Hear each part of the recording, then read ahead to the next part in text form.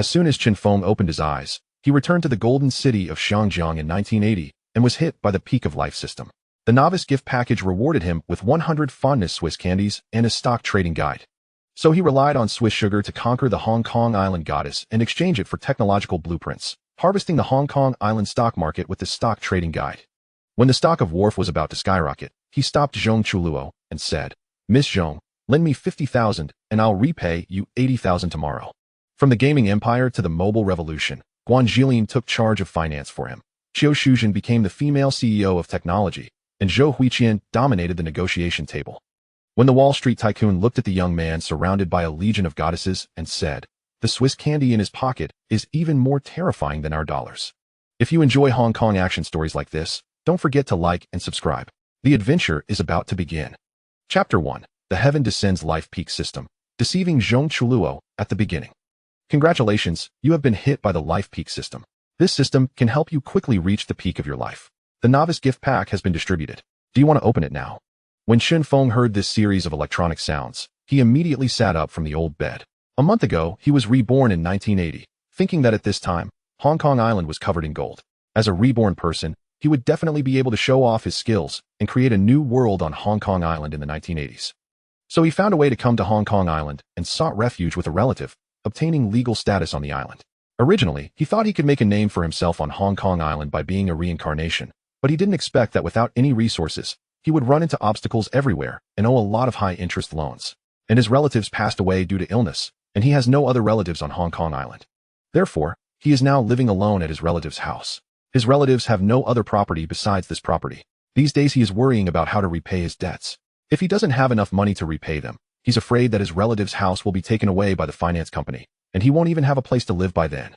Unexpectedly, the Life Peak system suddenly descended from the sky, which made his eyes light up instantly. Open the newbie gift pack. Chen Feng eagerly issued a command to the system. Congratulations, you have received a box of favorite Swiss candy, 100 pieces. Congratulations, you have obtained a stock trading guide. Do you have a crush on Swiss candy? What is this? What kind of ghost reward is this stock trading guide? For 100 Hong Kong dollars, I can buy many stock trading guides at the Central Exchange Square. Chen Feng was speechless for a moment, very dissatisfied with the rewards offered by the novice gift package. However, he soon realized that the system's fondness for Swiss candy and stock trading guide were much more magical than he had imagined. Favorable Swiss candy can increase the favorability of the opposite sex towards him. However, this fondness for Swiss candy needs to be consumed by the opposite sex in order to be effective. As for the stock trading guide, in addition to providing stock trading tips, it also provides stock trading information at regular intervals. The stock trading information provided in the stock trading guide is 100 accurate. As long as he follows the stock trading information provided in the stock trading guide to trade stocks, he is 100 successful. Wow! Chen Feng was overjoyed. He eagerly took out the stock trading guide from the system backpack. From the appearance, this is a very ordinary stock trading guidebook. However, when he opened the first page of the stock trading guide, a mysterious gilded inscription appeared on the originally blank page. Wharf will announce its acquisition war tomorrow, and the stock price will skyrocket to 37 yuan per share. It is recommended to buy before 10:19 a.m. today at 13 yuan per share and sell before 3:05 p.m. tomorrow at 37 yuan per share. Damn it! Will the stock price of Wharf soar to 37 yuan per share tomorrow? Is it really fake? Chen Feng was taken aback. In fact, after coming to Hong Kong Island, he also wanted to use his past life memories to make money in the Hong Kong Island stock market. But he doesn't remember the specific situation of the Hong Kong Island stock market at that time. However, he recently paid attention to the Hong Kong Island stock market and knew that the stock price of Wharf Holdings is currently below 20 yuan per share. The stock trading guide surprisingly suggests that the stock price of Wharf will skyrocket to 37 yuan tomorrow. This increase is truly astonishing. Unfortunately, he doesn't have a penny on hand now. In addition, he also owes high-interest loans and has been blacklisted by many financial companies, making it impossible for him to borrow money from them. What should we do? Got it. I can try it out with Zhong Chuluo next door. It turns out that Chen Feng's neighbor lives with Zhong Chuluo, who is known as the #1 beauty on Hong Kong Island. Last year, Zhong Chuluo participated in the Miss Hong Kong Island competition, but made a mistake on site because she couldn't wear high heels and only finished 4th. However, Zhong Chuluo has been named the most beautiful Hong Kong girl among all the Hong Kong sisters in history. After participating in the competition, many entertainment companies extended olive branches to Zhong Chuluo one after another. At the recommendation of Liu Songren, Zhong Chuluo starred in the movie Blue Water, Cold Mountain, and Death. Moreover, he also heard that Zhong Chuluo has recently received 3 advertisements and should have money on hand. Maybe he can borrow the startup capital for stock trading from Zhong Chuluo. He knows that Zhong Chuluo goes for a run on time every morning at 7 o'clock. He checked the time, and it's almost 7 o'clock. So he came to the door and quietly observed the movements next door. While he was observing the movements next door, a beep sounded in his mind. Task. Earn 1 million Hong Kong dollars through stock trading within a month. Task reward. A family computer, NES, design drawing, and 1 million system points. Oh, earning 1 million Hong Kong dollars in a month? It's quite difficult. However, the task reward is quite good. As long as I complete this task, I will be rewarded with a design drawing for the NES. The NES is a very classic electronic game console developed by the renowned gaming company Nintendo. However, at this time, the NES has not yet been released. If I had produced the NES in advance, wouldn't I be able to sweep the global electronic gaming market? Just as Chin Feng was researching system tasks and task rewards, the door next door suddenly opened. I saw a beautiful woman wearing sportswear walking out of the next room. This beautiful woman is the famous Zhong Chuluo. Zhong Chuluo has a captivating curve, tall and slender, with almost perfect proportions, elegant and smooth shoulder lines, slim yet powerful. With a plump grip on his waist, he felt like a weak willow supporting the wind. Her every step seemed to be rhythmic, with her hips swaying lightly and her steps being light and steady. Chin Feng looked a bit dazed. Seeing that Zhong Chuluo was about to disappear from his sight, he finally came to his senses and quickly chased after her. Zhong Chuluo. Miss Zhong, Miss Zhong. Chin Feng chased after Zhong Chuluo while shouting loudly. Can you lend me 50,000 yuan? Zhong Chuluo stopped and turned to look at Chin Feng running over, his eyes full of vigilance. Sir, who are you? My name is Chin Feng, and I live next door in 303. I know you just received 3 advertisements, so you should have some extra money on hand. Lend me 50,000 yuan, and I'll pay you 80,000 tomorrow. You can earn 30,000 yuan for nothing in one day. Chin Feng told Zhong Chuluo his purpose. Crazy line. Zhong Chuluo rolled her eyes at Chin Feng and asked, Do you think I'm a money printer? After saying that, she walked downstairs. At this moment, 2 lines of gilded handwriting appeared on Chin Feng's retina. Name, Zhong Chuluo. Likelihood rating, 10, full value of 100. I'll go. Zhong Chuluo's favorability towards me is only 10? That's too low. According to the system's prompts, Zhong Chuluo's favorability towards me exceeds 60 in order to possibly lend me money. It seems that convincing Zhong Chuluo to lend me money is not an easy task. Chin Feng's heart was filled with speechless thoughts. However, he did not give up on attacking Zhong Chuluo because of this. Suddenly, he saw a black cat darting out of nowhere, which scared Zhong Chuluo. He let out a scream and stumbled back a few steps. Watching Zhong Chuluo about to fall to the ground, he immediately rushed over and used his skills to support Zhong Chuluo. A refreshing aroma invaded Zhong Chuluo's nasal cavity with great dominance, making his mind flutter for a moment. It smells so good. Thank you. Zhong Chuluo realized that Chin Feng had helped her and immediately thanked her. However, she quickly distanced herself from Chin Feng. Zhong Chuluo's favorability towards you has increased by 10, with a current favorability of 20. Swiss candy. Take a bite and you'll be amazed. Chin Feng timely took out a tin candy box from the system backpack. This tin candy box contains the system's complimentary Love Swiss candy. This good Swiss sugar is almost the same as the ordinary Swiss sugar, but it has a function to increase the good feeling. Of course, the taste is also very attractive. Chapter 2. The enchanting Swiss candy of affection. Thank you, but no. Zhong Chuhong glanced at the Swiss candies in the tin box and gently shook her head, declining Chin Feng's kind offer. Don't be so polite. Give it a try. They taste quite delightful. Chin Feng extended the tin box towards Zhong Chuhong. However, she merely smiled and shook her head, refusing to indulge in Chin Feng's offering of affection-laden Swiss candy. Reluctantly, Chin Feng retracted the tin and continued to pursue Zhong Chuhong. Noticing that Chin Feng was persistently following her, Zhong Chuhong furrowed her brow slightly and asked, Pray tell, why would I trust a mere street vendor like you? Tomorrow, Kowloon Warehouse will announce a takeover bid. Chin Feng lowered his voice, revealing to Zhong Chuhong. The current price is merely a handful of dollars per share, but it will skyrocket to a peak of $37 tomorrow. Oh, a smile of skepticism danced on Zhong Chuhong's face. Then why not seek out a loan shark? The term loan shark referred to those who engaged in usury.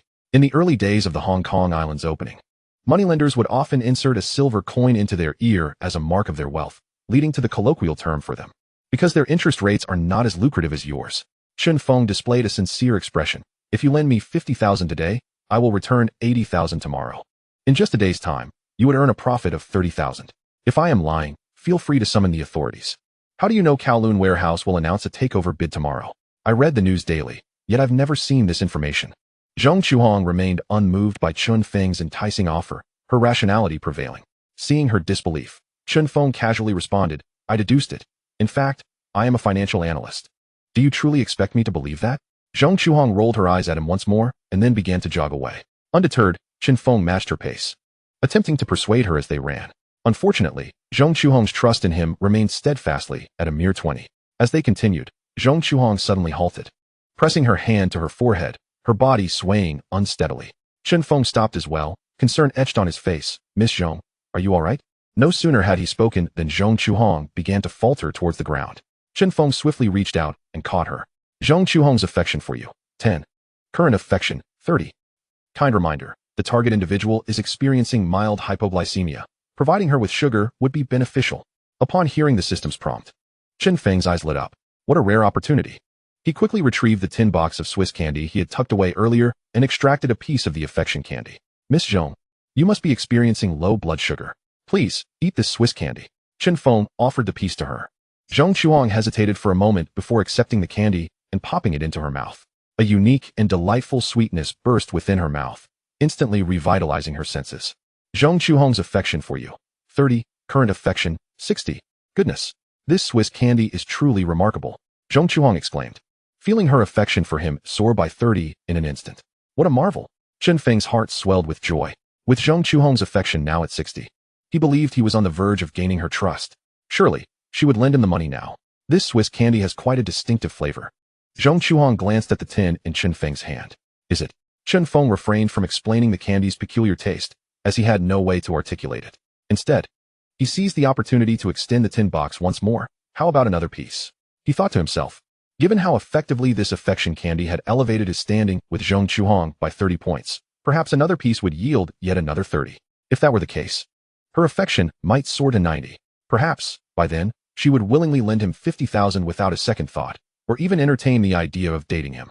Regrettably, Zhong Chuhong merely glanced at the tin box and shook her head slightly. To be honest, I don't particularly enjoy candy. If it weren't for my low blood sugar, I wouldn't usually eat it. I simply forgot to bring some today. Oh, Chen Feng felt a pang of disappointment as he tucked the tin box away. However, the next words from Zhong Chuhong sent him into a jubilant state. I can lend you 50,000, but you must offer your property deed as collateral. Absolutely no problem. Chen Feng nodded eagerly, saying, let's head back now.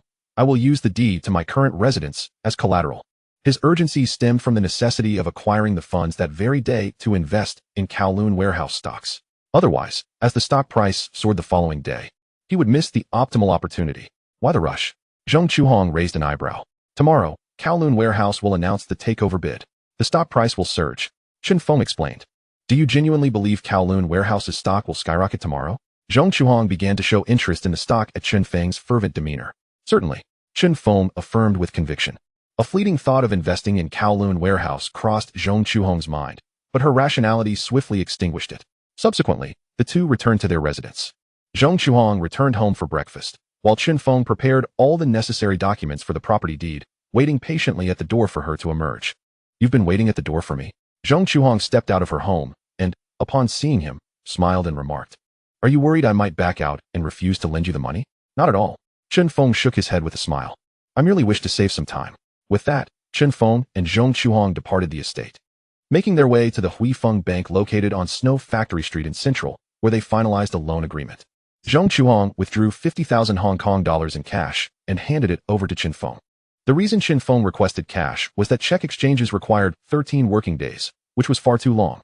Moreover, during this period, POS machines were not widely adopted on Hong Kong Island, and many merchants and financial institutions did not support card transactions. Thus, cash was the only viable option. With the 50,000 Hong Kong dollars in hand, he made his way to a nearby brokerage, Defu Securities.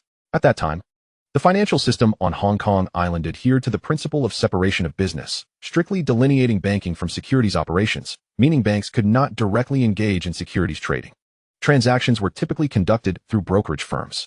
Furthermore, at this juncture, the stock market of Hong Kong Island is comprised of 4 independent exchanges, collectively referred to as the 4 associations.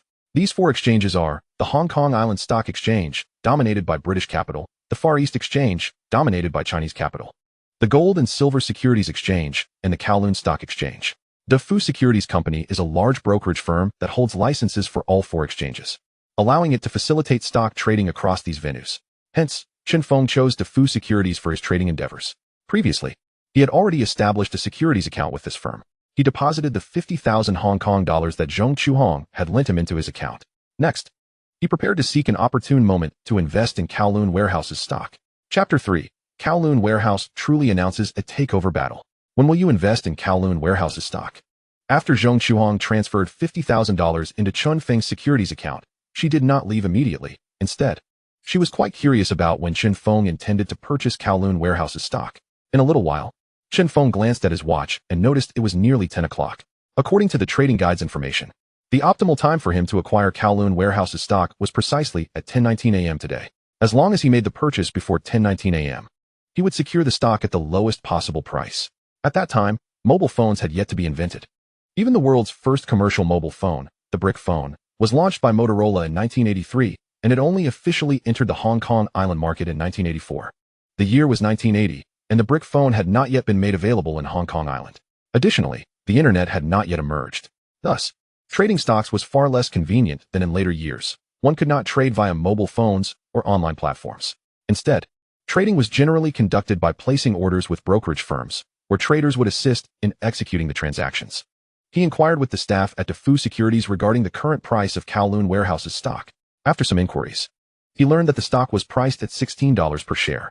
According to the trading guide, it was recommended that he buy when Kowloon Warehouse's stock price fell to $13 per share. In other words, the lowest price for Kowloon Warehouse today was $13 per share. It was not yet the right time. Do you really believe that Kowloon Warehouse's stock price will rise? Zhong Chuhong remained skeptical of Chun Feng's judgment. Kowloon Warehouse's stock has been declining for 4 or 5 consecutive days. An older gentleman nearby interjected. It turned out he was a seasoned investor named Shi Fuging, a landlord who did not have a regular job and frequently traded stocks. Consequently, he was quite knowledgeable about the stock market in Hong Kong Island. Kowloon Warehouse was indeed a popular stock, but it had recently experienced a decline for 4 or 5 days, which led him to doubt its potential. What? It has been declining for 4 or 5 days. Zhong Chuhong was taken aback. She then immediately told Chen Feng, "It seems your analysis is completely off. Kowloon Warehouse has already fallen for 4 or 5 days. And you dare to say its price will rise to 37 tomorrow." "Shoo," Chen Feng urged anxiously. He had not anticipated that Zhong Chuhong would inadvertently reveal the crucial information about Kowloon Warehouse's price rising to $37. This was a wealth secret. Had he not been trying to convince Zhong Chuhong, he would never have disclosed such valuable information to her. Yet, he did not expect Zhong Chuhong to blurt it out so carelessly. "What? You claim Kowloon Warehouse's stock price will rise to $37 tomorrow? You are utterly delusional." Shi Fuging could not help but chuckle and shake his head, clearly disbelieving that Kowloon Warehouse's stock price could soar to $37 the next day. "I was just making a wild guess." Chen Feng smiled and refrained from engaging further with Shi Fuging. "What? You say it was merely a guess? Then how can you dare to borrow $50,000 from me to invest in this stock?" Zhong Chuhong was once again taken aback. She was unaware that Chen Feng had claimed it was a guess solely to prevent this wealth secret from being easily disclosed to others. Chen Feng quickly pulled Zhong Chuhong aside and lowered his voice to explain, "The fact that Kowloon Warehouse's stock price will rise tomorrow is a commercial secret. You must not reveal it to anyone." "Oh." Zhong Chuhong nodded in understanding.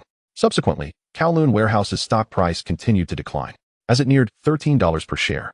Chen Feng promptly instructed the trader at Defu Securities to invest the entire $50,000 he had borrowed from Zhong Chuhong, purchasing Kowloon Warehouse's stock at $13 per share. The trader quickly executed the transaction on his behalf. "Youth, Kowloon Warehouse has not been favored lately. If you buy so much of it, you might end up losing everything," Shi Fuging remarked, shaking his head.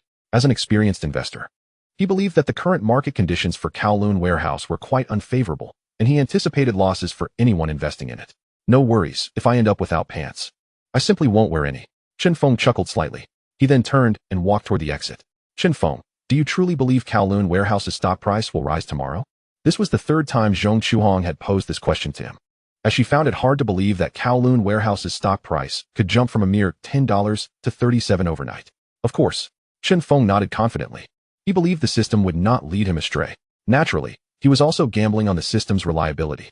If it did fail him, he would have no choice but to sell his relative's property to repay Zhong Chuhong $80,000 and settle his high-interest loans. Then, he would have to find a secluded place to rent. The next day, as Chen Feng was deep in slumber, he was abruptly awakened by a series of loud knocks on the door. "Ah, it's here. Disturbing my dreams so early?" Chen Feng grumbled as he threw off the covers, dressed, and got out of bed. Just moments ago, he had been dreaming of playing poker with Zhong Chuhong. engrossed in the game, only to be jolted awake by the knocking. It was incredibly frustrating. He shuffled to the door in his slippers and opened it, still groggy, to find Zhong Chuhong standing there, looking vibrant and lively. "Miss Zhong, what a surprise!" Chen Feng exclaimed, somewhat taken aback to see her at his door. "Chen Feng, you were right. I just listened to the financial radio and heard some news. Today, Kowloon Warehouse has indeed announced a takeover battle." Zhong Chuhong excitedly relayed the news to him. "Zhong Chuhong's affection for you has increased by 5, bringing it to a total of 65.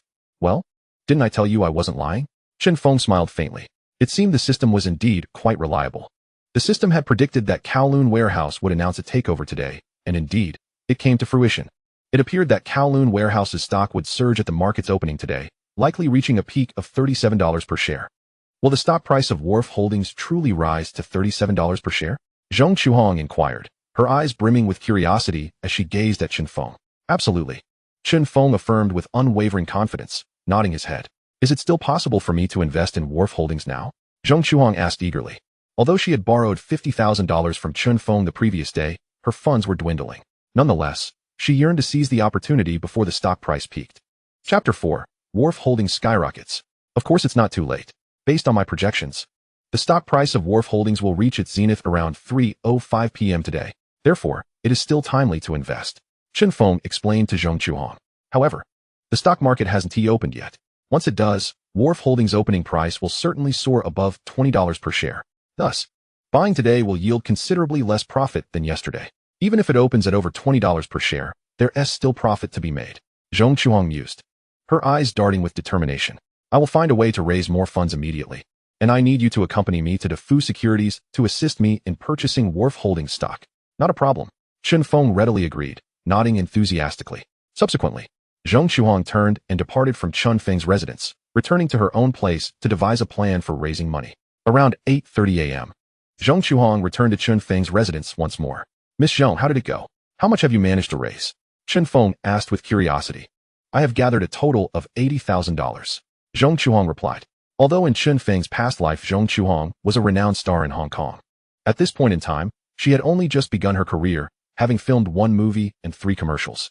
Moreover, the income of Hong Kong celebrities at that time was not particularly high, unlike the exorbitant earnings of mainland stars in Chen Feng's previous life, where top-tier celebrities could easily command tens of millions for a single film. The remuneration for Hong Kong stars was considerably less at that time. Furthermore, Zhong Chuhong's family background was not exceptionally affluent. Apart from her parents, she had 2 younger sisters and a brother to support. Therefore, it was quite commendable that, after lending Chen Feng 50,000 Hong Kong dollars, she was still able to gather 80,000. "Time is of the essence. Let us head to DeFu Securities right away," Chen Feng remarked, glancing at the clock before they both hopped into a taxi toward the brokerage firm. Upon their arrival at DeFu Securities, they were met with a throng of people already waiting in line. "Goodness, why are there so many people today?" Zhong Chuhong exclaimed in astonishment. Chen Feng surmised, "I believe it's due to the announcement of the acquisition battle by Wharf Holdings today. Everyone is here to buy its stocks." At that moment, a familiar face appeared before Chen Feng and Zhong Chuhong. It was Shi Fuging, the seasoned stock investor who had advised Chen Feng against purchasing Wharf Holdings stock the day prior. "It's you two." Shi Fuging instantly recognized them.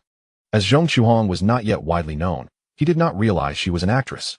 With a hint of envy, Shi Fuging remarked to Chen Feng, "Young man, your luck is remarkable. You bought in at $13 per share yesterday, and today, with the announcement of the acquisition, Wharf Holdings stock is bound to surge at the market opening. You're in for a windfall." At that moment, Shi Fuging felt immense regret for not having followed Chen Feng's lead in buying Wharf Holdings stock yesterday. Had he done so, he too could have reaped substantial profits. Unfortunately, there is no remedy for regret. Yesterday, he would never have anticipated the sudden announcement of the acquisition battle by Wharf Holdings. Despite his experience as a seasoned investor, he had urged Chen Feng against investing in the stock. Even if time were to rewind to yesterday, he would still have refrained from purchasing it, unless he possessed the foresight of today's events. Once the market opens, you should immediately invest in Wharf Holdings stock. There is still some profit to be made. Chen Feng chuckled. "It's too late now. Just look at the crowd. They're all here waiting for the market to open to buy Wharf Holdings stocks. Yesterday, one could buy it for just over $10 per share. Today, I fear it will soar past $20 once the market opens. With so many eager buyers, I might not even be able to acquire any shares," Shi Fuging lamented, shaking his head in resignation. "Chen Feng, does this mean it will be difficult for me to purchase Wharf Holdings stock today?" Zhong Chuhong expressed her concern after hearing Shi Fuging's words, regretting not having invested alongside Chen Feng the previous day. Let us do our best, Chen Feng replied, though he was aware that Wharf Holdings stock could potentially rise to $37 per share today. However, he was not entirely certain of the day's market dynamics. Nevertheless, it mattered little. Even if Zhong Chuhong was unable to purchase Wharf Holdings stock today, her efforts to raise $80,000 would not be in vain. The system provided stock market guidance every 3 days, offering insights that could be leveraged for investment advice. Once the next piece of guidance arrived, he could persuade Zhong Chuhong to entrust him with her funds for trading. As Zhong Chuhong did not have an account at Defu Securities, and with many awaiting account setups, after some discussion, she decided to deposit her $80,000 into Chun Feng's brokerage account. He would then assist her in purchasing Wharf Holdings stock with those funds. Soon enough, the market opening time arrived. Those at the front of the line eagerly called out to the brokers at Defu Securities to buy Wharf Holdings stock. I wish to purchase 2 lots of Wharf Holdings stock. I want 3 lots. I'll take 5 lots. The crowd clamored to acquire Wharf Holdings stock, and the price continued to surge. Starting at $19 upon opening, it quickly skyrocketed. Within moments, the stock price of Wharf Holdings surged to $25 per share. My goodness, in such a short span, it has already risen to $25 per share. This is astounding. Zhong Chuhong gasped in disbelief. She had not anticipated such overwhelming demand for Wharf Holdings stock today. Even with offers at $25 per share, other investors were unwilling to part with their shares, suggesting the price would continue to rise. Yesterday, Chen Feng had found it exceedingly easy to purchase Wharf Holdings stock at $13 per share, but now, at $25 per share, acquiring it was proving quite challenging. After contemplating, Chen Feng suggested to Zhong Chuhong, I will place a bid at $27 and see if we can secure any shares. Chen Feng, do you truly believe that Wharf Holdings stock can rise to $37 per share? Zhong Chuhong asked, a hint of worry in her voice. She feared that if the stock did not reach that price, she would be left holding shares purchased at a high price, risking her investment. Chapter 5. Know when to take profits. Rest assured, my analysis will undoubtedly be flawless. Today, the stock of Wharf Holdings will surely soar to a peak of $37 per share. A powerful confidence radiated from Chun Feng's face. A confidence born from his unwavering trust in the system. Very well, I shall heed your advice. Please assist me in purchasing Wharf Holdings stock. Upon hearing Chen Feng adamantly assert that the stock would reach $37 today, Zhong Chuhong hesitated for a moment before ultimately deciding to place her trust in him. All right. Chen Feng nodded and instructed the trader at Defu Securities to quote $27 per share and to invest the entirety of $80,000 into Wharf Holdings stock. Before long, the trader relayed Chen Feng's transaction details. After a brief wait, the trader informed Chen Feng that the purchase of Wharf Holdings stock was successful. Chen Feng let out a sigh of relief and smiled at Zhong Chuhong, saying, It has been purchased. What shall we do next? Lacking experience in stock trading, Zhong Chuhong was uncertain about the next steps. If you have no other engagements, we could venture to a nearby tea restaurant for some tea and conversation. Once the price of Wharf Holdings nears $37, we can instruct the trader to sell all our shares at that price. Chen Feng smiled slightly. That sounds agreeable. After all, I have no work to attend to today. Zhong Chuhong nodded in agreement. Subsequently, the two made their way to a nearby tea restaurant, enjoying tea while engaging in casual conversation. Seizing the opportunity, Zhong Chuhong inquired in detail about Chun Feng's circumstances. Chen Feng, half-truthfully, provided an introduction to his situation. He was quite the conversationalist, his words particularly sweet, carefully choosing topics that Zhong Chuhong would find appealing. Through their banter, her fondness for him unexpectedly grew. Zhong Chuhong's fondness for you has increased by 5. Current fondness level, 70. Hehe. It seems women are indeed fond of sweet words. Upon hearing this prompt from the system, Chen Feng secretly reveled in delight. He continued to engage Zhong Chuhong in conversation, selectively discussing topics she would enjoy, attempting to further enhance her affection for him. Unfortunately, her fondness did not continue to rise. However, there was no need for concern. Time was on his side, and he firmly believed he could elevate her fondness to 100. Unbeknownst to them, time had slipped away, and it was now around 3 p.m. It's nearly time. I shall now call the trader at Defu Securities and instruct them to sell all our stocks. Chen Feng glanced at his watch and informed Zhong Chuhong. The stock of Wharf Holdings has risen to $36 per share. Given its current momentum, it seems it has more room to grow. Would it not be a pity to sell now? Though Chen Feng and Zhong Chuhong had been engaged in conversation at the tea restaurant, they had consistently monitored the stock information for Wharf Holdings. This street, where the tea restaurant was located, was a hub for securities firms, attracting numerous investors daily. Many stock traders gathered at this very tea restaurant, sipping tea while exchanging trading insights.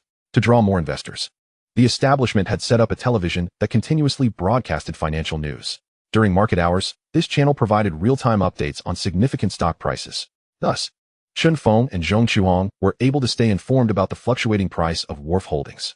Zhong Chuang noticed that the stock price had been steadily rising. Consequently, she felt there was still considerable upward potential for Wharf Holdings. If they sold now, would it not be a considerable loss? One cannot deny that most individuals are particularly greedy. Even the goddess of Hong Kong, Zhong Chuang, is no exception. She too wished to earn a little more.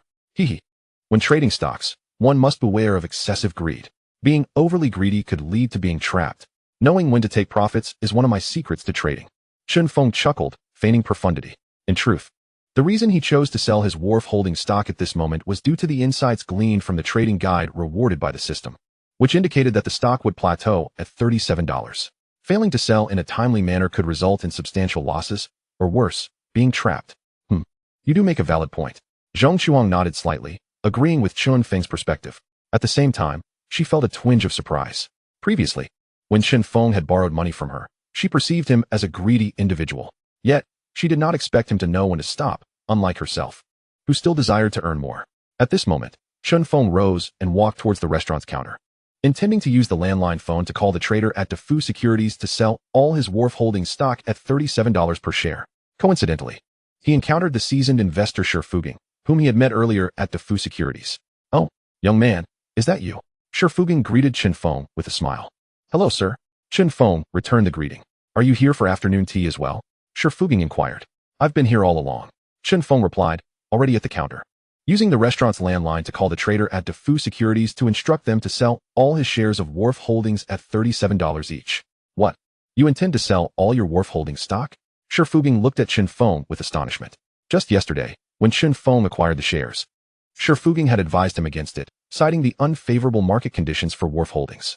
Yet, unexpectedly, this morning, Wharf Holdings Group announced a takeover, leading to a significant surge in stock price as soon as the market opened. He felt an envious admiration for Chen Feng, who had managed to buy a substantial amount of shares at the lowest price. Now, hearing that Chen Feng was about to sell, he was utterly bewildered.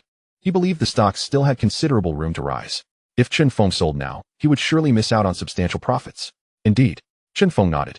The current momentum of Wharf Holdings is particularly vigorous. I believe there is still considerable potential for growth. Selling now would undoubtedly result in substantial missed opportunities. Sherfuging sincerely urged Chen Feng to reconsider. "Thank you for your advice. However, I am not particularly greedy. I believe that $37 per share is quite sufficient." Chen Feng smiled slightly, politely declining the advice of the seasoned investor. "Very well, being cautious is also wise." Although Sherfuging voiced this sentiment, a look of regret crossed his face as he felt sympathy for Chen Feng's decision. At that moment, the trader's voice came through the phone. "Mr. Chen, the Wharf Holdings stock you listed has already been taken. Thank you." Upon hearing this news, Chen Feng immediately released a sigh of relief. He glanced at the time on his watch, which read precisely 3:05 p.m. Subsequently, he returned to Zhong Chuang and remarked, "It's all taken care of. We can leave now." "Really sold everything?" Zhong Chuang expressed a hint of reluctance, wishing to earn a bit more. "Having sold it all, you should abandon any greedy thoughts." Chen Feng replied with a slight smile. At that moment, a financial news anchor on the television announced an important update. The stock of Kowloon Warehouse, which had been soaring all day, suddenly plummeted. Chapter 6. Chen Feng felt as if he had gained a divine perspective. "What? Kowloon Warehouse's stock has genuinely fallen." Zhong Chuhong's eyes widened in disbelief as she stared at the television. She never anticipated that just after Chen Feng had divested all his Kowloon Warehouse shares, the stock price would begin to drop. His timing was impeccable. "I always warned against excessive greed. One should know when to take profits and stop." Chen Feng chuckled. The abrupt decline in Kowloon Warehouse's stock further validated the reliability of the trading information provided by the stock trading guide. "What? The stock price of Kowloon Warehouse is declining? What is happening? How could it drop so suddenly? Wasn't the market for Kowloon Warehouse exceptionally good today, continuously rising?" In the tea restaurant, many investors were astonished to see the sudden drop in Kowloon Warehouse's stock price. "Everyone, do not panic. This is merely a normal fluctuation in stock prices. Given the current strong market for Kowloon Warehouse, the overall trend will likely continue to rise." Sherfuging, a seasoned investor who had previously advised Chen Feng against selling his Kowloon Warehouse shares, shared his perspective on the stock's sudden decline. He believed that the drop was just a typical price fluctuation, having witnessed such occurrences countless times during his years of trading. Thus, he predicted that Kowloon Warehouse's stock price would continue to rise in the long term, with ample room for growth. Many present nodded in agreement after hearing Sherfuging's analysis. recognizing its validity. After all, they were all rather greedy, hoping to earn a little more. Chen Feng, do you think the stock price of Kowloon warehouse can rise again? After listening to Shi Fuging's analysis, Zhong Chuang also found it reasonable but still wished to hear Chen Feng's opinion. Almost impossible, at least for the foreseeable future. It will be difficult to rise. Chen Feng replied quietly. His confidence stemmed from his trust in the stock trading guide's information. The system-produced guide surely wouldn't lead him astray. At that moment, the financial news anchor continued to report Kowloon warehouse's live stock price, which had fallen again. What? It has dropped again?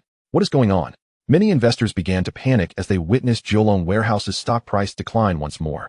Since Zhong Chuang was eager to ascertain the accuracy of Chen Feng's judgment, she refrained from leaving the tea restaurant in haste and instead chose to stay with Chen Feng, continuously monitoring the financial news updates. With each update from the financial channel, Kowloon warehouse's stock price continued to fall. What? It has decreased again? When will it recover? I've already lost 100,000. If it keeps dropping, I fear I will incur losses. The atmosphere among the investors grew increasingly desperate with each drop in Kowloon warehouse's stock price. Most had purchased shares at a high point earlier that day. If the stock continued to decline, they risked losing all their profits and potentially even incurring losses. At this moment, even the seasoned investor Shi Fuging began to exhibit signs of anxiety, completely losing the calm and confidence he had previously displayed. Suddenly, he thought of Chen Feng. Not long ago, Chen Feng had sold all of his Kowloon warehouse shares at a price of 37 per share, just as the stock began to plummet. This indicated that Chen Feng had executed his sale with remarkable precision, timing it perfectly at the peak price. How did Chen Feng manage to do this? He also recalled that when Chen Feng had purchased Kowloon warehouse shares the previous day, it had coincided with the stock's lowest price. What an incredible coincidence. Chen Feng had been able to buy at the lowest point and sell at the highest. These two pivotal moments were astoundingly accurate. It felt as though Chen Feng had tapped into a divine perspective. Was this mere chance? Or did Chen Feng possess some secret skill?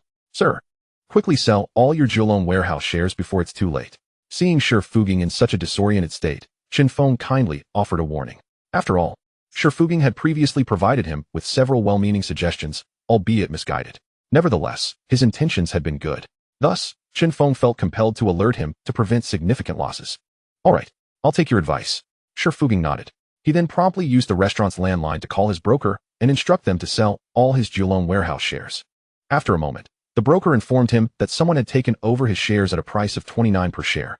Shi Fuging had initially purchased his Kowloon warehouse shares at 26 per share.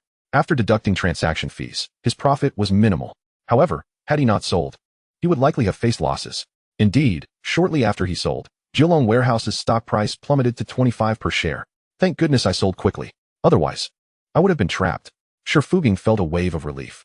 He expressed his gratitude to Chen Feng, saying, "Young man, thank you for your timely advice. By the way, what is your name?" "My name is Chen Feng," he replied. "I am Shi Fuging." He introduced himself in turn. Next, Chen Feng and Shi Fuging engaged in casual conversation. Through their chat, Chen Feng discovered that Shi Fuging was a landlord with numerous properties. It appeared that Shi Fuging's wealth was substantial. This sparked an idea in Chen Feng. Perhaps collaborating with Shi Fuging on stock trading could enable him to swiftly profit from the market. Before long, the stock market closed for the day. At the closing bell, Kowloon warehouse's stock price had fallen to 19 per share, dipping back below 20. It seemed that the stock price of Kowloon warehouse would indeed struggle to rise again. This realization filled Shi Fuging with gratitude for having sold his shares in time. He even contemplated waiting a couple of days before selling his remaining Kowloon warehouse shares. If he were to sell in 2 days' time, he might suffer losses exceeding $1 million. This made him all the more grateful to Chen Feng. Had it not been for Chen Feng's timely advice to divest, he could have faced severe financial repercussions. Simultaneously, he recalled how Chen Feng had previously acquired Kowloon warehouse stocks at the lowest price and sold them at the peak. Could it be that Chen Feng truly possessed the secrets to stock trading? With this thought in mind, he addressed Chen Feng. "Xiao Chun, you seem to have a profound understanding of stock trading. Which stocks do you think are currently worth investing in?" Chapter 7. Collaborating with the landlord in stock trading. "Xiao Chun, you seem to have a profound understanding of stock trading. Which stocks do you think are currently worth investing in?" Seasoned investor Shi Fuging wished to gauge Chen Feng's insights, curious if he indeed held the keys to successful trading. "Uncle Jen, to be candid, I do possess some knowledge of stock trading. Moreover, I am aware of which stocks are currently worth investing in. However, if you wish to know which stock to invest in, we could collaborate in stock trading. You provide the capital, and I will provide the trading expertise. Any profits we earn will be split evenly. What do you think?" Chen Feng had discerned Shi Fuging's intentions and seized the opportunity to express his desire for collaboration. "You provide the capital? I provide the trading expertise. We split the profits evenly. Shifuging furrowed his brow slightly. To him, this arrangement bore considerable risk. After all, he would be supplying the funds, while Chunfeng only offered his trading skills.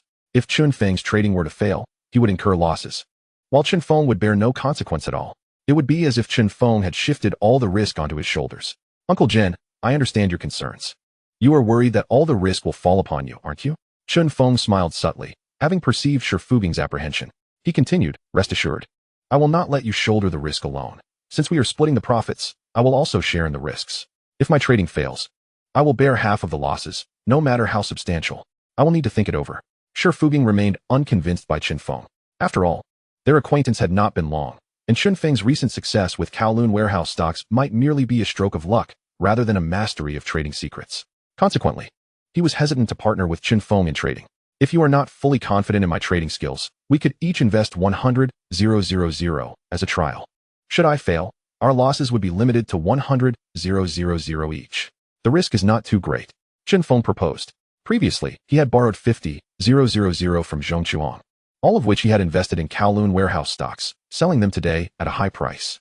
After deducting brokerage fees, transaction costs, and stamp duties, he had netted over 140,000 Hong Kong dollars. He had promised to repay Zhong Chuang 80,000, so he still had over 60,000 left. He could borrow another 40,000 from Zhong Chuang to reach the 100,000 needed for collaboration with Shifuging. If this collaboration proved successful, Shifuging would likely consider further partnerships. With Shifuging's funds, he could amass even greater profits in the Hong Kong stock market. If he could earn 1,000,000 Hong Kong dollars through trading within a month, he would fulfill the system's prior task.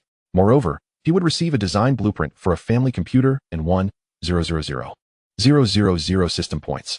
This would allow him to establish a video game company and develop a classic family computer gaming console, entering the gaming market. Well, Shifuging hesitated. After some contemplation, he decided to partner with Chunfeng for a trial, eager to see if Chunfeng truly possessed trading secrets. Thus, he replied, very well, let us collaborate for now. Excellent. Tomorrow, we shall go to Defu Securities to open a joint account. We will each deposit 100,000 into this account. I will manage the account, Chunfeng informed Shifuging. Agreed. Shifuging nodded in affirmation. Chunfeng, may I join as well? I too wish to collaborate with you in stock trading. Zhong Chuang interjected eagerly. Today, she had finally witnessed Chunfeng's godlike trading acumen. He had accurately purchased Kowloon warehouse stocks at their lowest and sold them at their highest. Such precise timing could hardly be explained by mere luck. Thus, she believed Chunfeng likely possessed some trading secrets. Moreover, having invested in Kowloon warehouse stocks today, she had also made a considerable profit, tantalizing her with the prospect of earning more alongside Chunfeng. Of course, you provide the capital, I provide the trading expertise. Any profits we earn will be shared equally. We will also share the risks. Chunfeng replied to Zhong Chuang. Absolutely. Zhong Chuang readily agreed. Her prompt acceptance stemmed mainly from her growing trust in Chunfeng. It should be noted that her favorability towards him had reached 75. The additional 5 points were due to Chunfeng's timely sale of Kowloon warehouse stocks at their peak. This had further elevated her regard for him. However, I have one more request. Yesterday, I mentioned that I would repay you 80,000 today, including interest. I will return 40,000 today, and once I earn money from my next trading endeavor, I will repay you the remaining 40,000. Chunfeng seized the opportunity to make this request to Zhong Chuang. With this 40,000, he would finally have the 100,000 needed to collaborate with Shifuging. That won't do. You promised me yesterday that you would repay me 80,000 today. That was the condition under which I lent you 50,000. How can you go back on your word now? Zhong Chuang immediately shook her head in opposition. Since you refuse to agree, our collaboration is off. At this moment, Chunfeng recognized Zhong Chuang's strong desire to partner with him in trading. Coupled with her favorability toward him now standing at 75, he felt confident in his negotiation. You. Zhong Chuang's cheeks flushed with indignation. Yet, she found herself at a loss against Chunfeng. Her eagerness to collaborate with him and earn more money compelled her to relent. Very well, I will agree. Uncle Jen, it is getting late. Let us meet at Defu Securities tomorrow at 8 in the morning. Chunfeng instructed Shifuging. All right. Shifuging nodded in agreement. Subsequently, Chunfeng and Zhong Chuang departed from the tea restaurant together and hailed a taxi to return. By the way, Chunfeng, how much did I earn today from purchasing Wharf Holding stock? Since Zhong Chuang intended to continue investing the money she had raised today in the stock market, She did not accompany Chen Feng to DeFu Securities to withdraw from her account. She was also unaware of the exact amount she had earned today. After deducting brokerage commissions, transaction fees, stamp duties, and other expenses, you approximately earned around 29,000 yuan today. Of course, this does not include the 30,000 yuan in interest I promised you for the money I borrowed earlier. Chen Feng informed Zhong Chuhong of her earnings for the day. What? I bought Wharf Holdings at 27 yuan per share and managed to earn around 29,000 yuan. Zhong Chuhong was taken aback. She never anticipated that she would make such a substantial profit today. Had she followed Chen Feng's lead yesterday and purchased Wharf Holdings, she would have made even more money. Huh, if it weren't for me, you wouldn't have earned 29,000 yuan today. Shouldn't you share half of it with me? Chen Feng chuckled playfully as he teased Zhong Chuhong. I've already promised to delay the repayment of the 40,000 yuan. Do you still expect me to share half of my earnings with you? Zhong Chuhong couldn't help but roll her eyes at Chen Feng. Just a joke. Chen Feng smiled lightly and continued. However, if you collaborate with me in stock trading, you will swiftly become a little wealthy lady. I hope what you say is true. Zhong Chuhong's lovely face was filled with anticipation. Then, she looked at Chen Feng, her expression brimming with gratitude. Chen Feng, thank you for helping me earn 29,000 yuan today. After returning to his residence, Chen Feng began to eagerly anticipate the arrival of the next day. When midnight struck, a new stock trading information should appear in his trading guide. As time ticked away, he finally reached the fateful hour. He immediately retrieved the stock trading guide from his system backpack. Upon opening the first page of the guide, a line of mysterious gilded text materialized on the previously blank page. Chapter 8. Milk International Holdings is set to experience a significant surge and plunge tomorrow. At last, as a new day dawned, Chen Feng could hardly contain his excitement as he extracted the stock trading guide. On the first page, he saw a trading message. Tomorrow, Milk International Holdings is expected to soar to a peak of 159 yuan per share. It is advisable to buy in at 2:39 p.m. today at 67 yuan. Tomorrow, there will be rumors of Australian dairy source contamination causing a sharp drop in stock price. Be sure to sell before 3:27 p.m. tomorrow at 159 yuan. Buy at 67 yuan. Sell at 159 yuan. This stock offers considerable profit. Excellent. I will purchase this stock today. Chen Feng was filled with joy. He also received another piece of trading information through the trading guide. With this information, he could finally sleep soundly. The next morning, he was, as before, roused from his slumber by the sound of knocking. Could it be Zhong Chuhong knocking at my door so early again? Is she that clingy? Chen Feng rubbed his sleepy eyes and slipped on his slippers as he got out of bed. Here she comes, here she comes. Stop knocking already. If you keep it up, you'll break the door. Chen Feng, still in his slippers, hurried to the door and opened it. Sure enough, Zhong Chuhong was standing at his doorstep, radiant as ever. He invited her in and asked, Miss Zhong, what brings you to my door so early today? It's still early? The sun is already high in the sky. You were out late last night, and it's already past 7. Are you still in bed? Weren't you supposed to meet with Shifuging at DeFu Securities at 8 this morning? Zhong Chuhong reminded Chen Feng. Oh, how could I have forgotten about that? Chen Feng slapped his forehead in realization. He then dashed into the bathroom to freshen up. When he emerged, he noticed that Zhong Chuhong had already left. This Zhong Chuhong. Why didn't she say a word before leaving? Chen Feng felt a bit speechless. However, he brushed it off, quickly changed his clothes, and prepared to head out to DeFu Securities. Just as he opened the door, he saw Zhong Chuhong reappearing before him, carrying a plastic bag. You haven't had breakfast yet, have you? I bought you some char siu buns and a bowl of congee. Hurry up and eat, Zhong Chuhong said, extending the plastic bag towards Chen Feng. So you went out to buy me breakfast just now? Chen Feng was quite surprised. He never expected Zhong Chuhong would buy him breakfast. You still have to help me with stock trading. If you starve, how can you assist me? Zhong Chuhong pouted. Haha. Thank you. Chen Feng chuckled. He recognized that Zhong Chuhong was being playful. Could it be that Zhong Chuhong has taken a liking to him? Time is running short. So hurry up and eat. Zhong Chuhong glanced at the time and reminded Chen Feng. I'll just eat on the way. By the way, have you had breakfast? Chen Feng asked while closing the door, grabbing the plastic bag, and heading downstairs with Zhong Chuhong. I've already eaten. Who do you think you are? Getting up only when the sun is high? Zhong Chuhong shot Chen Feng a disapproving look. I was studying stocks late into the night, which is why I got up late. Chen Feng casually explained to Zhong Chuhong. While he spoke, he took a char siu bun from the plastic bag and began to eat. I'm sorry, I misunderstood you. However, you should take care to rest while studying stocks. Zhong Chuhong, being quite straightforward, immediately apologized to Chen Feng upon realizing her mistake. Got it. I will pay attention in the future. Chen Feng nodded, thinking to himself that Zhong Chuhong was indeed quite naive, believing everything he said. At that moment, they arrived at the roadside. Zhong Chuhong hailed a taxi, and they both climbed into the vehicle. Zhong Chuhong instructed the driver. Central, Snow Factory Street. Defu Securities, thank you. The driver acknowledged and set off towards the Defu Securities located on Snow Factory Street in Central. Soon, they arrived at their destination. After Zhong Chuhong paid the fare, she and Chen Feng got out of the car. Chen Feng had already devoured the breakfast Zhong Chuhong had bought for him. They walked into Defu Securities together, where they found Shi Fuging, the landlord, already present. Uncle Jen, you arrived quite early. Chen Feng greeted Shi Fuging promptly. Yes, you also arrived quite early. Shi Fuging nearly rolled his eyes at Chen Feng. It was just a minute shy of 8 o'clock. You really know how to time your arrival. However, Chen Feng had at least not been late, so Shi Fuging did not hold it against him and immediately inquired.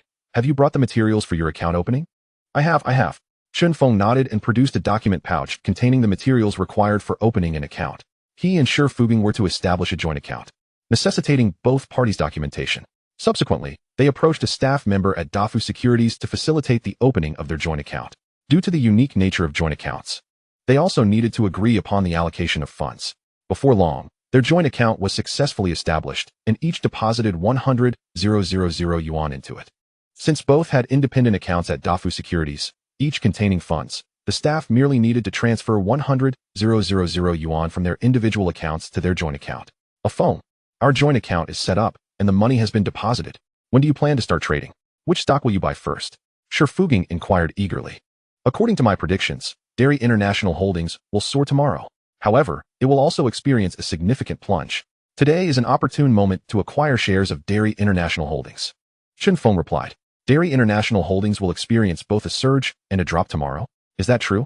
Recently, its stock price has been remarkably stable with minimal fluctuations. Are you sure about this? Shi Fuging furrowed his brow slightly. As a seasoned investor, he had conducted meticulous research on most popular stocks, including Dairy International Holdings, and he believed its stock price could not possibly experience abrupt surges or drops. Well, whether I am correct will be revealed tomorrow. Chen Feng smiled faintly, opting not to elaborate further to Shi Fuging. Chapter 9. You won't act, so will you support me? A phone. You mentioned today is a good time to acquire Dairy International Holdings. When exactly should we make the purchase? Shi Fuging asked with keen curiosity. There's no rush. You will find out in due time. Chen Feng responded cryptically. He then turned to Zhong Chuhong and inquired, Chuhong, do you have work today? Zhong Chuhong glanced at the time on her watch and replied, I have a meeting with the director about a new film shortly. What is the remuneration for this film? Chen Feng asked. I haven't officially discussed it yet, so how would I know? Zhong Chuhong chuckled. Chen Feng suddenly remarked, you should stop acting. Taken aback, Zhong Chuhong paused momentarily before laughing. If I don't act, will you support me? Did I not already tell you that if you collaborate with me in stock trading, you will soon become a little wealthy lady? Chen Feng said earnestly. If I really become a little wealthy lady, then I will heed your advice and stop acting. However, I have yet to attain that status. Without further ado, she stated, I must go now. My meeting with the director is imminent. With that, Zhong Chuhong exited Defu Securities, hailed a taxi by the roadside, and departed. Xiaochen, your girlfriend is an actress? Shi Fuging asked with evident curiosity. Given that Zhong Chuhong's fame was still on the rise and her first film had yet to premiere, Shi Fuging was not familiar with her. She is not my girlfriend, but she is indeed an actress. Chen Feng replied with a smile. The two continued their discussion about the stock market. Unexpectedly, before long, Zhong Chuhong returned. Why are you back so soon? Chen Feng asked, astonished. Don't even mention it. That director showed no sincerity whatsoever. The remuneration offered was only 30,000 yuan. It would be better for you to help me with stock trading. Zhong Chuhong pouted, clearly dissatisfied. That is indeed far too little. Chen Feng responded with a slight smile. By the way, a phone, when do you plan to acquire Dairy International Holdings? Zhong Chuhong asked eagerly, now somewhat addicted to stock trading after having earned 29,000 yuan with Chen Feng's assistance the previous day. Trading stocks is so effortless. It's nearly noon. Shall we have lunch first? Chen Feng suggested, glancing at the time. Sounds good. Zhong Chuhong nodded, then turned to Shi Fuging. Uncle Jin, let's eat together. It's on me. Thank you, but no need. I'm heading home for lunch and won't join you. Shi Fuging replied, understanding the situation. Afterward, he prepared to take his leave. Uncle Jen, let's meet back here at 2 o'clock. Chen Feng reminded him. All right. Shi Fuging nodded and then departed. Chen Feng and Zhong Chuhong proceeded to a nearby tea restaurant for lunch. A phone, if I really stop acting in the future, will you support me? Zhong Chuhong suddenly asked while eating. Absolutely. Chen Feng replied without hesitation, adding, if you are willing. I. Zhong Chuhong's cheeks gradually flushed. She lowered her head, using her chopsticks to pick up grains of rice one by one. Suddenly, she whispered, I am willing. Her voice was exceptionally soft, almost inaudible. However, Chen Feng's hearing was acute. He clearly caught her words. Yet, he feigned ignorance and asked, "What did you say?" "I didn't hear clearly. I said I am willing." Zhong Chuhong raised her voice. "I still didn't catch that. Could you please say it a bit louder?" Chen Feng playfully teased her. "You were so mischievous. You clearly heard me." Zhong Chuhong's face turned crimson as she shot him a glare. "Who is clearly?" Chen Feng pretended to look around. "You're doing this on purpose. I'm not talking to you anymore." Flustered, Zhong Chuhong turned her head away. All right, I won't tease you anymore." Chen Feng suddenly reached out his right hand, firmly grasping Zhong Chuhong's small hand. Instinctively, she tried to pull her hand back, but Chen Feng's grip was too tight, preventing her from withdrawing. Her cheeks flushed even deeper, and she shyly glanced around before saying, "Please don't do this. It's inappropriate for others to see." "Why is that so? Did you not just say you were willing?" Chen Feng smiled, still holding her hand tightly. It must be said, Zhong Chuhong's hand was both soft and delicate, a delightful sensation that was hard to resist. "When I said I am willing, I meant I am willing for you to support me," Zhong Chuhong quickly clarified. "So, you do not mind me holding your hand?" Chen Feng retorted to Zhong Chuhong, leaving her momentarily at a loss for words. After a brief hesitation, she ultimately relinquished her resistance, giving a slight nod and murmuring, "I am willing too." Zhong Chuhong's affection level, 5, current affection level, 80. Upon hearing this notification, Chen Feng felt a surge of joy within him. Zhong Chuhong's fondness for him had evidently increased, now reaching an impressive 80. He wondered, once her affection reached 100, would he be able to do as he pleased with her? How exhilarating. After finishing their lunch, Chen Feng observed as Zhong Chuhong settled the bill. Since he had no money on him, all his funds were tied up in his securities account. He felt no shame in relying on Zhong Chuhong's generosity. Upon leaving the tea restaurant, he took her delicate hand, and they strolled leisurely along the sidewalk. This time, Zhong Chuhong did not resist. In fact, she leaned her head against Chen Feng's arm. They chatted casually as they meandered, arriving punctually at Dafu Securities by 2 o'clock in the afternoon. To his surprise, Shi Fuging was already there. When he saw Chen Feng and Zhong Chuhong hand in hand, he paused momentarily, then discreetly gave Chen Feng a thumbs up and exchanged a knowing glance, as if to say, "Little Chen, impressive. You've made Zhong Chuhong your girlfriend so quickly." Subsequently, he inquired in a serious tone, "Little Chen, when shall we acquire shares in Milk International Holdings?" Chapter 10. The stock price of Milk International Holdings has truly skyrocketed. What is the current stock price? Chen Feng wondered. He did not hastily divulge to Shi Fuging when they would buy into Milk International Holdings, but instead inquired about its current stock price. "I just checked. The current stock price of Milk International Holdings is $69 per share," Shi Fuging announced. "That's nearly there. We can acquire shares now at $67 each." Chen Feng believed the timing was right. Without hesitation, he decided to proceed with the purchase of Milk International Holdings. He relayed his trading instructions to the trader at Dafu Securities, investing not only all the funds from the joint account with Shi Fuging, but also every penny from his personal account into Milk International Holdings. Since Zhong Chuhong had yet to open an account at Dafu Securities, a portion of the funds in Chen Feng's personal account belonged to her. Zhong Chuhong had already consented to let him manage her finances entirely. At present, she had placed considerable trust in him. After a while, the trader informed Chen Feng that the transactions had been successfully executed. All funds from both the joint and personal accounts had been invested at the price of $67 per share in Milk International Holdings. He glanced at his watch. It was precisely 2:09 p.m., mirroring the optimal entry time suggested in the trading guide. One must admit, the stock trading guide provided remarkably accurate information, further solidifying his confidence that Milk International Holdings would indeed experience a significant surge or drop the following day. "It's all settled. We can return home and enjoy a good night's sleep," Chen Feng said with a relaxed smile. "Is that all it takes?" Zhong Chuhong asked, her face a mixture of astonishment and confusion. "Indeed," Chen Feng nodded. "We need not concern ourselves with the stock price fluctuations of Milk International Holdings?" Shi Fuging interjected quickly. "Not at all." Chen Feng shook his head. "Tomorrow, will the stock price of Milk International Holdings truly experience a dramatic rise or fall?" Shi Fuging lowered his voice, glancing around as he questioned Chen Feng, his unease evident. He felt Chen Feng's prediction was rather dubious. "Uncle Gu, just rest assured." Chen Feng smiled reassuringly. He continued, "Even in the unlikely event that my judgment is flawed and the stock price does not fluctuate dramatically tomorrow, we would still incur no losses." "That is true." Shi Fuging nodded in agreement with Chen Feng's reasoning. Having researched Milk International Holdings, he knew the stock price had remained remarkably stable. If Chen Feng's assessment proved incorrect, their investment would still present no significant risk. With this thought in mind, he finally felt at ease. Now, they simply needed to patiently await the market's opening the following day to see if the stock would indeed behave as Chen Feng predicted. "A phone. Shall we head back now?" Zhong Chuhong inquired, looking at Chen Feng. "Not just yet. Let us take a stroll at the nearby bookstore. Chen Feng had no intention of returning home for a nap. Instead, he aimed to visit a nearby bookstore. He planned to purchase some literature and periodicals on video games to prepare himself for venturing into the gaming industry. A trip to the bookstore? Zhong Chuhong furrowed her brows slightly and asked, "What do you intend to do there?" "To buy books, of course," Chen Feng replied. Moving to the roadside to hail a taxi, he glanced at Zhong Chuhong and asked, "Would you like to join me?" "Yes." She nodded, following him into the taxi. Before long, they arrived at a nearby bookstore. "A phone. I never imagined you enjoyed reading," Zhong Chuhong remarked, somewhat surprised as she observed him searching for books on the shelves. "There are many things you wouldn't expect," Chen Feng casually replied. Soon, he discovered the section dedicated to video games and gaming consoles, selecting several titles with enthusiasm. "Are you interested in video games?" Zhong Chuhong asked, gazing at him in astonishment. "I plan to develop a video game console." Chen Feng revealed his ambition without reservation. "You intend to create a video game console? You're knowledgeable about this?" Zhong Chuhong was even more taken aback. "I know a thing or two," Chen Feng answered nonchalantly. He also picked up a few magazines and periodicals related to video games and consoles. Before long, he approached the checkout with his selected books and magazines. I don't have any money on me," Chen Feng said, glancing at Zhong Chuhong. "Are you asking me to pay again?" She shot him an exasperated look. Nevertheless, she readily offered to cover the bill for him. "Once I've developed the video game console, I'll make a fortune. Then, I'll buy you anything you desire." Chen Feng began to paint a grand picture for Zhong Chuhong. "I fear that before your console is ready, I might already have gone bankrupt." Zhong Chuhong pouted in jest. "That won't happen. After all, I'm quite adept at stock trading. I promise not to let you suffer alongside me."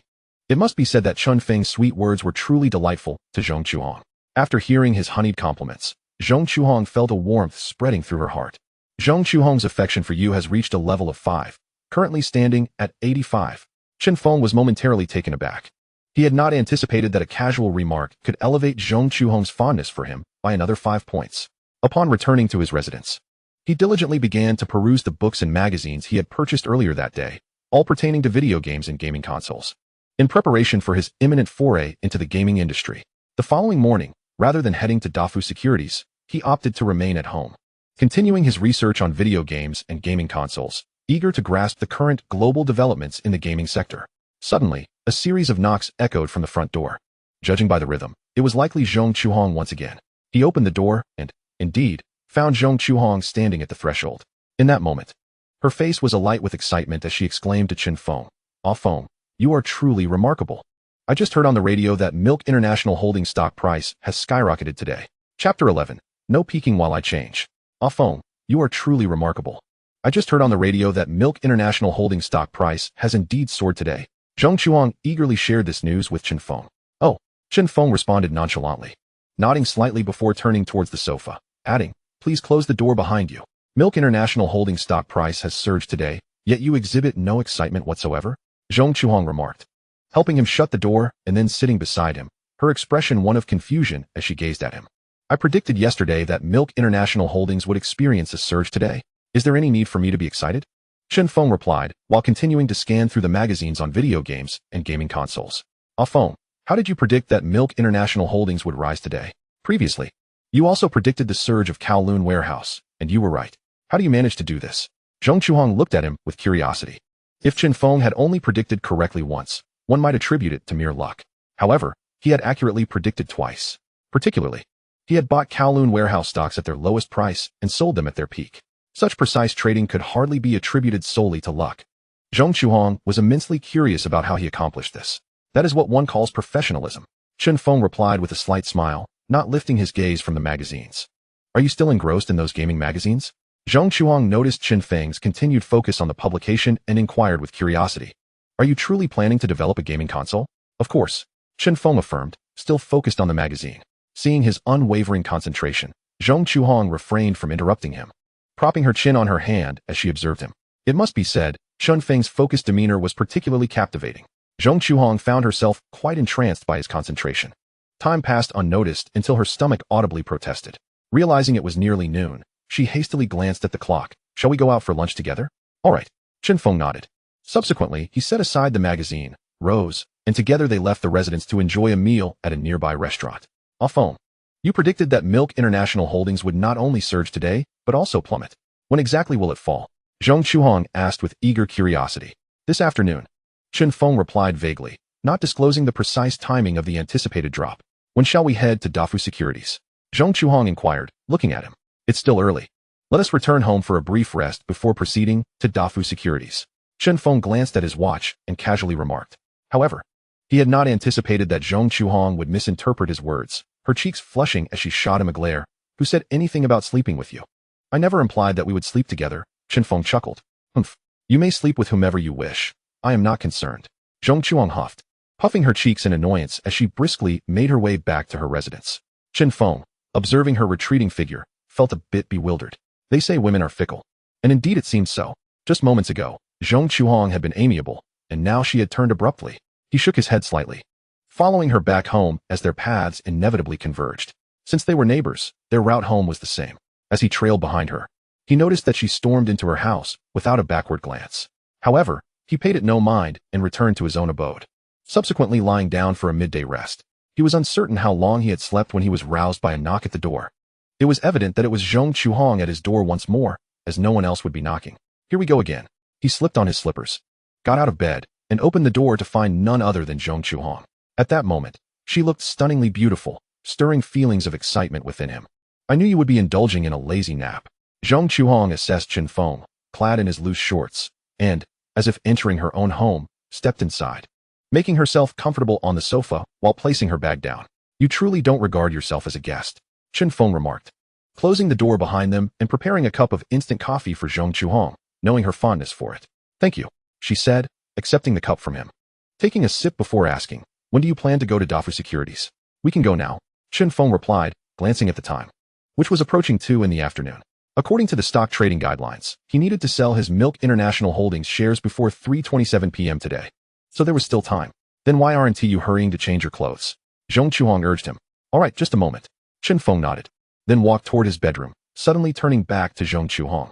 No peeking while I change. Who wants to peek at you changing? Zhong Chuhong shot him a disapproving look. At that moment, she noticed that he had not fully closed the bedroom door. Her eyes darted mischievously, and she tiptoed toward the bedroom door. However, just as she reached the threshold, the door swung open to reveal Chen Feng, fully dressed.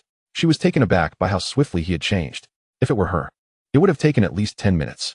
Yet, Chen Feng had managed it in just a minute or two. Is it common for men to change clothes so swiftly? At this moment, she resembled someone caught in the act of peeping, feeling exceedingly guilty as she turned to walk towards the sofa. Did you truly spy on me while I was changing? Chen Feng fixed his gaze on Zhong Chuhong. No, I did not peep at you changing clothes. What is so appealing about a smelly man changing? I merely intended to use the restroom and happened to pass by your room, Zhong Chuhong retorted, her face flushed with embarrassment. At this moment, she dared not face Chen Feng directly, fearing that he might discern her guilty expression. Then why didn't you go to the bathroom? Chen Feng inquired with a smile. I don't want to go right now. Is that a problem? Zhong Chuhong replied defiantly to Chen Feng's question. All right, of course it's fine. Chen Feng chose not to dwell on the matter of her peeking. He walked towards the front door, saying, let us go. Coming. Zhong Chuhong grabbed her bag from the sofa and quickly followed him. The two made their way to the roadside, hailed a taxi, and arrived at Dafu Securities. Xiao Chen, you finally arrived. Upon seeing Chen Feng, Shi Fuging hurried over, his excitement palpable as he exclaimed, your prediction yesterday was remarkably accurate. Today, Milk International Holdings has indeed surged, now reaching $141 per share. Oh, Chen Feng nodded nonchalantly. He was not the least bit surprised by this outcome. Xiao Chen, you are truly impressive, managing to make such an accurate prediction. Shi Fuging's face was filled with admiration. He had not anticipated that Chen Feng's forecast would prove to be so precise. However, Chen Feng had also predicted that the stock price of Milk International Holdings would plummet. It was uncertain when that would occur. Thus, he glanced around and quietly asked, Xiao Chen, when will Milk International Holdings experience a downer? Chapter 12. If we don't sell now, it will be too late. Xiao Chen, when will Milk International Holdings drop? Yesterday, Chen Feng had predicted that Milk International Holdings would experience both a surge and a drop. Now, having surged, Chen Feng's prediction had already been half fulfilled. Would Milk International Holdings plummet today? If it were to fall, it would be best to sell off all their shares before that happened. Therefore, Shi Fuging was eager to know when Milk International Holdings would decline. Chen Feng checked the time on his watch and replied, the time has not yet come. When it does, I will naturally sell off all the shares of Milk International Holdings. Subsequently, Chen Feng, Shi Fuging, and Zhong Chuhong engaged in casual conversation while they waited. Of course, most of the dialogue was between Chen Feng and Shi Fuging, as their discussion revolved around stock trading, a topic Zhong Chuhong could hardly comprehend, leaving her unable to interject. Before long, it was 3:22 p.m. At this moment, the stock price of Milk International Holdings had risen to $157 per share. It's almost time. Chen Feng promptly instructed the trader at Dafu Securities to list the Milk International Holdings stocks under both his and Shifuging's joint account at $159 per share. Naturally, he also listed all the Milk International Holdings stocks in his personal account at the same price. Xiao Chen. Milk International Holdings has been on an upward trend all day. It hasn't dipped at all. Is it too early to sell now? Shifuging felt that there might still be room for further gains. If we don't sell now, it will be too late. Chen Feng replied with a slight smile. Just then, the trader informed him that his listed stocks of Milk International Holdings had already found buyers. Why is it too late? Shifuging asked. His face filled with confusion. Haha, if you don't understand, then refrain from making baseless remarks. Unless your head has been kicked by a donkey. No one would sell Milk International Holdings right now.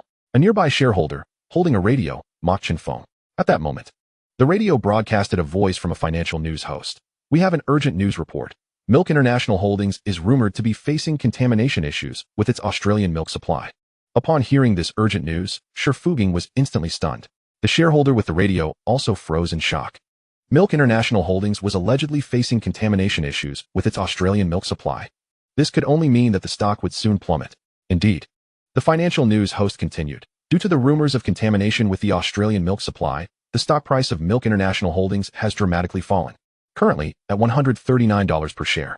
The shareholder holding the radio panicked and quickly told the trader, "Hurry, I need to sell my Milk International Holdings shares. I want to sell my Milk International Holdings shares too." Many shareholders present frantically urged the traders at Dafu Securities to offload their Milk International Holdings stocks. The stock price of Milk International Holdings plummeted precipitously. $118 per share, $105 per share, $89 per share, $76 per share.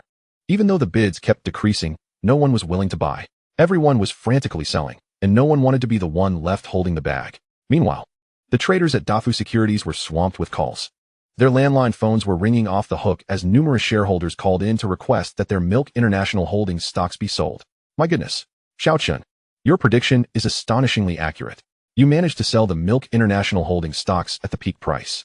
Had we waited even a moment longer, we wouldn't have been able to sell it all. Shifuging gazed at Chen Feng in shock. He had never anticipated that Chen Feng's prediction would be so precise.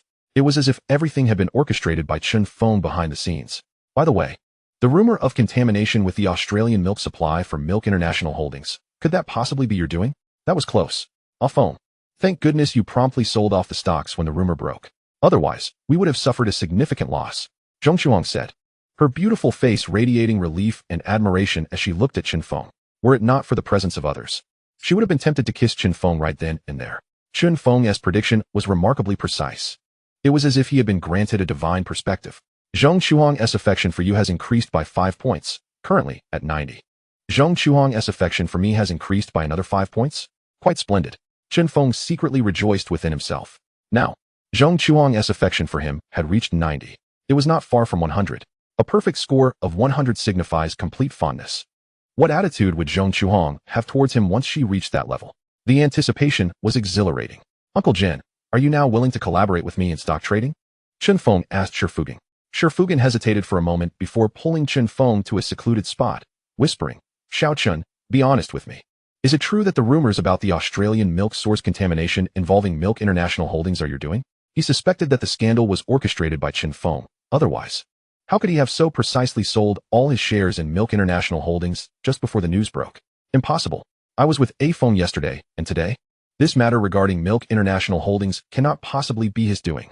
Zhong Chuang quickly interjected in Chen Feng's defense, for she firmly believed in him. You spent the night together? Shifugin instinctively asked. What are you talking about? Zhong Chuang's cheeks flushed as she shot Shifugin a glare. Since you didn't spend the night with Xiao Chen, how can you be sure he wouldn't take the opportunity to bribe someone to do this? Shifugin retorted. I believe A Feng would never do such a thing. Zhong Chuang exclaimed. Chuang, thank you for trusting me so much. Chen Feng was deeply moved by Zhong Chuang's defense. He then turned serious and addressed Shifugin. Uncle Jen, rest assured, I did not partake in this. My ability to predict the drastic fluctuations in Milk International Holdings today stems from a secret investment strategy one have mastered. If you are willing to collaborate with me, we can profit together. If you remain skeptical, we can part ways today. Chapter 13, a total profit of 3.05 million HKD. Chun Feng's desire to collaborate with Shifugen in stock trading was fueled by the latter's substantial real estate assets, which would allow Chun Feng to swiftly amass wealth in the Hong Kong stock market. However, if Shifugen continued to doubt him, he would not beg for his partnership. With his current funds, he believed he could steadily operate and earn 1 million Hong Kong dollars through trading within a month to fulfill his system task. Thus, he did not necessarily need Shifugen's collaboration. After a moment of contemplation, Shifugen ultimately made a decision. All right, I believe you. Let us collaborate in stock trading. Uncle Jin, you will surely be grateful for today's decision in the future. Chun Feng replied with a subtle smile, extending his right hand towards Shifugen. You seem quite confident. Shifugen remarked, somewhat surprised by Chun Feng's self-assurance in his trading skills. I have always been this way. Chun Feng chuckled. He then composed himself. Speaking earnestly to Shifugen, however, before we formalize our collaboration, we need to establish 3 rules. 3 rules? Shifugen was momentarily taken aback. First, you provide the capital, and I will handle the trading. Profits will be split 50-50, while any gains from my own funds will be mine alone. Second, you must not privately use my trading information or disclose it to anyone. Should I discover any breach, our collaboration will be terminated immediately. Third, I will make all decisions regarding trades. You need not inquire or interfere, or our collaboration will cease at once. If you can agree to these 3 conditions, we shall proceed with our partnership. If you find them unacceptable, we need not collaborate. To prevent Shifugen from exploiting his trading insights, Chun Feng laid down these rules. It was not a matter of distrust, it was simply a precaution. All right, I accept your terms. After careful consideration, Shifugen nodded in agreement. They then reviewed their trial collaboration's profits. Chun Feng invested 100,000 HKD, matched by Shifugen's contribution. Chun Feng kept all the profits from his investment, while they split the gains from Shifugen's investment evenly. After deducting broker commissions, transaction fees, and stamp duties, an investment of 100,000 HKD yielded a net profit of approximately 1.36 million Hong Kong dollars. This meant Chun Feng earned 1.36 million Hong Kong dollars, alongside an additional 680,000 HKD from partnering with Shifugen, totaling 2.04 million HKD. Of course, this did not account for the profits he earned with Zhong Chuhong. Previously, Zhong Chuhong had raised 80,000 HKD for him to trade. Chun Feng had used that amount to buy and sell Wharf Holdings stock, generating a profit of 290,000 HKD for Zhong Chuhong. After repaying her 40,000 HKD, Zhong Chuhong had a total capital of 1.49 million Hong Kong dollars before trading Milk International Holdings. He deployed all of this capital to trade Milk International Holdings, netting around 2.02 million HKD after fees. They split this profit equally, granting him 1.01 million HKD. In total, Chun Feng's trading of Milk International Holdings yielded a remarkable profit of 3.05 million HKD. The returns were indeed impressive. Previously, he had made about 60,000 HKD trading Wharf Holdings. Combined, he had already amassed 3.65 million Hong Kong dollars. He was getting closer to completing the system task of earning 1 million Hong Kong dollars. At that moment, a notification chimed in his mind. My goodness, I just earned another 1.01 million HKD. This is significantly faster and easier than earning money through acting. When Zhong Chuhong and Chun Feng returned to their residence, she remained enveloped in her elation. Once back, Chun Feng meticulously calculated Zhong Chuhong's profits. Upon learning she had earned 1.01 million HKD, Zhong Chuhong excitedly embraced Chun Feng, catching him off guard. Zhong Chuhong's affection for you has increased by 5. Currently at 95. Hidden task triggered. Increase Zhong Chuhong's affection for you to 100 within 3 days. Task reward. Mastering company management from beginner to expert. A hidden task has been triggered? Completing this task rewards me with mastering company management from beginner to expert. Chun Feng was momentarily taken aback. At that moment, he savored the warmth and fragrance radiating from Zhong Chuhong's embrace while processing the sudden emergence of the hidden task. Now, Zhong Chuhong's affection for him had reached 95. With a little more effort, he could easily elevate it to 100, thus effortlessly completing the hidden task. The reward for this hidden task was mastering company management from beginner to expert. With this knowledge, he could acquire the skills necessary to manage a company with ease. According to the system's description, mastering company management from beginner to expert was immensely powerful, encompassing various methods and tricks for effective company management. As long as one possesses a normal IQ, even a novice lacking knowledge in corporate management can swiftly transform into a top-tier managerial talent by utilizing mastering company management from entry to proficiency. This reward is exceedingly beneficial. He plans to establish a gaming company and venture into the gaming industry. yet his expertise in corporate management is rather limited. If he were to acquire mastering company management from entry to proficiency, he would rapidly grasp the methods and nuances of corporate management, thereby effortlessly overseeing his gaming company. Subsequently, he must complete this hidden task as soon as possible. The simplest way to expedite this task is to offer Zhong Chuhong another piece of affection Swiss candy. Previously, he had given her one piece, which had instantaneously elevated her fondness for him by 30 points.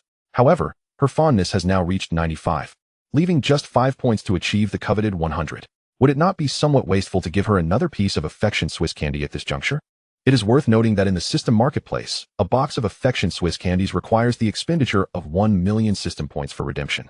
And each box contains 100 pieces, with each piece costing 10,000 system points. Quite a steep price. Therefore, he intends to refrain from utilizing the affection Swiss candies whenever possible. If, within the next 3 days, he finds it impossible to elevate Zhong Chuhong's fondness to 100, he can always resort to giving her another piece of candy later. As Chen Feng contemplated ways to enhance Zhong Chuhong's affection for him, she became acutely aware of her overly enthusiastic embrace, causing her to blush profusely. Flustered, she quickly released him, lowered her gaze, tucked a stray lock of hair behind her ear, and shyly stated, "I think I should head back now." With that, she hurriedly turned and departed. Chapter 14. Treasures in the System Marketplace.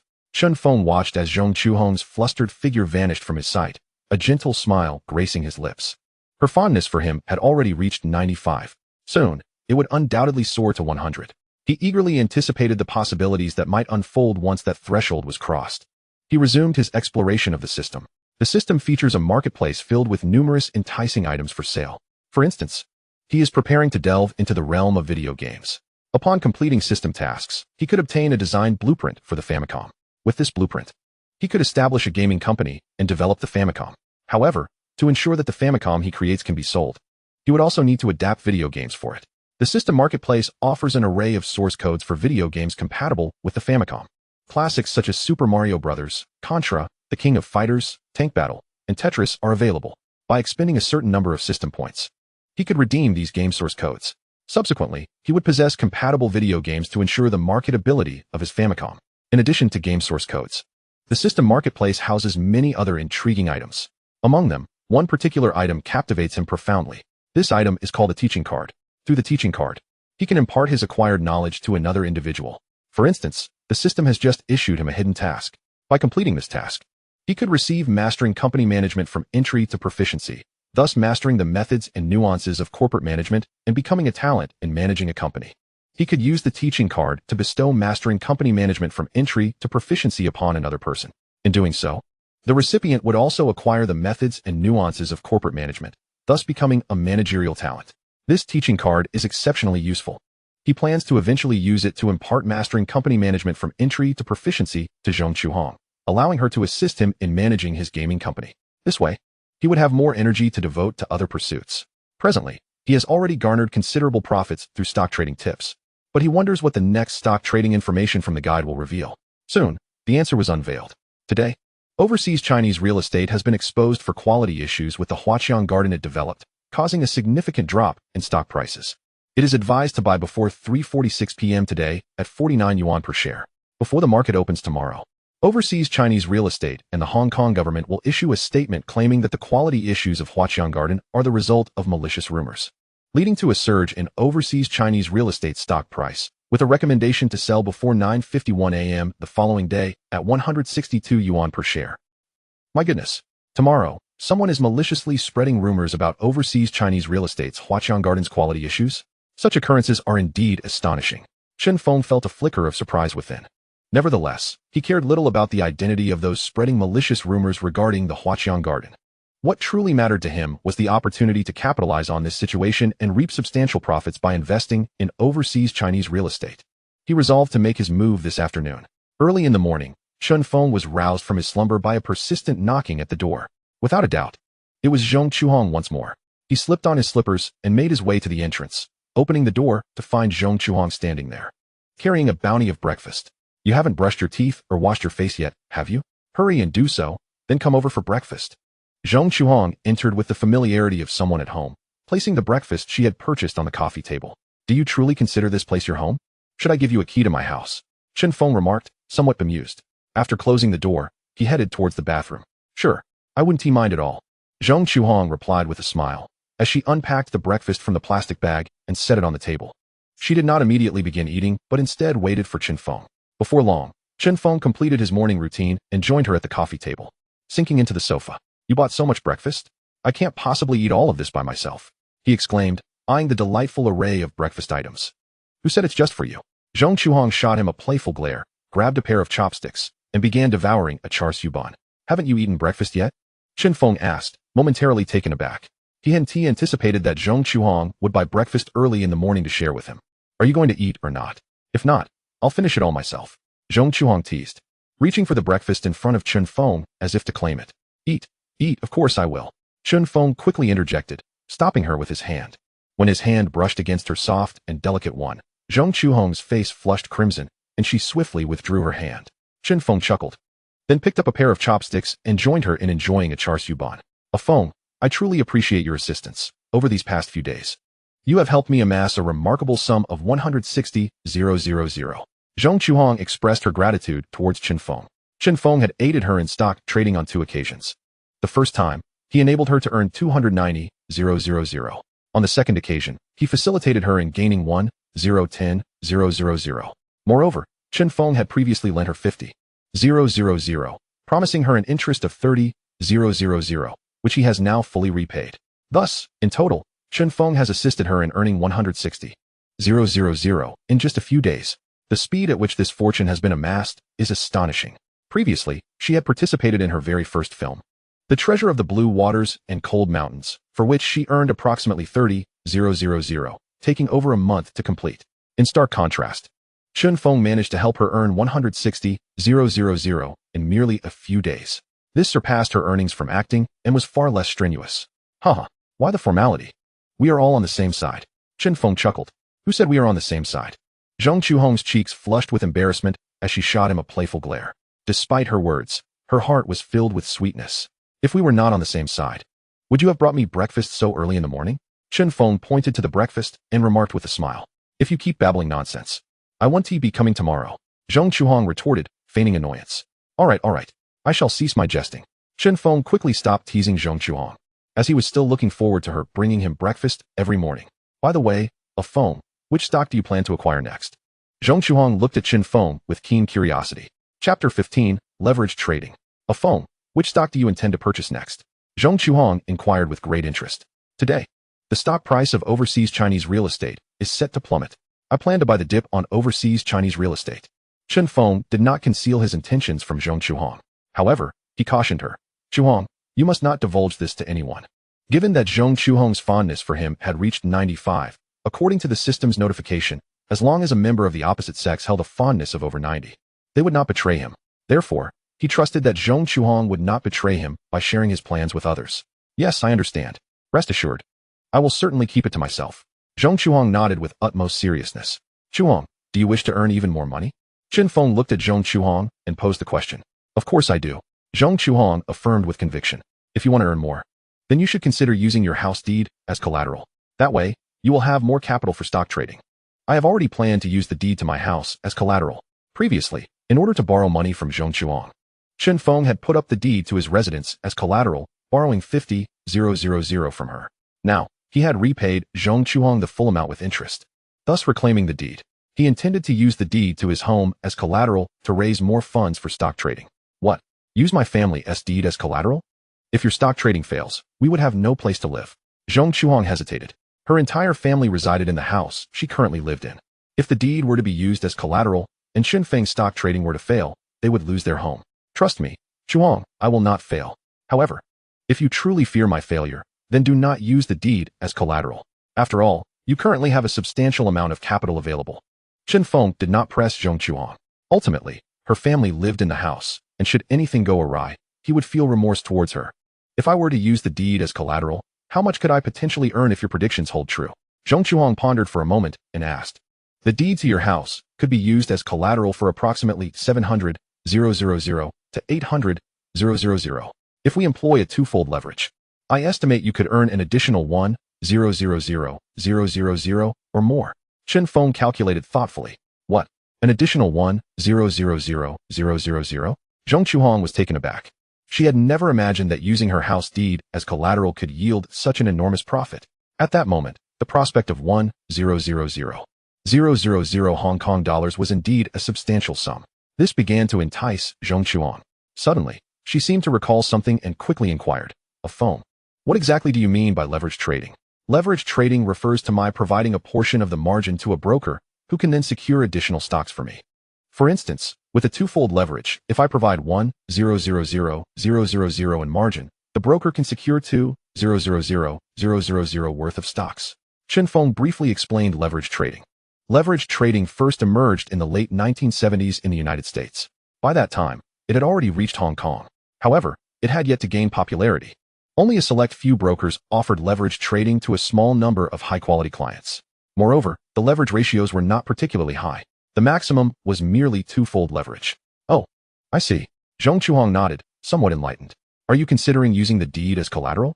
Chen Feng asked Zhong Chuang. Zhong Chuang hesitated, torn about whether to use the deed as collateral. Ultimately, she could not resist the allure of wealth and decided to proceed with the collateralization of her family's deed. Thus, she gritted her teeth and said to Chen Feng, "I will use it as collateral." "Very well. Please bring over your house deed documents shortly," Chen Feng reminded Zhong Chuang. "All right." Zhong Chuang nodded. After finishing breakfast, she returned home to retrieve the deed documents. Meanwhile, Chen Feng also located the deed documents for his current residence. After a brief wait, Zhong Chuang returned to Chen Feng's residence and announced, "A phone. I have brought my house deed." "Excellent. Let us head to Defu Securities together." Chen Feng nodded and then, together with Zhong Chuang, took a taxi to Defu Securities. Shi Fuging was already there. "Xiao Chun, Xiao Zhong, you have arrived." Shi Fuging greeted Chen Feng and Zhong Chuang upon seeing them. "Uncle Chen," Chen Feng and Zhong Chuang replied in unison. "Xiao Chen, what stock do you plan to acquire next?" Shi Fuging eagerly inquired. "Let us not rush. I would like to ascertain how much capital you plan to put forth first." Chen Feng was in no hurry to reveal to Shi Fuging which stock he intended to buy. "Currently, I have a total of 690,000 in funds at my disposal. If I use part of the deed as collateral, I should be able to raise an additional 3 to 4 million. Shi Fuging shared the amount of capital he could make available. "The funds seem sufficient." Chen Feng nodded slightly. Shi Fuging is able to muster approximately 4 million in funds, which is already a substantial amount. However, Chen Feng believes that Shi Fuging could potentially produce even more capital, as he likely retains some reserves. Of course, the amount of funds Shi Fuging decides to allocate is entirely his prerogative. Perhaps he is concerned about the high risks involved and has kept a portion of his funds as a safety net. This is quite understandable. Next, we shall approach the manager at Dafeng Securities to persuade them to provide us with leverage trading at a ratio of 2 to 1. Chen Feng shared his intentions with Shi Fuging. "Xiao Chen, are you planning to engage in leverage trading?" Shi Fuging asked, astonished by Chen Feng's proposition. He did not anticipate that Chen Feng would consider such a strategy. At this time, leverage trading had only recently been introduced from the United States to Hong Kong, and very few investors had adopted it, nor had many brokerage firms supported it. After all, while leverage trading can yield high returns, it also carries significant risks. If a brokerage firm were to forcefully liquidate a position, one could end up losing everything and even accruing substantial debts. Indeed, leverage trading can generate greater profits. Chen Feng nodded affirmatively. Yet it also brings exponential risks. Shi Fuging expressed his concerns. "Only those who dare to strive will achieve victory, Uncle Chen." Chen Feng replied with a slight smile. "The phrase 'only those who dare to strive will achieve victory' does not imply this," Shi Fuging promptly corrected. "In my view, it embodies precisely that meaning." Chen Feng maintained a confident and resolute smile. "Very well. Since you are intent on pursuing leverage trading, I shall defer to your judgment." Given their prior agreement to follow Chen Feng's lead in this stock trading venture, Shi Fuging felt compelled to set aside his reservations. Subsequently, Chen Feng, Shi Fuging, and Zhong Chuang approached manager Xiao Jiqiang of Dafeng Securities. Chapter 16, Greater Risks, Greater Rewards. In the office of Dafeng Securities, Chen Feng, Zhong Chuang, and Shi Fuging were seated on the sofa. Manager Xiao Jiqiang instructed his assistant to serve them 3 cups of coffee. "Mr. Shi, what brings you here today?" Xiao Jiqiang inquired, looking at Shi Fuging. As a longtime client of Dafeng Securities, Shi Fuging was well known to Xiao Jiqiang, who was aware of his status as a property landlord with considerable real estate holdings. Consequently, Dafeng Securities regarded Shi Fuging as a valued client. "Manager Xiao, this is a friend I recently made, Xiao Chun. He possesses considerable insight into stock trading. Currently, we are collaborating on a significant investment. We would like you to facilitate us with twofold leverage trading." Shi Fuging conveyed his and Chen Feng's intentions to Xiao Jiqiang. "Twofold leverage trading?" Xiao Jiqiang replied. somewhat taken aback as he glanced between Shifuging and Qinfeng. He was well acquainted with Shifuging's typically conservative trading style, rarely venturing into risky territory. It seemed evident that this ambition stemmed from Qinfeng. As for Qinfeng, Xiao Jiqiang had only recently learned of him. He had already reviewed Chun Feng's account information at Dafeng Securities and noted that Chun Feng's recent trades had been remarkably successful, nearly textbook examples. On his first trade, Qinfeng had purchased shares of Kowloon warehouse at the lowest price, then sold them at the peak. Both the timing of his purchases and sales were impeccably executed. Similarly, on his second trade with Dairy International Holdings, he demonstrated the same precision. It was the first time Xiao Jiqiang had witnessed such accuracy in trading. However, he suspected that this was merely a stroke of luck. He thought Qinfeng's success had perhaps led him to overreach. Contemplating twofold leverage trading, a bold move for one so inexperienced. Reflecting on this, he turned his gaze back to Shifuging. Mr. Shi, your trading has always been remarkably prudent. To suddenly take such risks, what if it fails? If we fail, we shall bear the consequences ourselves. Qinfeng interjected promptly. He then addressed Xiao Jiqiang. Manager Xiao, we are prepared to allocate a significant amount of capital. We hope you can facilitate us with twofold leverage trading. How much capital can you provide? Xiao Jiqiang inquired. Approximately 6 million, Qinfeng replied. If he were to mortgage his current residence, he could secure around 600,000, coupled with the 365 million he had previously earned. He could contribute roughly 1 million. As for Zhong Chuhong, by mortgaging her family's property along with her available funds, she too could contribute around 1 million. Meanwhile, Shifuging could provide about 4 million.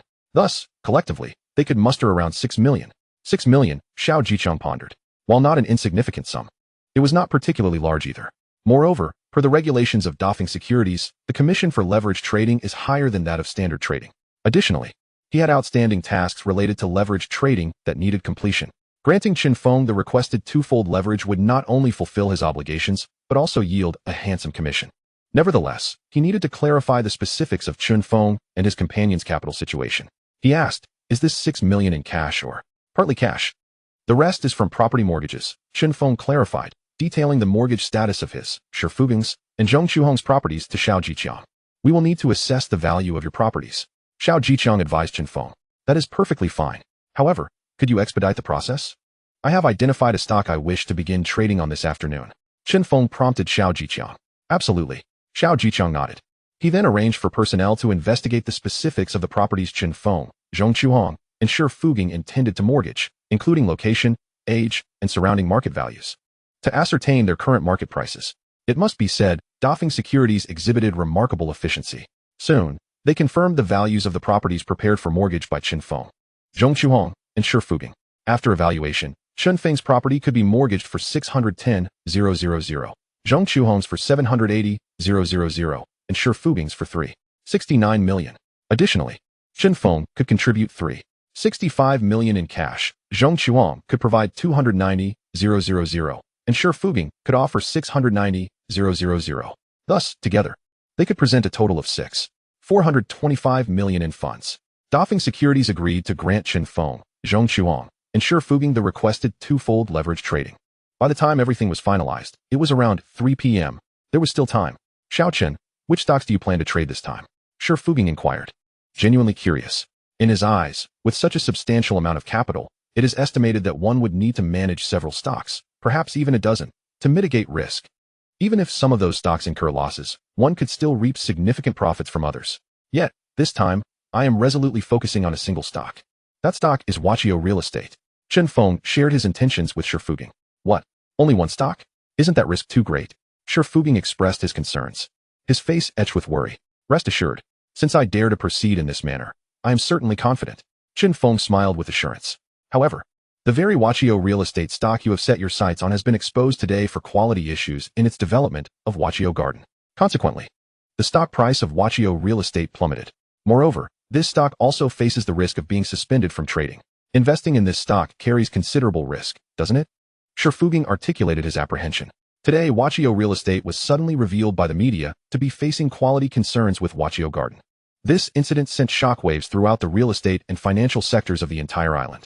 Many investors and institutions began to sell off their holdings in Wachio Real Estate stock in droves. Yet, Qinfeng was intent on seizing the opportunity, aiming to buy the dip on Wachio Real Estate. Not every stock is a candidate for bottom fishing.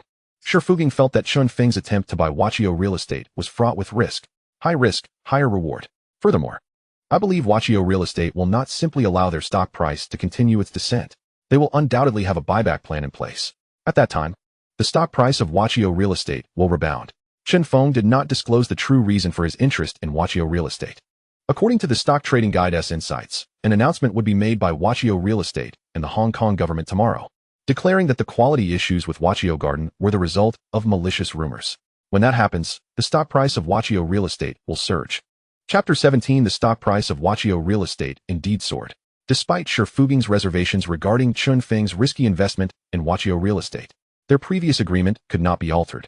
Ultimately, around 3:41 p.m., Chen Feng instructed the traders at Dafu Securities to purchase Watchio Real Estate shares at a price of 39 per share. The funds from both him and Zhong Chuang were consolidated in his personal account, while Shifuging's funds were held in their joint account.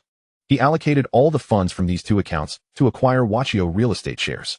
When the traders at Dafu Securities informed Chen Feng that his transaction had been completed, he glanced at his watch. It was precisely 3:46 p.m. According to the Stock Trading Guide, before the market opened tomorrow, Watchio Real Estate and the Hong Kong government would issue a statement declaring that the allegations regarding quality issues with Watchio Garden were unfounded rumors, resulting in a surge in Watchio Real Estate's stock price. At 9:51 a.m. tomorrow, the stock price of Watchio Real Estate would reach its peak. He merely needed to sell all his Watchio Real Estate shares before 9:51 a.m. tomorrow, just after successfully acquiring Watchio Real Estate. A fellow investor in the vicinity tuned into a significant announcement on his radio. Watchio Real Estate publicly declared that it would allocate $500 million in funds to repurchase its shares. Upon the release of this news, many investors began to buy the dip on Watchio Real Estate. Soon, the stock price surged by approximately 15. Xiao Chen, your predictions were spot on. Watchio Real Estate indeed announced a stock buyback. Shifuging looked at Chen Feng with deep admiration. Thanks to Chen Feng's astute foresight, they had managed to earn a considerable sum. This is merely an appetizer. There is much more excitement to come. Chen Feng chuckled. What could be more thrilling? Shifuging inquired with keen curiosity. You will find out tomorrow. Chen Feng replied with a mysterious smile directed at Shifuging. He then turned to Zhong Chuang and said, Chuang, let us return. All right. Zhong Chuang nodded in agreement. Subsequently, the two hailed a taxi and departed from Dafu Securities. A phone. What other thrilling events are in store for tomorrow? Zhong Chuang asked Chen Feng, her curiosity piqued. A secret. Chen Feng replied with an enigmatic smile. Humph. If you won't say, then don't. Who cares? Zhong Chuang shot him a playful eye roll. After returning to his residence, Chen Feng continued to read books and magazines on video games and gaming consoles, delving into the current state of the global video game industry. After thorough research, he discovered that video games are predominantly popular in economically advanced regions such as Sakura Country, the United States, parts of Europe, Hong Kong, and Treasure Island. Therefore, he resolved to focus his video game market efforts in these areas. To reduce manufacturing costs, he planned to establish factories for producing gaming consoles and video game cartridges in Shenzhen on the mainland. At this time, the mainland had just begun its reform and opening up policy, and Shenzhen was the forefront of these changes. Setting up factories in Shenzhen would be comparatively easier. Additionally, Shenzhen is merely separated from Hong Kong by a river. If he needed to procure various components from Sakura Country, the United States, and other regions, he could easily use Hong Kong as a transit point, making procurement more convenient. The next day, Zhong Chuang knocked on Chen Feng's door as she had the day before, rousing him from his slumber. Like the previous day, she brought along a substantial breakfast to share with Chen Feng. A phone. It's almost 8 o'clock. When are you going to Dafu Securities? Yesterday, Chen Feng had mentioned that there would be even more thrilling developments from Watchio Real Estate today. Zhong Chuang was eager to learn what would transpire to drive Watchio Real Estate's stock price higher. No need to rush. Chen Feng smiled gently as he spoke. He picked up a magazine about video games and continued his research into the industry. Are you serious about pursuing video games? Zhong Chuang observed Chen Feng engrossed in books and magazines on video games over the past few days. Initially, she thought he was merely interested in the subject, but now it seemed he was quite earnest about it. Of course, once I decide on something, I never change my mind lightly. Chen Feng nodded while still perusing the magazine. Developing a video game console must not be an easy task, Zhong Chuang remarked, casually flipping through a magazine on video games. Indeed, it is no simple feat. However, I am confident in my ability to succeed, Chen Feng replied, brimming with self-assurance. His confidence, of course, stemmed from the system. Did you study anything related to video games on the mainland? Zhong Chuang inquired curiously. I never attended university, Chen Feng responded. What? You haven't attended university, yet you aspire to develop a video game console? Zhong Chuang looked at Chen Feng in disbelief. In her perception, Developing a video game console requires at least a university-educated electronic engineer. Yet, Chen Feng has never even attended university.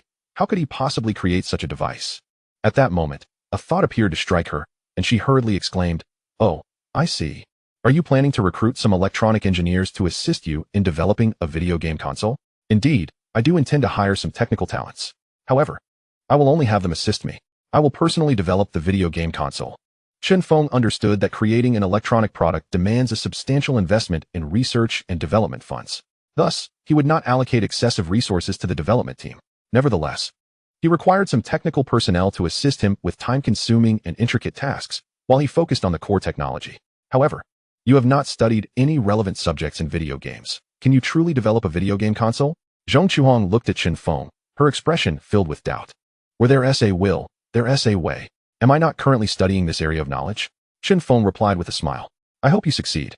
Although Zhong Chuhong felt that the likelihood of Chen Feng successfully developing a video game console was quite low, she was nonetheless touched by his unwavering spirit.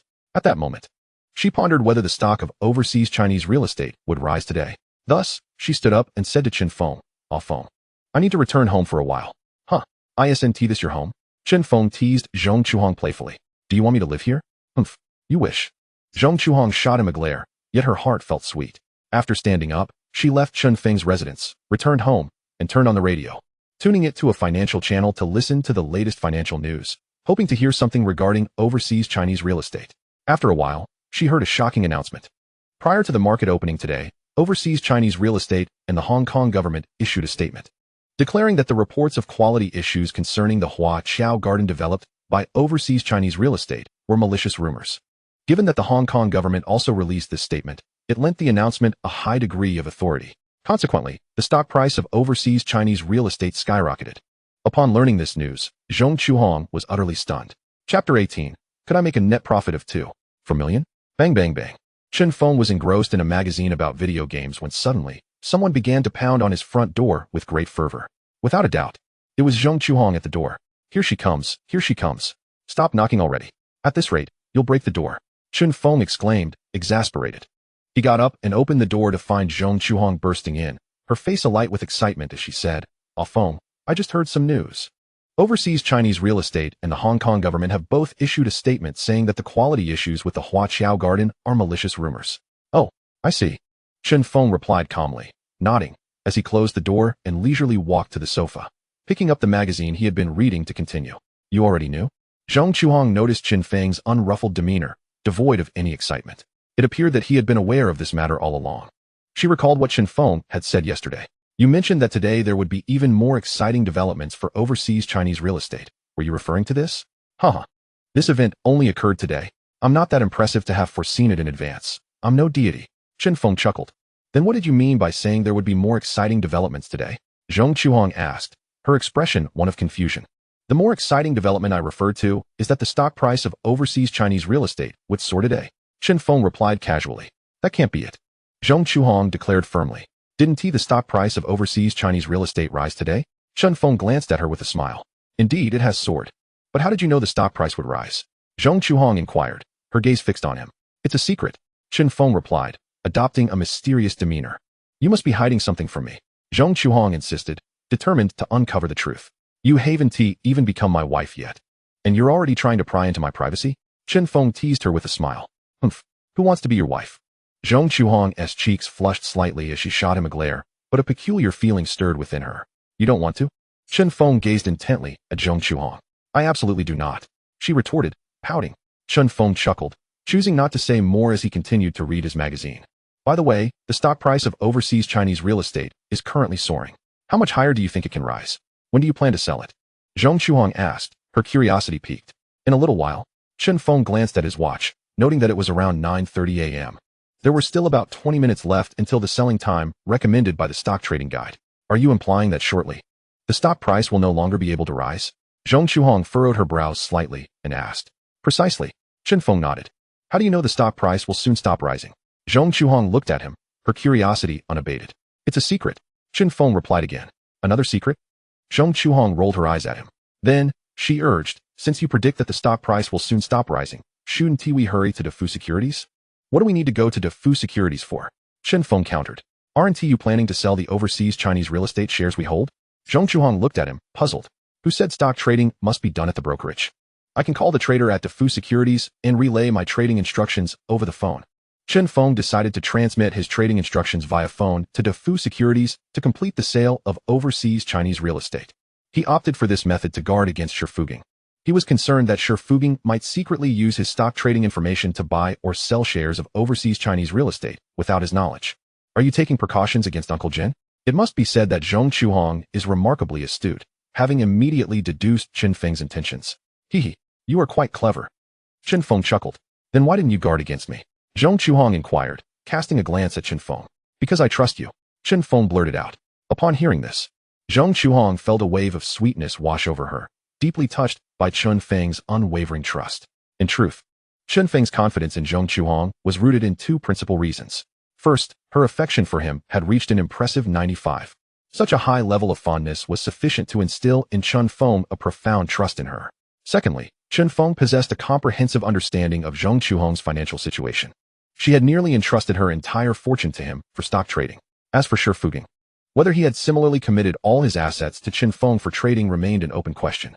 After a short while, Qin Feng glanced at the time and deemed it appropriate to act, picking up the landline to call DeFu Securities.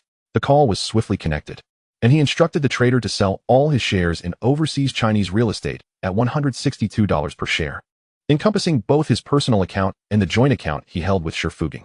In no time, the trader confirmed the successful completion of the transaction. He checked his watch. It was precisely 9:51 a.m. This moment coincided perfectly with the recommended selling time from the stock trading guide. All sold.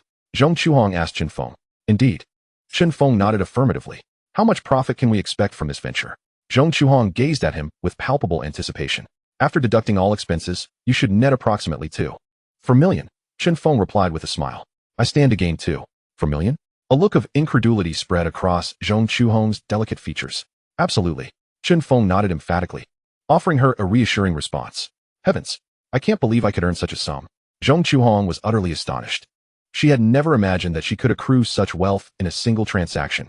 At that time in Hong Kong, the average monthly salary for an ordinary person ranged from 1,200 to 3,000 Hong Kong dollars. Even at the upper limit, a typical individual would need to work 800 months to accumulate 2.4 million Hong Kong dollars. Zhong Chuhong hailed from a modest working-class family. Although she had entered the entertainment industry in Hong Kong through a beauty pageant, her pay for a single role was merely around 30,000. Even if her compensation were to rise over time, the increases would be modest, as the remuneration for stars in Hong Kong had long been suppressed by capitalists, with even top-tier celebrities earning relatively little. Yet now, Zhong Chuhong had effortlessly secured 2.4 million Hong Kong dollars in just 2 or 3 days. The speed of this financial gain was astonishing. It was no wonder she was so taken aback. Ah Feng, thank you. Thank you for helping me earn such a substantial amount. In her excitement, Zhong Chuhong couldn't help but embrace Qin Feng tightly. Zhong Chuhong's affection for you has increased by 5, now at 100. Congratulations, Zhong Chuhong's affection for you has reached 100, completing a hidden task. Congratulations. You have acquired mastering company management from beginner to expert. Qin Feng was elated upon hearing the system's notification. Zhong Chuhong's affection had finally reached its maximum value of 100. He had also completed the hidden task previously issued by the system, successfully obtaining mastering company management from beginner to expert. At that moment, a new book appeared in his mind, and by studying it, he could instantly grasp all the knowledge it contained. Just then, Zhong Chuhong realized she was still holding Qin Feng and quickly released him. Her cheeks flushed with embarrassment as she lowered her head and softly explained, I was just so overwhelmed with excitement. To her astonishment, Qin Feng suddenly reached out, cupping her face in his hands, and sealed her lips with his own, indulging in a fervent kiss. Instantly, her mind went blank. After a considerable pause, she finally regained her senses, her eyes wide as she pushed against Qin Feng, attempting to break free. However, she soon discovered his strength was formidable, and she could not budge him. Most importantly, as Qin Feng kissed her, she felt a surge of electricity coursing through her body, a delightful tingling sensation. It was an utterly unique experience, impossible to resist. She had never felt anything like it before. Before long, her body softened and warmed, thoroughly relishing the sensation of Qin Feng's kiss. She closed her eyes and began to reciprocate eagerly, kissing him back with fervor. Moments later, the living room was enveloped in the intoxicating aroma of their shared chemistry. In that moment, Zhong Chuhong surrendered her most precious first experience to Qin Feng. Ah Feng, I have given myself to you. I have chosen you for life. Will you love me forever? Zhong Chuang pressed her flushed face against Chen Feng's chest, gazing up at him with hopeful eyes. Of course, I will love you for a lifetime. Chen Feng nodded earnestly. Feng, receiving his heartfelt promise. Zhong Chuang embraced him tightly, her face radiant with joy. Chuang, it's time. Let us proceed to Defuku Securities. Chen Feng gently shook Zhong Chuang. She nodded obediently. Subsequently, they donned their clothing and departed, taking a taxi to Defuku Securities. Xiao Chun, Xiao Zhong, you have finally arrived. Shi Fuging greeted them eagerly upon their arrival. Uncle Chen. Chen Feng and Zhong Chuang replied in unison. Xiao Chen, you are truly impressive. Today, the share price of overseas Chinese real estate skyrocketed to over $160. Furthermore, I have checked our joint account and discovered that you sold our shares at the peak price. Now, the stock price has significantly declined. Your timing was impeccable. Shi Fuging exclaimed excitedly. According to their prior agreement, he was not permitted to operate their joint account, but he could access its details. Earlier that day, prior to the market opening, overseas Chinese real estate and the Hong Kong government released announcements stating that the quality issues concerning the overseas Chinese garden were mere malicious rumors. Upon the announcement's release, today marked the opening of Huaqiao Real Estate, and its stock price began to soar dramatically. It quickly ascended to over $160. The fervor was extraordinary. This left him utterly exhilarated. However, it wasn't long before the stock price of Huaqiao Real Estate began to decline. Yet, Chen Feng had yet to make an appearance. Moreover, he lacked any means to contact Chen Feng. This instilled a sense of worry within him. He feared that Chen Feng had not timely disposed of their holdings in Huaqiao Real Estate. After waiting for more than 20 minutes, he could no longer contain his curiosity and inquired with a trader from Defu Securities, only to learn that when the stock price of Huaqiao Real Estate reached $162 per share, Chen Feng had successfully sold off all their holdings. Following Chen Feng's divestment, the stock price began to plummet. As of now, it has fallen to $109 per share. Fortunately, Chen Feng acted promptly to liquidate their shares. Otherwise, they would have missed out on considerable profits. While relief washed over him, he was also struck by astonishment. How was it that yesterday, Chen Feng managed to buy into Huaqiao Real Estate at its lowest price, and today, he was able to sell at its peak? Once could be attributed to luck, and twice might suggest an extraordinary fortune. Yet, this was already the third instance. For 3 consecutive times, Chen Feng had precisely timed his purchases at the lowest points and his sales at the highest points. Such accuracy is truly remarkable. Chapter 20. Chen Feng profits 16. 8 million. Shi Fuging felt an overwhelming sense of astonishment. He had witnessed firsthand how Chen Feng had expertly navigated 3 different stocks, buying at their lowest and selling at their highest prices with remarkable precision. Such adeptness was a first for him. His curiosity piqued. He pondered how Chen Feng accomplished this feat regrettably. Chen Feng had remained tight-lipped about the secret behind his success, leaving him in the dark. All he knew was that choosing to partner with Chen Feng in stock trading was one of the most astute decisions of his life. He had calculated that he stood to gain approximately 10 million. 10 million. He could scarcely believe that within the span of just 2 to 3 days, he had accrued such wealth. However, Chen Feng's earnings were even greater. Initially, the capital provided by Shi Fuging was expected to yield around 10 million. Thanks to Chen Feng's access to double leverage trading from Defu Securities, the profits from Shi Fuging's investment had effectively doubled. In total, they had amassed around 20 million. Nonetheless, due to a prior agreement between Chen Feng and Shi Fuging, wherein Shi Fuging supplied the capital and Chen Feng provided trading expertise, the profits were to be split evenly. Thus, both Chen Feng and Shi Fuging would each receive around 10 million. Besides Shi Fuging, Zhong Chuang had also collaborated with Chen Feng. The funds provided by Zhong Chuang yielded approximately 8 million. According to their agreement, Shi and Chen Feng would split this amount, resulting in each receiving around 4 million. Chen Feng also possessed his own capital, which brought in about 4 million. This 4 million profit, of course, belonged solely to Chen Feng. Consequently, Chen Feng's total earnings amounted to approximately 8 million. He had now ascended to the status of a millionaire. Congratulations. You have earned 1 million Hong Kong dollars through stock trading within a month. Congratulations. You have received a design blueprint for the family computer, Famicom. Congratulations. You have obtained 1 million system points. He had finally accomplished this task. Chen Feng felt immense joy. After a period of diligent stock trading, he had successfully completed the mission set forth by the system. In doing so, he secured a design blueprint for the family computer, Famicom, along with 1 million system points. Moving forward, he would not only continue trading stocks to further enhance his wealth, but would also venture into the realm of video games. Although he could effortlessly earn money through stock trading, it remained a speculative endeavor rife with uncertainties. especially considering the unknown extent of the stock trading guidance provided by the system. Should there come a day when this guidance ceased to offer stock trading information, he would lose a lucrative avenue for income. He believed that pursuing a more tangible business would be a more reliable path. The video game industry, being a form of tangible enterprise, not only provides gaming services, but also encompasses physical products. Furthermore, the video game sector could thrive for a considerable time. Most importantly, by entering this field, he could earn money from developed Western countries, such as Sakura Nation and the United States. Mr. Chun, Mr. Shi, Ms. Zhong, congratulations on the remarkable success of your operations with Hua Qiao Real Estate, exclaimed Xiao Jiqiang, the manager of Defu Securities, as he approached Chen Feng, Shi Fuging, and Zhong Chuang. Previously, it was Xiao Jiqiang who had promised Chen Feng the double leverage trading. Consequently, Defu Securities also profited significantly from commissions, and Xiao Jiqiang enjoyed a generous commission as well. However, in comparison to the substantial earnings of Chen Feng, Shi Fuging, and Zhong Chuang, the commission Xiao Jiqiang received was negligible. Hence, he felt a twinge of envy towards the trio. Manager Xiao, you are too kind. Chen Feng, Shi Fuging, and Zhong Chuang smiled and exchanged pleasantries. By the way, Mr. Chun, I heard that your operations with Hua Qiao Real Estate were entirely orchestrated by you. How did you foresee the stock price of Hua Qiao Real Estate would surge today? Did you have prior knowledge of the announcements from Hua Qiao Real Estate and the Hong Kong government? Xiao Jiqiang inquired with keen curiosity. I am hardly that astute to predict the announcements from Hua Qiao Real Estate and the Hong Kong government. Chen Feng chuckled, nonchalantly brushing off the question. In truth, my success in trading Hua Qiao Real Estate was largely due to sheer luck. Is that so? Your luck certainly seems extraordinary. Despite Chen Feng's explanation, Xiao Jiqiang was not fully convinced. He had reviewed Chen Feng's personal trading records and discovered that in recent days, Chen Feng had only traded 3 stocks: Kowloon Warehouse, Milk International Holdings, and Hua Qiao Real Estate. He noted that Chen Feng had consistently timed his entries at the lowest prices and his exits at the highest prices with remarkable precision. While once or twice could be attributed to luck, Chen Feng's ability to do so 3 times in succession defied mere chance.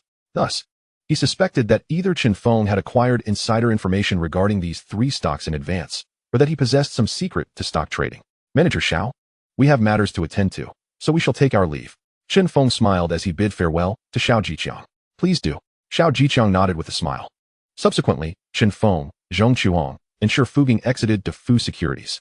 As Xiao Jiqiang observed Chen Feng's retreating figure, he pondered for a moment before making his way into the chairman's office of Defu Securities. The chairman, named Wu Jinchao, was recognized as the stock king within the financial circles of Hong Kong Island. Xiao Chun, shall we continue our collaboration in stock trading? Upon leaving Defu Securities, Shi Fuging looked at Chen Feng with eager anticipation. Certainly, if you are willing. Chen Feng nodded with a smile. Absolutely willing. Shi Fuging nodded vigorously, expressing his heartfelt gratitude. Without your assistance, I would not have earned 10 million in such a short time. Very well, let us continue our partnership. Following this, Chen Feng and Zhong Chuang hailed a taxi to return to their residence. Just then, a notification tone resonated in Chen Feng's mind. Mission issued. Establish a video game company within 6 months and develop the first family computer, Famicom. Mission reward. A DVD design blueprint, 1 million system points, and the ability to unlock affection locking feature. Another system mission has been issued. This task requires me to develop the Famicom within 6 months. The difficulty of this mission should not be high. Moreover, the rewards sound quite appealing. Not only do I receive a DVD design blueprint and 1 million system points, but I will also unlock the affection locking feature. Chen Feng felt immense joy. He was thoroughly satisfied with the rewards of this mission. Not only would he receive a DVD design blueprint and 1 million points, but he would also unlock the affection locking feature. According to the system's description, this affection locking feature means that when a certain individual reaches a maximum affection level of 100 towards him, he can activate the affection locking function, ensuring that this individual's affection remains at a constant maximum of 100. This feature is simply marvelous. He must complete this mission to unlock the affection locking feature. Phone. Congratulations. You've earned a total of 16.8 million this time. Zhong Chuang joyfully congratulated Chen Feng. Some time ago, aside from a property left by his relatives, Chen Feng was financially destitute. Now, he had become a millionaire with over 17 million in assets, including the 3.65 million he previously earned, not counting the property left by his relatives. This left Zhong Chuang in awe of Chen Feng. For, in all of Hong Kong Island, few could achieve such a rapid ascent from poverty to millionaire status. Haha, you've made quite a bit of money this time as well. Chen Feng chuckled. Compared to you, the amount I've earned is hardly worth mentioning. Nevertheless, I am truly grateful to you. Without your help, I wouldn't have made 2.4 million so quickly. Phone. Thank you. Zhong Chuhong embraced Chen Feng tightly. No need for such formality between us. Chen Feng smiled gently, his hands softly caressing Zhong Chuhong's back. By the way, Feng, you withdrew 1 million from your securities account to your bank account today. Are you planning to use this 1 million to develop a video game console? Suddenly, Zhong Chuhong left Chen Feng's embrace and asked him. I must say, Zhong Chuhong is indeed astute. She guessed correctly the purpose behind Chen Feng's withdrawal of 1 million. Haha, you are truly perceptive. You guessed right. I indeed plan to use this 1 million to develop a video game console. I intend to register a gaming company this afternoon.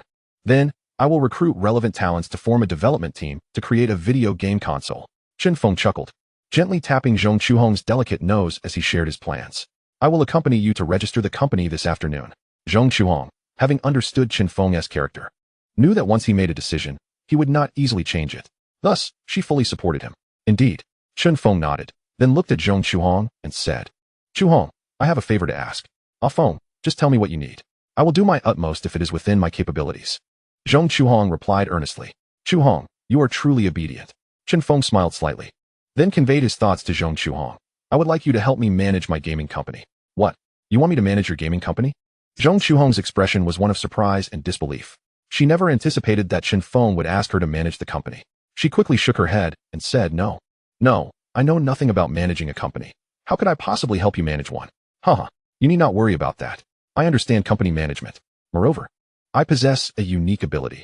I can impart my management skills to you in your dreams. Chen Feng said earnestly, trying to persuade Zhong Chuhong. In truth, he certainly did not possess such an ability. However, he could utilize the system to transfer his management skills to Zhong Chuhong. Within the system's marketplace, there exists a special item called a teaching card. He could use this card to impart any of his skills or abilities to another individual. Previously, he had completed a hidden mission and obtained a book titled Company Management from Beginner to Expert. He had studied this book and gained the ability to manage a company. He could use the teaching card to transfer the contents of Company Management from Beginner to Expert to Zhong Chuhong, enabling her to acquire the same management skills he possessed. To prevent Zhong Chuhong from becoming suspicious, he concocted the story that he could impart the ability in her dreams.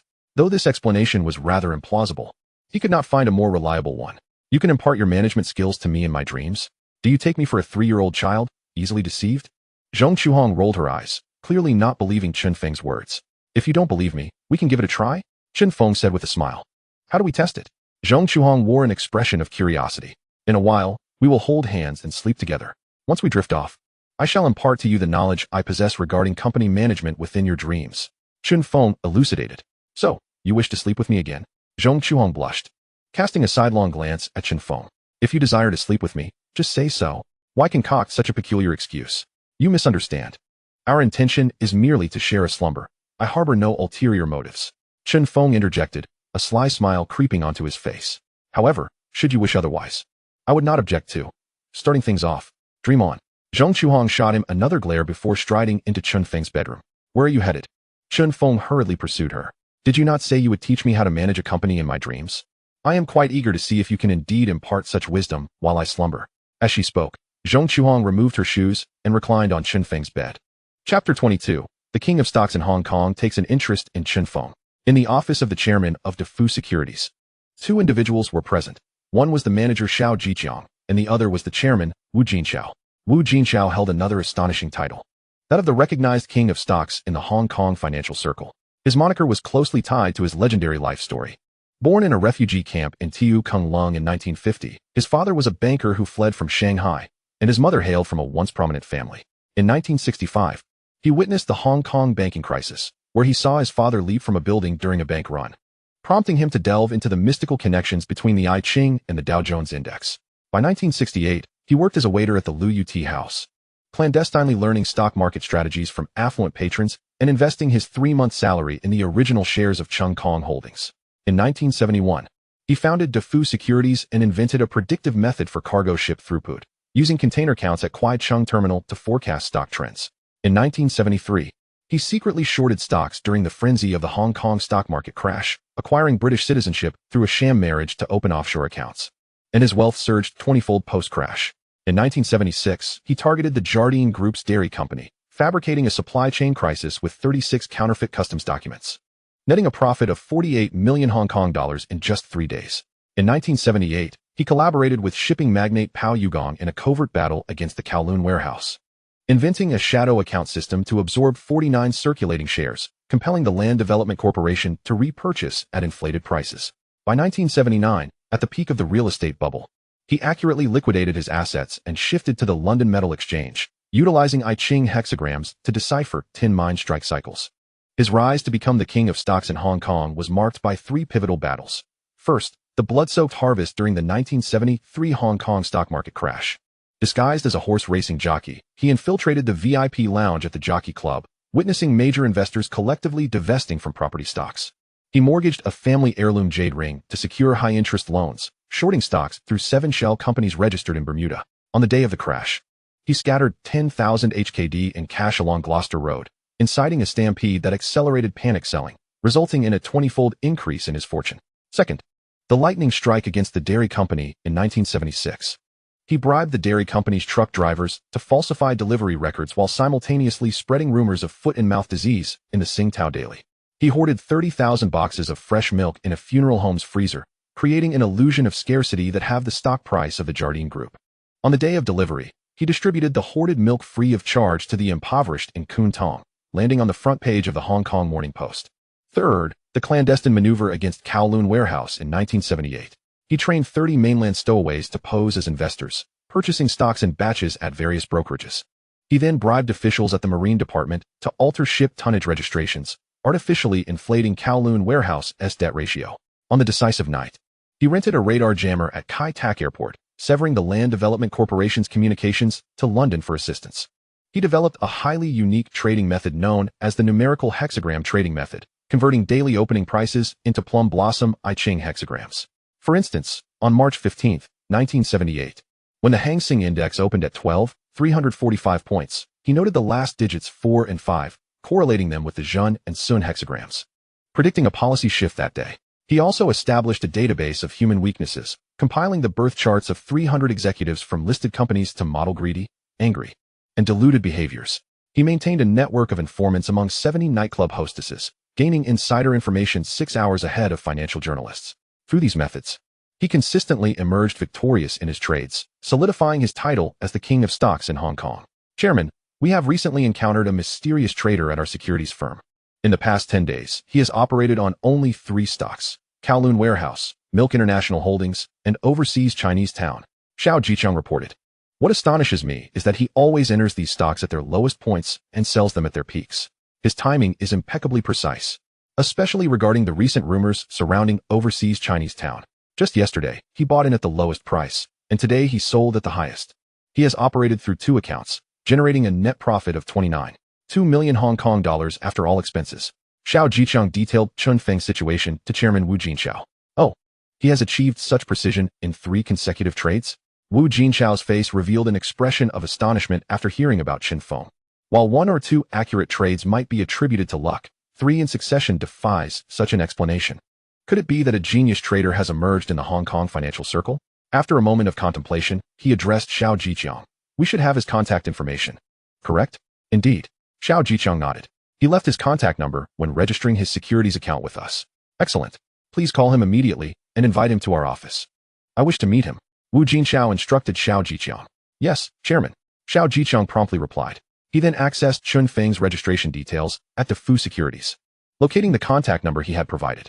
Meanwhile, in Chun Feng's bedroom, Zhong Chuhong had already removed her shoes, lying on his bed. She resembled a perfect sleeping beauty, captivating beyond measure, leaving Chun Feng momentarily entranced. What are you dawdling for? Hurry and lie down. Zhong Chuhong gestured to the space beside her, beckoning Chen Feng to join her. All right. Chen Feng smiled gently. He approached the bed, removed his shoes, and lay down beside Zhong Chuhong. A gentle, intoxicating fragrance immediately enveloped his nostrils, rendering him utterly entranced.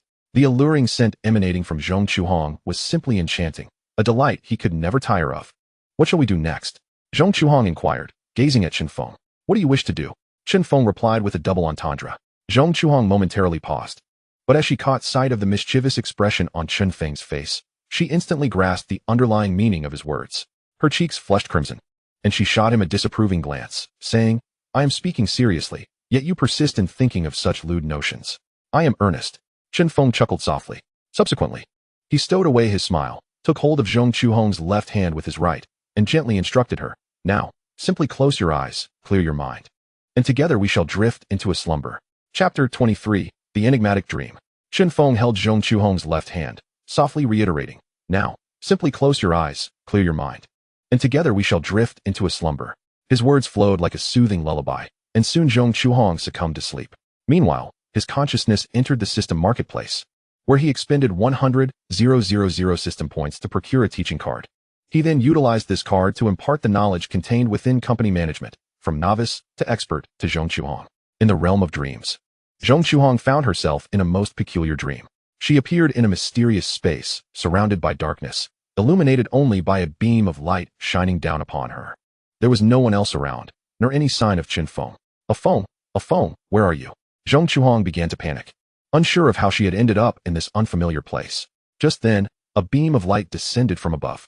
In the next moment, she beheld Chen Feng reclining on a lotus pedestal, propped up on one hand. Remarkably, this lotus pedestal floated in midair. A phone. Zhong Chuhong rushed over to examine the lotus pedestal, confirming its levitation, which left her utterly astonished as she gazed at Chen Feng, half reclined on the pedestal, and asked, "How is this lotus pedestal suspended? How did you achieve this?" "I am the dream avatar of a Buddha. Now, I shall impart to you company management, from novice to expert. Sit cross-legged and listen attentively." Chen Feng's words resonated with an enchanting quality, compelling Zhong Chuhong to obediently sit cross-legged on the ground. Then, Chen Feng began to recount the contents of company management, from novice to expert in their entirety. To her astonishment, Zhong Chuhong discovered that she comprehended every word he spoke and grasped the concepts with remarkable clarity. Time seemed to slip away, and eventually, Chen Feng concluded his narration. Suddenly, the beam of light above him vanished. Zhong Chuhong sprang to her feet, frantically searching for Chen Feng while calling out, "A phone, a phone." The next moment, she awoke with a start from her dream, still calling out Chen Feng's name. To her surprise, she found Chen Feng lying beside her, his right hand firmly clasping her left. It dawned on her that it had all been a dream. Yet, how vivid it felt, as if it were truly real. "How is it? Have you truly learned how to manage a company in your dream?" Chen Feng smiled at Zhong Chuhong. "Impossible. How could I possibly learn anything in my sleep?" She instinctively shook her head. However, she soon realized that her mind was brimming with newfound knowledge. She promptly closed her eyes and focused intently on the memories that had suddenly surfaced. To her astonishment, these memories were entirely related to company management. She had indeed mastered the art of managing a company. With wide eyes, she turned to Chen Feng, incredulous. "A phone. Did you truly teach me how to manage a company in my dream?" "Of course. Otherwise, you wouldn't have all this newfound knowledge about company management." Chen Feng replied with a subtle smile. Observing Zhong Chuhong's astonished expression, he knew that the teaching card had effectively imparted the contents of company management, from novice to expert to her. "Incredible. Truly remarkable. I never expected you could teach me how to manage a company in my dreams. Feng Gu, you are amazing." Zhong Chuhong exclaimed, embracing Chen Feng tightly. She could hardly believe that he had indeed managed to teach her the intricacies of company management while she slept. "I have even more remarkable things to share," Chen Feng said with a sly grin. In an instant, he flipped over, pinning Zhong Chuhong beneath him. After a considerable time, both Chen Feng and Zhong Chuhong lay entwined, contentedly wrapped in each other's embrace, their hearts beating in unison. "Chuhong, you have now learned how to manage a company.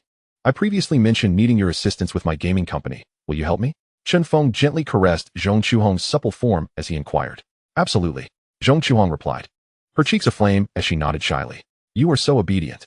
Chen Feng smiled softly, pulling her closer. "Feng Gu, I'm hungry," Zhong Chuhong suddenly declared. "Did you not eat enough earlier?" Chen Feng teased her playfully. Zhong Chuhong momentarily paused, initially taken aback. Yet, when she noticed the mischievous smile on Chen Feng's face, she quickly comprehended his implication. Her cheeks flushed even deeper as she playfully punched him lightly on the chest, exclaiming, "You are incorrigible. All right, I'm done teasing you. Shall we go out for lunch together?" Chen Feng grasped Zhong Chuhong's fist and planted a kiss on her alluring lips. He then released her and began dressing. Zhong Chuhong also got up to put on her clothes. Once dressed, they departed together to seek sustenance. Shortly after their departure, the landline phone in Chen Feng's residence began to ring. In fact, the phone had already rung multiple times. Earlier, while Chen Feng was imparting knowledge to Zhong Chuhong in her dream, the phone had also rung. However, at that time, both he and Zhong Chuhong were lost in their slumber and did not hear the call. Now, Chen Feng had missed yet another call. In truth, both of these calls had been made by Xiao Jiqiang, the manager of Dafu Securities. Xiao Jiqiang, adhering to the wishes of the esteemed stock king Wu Jinchao, arranged a meeting with Chun Feng at Dafu Securities. However, to his dismay, Chun Feng had just missed 2 phone calls. Was there no one to answer the calls? Could it be that Chun Feng was not at home at all? A faint furrow appeared on Xiao Jichang's brow. He resolved to call Chun Feng again after a short while. The task entrusted by the chairman must be accomplished. Chapter 24. An unexpected encounter with Guan Jiling. In a restaurant, Chun Feng and Zhong Chuhong sat together, enjoying their lunch. Brother Feng, what name are you planning to give your gaming company? Zhong Chuhong asked curiously. Her gaze fixed on Chun Feng as she chewed her food. Legendary Gaming Company. Chun Feng replied without hesitation. He had long thought of a name for his gaming enterprise. He decided to call it Legendary Gaming Company, as in his previous life, Legend of Blood was an incredibly classic MMORPG. He had a profound fondness for that game, which inspired him to choose the name for his new venture. At this moment, Legend of Blood had yet to be released. Perhaps in the future, he might even consider preemptively acquiring it. Legendary Gaming Company?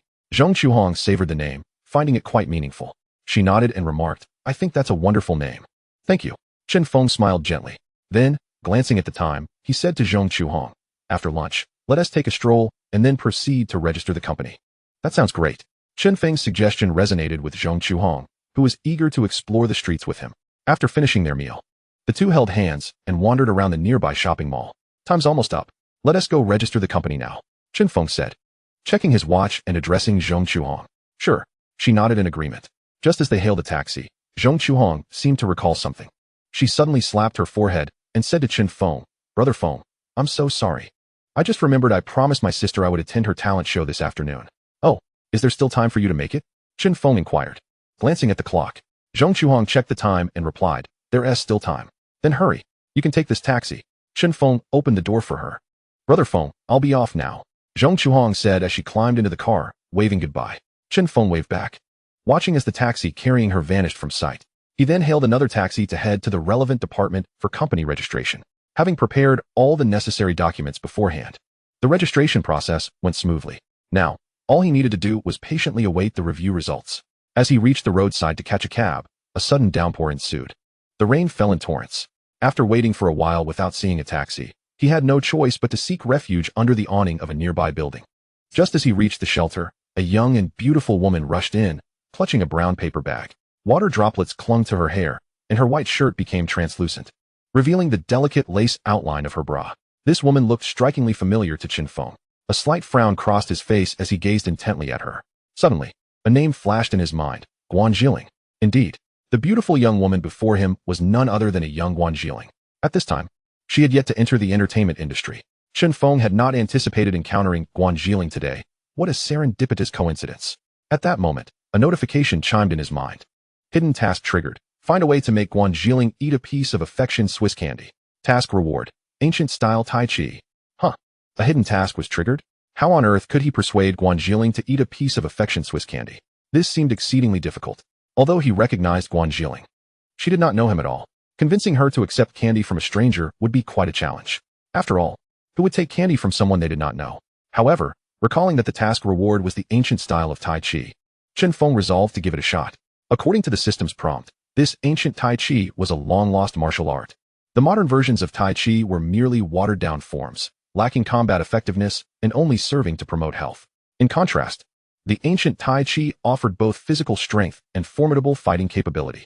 As his wealth grew, it was highly likely that someone would take an interest in his fortune, leading to potential robbery or kidnapping, especially in the chaotic society of Hong Kong at that time. Thus, he needed the ability to defend himself. The ancient Tai Chi was precisely what he required. He had to find a way to obtain it. With this thought in mind, he turned to Guan Jiling and said, Beautiful lady, did you just finish swimming at Victoria Harbor? Guan Jiling lifted her head, meeting Chun Feng's gaze. Her ears tinged with a hint of color as she clutched the paper bag closer to her chest. Sir, with the rain pouring down like this, you still have the heart to joke? Chun Feng smiled and replied, A smile adds 10 years to one's life. He then checked his watch and continued, What time do you think this rain will stop? I guess. Guan Jiling glanced at the torrential downpour outside and shot a sidelong look at Chun Feng. When you learn to speak properly. My watch says your heart is laughing. Chun Feng suddenly brought the watch close to his ear. He then noticed the book in the brown paper bag that Guan Jiling was holding. It was a work by Zhang Ailing. A book by Zhang Ailing? I also adore her quote. The sound of rain is like living by a stream, but we are currently residing by a waterfall. Guan Jiling burst into laughter, her face blossoming with joy. Sir, your pickup line is more cliched than today's rain.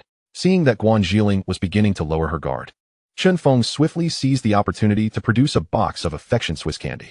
He opened the lid to reveal a colorful array of candy wrappers and offered the box to Guan Zhiling. Would you like to try a piece of Swiss candy? I just used it to cheer up 3 sobbing children. Guan Zhiling was amused by Chen Feng's words, covering her mouth with a laugh and asking, Sir, are you a pediatrician? No. Chen Feng replied with a slight shake of his head, his expression serious as he stated. I merely wish to demonstrate that even amidst the torrential downpour outside, there can still be sunshine here. Chapter 25. Wanna woo me? Dream on. Hee hee. Guan Zhiling was thoroughly entertained by Chen Feng's humorous remarks, laughing uncontrollably. She reached for a pink Swiss candy from the iron box that Chen Feng had offered her and popped it into her mouth, grinning as she remarked, Sir, your sweet nothings are even more cloying than Swiss candy. At that moment, she was astonished to discover that the Swiss candy in her mouth had a remarkably unique flavor. It was so enchanting that it left her utterly enthralled. She had never tasted such a distinctive, captivating Swiss candy before. Guan Zhiling's affection level for you is 30. Currently at 45. Congratulations, you have successfully made Guan Zhiling enjoy a delightful Swiss candy, completing a hidden task. Congratulations. You have obtained the ancient technique of Tai Chi. Hee hee. Not bad, not bad. To think I completed this hidden task so effortlessly. Chen Feng felt a surge of joy. This hidden task was astonishingly simple to accomplish.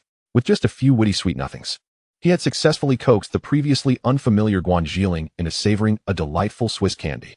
Sir, where did you procure this Swiss candy? Why does it taste so extraordinary? Guan Zhiling looked at Chen Feng with curiosity. I say I made it myself, would you believe me? Chen Feng replied with a smile. You can craft Swiss candy as well. Guan Zhiling was momentarily taken aback. Indeed. Chen Feng nodded and gestured to the Swiss candy box in his hand, asking, would you care for another? Thank you. But no, I must decline. Guan Zhiling waved her hand, struggling to divert her gaze from the Swiss candy that Chen Feng was offering, and added, I'm afraid if I eat too much candy, I'll end up as plump as Fat Sister.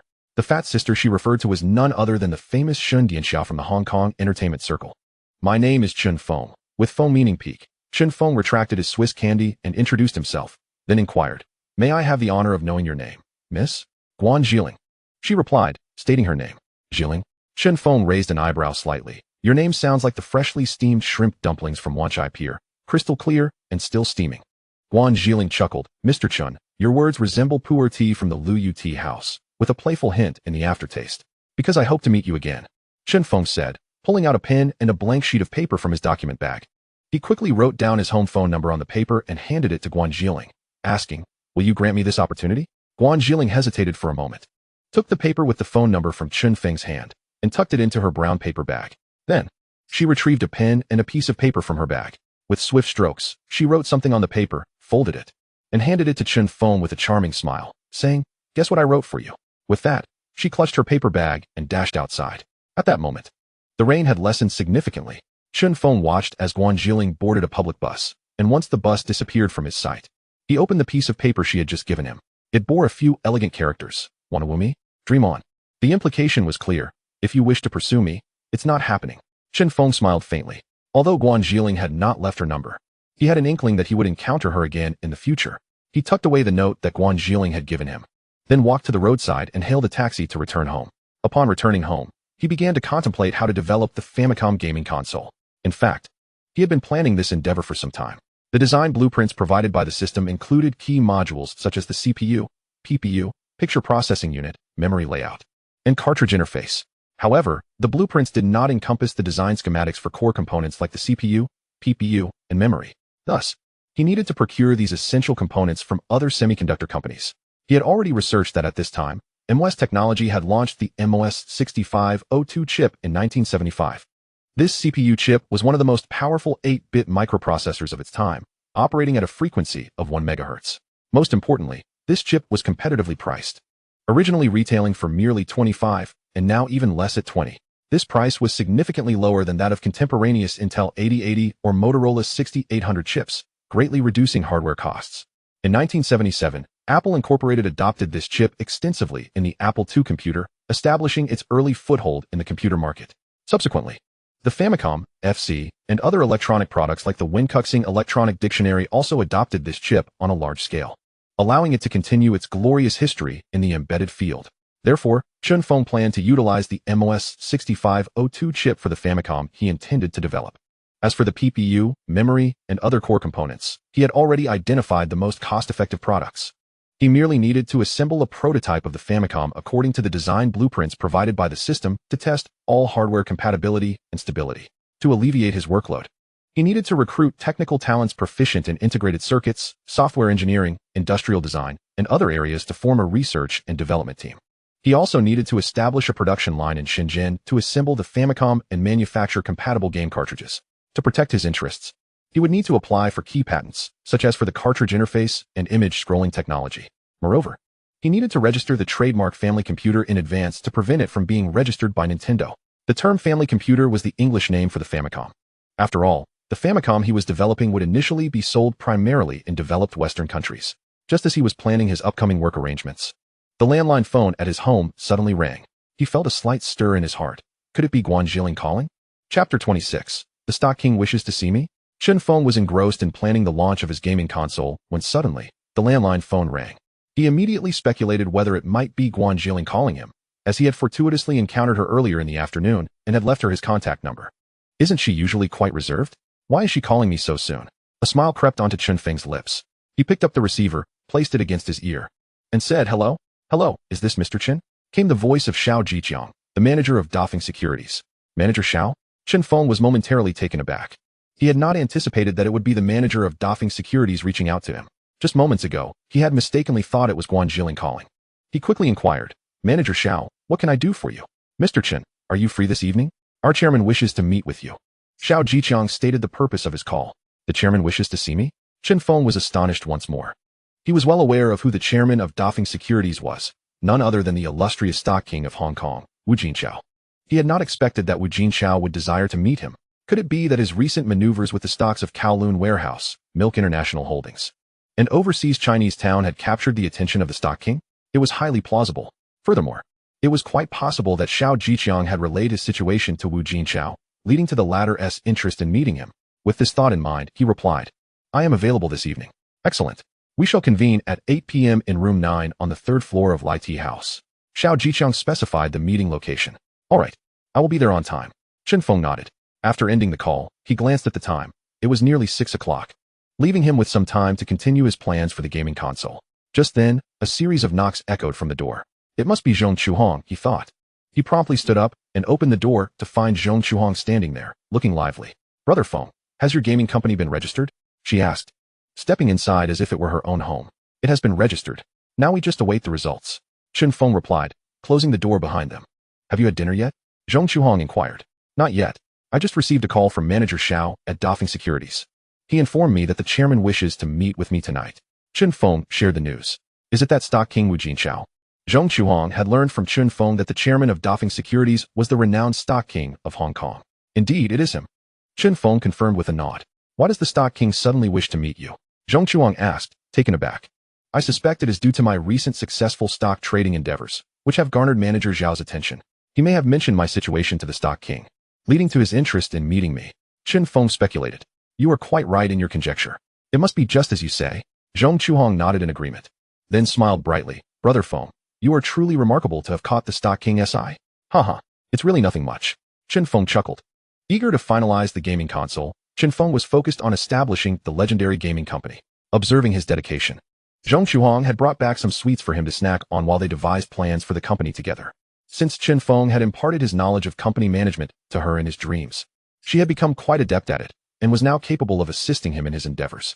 "Chuhong, the time is drawing near. I must head to Lai Tea House to meet with the stock king."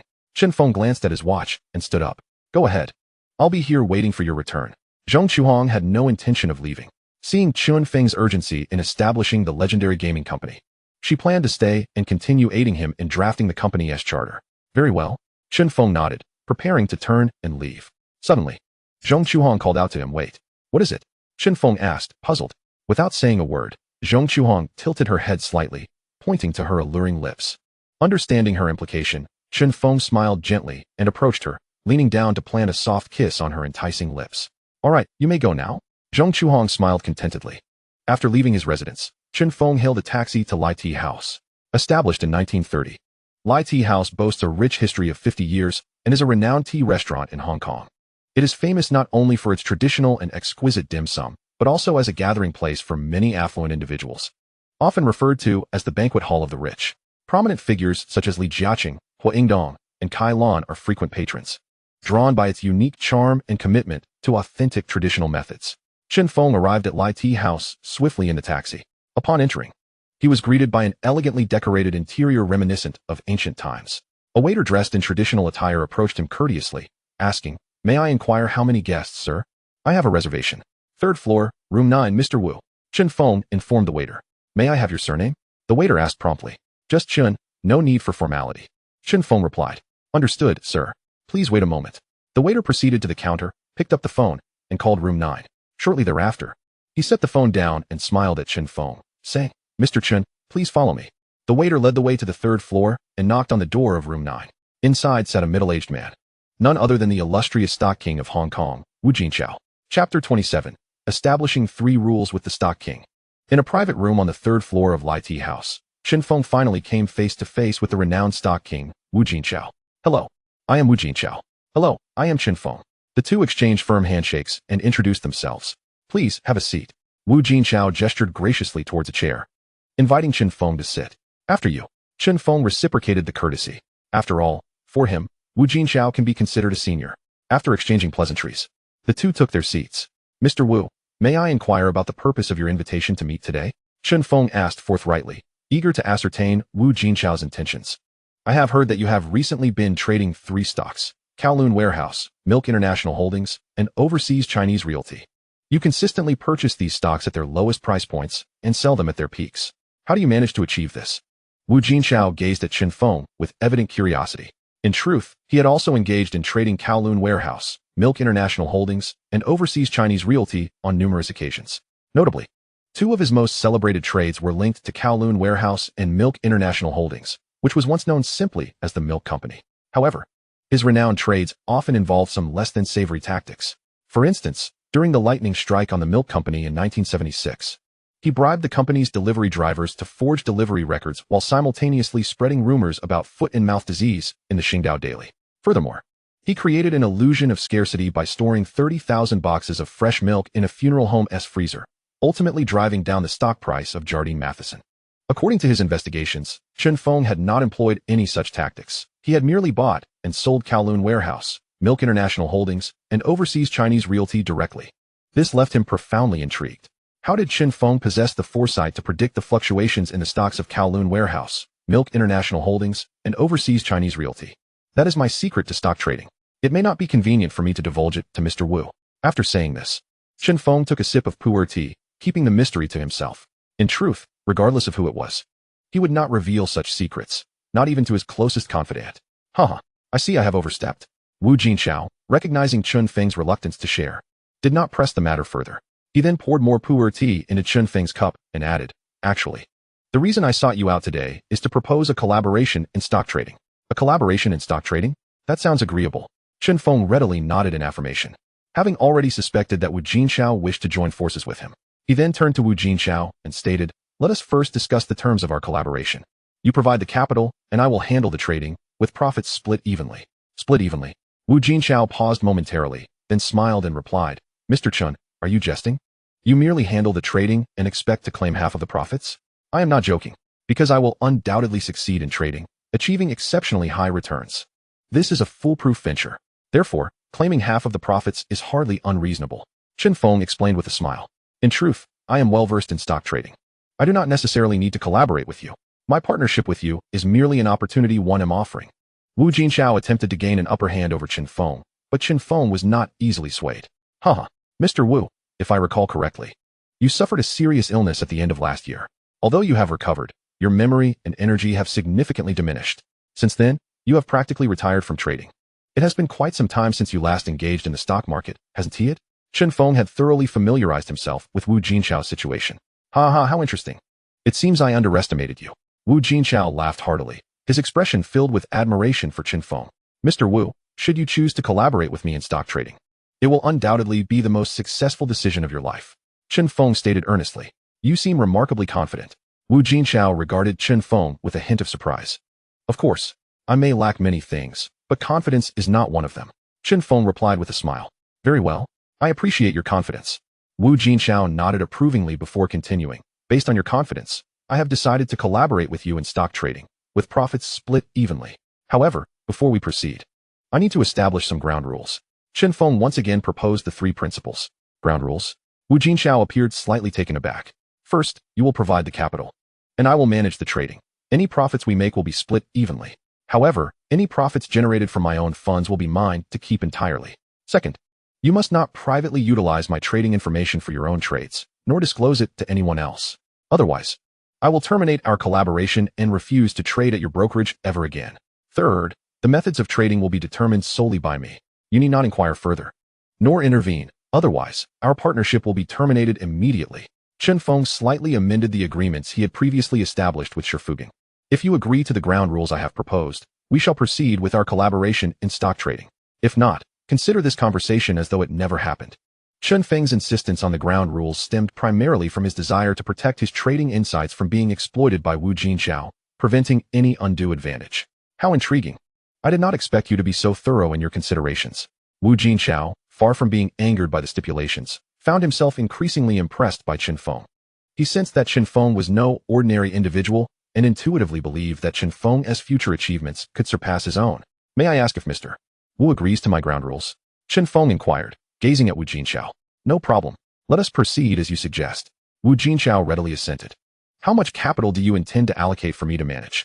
Chen Feng posed a crucial question. For him, the greater the capital Wu Jinxiao provided, the higher his potential earnings. Given Wu Jinxiao's financial standing, a sum of 100 million should pose no issue. I plan to initially allocate 20 million Hong Kong dollars for you to manage. Wu Jinxiao disclosed his intentions. 20 million Hong Kong dollars? Chen Feng was momentarily taken aback, then chuckled. Mr. Wu, are you questioning my capabilities? Not at all. This is merely our first collaboration. I want to first ascertain your abilities. Wu Jinxiao was exceedingly cautious, opting to start with 20 million Hong Kong dollars to evaluate whether Chen Feng could truly achieve success with every trade. Your reservations are entirely understandable, Mr. Wu. Very well. I shall demonstrate my capabilities with this 20 million. Chen Feng did not press Wu Jinxiao further. After all, Wu Jinxiao's caution was reasonable. Excellent. Let us toast with tea to celebrate our successful collaboration. Wu Jinxiao proclaimed, raising his cup of tea. To our success in collaboration. Chen Feng also picked up a cup of tea, clinked it with Wu Jinxiao, and then drank it in one gulp. Subsequently, the two engaged in casual conversation for a while before departing together. Upon leaving the Liu tea room, Wu Jinxiao addressed Chen Feng, saying, Mr. Chen, where do you reside? Would you like me to give you a ride home? There's no need for such courtesy. I can take a taxi by myself. Chen Feng politely declined Wu Jinxiao's kind offer with a wave of his hand. See you tomorrow. Wu Jinxiao did not press Chen Feng further, then climbed into his luxury car, and his driver drove away. Just as Chen Feng was about to hail a taxi, a melodious voice called out from behind him, Mr. Chen, Miss Guan. Turning around, Chen Feng was taken aback to see the enchanting Guan Jilin. What a coincidence. You're here enjoying tea too? Guan Jilin looked at Chen Feng in astonishment. Indeed. This afternoon, you mentioned that my manner of speaking resembled the pu'er tea from Liu tea room, imbued with a hint of playfulness. So, I came to sample it for myself. Chen Feng fabricated a casual response. Did you find the pu'er tea here to possess a touch of playfulness? Guan Jilin smiled charmingly. I did. However, the tea here lacks your playful spirit. Chen Feng chuckled. You are the more playful one. Guan Jilin shot him a playful glare. She then shifted the topic, pointing in the direction where Wu Jinxiao had just vanished. If I'm not mistaken, the gentleman you were speaking with earlier seemed to be the stock king of Hong Kong. Wu Jinxiao. Indeed. Chen Feng nodded. You actually know the stock king of Hong Kong? Guan Jilin expressed mild surprise. Her curiosity piqued. I engage in stock trading just like him. Chen Feng replied. You also trade stocks? Guan Jilin was momentarily taken aback. If you're seeking to amass wealth, you can consult me. I can help you become a millionaire within days. Chen Feng stated earnestly. Do you take me for a fool? Guan Jilin rolled her eyes. Are you suggesting that the stock king is a fool? Chen Feng smiled. What do you mean by that? Guan Jilin asked, her face a picture of confusion. Because I just reached a collaborative agreement with the stock king. He has requested my assistance with stock trading. Chen Feng clarified. The stock king has asked you for help with trading stocks? Is that for real? Guan Jilin regarded Chen Feng skeptically. Absolutely. Otherwise, you wouldn't have seen me with him tonight. Chen Feng paused momentarily before continuing. If you doubt my words, you can visit De Fu Securities tomorrow, and you'll discover that what I say is more genuine than gold. I don't have time for that. Guan Jilin replied before turning to leave.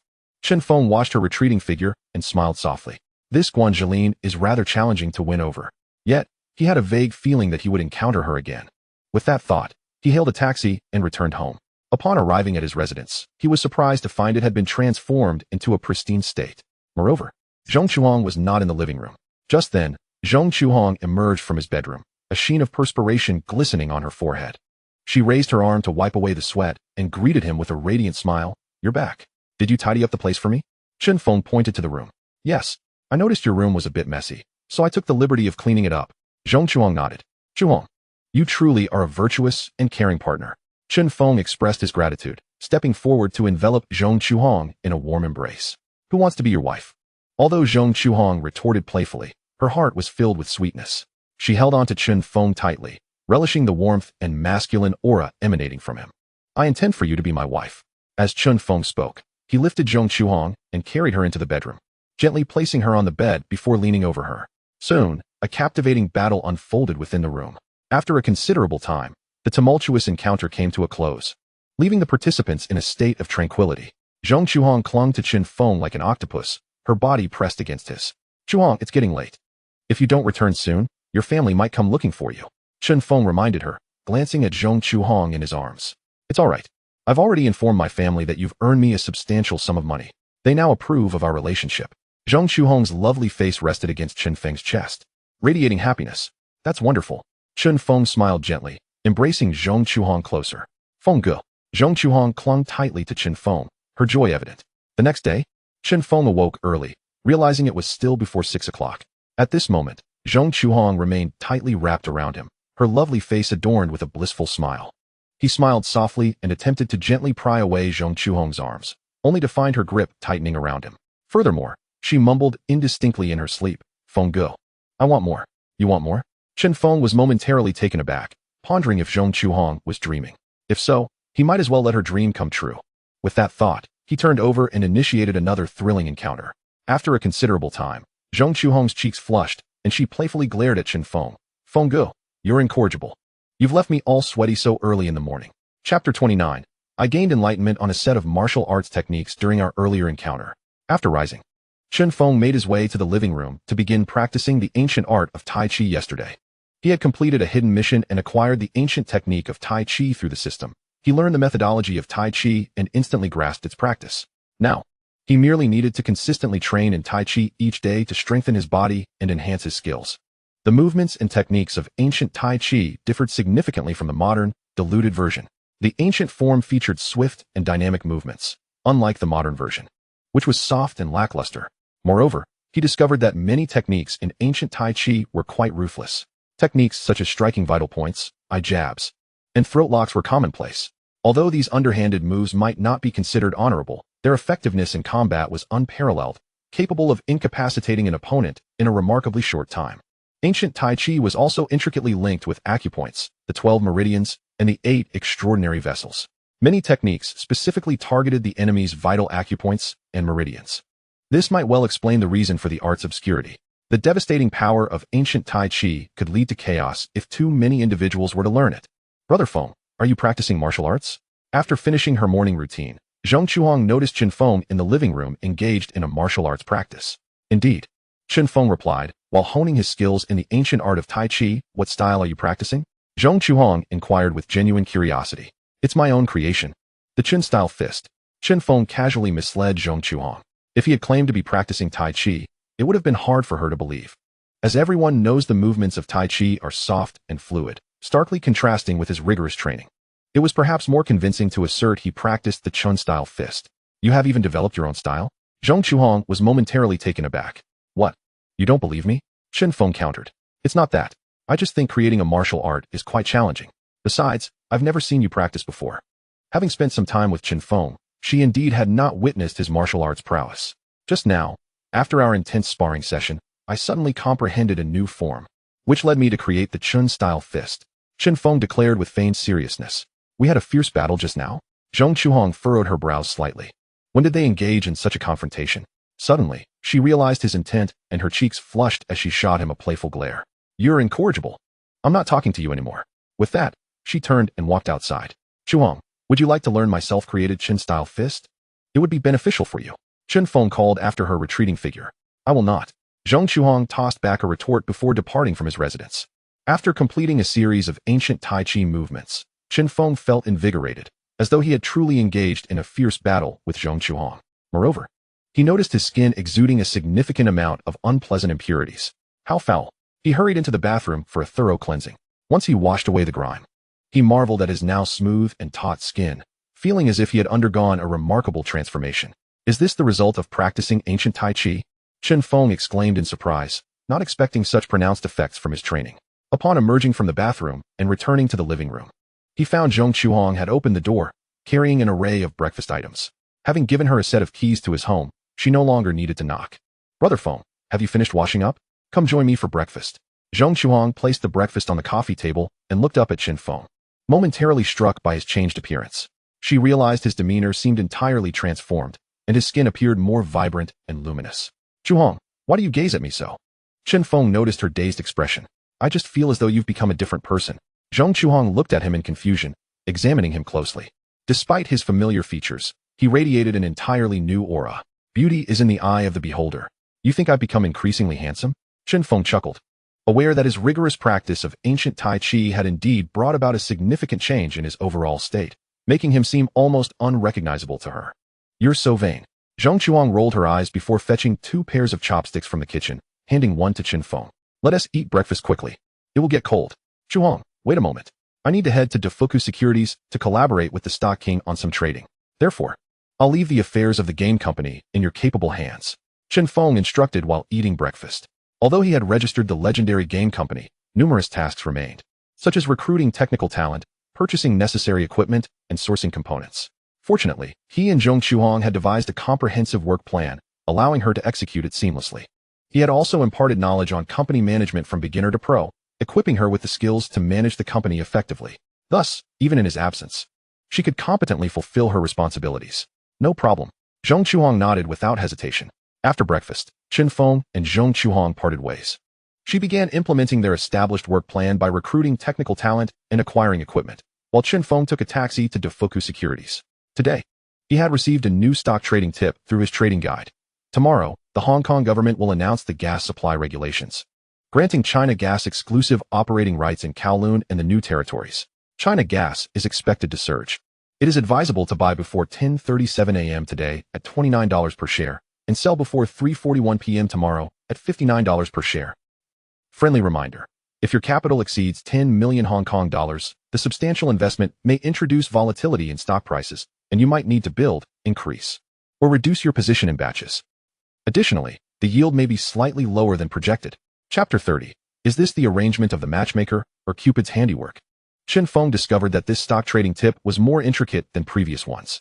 In the past, the trading guide provided straightforward information.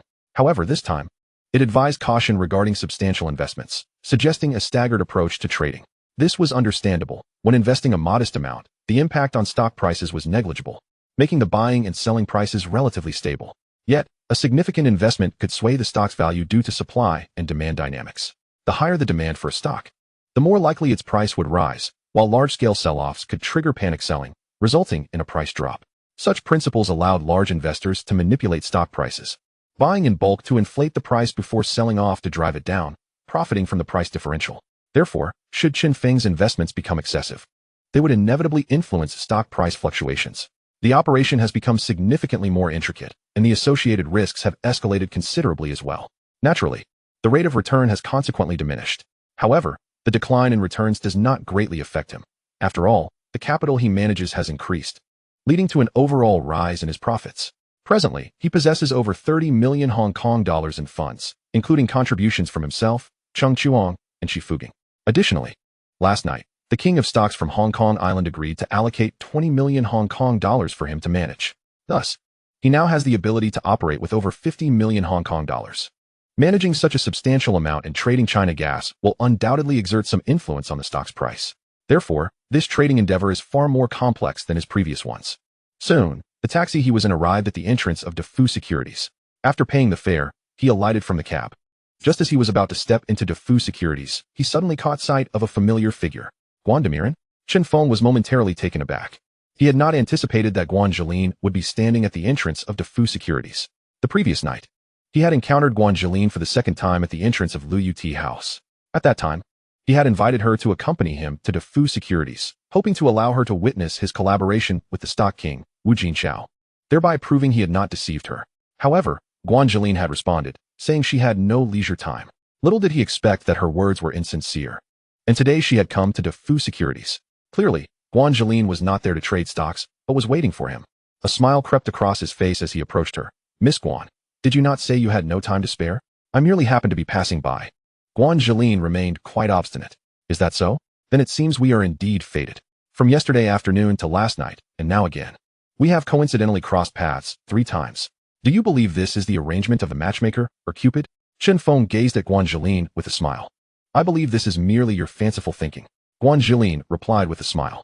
Since you are here, why not join me in meeting the stock king? Chen Feng gestured invitingly towards her. Very well. Guanjilin nodded in agreement. Subsequently, the two of them entered DeFu Securities together. Upon entering, Chen Feng spotted Shifuging. Xiao Chen, you've arrived. Shifuging greeted Chen Feng immediately. At that moment, he noticed Guanjilin beside Chen Feng and was momentarily stunned by her extraordinary beauty. Since Guanjilin had yet to officially step into the entertainment industry, Shifuging did not recognize her. He had not anticipated that such an enchanting beauty would be accompanying Chen Feng. Previously, the stunning Cheng Chuang had already been a sight to behold, but now, this beauty beside Chen Feng was equally breathtaking. He pointed at Guanjilin and inquired, who is this? Oh, she is surnamed Guan, a friend of mine. Chen Feng did not disclose Guanjilin's full name to Shifuging, merely stating her surname, as he was uncertain whether she wished for others to know her name. Oh, so it is Miss Guan. A pleasure to meet you. Shifuging nodded politely towards Guanjilin, who also returned the gesture courteously. At that moment, the manager of DeFu Securities, Xiao Jiqiang, approached. Mr. Chen, you've arrived. Our chairman. Xiao Jiqiang came before Chen Feng, extending a polite invitation. However, upon seeing Guanjilin's stunning visage, he was momentarily rendered speechless, staring blankly at her. Manager Xiao, Manager Xiao. Chen Feng called a few times before Xiao Jiqiang snapped back to reality. He quickly recovered, awkwardly smiling at Chen Feng, and said, Oh, Mr. Chen. Our chairman is waiting for you in the office. What? The stock king is waiting for Xiao Chen? Shifuging exclaimed in astonishment. Indeed. Xiao Jiqiang nodded. Xiao Chen. What is the reason for this? Shifuging looked at Chen Feng with curiosity. The stock king, like you, wishes to collaborate with me on trading stocks. Chen Feng explained with a smile. What? The stock king also wants to collaborate with you on stock trading? Shifuging was taken aback. He had not expected the renowned stock king to seek collaboration with Chen Feng. However, upon reflection, it was not entirely surprising. He had heard that since the stock king fell ill last year, he had been semi-retired. Many were saying that due to that illness, his memory and energy were not what they once were. Thus, the stock king could no longer manage stock trading himself. Given Chen Feng's extraordinary trading skills, it made sense for the stock king to seek his assistance. Mr. Chen, please. Xiao Jiqiang gestured invitingly once again. May I bring someone along? Chen Feng indicated Guanjilin to Xiao Jiqiang, saying, My friend wishes to meet the stock king. No problem. Xiao Jiqiang replied promptly. Had it been any other woman, he might have hesitated, but faced with the breathtaking Guanjilin, he found it impossible to refuse. He looked at her and asked, May I inquire how to address you? Miss. My surname is Guan. Guanjilin did not disclose her full name. Miss Guan, it is a pleasure to meet you. Xiao Jiqiang, with a somewhat foolish demeanor, extended his right hand towards Guanjilin in an attempt to shake hands. I am also pleased to meet you. Guanjilin responded politely. However, she did not extend her hand to shake his, leaving Xiao Jiqiang awkwardly retracting his hand. Manager Xiao, shall we proceed? Otherwise, the stock king might be kept waiting. Chen Feng quickly changed the subject to ease Xiao Jiqiang's discomfort. Yes, yes. Xiao Jiqiang nodded repeatedly. Then led Chen Feng and Guanjilin to the office of the stock king, Wu Jinchao. He knocked on the door, and soon a voice from within called out. Come in. Afterward, Xiao Jiqiang pushed the door open. Inside, the stock king Wu Jinchao was reading a newspaper. Chairman, Mr. Chen has arrived. Xiao Jiqiang announced to Wu Jinchao. Wu Jinchao looked up, smiled broadly upon seeing Chen Feng, and immediately stood, saying, Xiao Chen, you've come. Please, take a seat. Thank you, Mr. Wu. Chen Feng replied courteously. At this moment, Wu Jinchao noticed Guanjilin and slightly furrowed his brow. And who might this be? Oh, this is a friend of mine. Chen Feng quickly introduced Guanjilin to Wu Jinchao. Mr. Wu, my name is Guanjilin. It is a pleasure to meet you. Guanjilin introduced herself. At this moment, the island is engulfed in a fervor for stock trading, with many residents actively participating in the market. Consequently, Guanjilin has undoubtedly heard of the illustrious stock king, Wu Jinchao. She never anticipated that she would have the opportunity to meet him in person. What a fortunate encounter. Wu Jinchao responded with a courteous nod. He then turned his gaze towards Chun Feng and remarked, "Xiao Chun, this is your friend." Though he did not articulate it outright, his intent was unmistakable. He preferred to keep his collaboration with Chun Feng under wraps. Chun Feng, fully aware of Wu Jinshao's implication, addressed Guan Jiling, saying, "Jiling, Mr. Wu and I have some important matters to discuss. Please wait for me at the front desk for a moment." Upon hearing Chun Feng affectionately refer to her as Jiling, she shot him a discreet glare. Nevertheless, she chose not to voice her thoughts and simply nodded. Subsequently, she departed the Stock King's office alongside Xiao Jiqiang. At that moment, she had confirmed that what Chun Feng had previously told her was indeed true. The Stock King was genuinely collaborating with Chun Feng in trading stocks. She was astonished that such a renowned figure was working with Chun Feng, which implied either Chun Feng possessed an extraordinary identity or he was exceptionally skilled in stock trading. Either possibility stirred her interest. Guan Jiling's favorability towards you has increased by 5. Current favorability, 65. Chun Feng was momentarily taken aback by the system notification. Glancing at the vanishing figure of Guan Jiling, he had not expected her favorability towards him to suddenly rise by 5 points. Quite promising. It seemed that his efforts to win over Guan Jiling might bear fruit.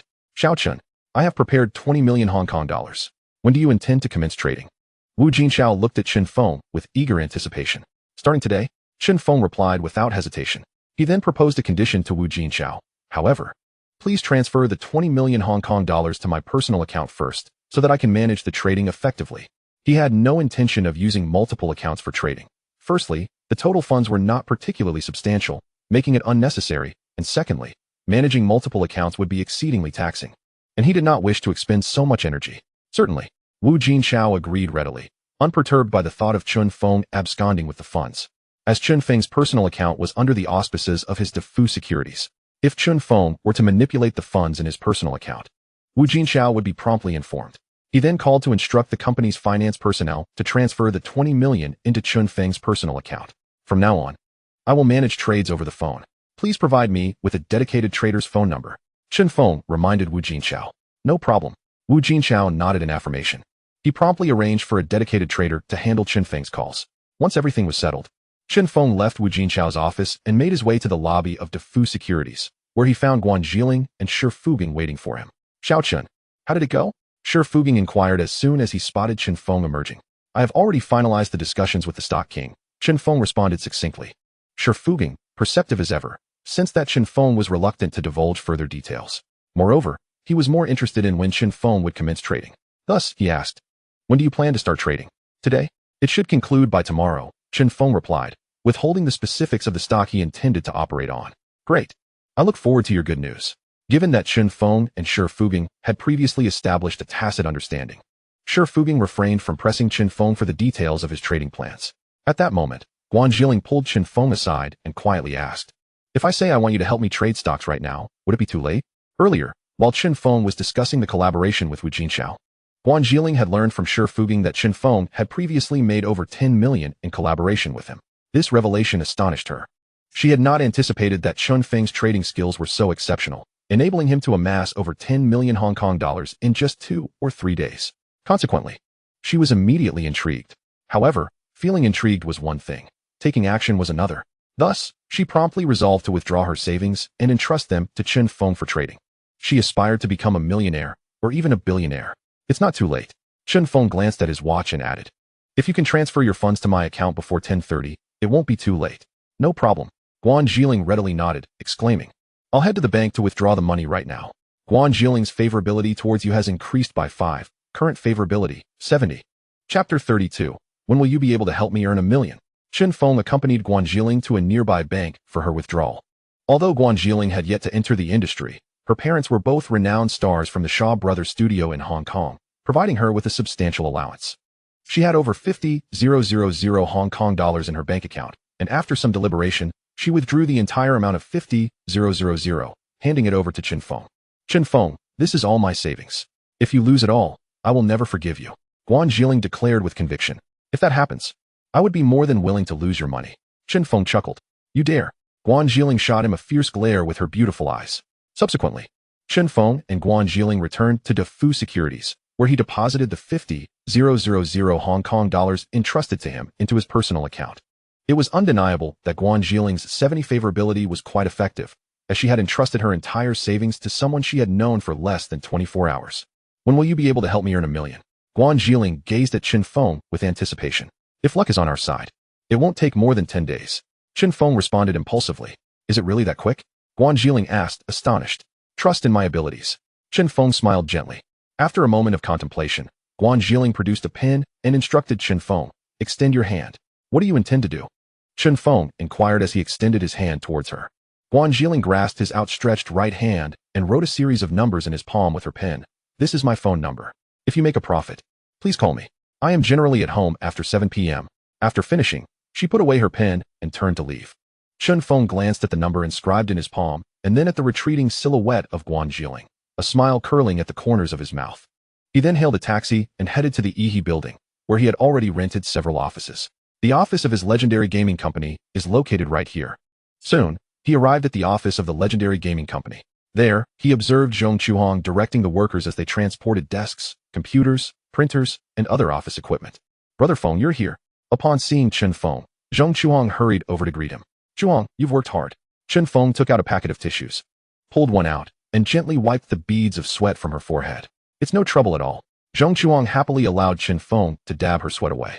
She then asked, by the way, Brother Feng, how did your discussion with the Stock King go? The Stock King has already deposited 20 million Hong Kong dollars into my account. Chen Feng briefly recounted his conversation with the Stock King, Wu Jinqiao. I didn't expect the Stock King to be so agreeable. Zhong Chuhong expressed her mild surprise. She then led Chen Feng to a spacious office, saying, Brother Feng, this will be your office from now on. I personally arranged everything here. What do you think? It's great. I really like it. Chen Feng nodded in satisfaction. In truth, his requirements for an office were not high. All he needed was a computer, a landline phone, a desk, and a chair. This was more than sufficient. The computer would primarily be used for coding. As he was developing the Famicom, he needed to write the FC operating system, such as cartridge loading programs, audio and video drivers, etc. He also had to develop a tool chain, compilers, debuggers, for third-party game developers. Additionally, he was to create the first batch of video games compatible with the Famicom, such as Super Mario Bros., Contra, The King of Fighters, Tank Battle, Tetris, and so forth. As for the landline phone, aside from office necessities, he would also need it to contact the traders at Defux Securities to convey his trading instructions at any moment. By the way, where are you working? Chen Feng inquired. Our company has just been established. To save costs, we only rented 3 offices. Besides your office, there's a large communal office. I work at the first desk in the communal office. From here, you'll be able to see my workstation, so you can call for me anytime. Zhong Chuhong pointed to a nearby desk, which was her workspace. I hope you don't mind. Once our company grows, I will arrange an independent office for you. Chen Feng promised Zhong Chuhong with a smile. I think it's quite good. While I'm working, I can see you at all times. Zhong Chuhong shrugged. So this arrangement is to keep a watchful eye on me. Chen Feng joked. Indeed. Are you afraid? Do you have some hidden secret that you fear I might uncover? Zhong Chuhong laughed. I have always been open and above board. I possess no such secrets. Chen Feng replied earnestly. Subsequently, he pointed to the landline phone on the desk and asked Zhong Chuhong. Chuhong, is this phone operational? Yes, it is. Zhong Chuhong nodded. Chen Feng glanced at his watch. It was now 10:29 a.m. The stock trading guide recommended that he purchase shares of China Gas before 10:37 a.m. Time was running short. He sat in the office chair and inquired Zhong Chuhong about the recruitment of technical talent. She informed him that she had already contacted a newspaper to place an advertisement, which would be published tomorrow. Chuhong, you go ahead and handle your tasks. Chen Feng checked the time again, feeling it was nearly time to start trading.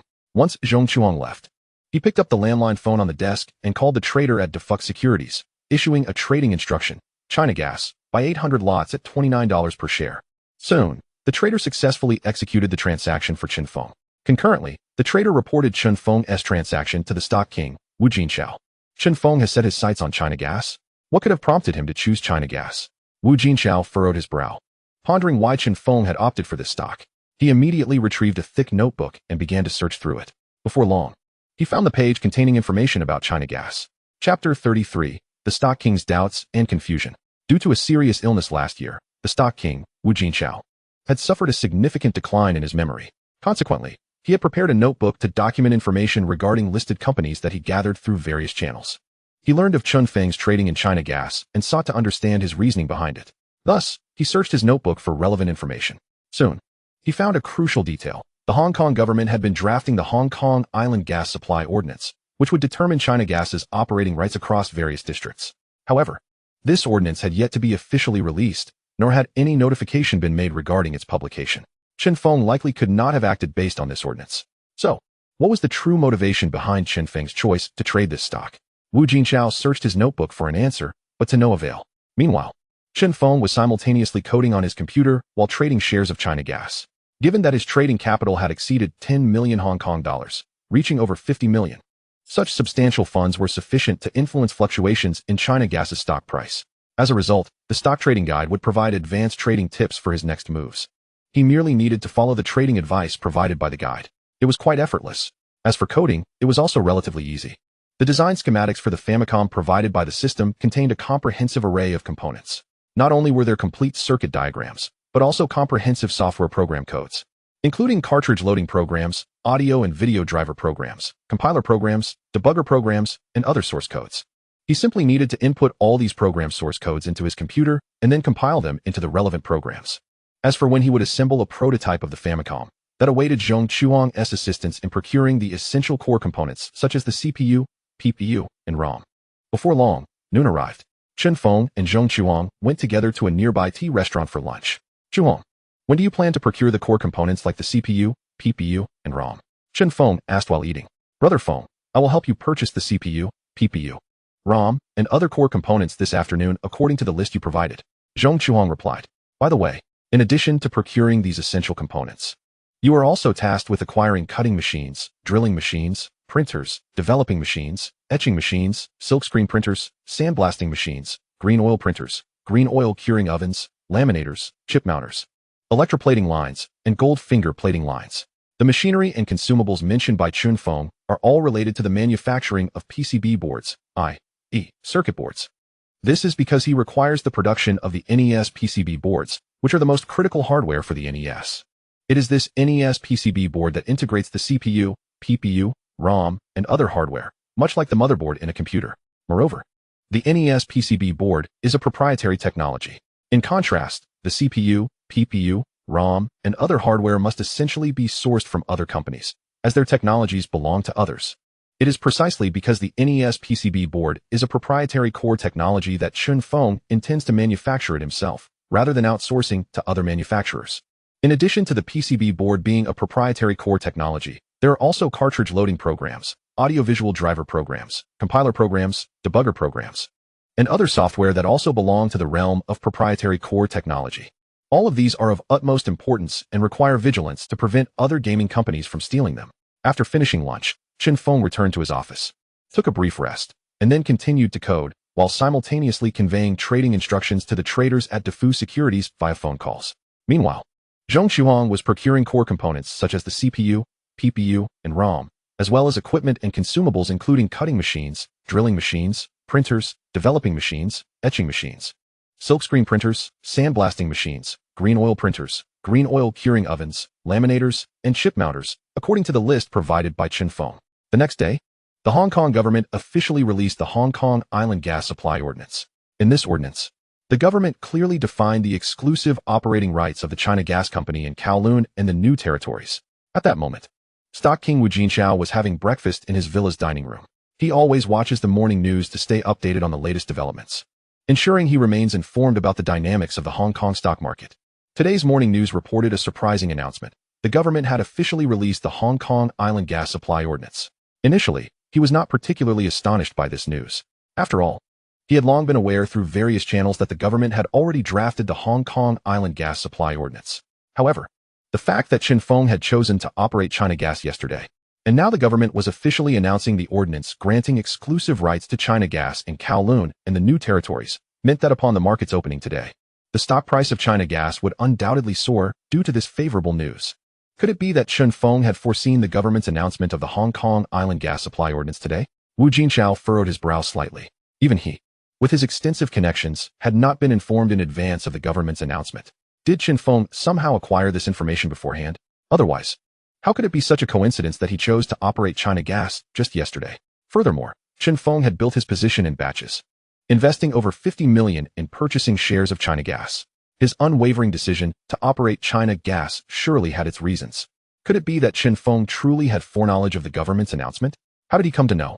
Wu Jinchao frowned deeper, quickly dialing one of his assistants to inquire. Are you certain that Chen Feng spent the entire day at his gaming company yesterday? It turned out that he had already instructed his assistant to arrange for surveillance of Chun Feng's every move, aiming to discern with whom Chen Feng was in contact and uncover the secret behind his consistent success in stock trading. Chapter 34. This Chen Feng is truly remarkable. Indeed, Chen Feng had spent the entire day at his gaming company yesterday. The assistant's response left Wu Jinxiao in a state of perplexity. His ascent to the status of the stock king of Hong Kong was not only due to his creation of a unique trading method, but also because he frequently employed rather unconventional tactics in his trading endeavors.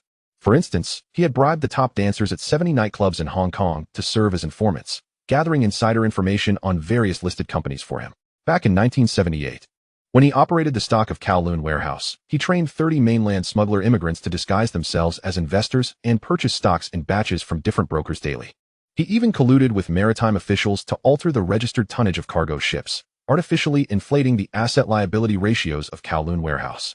It was through such extraordinary means that he ensured his consistent success in stock trading.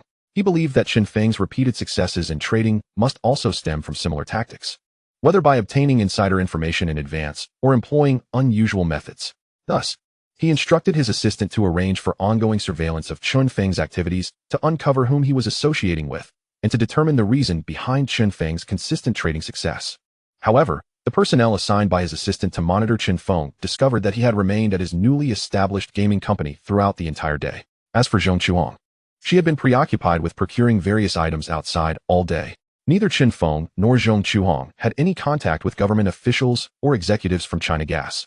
So, how could Chen Feng possibly predict that the stock price of China Gas would soar today? Wu Jinxiao furrowed his brow tightly. He simply could not comprehend why Chen Feng had so resolutely chosen to invest heavily in China Gas yesterday. Soon, the stock market finally opened for trading today. As he had anticipated, in response to the favorable news of the Hong Kong Island Gas Supply Ordinance, the stock price of China Gas skyrocketed upon opening. Yesterday's closing price was $32 per share, but today, it surged to $40 per share upon opening. He quickly calculated that he had entrusted Chen Feng with 20 million Hong Kong dollars for trading yesterday. And Chen Feng had utilized all of those funds to purchase shares of China Gas at an average price of $30 per share. Now, with China Gas priced at $40 per share, that 20 million Hong Kong dollars had transformed overnight into approximately 666,700 Hong Kong dollars, yielding a profit of 666,700 Hong Kong dollars, not accounting for stamp duty, transaction fees, and other expenses. Moreover, he estimated that the stock price of China Gas would continue to rise. Although he was uncertain about the final amount of profit, he predicted that he would ultimately earn at least over 10 million Hong Kong dollars. This Chen Feng is truly remarkable. Wu Jinxiao could not help but exclaim in admiration. At the Eaton Tower, in the office of the legendary gaming company, Chen Feng's office, Brother Feng. I just received news that the Hong Kong government has officially released the Hong Kong Island Gas Supply Ordinance, which grants exclusive operating rights to China Gas in Kowloon and the new territories. As a result, the stock you traded yesterday has surged, opening at $40 per share. Yesterday, you acquired shares of China Gas at an average price of $30 per share. We've made a substantial profit. Zhong Chuang, brimming with excitement, conveyed this delightful news to Chen Feng. Is that so? Chen Feng replied with a faint smile, having anticipated this outcome long before. Thus, he exhibited little astonishment. Brother Feng, you truly are remarkable. Your trading strategy has once again proven successful. Zhong Chuang's charming face radiated admiration for Chen Feng. In truth, she yearned to understand how he consistently achieved such remarkable results in stock trading. However, she was well aware that Chen Feng would not divulge his secrets. Consequently, she refrained from pressing him for answers. By the way, Brother Feng, how high do you think this stock can rise? She inquired with great curiosity. It could potentially reach around $59 per share, Chen Feng replied, not committing to a definitive figure, as he too was uncertain about the stock's ultimate peak. After all, the capital he was managing had already surpassed 10 million Hong Kong dollars. Reaching over 50 million. Such a considerable sum was sure to influence China Gas's stock price. If it truly rises to around $59, we stand to gain a significant amount. Zhong Chuang exclaimed, her excitement palpable. She felt immensely fortunate for having chosen to trust Chen Feng, lending him money for stock trading and allowing him to manage her investments. Otherwise, she would not have amassed such wealth in a remarkably short period. Just then, her assistant, Xiao Yan, approached. Chairman Zhong. Xiao Yan greeted Chen Feng respectfully before turning to Zhong Chuang. General Zhong, the candidates have arrived. Following the establishment of the legendary gaming company, Chen Feng assumed the role of chairman of the board, while Zhong Chuang also served as a director. Additionally, he appointed her as the CEO to assist in managing the company, while he took on the role of CTO, primarily overseeing technical matters. Given that the company was in its nascent stages and lacked sufficient personnel, Zheng Chuang effectively undertook the majority of the responsibilities, including human resources. Understood. Zheng Chuang nodded. She then said to Chen Feng, Brother Feng, I will go interview the candidates. Yes, go ahead. Chen Feng nodded in agreement. Subsequently, Zheng Chuang and her assistant, Xiao Yan, exited Chen Feng's office, leaving him to continue coding. He had already composed most of the program's code and would soon complete the task. Once finished, he would begin preparing the prototype of the handcrafted red and white machine. At that moment, the landline on his desk rang. He picked up the phone, placed it to his ear, and spoke. Hello, this is Chen Feng. Chen Feng, this is Guan Zhilin. A melodious voice responded from the other end. Chen Feng had shared his office number with Guan Zhilin. Oh, it's you. What can I do for you? Chen Feng smiled slightly, having already surmised the reason for her call. I just saw the financial news. It seems like the stock price of China Gas has surged today after your purchase yesterday. Is that true? Guan Zhilin asked eagerly. Chapter 35. When have I ever deceived you? Yesterday, Guan Zhilin had handed over $50,000 of her pocket money to Chen Feng for stock trading. After entrusting her money to him, she did not simply forget about it. Instead, she called him several times to learn that he had purchased shares of China Gas with her funds. Thus, she began to monitor the stock closely. She discovered that Chen Feng had acquired shares at an approximate price of $30 each. Yesterday, China Gas's closing price was $32 per share, marking a $2 increase. Although the gain was modest, it brought her considerable joy, as she was still making a profit. What delighted her even more was that just moments ago, while watching the financial news, she learned that the Hong Kong government had issued the Hong Kong Island Gas Supply Regulations, granting China Gas exclusive operating rights in Kowloon and the new territories. Consequently, upon opening today, the stock price skyrocketed to $40 per share. In other words, in just one night, she had already earned 1.67 million Hong Kong dollars. This level of profit seemed almost too good to be true. To verify the authenticity of the news, she called Chen Feng. It's absolutely true. Chen Feng replied with a slight smile, providing Guan Zhilin with a reassuring confirmation. So, in just one night, I have already made 1.67 million? Guan Zhilin still found it hard to believe. Indeed, Chen Feng reiterated with certainty. Chen Feng, you truly are impressive. Admiration lit up Guan Zhilin's lovely face. Guan Zhilin's favorability towards you has increased by 5, now standing at 75. Haha. Guan Zhilin's fondness for me is growing. Chen Feng felt a surge of joy within. It appeared that he was drawing closer to winning Guan Zhilin's heart. By the way, how did you know this stock would surge? Guan Zhilin inquired, her curiosity piqued. Have you forgotten our agreed-upon terms? Chen Feng reminded her. All right, I won't ask. Guan Zhilin rolled her eyes, regrettably out of Chen Feng's sight. She then curiously asked, can you at least tell me how high you think China Gas's stock price could rise? I predict it could reach around $59 per share, Chen Feng responded. It could rise that much? Guan Zhilin exclaimed in astonishment. If Chen Feng's prediction held true, she would stand to gain over $40,000. My goodness, that would be an incredible profit. Yet, she found Chen Feng's forecast somewhat dubious. She had heard her parents and many friends trading stocks, but none had ever achieved a return of over $40,000 from a mere $50,000 investment. Therefore, she remarked, you aren't trying to deceive me, are you? Deceive implying to mislead. How could that be? When have I ever misled you? Chen Feng replied with a smile. All right, I look forward to your good news. After concluding the call with Guan Zhilin, Chen Feng returned to his coding on the computer. He was using an Apple II computer, launched by Apple Incorporated in 1977.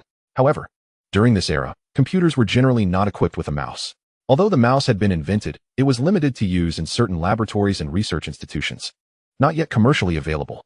Thus, Chen Feng could only interact with the computer through the keyboard. Moreover, the operating system of computers at that time was command-line based, lacking a graphical user interface. Although Chen Feng initially felt somewhat out of his element, with the passage of time, he gradually acclimated to the situation. In his previous life, he had indeed utilized a command-line operating system, famously known as DOS. However, at this juncture, DOS had yet to make its debut. At last, he had meticulously typed out all the program codes. Chen Feng exhaled a sigh of relief and stretched his limbs.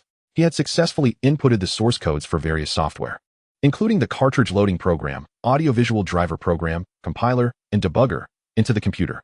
Next, he commenced the compilation of these software programs. After a series of operations, he swiftly succeeded in compiling them all. At that moment, Zheng Chuang approached him. Brother Feng, I have identified several technical talents. Would you like to take a look? She inquired. Is there anyone knowledgeable in software? Chen Feng asked. There's one. Zheng Chuang nodded. Perfect, have him come over. I would like him to debug a few programs I just completed. Let us assess his capabilities. Chen Feng instructed Zhong Chuhong. Understood, she replied, then turned and exited Chen Feng's office. Chen Feng proceeded to copy the programs he had just compiled onto a floppy disk. He then took the disk and headed to the communal workspace. Soon, Zhong Chuhong returned with a few young individuals in tow. This is our company's Chairman Chen, she introduced, gesturing towards Chen Feng. Hello, Chairman. The young individuals greeted him in unison. Chen Feng nodded slightly in acknowledgement. Brother Feng, this is the software expert I mentioned. His name is Zhang Xuanhu. Zhong Chuhong pointed to one of the young men. Got it. Chen Feng nodded, then turned to Zhang Xuanhu. I have developed several programs. Please debug them. He handed the floppy disk to Zhang Xuanhu. Certainly, Zhang Xuanhu affirmed, accepting the disk from Chen Feng. Please use that computer for the debugging. Chen Feng indicated towards a workstation. All right, Zhang Xuanhu replied, then inserted the floppy disk into the computer drive and powered it on. Once he accessed the system interface, he began his operations. Chen Feng observed that Zhang Xuanhu exhibited remarkable proficiency in operating the computer, suggesting he was quite accustomed to its use. Before long, Zhang Xuanhu had completed debugging all the programs on the floppy disk. Chairman, all the programs on the disk have been debugged. No bugs were found. It's absolutely flawless. Zhang Xuanhu reported his findings to Chen Feng. Brother Feng, are these the programs you developed over the past 2 days? Zhong Chuhong inquired with curiosity. Impossible. Before Chen Feng could respond, Zhang Xuanhu, who had been debugging the software, resolutely shook his head. Why is it impossible? Zhong Chuhong asked, her expression one of confusion. I specialize in software development. Based on my experience, creating these programs would require at least 6 months of time, and it necessitates the collaboration of 2 or 3 individuals. It is inconceivable to produce such impeccably crafted programs in merely 2 days. Zhang Xuanhu elaborated. A graduate of Hong Kong University of Science and Technology, he was highly proficient in software development. Given his expertise, he believed that the programs Chen Feng entrusted to him would undeniably require a team of 2 or 3 software engineers and a minimum of 6 months to complete. Brother Feng, have you truly spent 6 months developing these programs? Zhong Chuhong gazed at Chen Feng with intrigue. Not at all. I only began working on them yesterday. Moreover, you are aware that I have never owned a computer, and the company's computer was only purchased by you yesterday. Chen Feng replied. Indeed. You have no computer at home, and the company's computer was acquired just yesterday.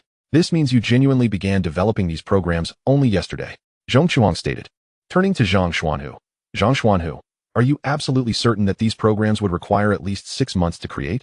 Having reviewed Zhang Xuanhu's resume, she was aware of his academic achievements, including numerous scholarships during his time at university. Thus, she had confidence in his professional judgment. Absolutely. I can confirm that these programs would require no less than 6 months to develop. Zhang Xuanhu emphatically nodded, providing Zhong Chuhong with a firm affirmation. He then made a startling conclusion. I believe it is impossible for anyone to create such flawless programs in merely 2 days, unless that individual is extraordinarily gifted. What? Do you think I am deceiving you? Chen Feng asked Zhang Xuanhu with a slight smile. Chairman, that is not my intent. Zhang Xuanhu quickly shook his head. However, his expression unmistakably conveyed disbelief. I can see that you still harbor doubts. How about this?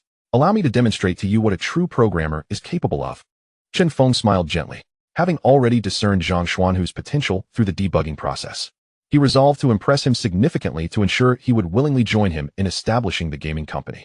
Thus, he sat before a computer, briefly closed his eyes, and, utilizing the system store, spent 50,000 system points to acquire the source code for Tetris. Upon obtaining the source code, he opened his eyes and began inputting the Tetris code into the computer with remarkable speed. In no time, he had entered the entire source code. He then compiled the code into an executable program. Subsequently, he ran the program, and soon, the familiar Tetris game interface appeared on the screen. This is a game program I just compiled. Allow me to demonstrate. Chen Feng announced as he began to play Tetris on the keyboard. The familiar game and its controls quickly captivated him. Chairman, is this game program truly one you just created? Zhang Xuanhu and the others looked on in disbelief as Chen Feng played Tetris on the computer.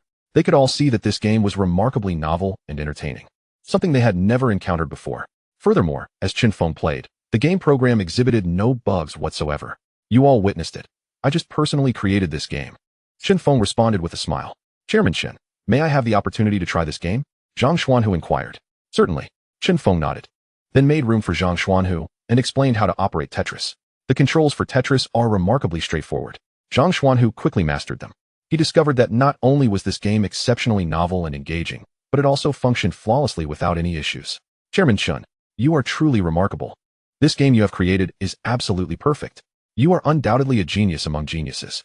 At that moment, Zhang Xuanhu was completely in awe of Chen Feng.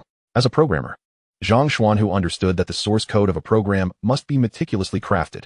Even the slightest error could render the entire program inoperable. Even though Chen Feng had conceptualized this game long ago and possessed an excellent memory, it would still be challenging for him to write the source code for this game in front of everyone without making any modifications or adjustments and have it run perfectly. Yet, Chen Feng accomplished it. The game program he developed ran successfully without any modifications or debugging. Moreover, during the trial of this game program, there were no bugs whatsoever. It was simply flawless. This can only indicate that Chen Feng is a true genius. Zhang Xuanhu was not the only one who held this opinion. The other young individuals selected by Zhong Chuhong also shared the same sentiment. Although these young people were not in software development, but rather in hardware, they possessed a certain understanding of software. After all, hardware cannot exist without software, and vice versa. Chen Feng smiled, patted Zhang Xuanhu on the shoulder, and said, "Your skills are quite impressive. I would like you to stay and serve as a software engineer for our gaming company." "Thank you, Chairman Chen. I will certainly work hard and not disappoint you." Zhang Xuanhu believed that Chen Feng was a genius among geniuses, and following him would surely lead to great achievements. Furthermore, he felt that the Tetris game created by Chen Feng had the potential to become a tremendous success.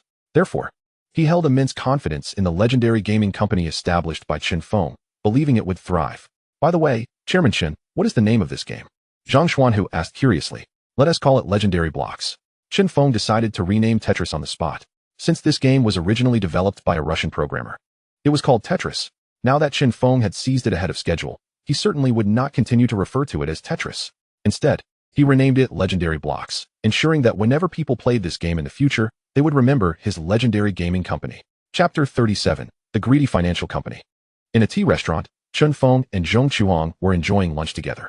"Brother Feng, I never expected that not only are you exceptionally skilled in stock trading, but you are also a remarkable programmer. In no time, you have crafted an incredibly entertaining game program." Zhong Chuhong gazed at Chen Feng with admiration, her face radiating reverence for him. Although she did not comprehend software, the young talents she had recruited today were all graduates from prestigious universities. They all held Chen Feng's Legendary Blocks game in high esteem. Consequently, she gained a newfound appreciation for Chen Feng today. He was not only adept at stock trading, but also an extraordinary programmer. How fortunate she was to have chosen such an outstanding man. Previously, she had almost overlooked such an exceptional individual. "In fact, I have conceived several other games. These games are also particularly intriguing." Chen Feng smiled as he shared this important information with Zhong Chuhong.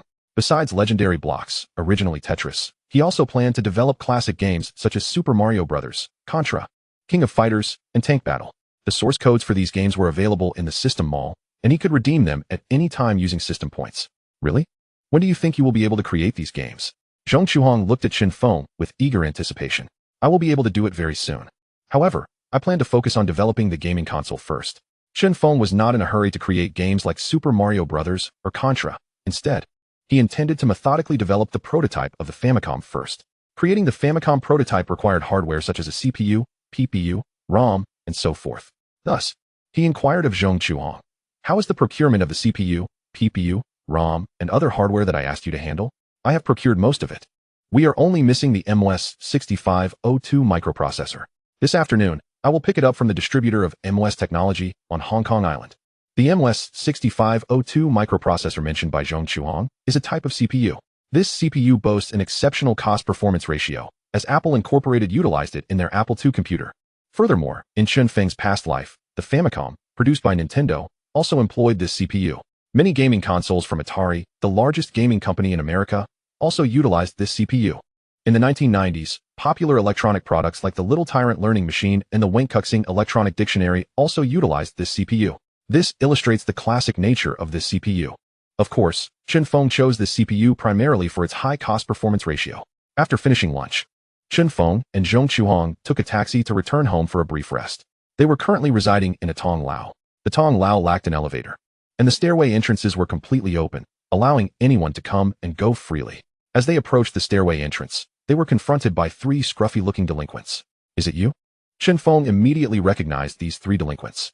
When he first reincarnated, he had sought to come to Hong Kong Island, believing that as a reborn individual, he could thrive in the land of abundant opportunities. However, he had not anticipated that, lacking any resources, he would encounter numerous obstacles and end up owing a substantial amount of high-interest loans to a financial company. Nevertheless, after earning over 10 million Hong Kong dollars, he had promptly repaid the loans. Yet, these three delinquents were here specifically to collect debts for the financial company. He felt puzzled, having repaid the loans. Why were these delinquents appearing here? He furrowed his brow slightly and asked, I have already repaid the money in full. What are you doing here? Hee. You have only repaid the interest. You still owe the principal. One of the delinquents sneered. How is that possible? I have repaid you a total of 100,000. Principal and interest included. Chen Feng never anticipated that the finance company would be so avaricious and shameless. He had indeed settled the debt with a sum of 100,000, yet to his astonishment, the company dispatched 3 debt collectors, claiming that the principal amount remained unpaid. Behold, this is your IOU. 50,000. If you repay this principal amount now, we shall leave immediately. Otherwise, do not blame us for our rudeness. One of the ruffians brandished an IOU mockingly before Chen Feng, threatening him with arrogance. This IOU is forged. When I repaid the loan, I had already retrieved the original. Chen Feng was taken aback by the audacity of the forgery. It seemed that borrowing from loan sharks was indeed perilous. Look closely. This IOU bears your fingerprint. Do you still refuse to acknowledge it? Do you believe I want to sever one of your fingers right now? The 3 thugs began to encircle Chen Feng and Zhong Chuhong. Having never witnessed such a scene, Zhong Chuhong trembled in fear, clutching Chen Feng's arm tightly. Chuhong, there's no need to be afraid. Chen Feng quickly reassured her. Oh my, this lovely lady is quite stunning. One of the thugs exclaimed. Chen Feng, if you allow this beauty to entertain us for a night, we might consider granting you a few days' grace to gather the funds. The thugs had their eyes set on Zhong Chuhong's beauty. Bang, bang, bang. Seeing that the thugs were eyeing Zhong Chuhong, Chen Feng did not hesitate to strike. With lightning speed, he landed a kick to one thug's groin, eliciting a howl of agony as the thug doubled over in pain. He then delivered a powerful kick to another thug's abdomen, sending him flying backward, crashing heavily to the ground, and stirring up a cloud of dust. The third thug received a punch to the chest, the force of which sent him stumbling back until he tripped on the stairs. His head striking the steps with a sickening thud, blood gushing forth. Due to Chen Feng's remarkable speed and his preemptive strike, the 3 thugs had barely registered what was happening before they found themselves writhing in pain on the ground. Chapter 38. Next time, I'll go easier. Chen Feng had previously borrowed high-interest loans from a finance company and, upon earning over 10 million, had promptly repaid the loan with interest. Yet today, the company had sent 3 thugs to demand payment again, even presenting a counterfeit IOU. Moreover, upon noticing Zhong Chuhong's striking beauty, the thugs had the audacity to target her. Chen Feng would certainly not allow his woman to be bullied. Thus, he took the initiative, launching a swift attack against the 3 thugs. Before they could react, they were all brought down, howling in distress. Zhong Chuhong stood by, utterly astonished. Brother Feng, your skills are astonishing, she exclaimed, unable to fathom how Chen Feng had dispatched the 3 thugs in the blink of an eye. Resembling a martial arts master from a classic film. Incredibly impressive. My prowess in bed is even more formidable, Chen Feng whispered teasingly to Zhong Chuhong.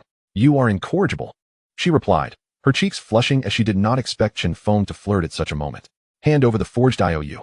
Chen Feng commanded as he approached one of the fallen thugs. The thug, lying on the ground, pointed at Chen Feng with trembling fingers, threatening him through gritted teeth. Chen Feng, how dare you strike us? You've gotten yourself into serious trouble. In response, Chen Feng stomped down on the thug's hand, mercilessly grinding it into the ground, causing the thug to wail. Ah, it hurts. Please let go. I detest being pointed at, Chen Feng replied, his expression impassive as he glared at the thug. I demand you hand over the forged IOU. Are you hard of hearing? I'll do it. I'll do it. The thug cried, desperation in his voice. Please, just release your foot. Terrified, the thug complied, and Chen Feng finally lifted his foot. The thug hastily retrieved the counterfeit IOU with his other hand. Chen Feng snatched it from him and immediately set it ablaze with a lighter. If you dare to harass us again, your fate will not be as lenient as today's. Now be gone, Chen Feng bellowed. The 3 thugs, frightened, scrambled away in disarray. Subsequently, Chen Feng and Zhong Chuhong returned to their residence, specifically, Chen Feng's abode. Brother Feng, how were you able to defeat those 3 thugs so effortlessly? Zhong Chuhong inquired, her curiosity piqued. Have you forgotten? I've devised my own martial art. The Chun-style fist. Chen Feng smiled as he explained. In truth, the Chun-style fist he referred to was the ancient art of Tai Chi. He had completed a hidden task from the system, which had rewarded him with this ancient technique. For several days, he had practiced it diligently, and as the system had promised, its power was formidable. Today's practical application had proven its efficacy, solidifying his resolve to continue honing his skills daily. Is the martial art you practice truly that powerful? Zhong Chuang asked, half convinced. Of course. Did you not just witness it? Chen Feng chuckled. Brother Feng, You are truly remarkable. Able to create your own martial art. Zhong Chuhong gazed at him in admiration. I have even more impressive skills, Chen Feng remarked with a sly grin. And before Zhong Chuhong could respond, he swept her into his arms and carried her into the bedroom. There, they engaged in a passionate encounter. Afterward, exhausted, they embraced and fell into a deep slumber. Around 2 in the afternoon, Chen Feng awoke to find Zhong Chuhong smiling with excitement. He smiled back as he got out of bed. As he dressed, Zhong Chuhong also stirred awake. Brother Feng, you're awake, she exclaimed, preparing to rise, only to feel the lingering soreness in her body, furrowing her brow slightly. This is all your fault. I'm still sore all over. Next time, I'll go easier. Chen Feng kissed Zhong Chuhong's lovely lips, bringing a smile to her face. After dressing, they parted ways. Zhong Chuhong headed out to procure MOS 6502 microprocessors, while he made his way to his gaming company. Upon arriving at the gaming company, he first contacted a trader from Defu Securities to inquire about the latest stock price of China Gas. He learned that the current stock price stood at 53 per share, indicating that it was not yet time to sell. Consequently, he resolved to craft the PCB board for the Famicom by hand. The PCB board serves as the equivalent of a computer's motherboard and is the most essential hardware of the Famicom. Given that the PCB board involves core technology, he intended to undertake this task solo. Thus, he began utilizing the tools and materials previously procured by Zhong Chuhong to manually create the Famicom's PCB board. The PCB, or printed circuit board, had its schematics provided by the system. He meticulously followed the circuit diagrams to handcraft the PCB board. Despite this being his first attempt at manual PCB fabrication, he found his thoughts remarkably clear. Before long, he successfully created a Famicom PCB board. To verify its functionality, he would need Zhong Chuhong to purchase the MOS 6502 microprocessor and then assemble a Famicom. Checking the time, he noted it was already 3:35 p.m. Time was of the essence. He needed to prepare for the sale of China Gas stock. He then called the trader at Defu Securities and issued a trading instruction, China Gas, by 900 lots at 59 per share. To prevent excessive trading volume from causing significant fluctuations in the stock price, Chen Feng proceeded with a staggered selling strategy as per the system's guidance. After nearly an hour, he had successfully sold all of his China Gas shares at an average transaction price of 57 per share, a commendable outcome. Although this was $2 less than the system's projected price of 59, he was pleased with the result. Chen Feng recognized that executing a sale involving over 50 million in capital at an average price of 56 per share was a significant achievement. At that moment, Zhong Chuhong returned to the office and approached his desk, stating, Brother Feng, I have successfully procured the MOS 6502 microprocessor. Chapter 39. Shall we complete the Famicom today? Brother Feng, I have acquired the MOS 6502 microprocessor. Zhong Chuhong presented the component to Chen Feng. Thank you for your hard work. As Chen Feng accepted the MOS 6502 microprocessor from Zhong Chuhong, he inadvertently brushed against her smooth, delicate hand. Oh dear, this is the office. Zhong Chuhong's cheeks flushed, and she quickly withdrew her hand, casting a glance towards the public workspace. Fortunately, no one else in the office seemed to have noticed. By the way, I have some good news. I have sold all the China Gas stocks. Chen Feng shared this news with Zhong Chuhong. An average selling price of 57 per share? That's only $2 less than your earlier estimate of 59. Brother Feng, your predictions are remarkably accurate. Zhong Chuhong exclaimed, her face alight with admiration and surprise. Curiously, she inquired, how much profit did we make this time? After deducting all expenses, you will approximately earn 1 million.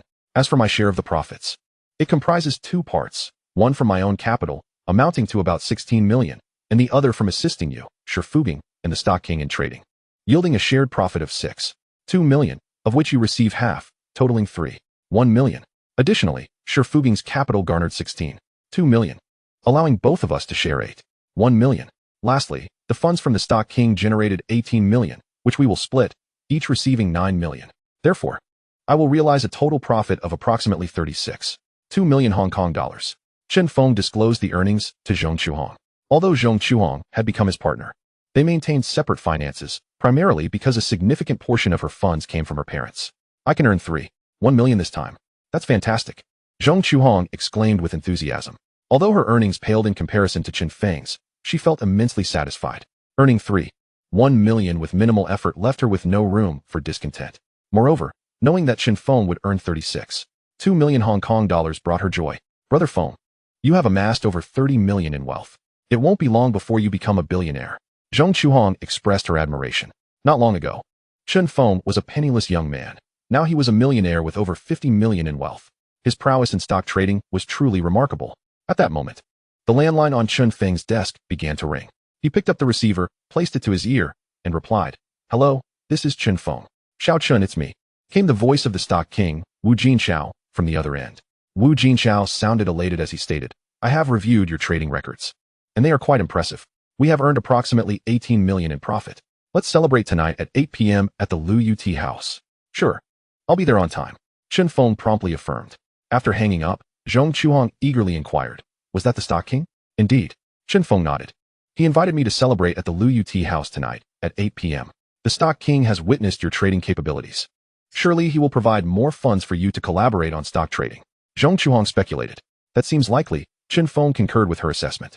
He then gestured towards the MOS 6502 microprocessor that Zhong Chuhong had procured, instructing her, "Please gather the few individuals you recruited yesterday. I am ready to commence the production of the gaming console." "Certainly." Zhong Chuhong nodded in agreement. She then turned and left Chun Feng's office to summon the technical talents she had hired the day before. Chairman Chun, Zhang Xuanhu, and others greeted Chun Feng upon their arrival. "Next, I will lead you all in developing a gaming console that I have designed. I hope we can collaborate effectively." Chun Feng addressed Zhang Xuanhu and the others. He then proceeded to provide a detailed introduction to the functions, design philosophy, and development approach of the Famicom. "Chairman Chun, the video game console you designed is truly impressive. If we successfully bring it to fruition, I believe it will be well received by many players. We shall undoubtedly strive to develop this video game console within a year." Zhang Xuanhu and others believe that Chun Feng's design of this red and white game console is exceptionally creative. "A year? Too long. I intend to complete it today." Chun Feng smiled faintly. He had already prepared everything. Now, he merely needed to assemble all the components and implant the software program. Therefore, it would take no time at all for him to manually produce the prototype of the red and white console. "What? You plan to develop it today? How is that possible?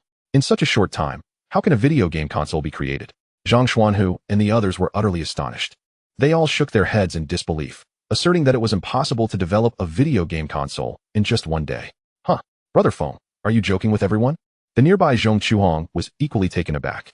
She never anticipated that Chun Feng would claim he was ready to develop the red and white console today. Although she had been preparing the necessary components for the red and white console over the past 2 days, she still believed it was unreasonable for Chun Feng to expect to complete it in just one day. "Am I joking with everyone?" Chun Feng smiled faintly. He then composed himself, his expression turning serious as he said, "Whether I am joking or not, you will soon find out." He began assembling the red and white console. During the assembly process, he enlisted Zhang Xuanhu and others to assist him with tasks such as soldering, drilling, and implanting the programs. After more than 2 hours of assembly, Chun Feng finally crafted a prototype of the red and white console by hand. Chapter 40. We are all intelligent individuals. Do not pretend to be confused. After 2.5 hours of assembly, Chun Feng successfully created a prototype of the red and white console. Although the exterior of this console was rather rough and slightly larger than the one from Chun Feng's past life, its functionality was identical to that of the previous red and white console, with no discernible differences. In addition to crafting the console, Chun Feng also handmade a game cartridge. This cartridge contained a game he had previously developed called Legendary Blocks, or Tetris. It was ready. "Now let us give it a try," Chun Feng remarked, connecting the manually crafted red and white console to the television via a data cable. He powered on the console and inserted the Legendary Blocks game cartridge. Once everything was set, he turned on the television. Soon, the loading screen for Legendary Blocks appeared on the screen. "It's here. It's here. The game Legendary Blocks has loaded," Zhong Chuhong exclaimed excitedly, pointing at the loading screen on the television. Shortly after, the interface for the Legendary Blocks game was displayed. Chun Feng began to play the game. The graphics were clear. There was no lag. It was incredibly smooth. Furthermore, during the gameplay, no bugs appeared. It worked. It worked. This game console truly operates normally. We have indeed developed a video game console within a day, or rather, in less than 3 hours. How astonishing. The faces of Zhang Xuanhu and the others were filled with shock. They never expected that they would be able to create a video game console in under 3 hours. Such rapid development was unbelievable. Of course, they were well aware that this remarkable speed was primarily due to Chun Feng. Chun Feng had already prepared the PCB board for the red and white console in advance. He had also instructed Zhong Chuhong to procure core hardware, such as the CPU, PPU, and RAM ahead of time. Additionally, Chun Feng had pre-developed the cartridge loading program, audiovisual drivers, compiler, debugger, and even the Legendary Blocks game. Hence, under Chun Feng's leadership, they managed to integrate all these hardware and software components into this prototype of the red and white console in less than 3 hours. Without Chun Feng, it would likely have taken them a year to create the prototype. They had not anticipated that Chen Feng was not only highly proficient in software, but also exceptionally skilled in hardware. Moreover, the core technology of the red and white console was entirely his creation. Chen Feng's capabilities far exceeded the expectations of Zhang Xuanhu and the others. We have successfully crafted the prototype of this game console. Zhang Xuanhu. Next, you need to test the stability of this prototype. Chen Feng instructed Zhang Xuanhu and the others. He then turned to Zhong Chuhong and said, Chuhong, tomorrow, you will head to the mainland city of Shenzhen to purchase land and construct several electronic factories to prepare for the manufacturing of this video game console and the game cartridges. Understood. Zhang Xuanhu, Zhong Chuhong, and the others responded in unison. They then departed from the company. Chen Feng first took Zhong Chuhong home, and then hailed a taxi to the Liu Tea house. When he arrived at the Liu Tea house, it was nearly 8 o'clock. Thankfully, he was not late. Mr. Chen, you have arrived. Mr. Wu is waiting for you in room 9 on the 3rd floor. A waiter recognized Chen Feng and immediately greeted him. Previously, when Chen Feng had visited, this same waiter had attended to him. Understood. Chen Feng nodded and ascended to the 3rd floor, arriving at room 9. There, he found stock magnate Wu Jinxiao enjoying tea while reading the newspaper. Xiao Chen, you have come. Wu Jinxiao stood up to welcome Chen Feng as he entered. Haha, I'm late again. Chen Feng chuckled. You are not late. Rather, I arrived early. I prefer to be punctual. Wu Jinxiao gestured for Chen Feng to take a seat. Thank you. Once seated, Chen Feng immediately reached for a pastry and began to eat. This afternoon, he and Zhang Xuanhu had successfully created the prototype of the red and white console, and he had not had time to eat dinner. After completing the prototype, he had rushed to his appointment without having a meal. Consequently, he was now quite hungry. Are you hungry? Wu Jinxiao asked, slightly taken aback. I haven't eaten dinner yet. Chen Feng smiled in response. Oh, you were so busy? What have you been occupied with? Wu Jinxiao casually inquired. What I have been occupied with? You should already be quite aware of, shouldn't you? Chen Feng replied meaningfully. In truth, he had long since realized that Wu Jinxiao had secretly arranged for people to monitor his every move. Ahem, ahem, ahem. Wu Jinxiao cleared his throat, feeling somewhat guilty, and then said, I don't understand what you mean. We are all intelligent individuals, so let us not pretend to be confused. Chen Feng let out a cold laugh. Very well, I confess, I did indeed arrange for someone to monitor your actions. I merely wished to ascertain how it is that you consistently achieve success in stock trading. Upon being exposed by Chen Feng, Wu Jinxiao no longer concealed the truth, admitting that he had indeed arranged for someone to keep a watchful eye on Chen Feng's every move. My ability to succeed in stock trading is governed by a unique set of secrets. Even if you were to have someone surveil me 24 hours a day, you would still be unable to uncover the key to my success. Therefore, I urge you to cease your surveillance. Chen Feng cautioned Wu Jinxiao. Understood. I shall no longer arrange for anyone to monitor your every action. Wu Jinxiao promptly assured Chen Feng. That is good to hear. Should I discover that you have resumed such activities, our collaboration will come to an immediate halt. Chen Feng solemnly reminded Wu Jinxiao. Rest assured, that will not happen. Wu Jinxiao replied, clearly impressed. I never anticipated that not only are you adept at stock trading, but your martial prowess is formidable as well, effortlessly dispatching 3 ruffians. Wu Jinxiao gazed at Chen Feng with admiration.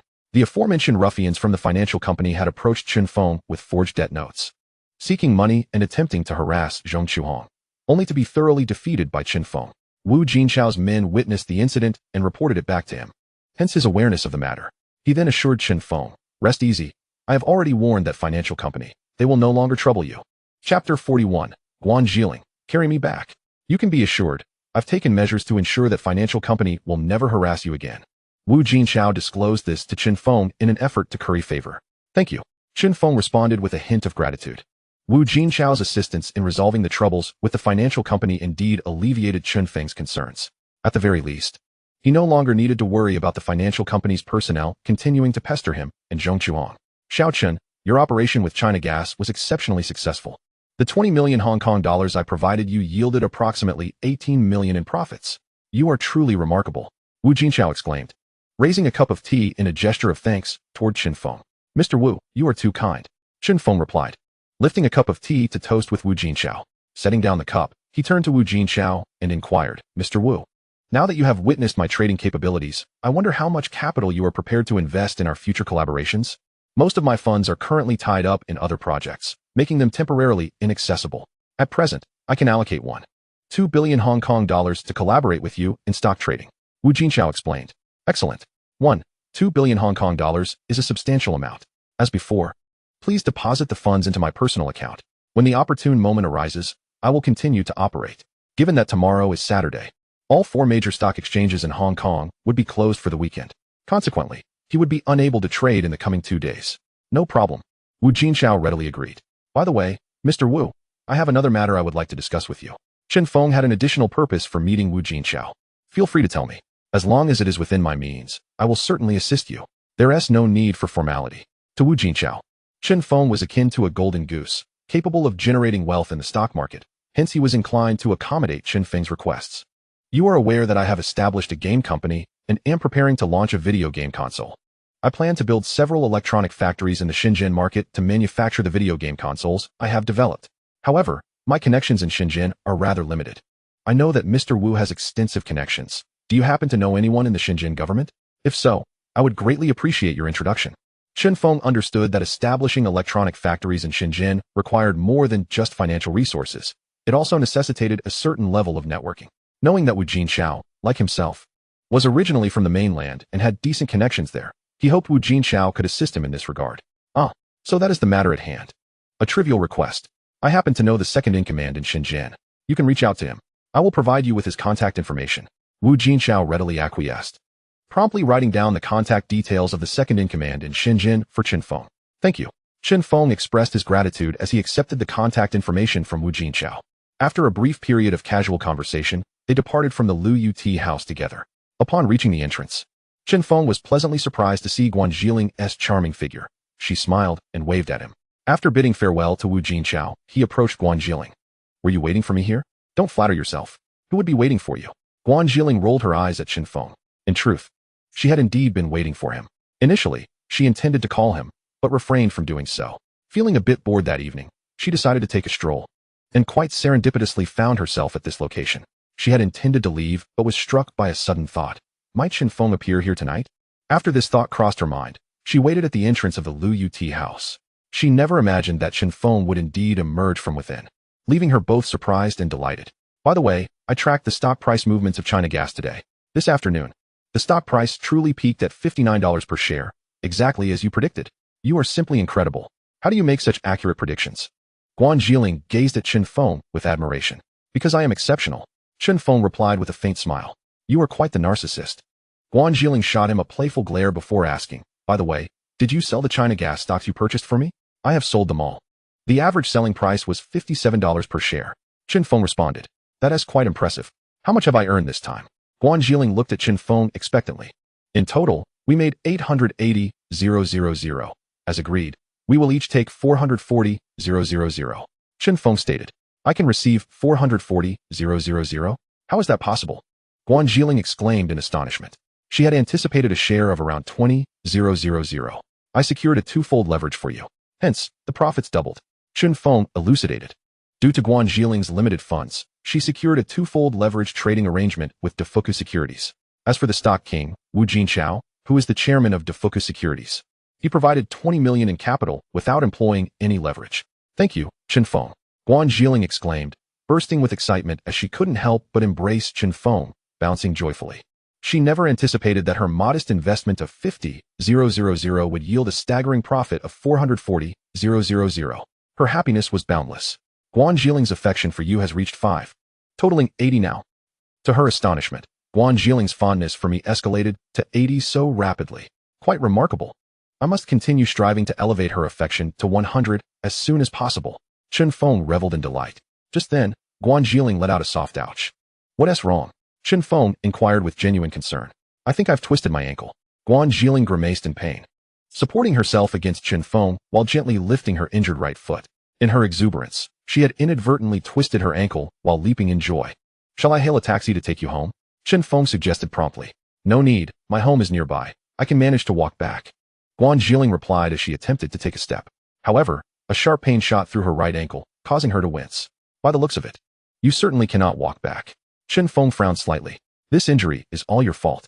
Guan Zhiling retorted, her eyes glinting mischievously. How about this? You carry me back. Chapter 42. The more beautiful the woman, the greater the deception. It's because of you that my foot is injured. You must carry me back. Guan Zhiling insisted, her tone unwavering.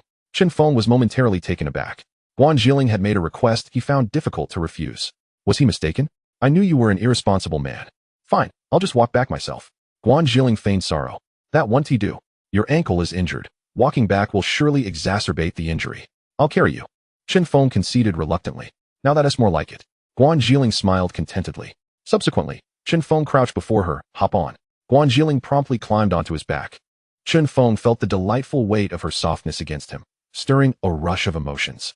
He then extended his arms to support her thighs, lifting her effortlessly. Guan Jiling was light and fragrant, making the task both easy and pleasurable for Chen Feng. Which direction to your home? He inquired. Just over there. Guan Jiling pointed in a direction. Chen Feng set off, carrying her toward where she indicated. Chen Feng, you promised to help me earn 1,000,000. Guan Jiling suddenly exclaimed. Of course. As long as you trust me, I will help you achieve that goal swiftly. Chen Feng nodded slightly. I'll gather more funds tomorrow for you to invest. Having witnessed Chen Feng's prowess in trading, she realized that the more capital she provided, the greater her returns would be. Thus, she planned to find ways to accumulate additional funds for him to manage. No problem. The more you gather, the more you stand to gain. So, do your utmost to collect as much as possible. Chen Feng advised her. I understand. Guan Jiling nodded. They then engaged in further conversation about their respective circumstances. Jiling, where's your home? Why haven't we arrived yet? Chen Feng noted they had been walking for quite a while without reaching her destination. Oh no. I was so engrossed in our conversation that I didn't realize we took a wrong turn. We need to head back. Guan Jiling promptly reminded him. Chen Feng felt a wave of frustration wash over him. He suspected Guan Jiling was doing this on purpose. He had no choice but to turn around and retrace their steps. After a short distance, he asked, Are we there yet? This path seems off. Guan Jiling furrowed her brow slightly. What? You can't even recognize the way home? Chen Feng was left speechless. It's dark. It's not unusual to misjudge the path. Guan Jiling pouted. She then pointed in a different direction, instructing him, Let us go this way. All right. Chen Feng complied, carrying her toward the direction she indicated. However, after a while, she suddenly pointed again. No, we should go this way. Where exactly should we go? Chen Feng couldn't help but roll his eyes. This way? I'm sure of it this time. Guan Jiling asserted confidently. Fine. Chen Feng resumed walking in the direction she pointed. After a while, Guan Jiling finally said, We've arrived at my home. You can put me down. Shall I carry you to your doorstep? Chen Feng noticed they were at the entrance of a community and worried that Guan Jiling might struggle to walk back. No need. My foot feels fine now. I can walk home myself. Guan Jiling replied. Your foot is better? Chen Feng raised an eyebrow. He then gently set her down, and to his surprise, she walked normally without any sign of pain. Thank you for carrying me home. I'll head back now. See you tomorrow, Guan Jiling said, striding into the community. Observing her gait, Chen Feng noted how normal it appeared, completely devoid of any signs of an injury. Was it possible that she had never twisted her ankle at all? Had she been deceiving him? Chen Feng felt a twitch at the corner of his mouth. Indeed, the more beautiful a woman is, the more adept she is at deception. He would need to be cautious next time. Nonetheless, carrying Guan Jiling had been quite enjoyable. Afterwards, Chen Feng hailed a taxi and returned to his residence. Upon entering, he found Zhong Chuhong in the living room, organizing various documents. Chuhong, why are you still awake? Chen Feng closed the door and sat beside her. I can't sleep without you here. Zhong Chuhong rested her head on his shoulder. Is that so? Soon, I'll ensure you sleep soundly. Chen Feng smiled gently, wrapping his arms around her. At that moment, he seemed to recall something and quickly pulled out a piece of paper from his pocket, handing it to Zhong Chuhong. This contact information belongs to the second-in-command at the Shenzhen market. The Stock King has a good rapport with him. Upon your arrival in Shenzhen, make sure to get in touch with this individual. With their assistance, acquiring land and establishing a factory in Shenzhen will become significantly easier. Chen Feng subtly reminded Zhong Chuhong. How splendid. I was just pondering where to begin my endeavors upon reaching Shenzhen. With this person's support, my work in the city will undoubtedly be much more manageable. Overjoyed, Zhong Chuhong immediately took the contact information of the second-in-command in Shenzhen from Chen Feng. Should you encounter any difficulties upon your arrival, do not hesitate to call me. Furthermore, I have arranged for a female bodyguard to accompany you. It is imperative that this bodyguard remains by your side 24 hours a day. After all, the unfamiliarity of the surroundings can be daunting. Chen Feng was acutely aware that the security situation in the mainland was not particularly reassuring at that time. Concerned for Zhong Chuhong's safety in Shenzhen, he had arranged for her a female bodyguard. Brother Feng, you are truly wonderful to me. Zhong Chuhong expressed her heartfelt gratitude, snuggling into Chen Feng's embrace. If I do not treat you well, whom shall I treat well? Chen Feng replied, holding Zhong Chuhong closely, his hand beginning to wander restlessly over her form. Before long, Zhong Chuhong's body became soft and warm, her breathing growing heavier. He lifted her effortlessly and made his way into the bedroom, intending to cherish Zhong Chuhong properly, ensuring she would have a restful night. Chapter 43. Do not let me down. The next day, Chen Feng and Zhong Chuhong awoke early. As was his custom, Chen Feng practiced a set of traditional Tai Chi in the living room, while Zhong Chuhong freshened up in the bathroom. Upon completing his Tai Chi routine, he found Zhong Chuhong just finishing her own preparations. Chuhong, how about I teach you this set of movements when you return from Shenzhen? Chen Feng proposed, wishing for Zhong Chuhong to learn traditional Tai Chi as well.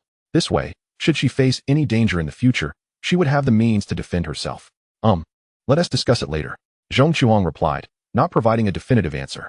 Clearly, she did not exhibit much interest in practicing Tai Chi. Chen Feng did not press the matter further. Subsequently, he headed to the bathroom to wash up while Zhong Chuhong made a simple breakfast in the kitchen, toasted bread, poached eggs, and warm milk. After Chen Feng finished his morning routine, he joined Zhong Chuhong for breakfast. Just then, a series of loud knocks echoed from the door. The VE arrived. Chen Feng exclaimed, rising to answer the door. Standing there was a striking young woman exuding an air of confidence. Hello, you must be Mr. Chen Feng. My name is Mary. Mr. Wu sent me. The young woman introduced herself. It turned out she was the bodyguard Chen Feng had requested from Stock King Wu Jinxiao. Hello. Hello. Please come in. Chen Feng greeted Mary, shaking her hand before ushering her inside. This is Zhong Chuhong. She is the one you are to protect. Chen Feng indicated Zhong Chuhong while introducing her to Mary. Hello.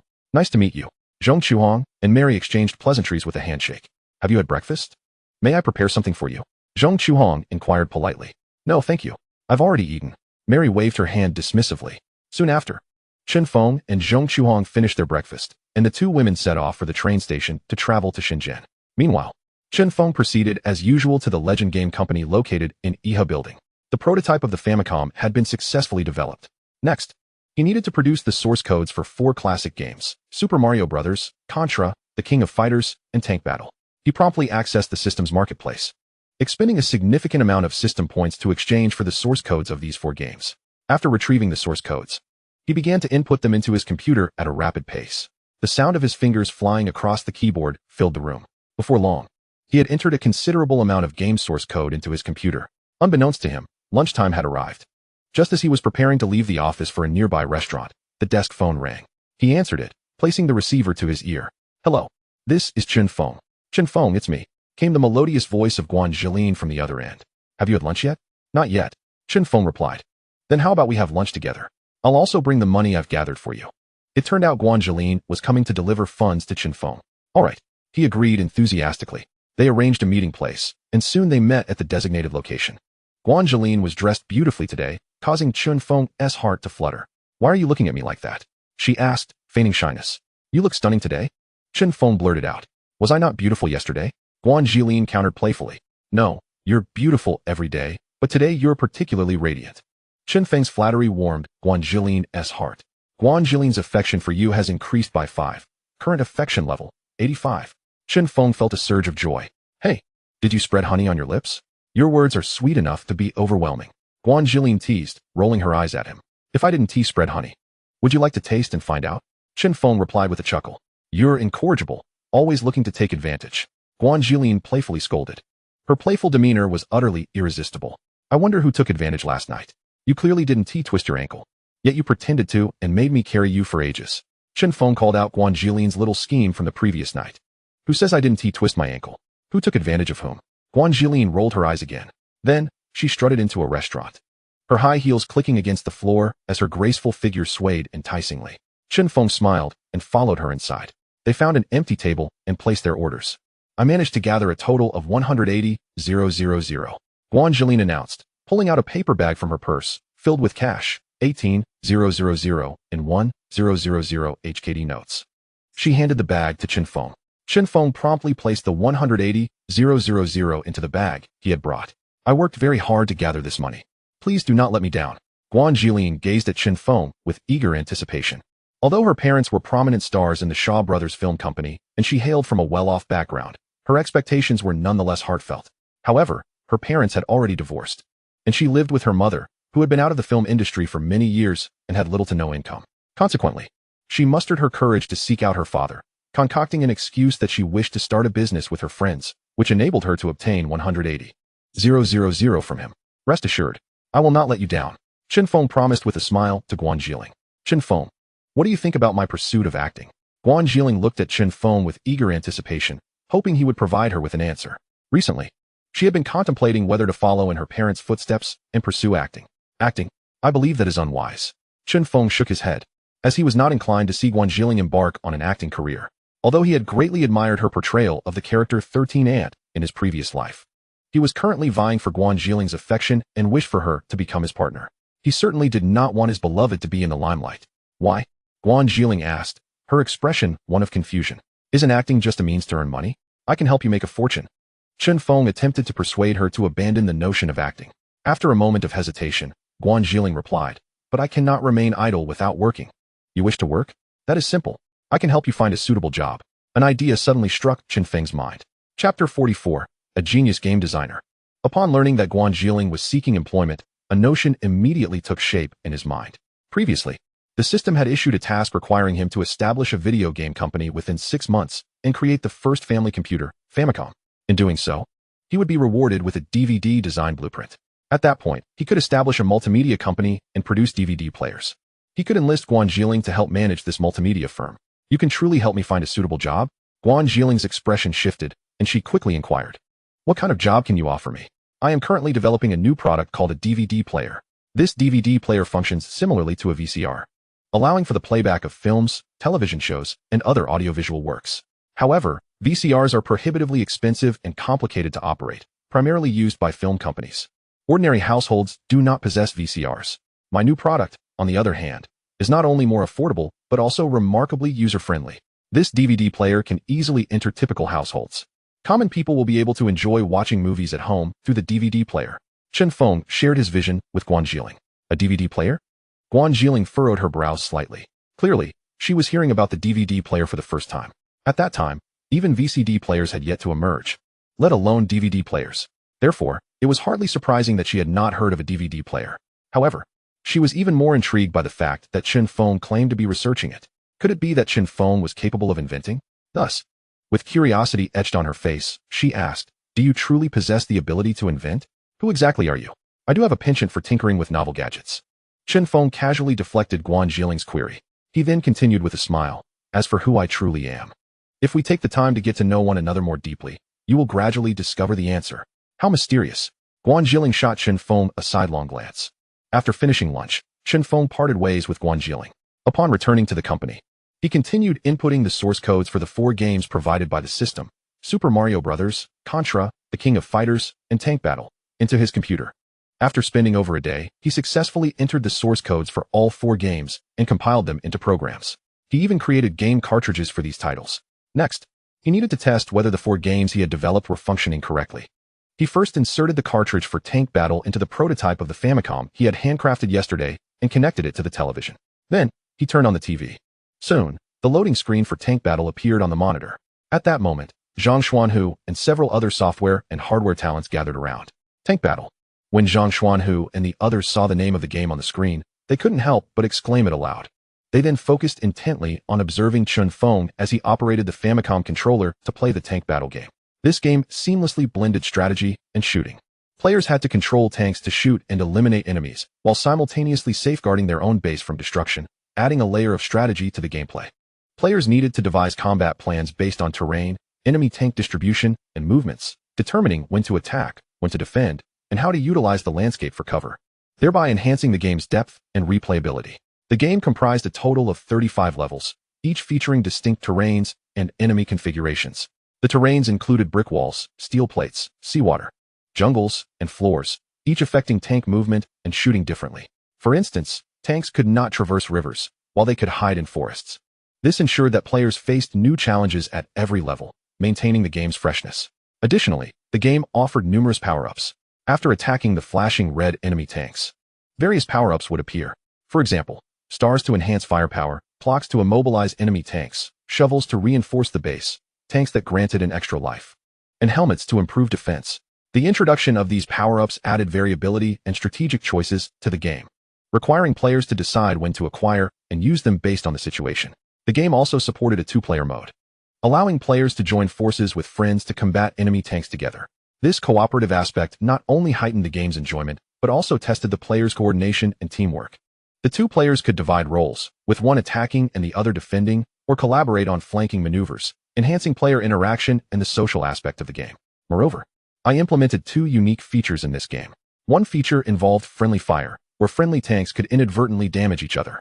If struck by a friendly bullet, a tank would blink and become immobilized, adding an element of surprise and humor to the game. The other feature allowed players to destroy their own base, which could lead to dramatic moments in certain situations, such as accidental mishaps or conflicts with teammates, resulting in players deliberately blowing up their own base. I also incorporated a level editor function.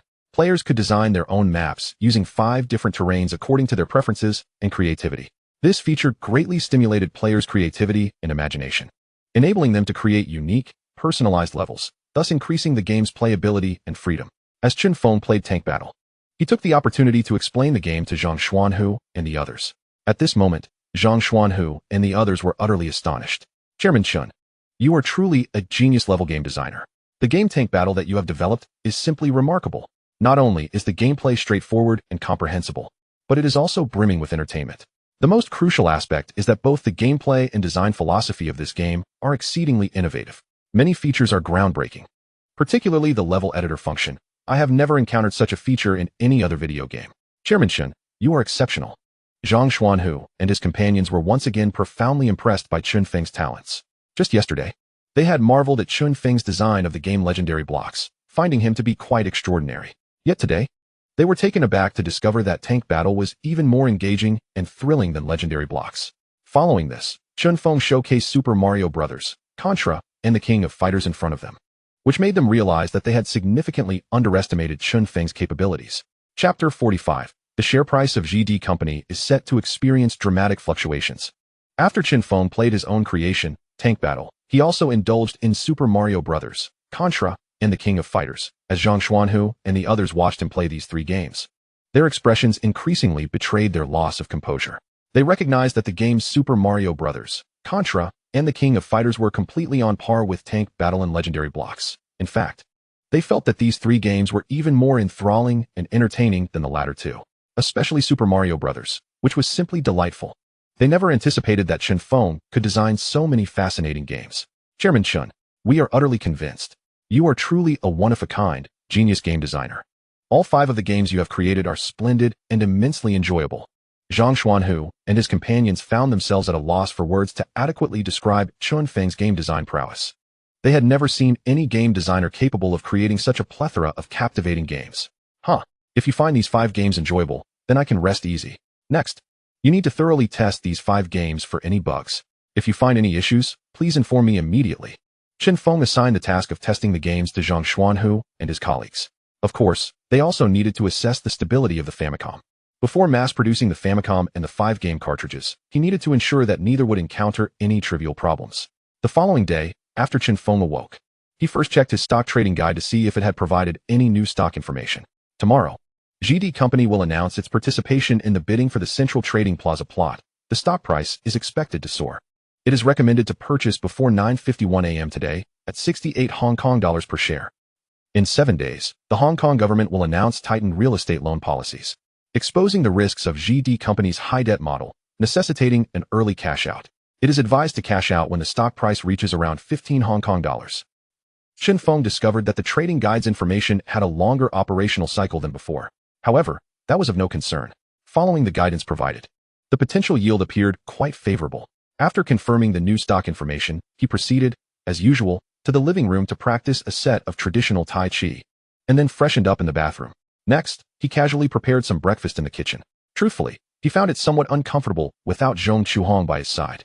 Previously, she would prepare breakfast for him every morning. In the evenings, he could embrace the soft and fragrant Zhong Chuhong for a restful sleep. Ever since she went to Shenzhen, he had to make his own breakfast each morning. At night, he also missed having a beauty to warm his bed. It felt rather lonely. Fortunately, Guanzelin had been frequently reaching out to him these past few days, accompanying him for meals and conversations, which was quite pleasant. After finishing breakfast, he arrived at his game company and attended to some company matters. Around 9:30 a.m., he called a trader at Dafu Securities to inquire about GD Company's stock price, learning that the current price was 69 Hong Kong dollars per share. Without hesitation, he purchased 1,000 lots of GD Company stock. Subsequently, he continued to buy GD Company's stock periodically, following the updated information from the trading guide. After spending the entire morning, he had fully invested all his funds into GD Company's stocks, with an average purchase price of around 7 Hong Kong dollars per share. Meanwhile, in the office of the chairman of Dafu Securities, the trader reported Chen Feng's stock purchases of GD Company to the stock king, Wu Jinchao. This time, Chen Feng's operations involved GD Company. Wu Jinchao took out his notebook to review information regarding GD Company. After examining it for a while, he could not ascertain the reason behind Chen Feng's decision to buy into GD Company. Had Chen Feng once again acquired some insider information unknown to him? Wu Jinchao furrowed his brow slightly. Recently, he had not come across any insider news concerning GD Company. Yet, today, Chen Feng had begun trading its stocks. This left him quite perplexed.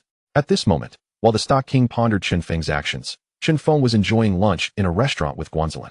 Chen Feng, the stock market has opened today. Have you been trading stocks? Guanzilin looked at him with eager anticipation. Yes. Chen Feng nodded. So, what stocks did you purchase with the money I entrusted to you? Guanzilin asked curiously. GD Company. Chen Feng did not conceal this from Guanzilin. GD Company?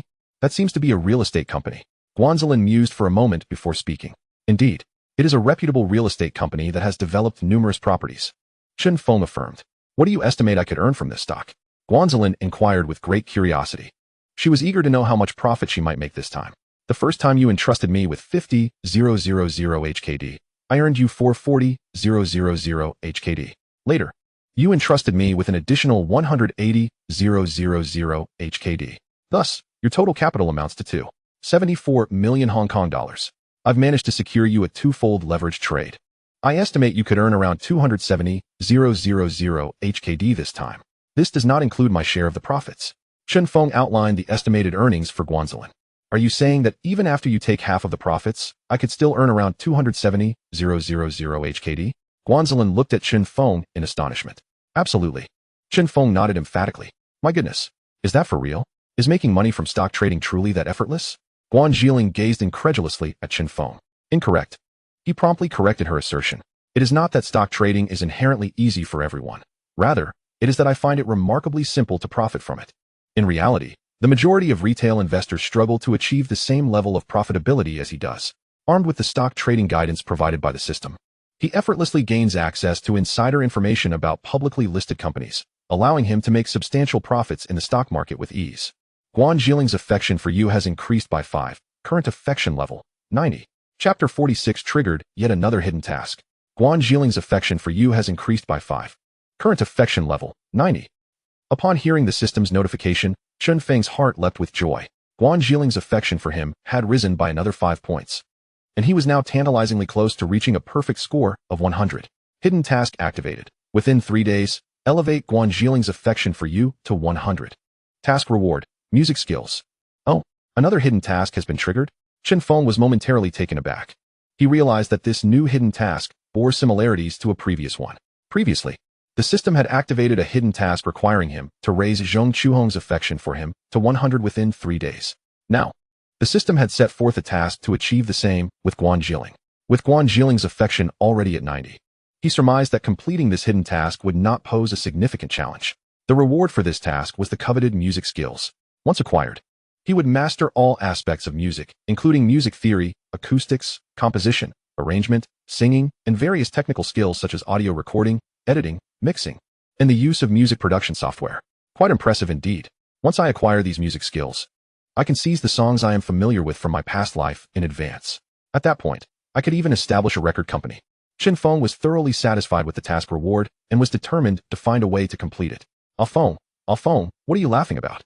Guan Zhiling queried, noticing the inexplicable smile on Chen Feng's face, which left her utterly perplexed. Oh, it's nothing. I merely thought of something joyous. Chen Feng replied offhandedly, snapping back to reality at her call. What joyful thought did you have? Guan Zhiling inquired, her curiosity piqued.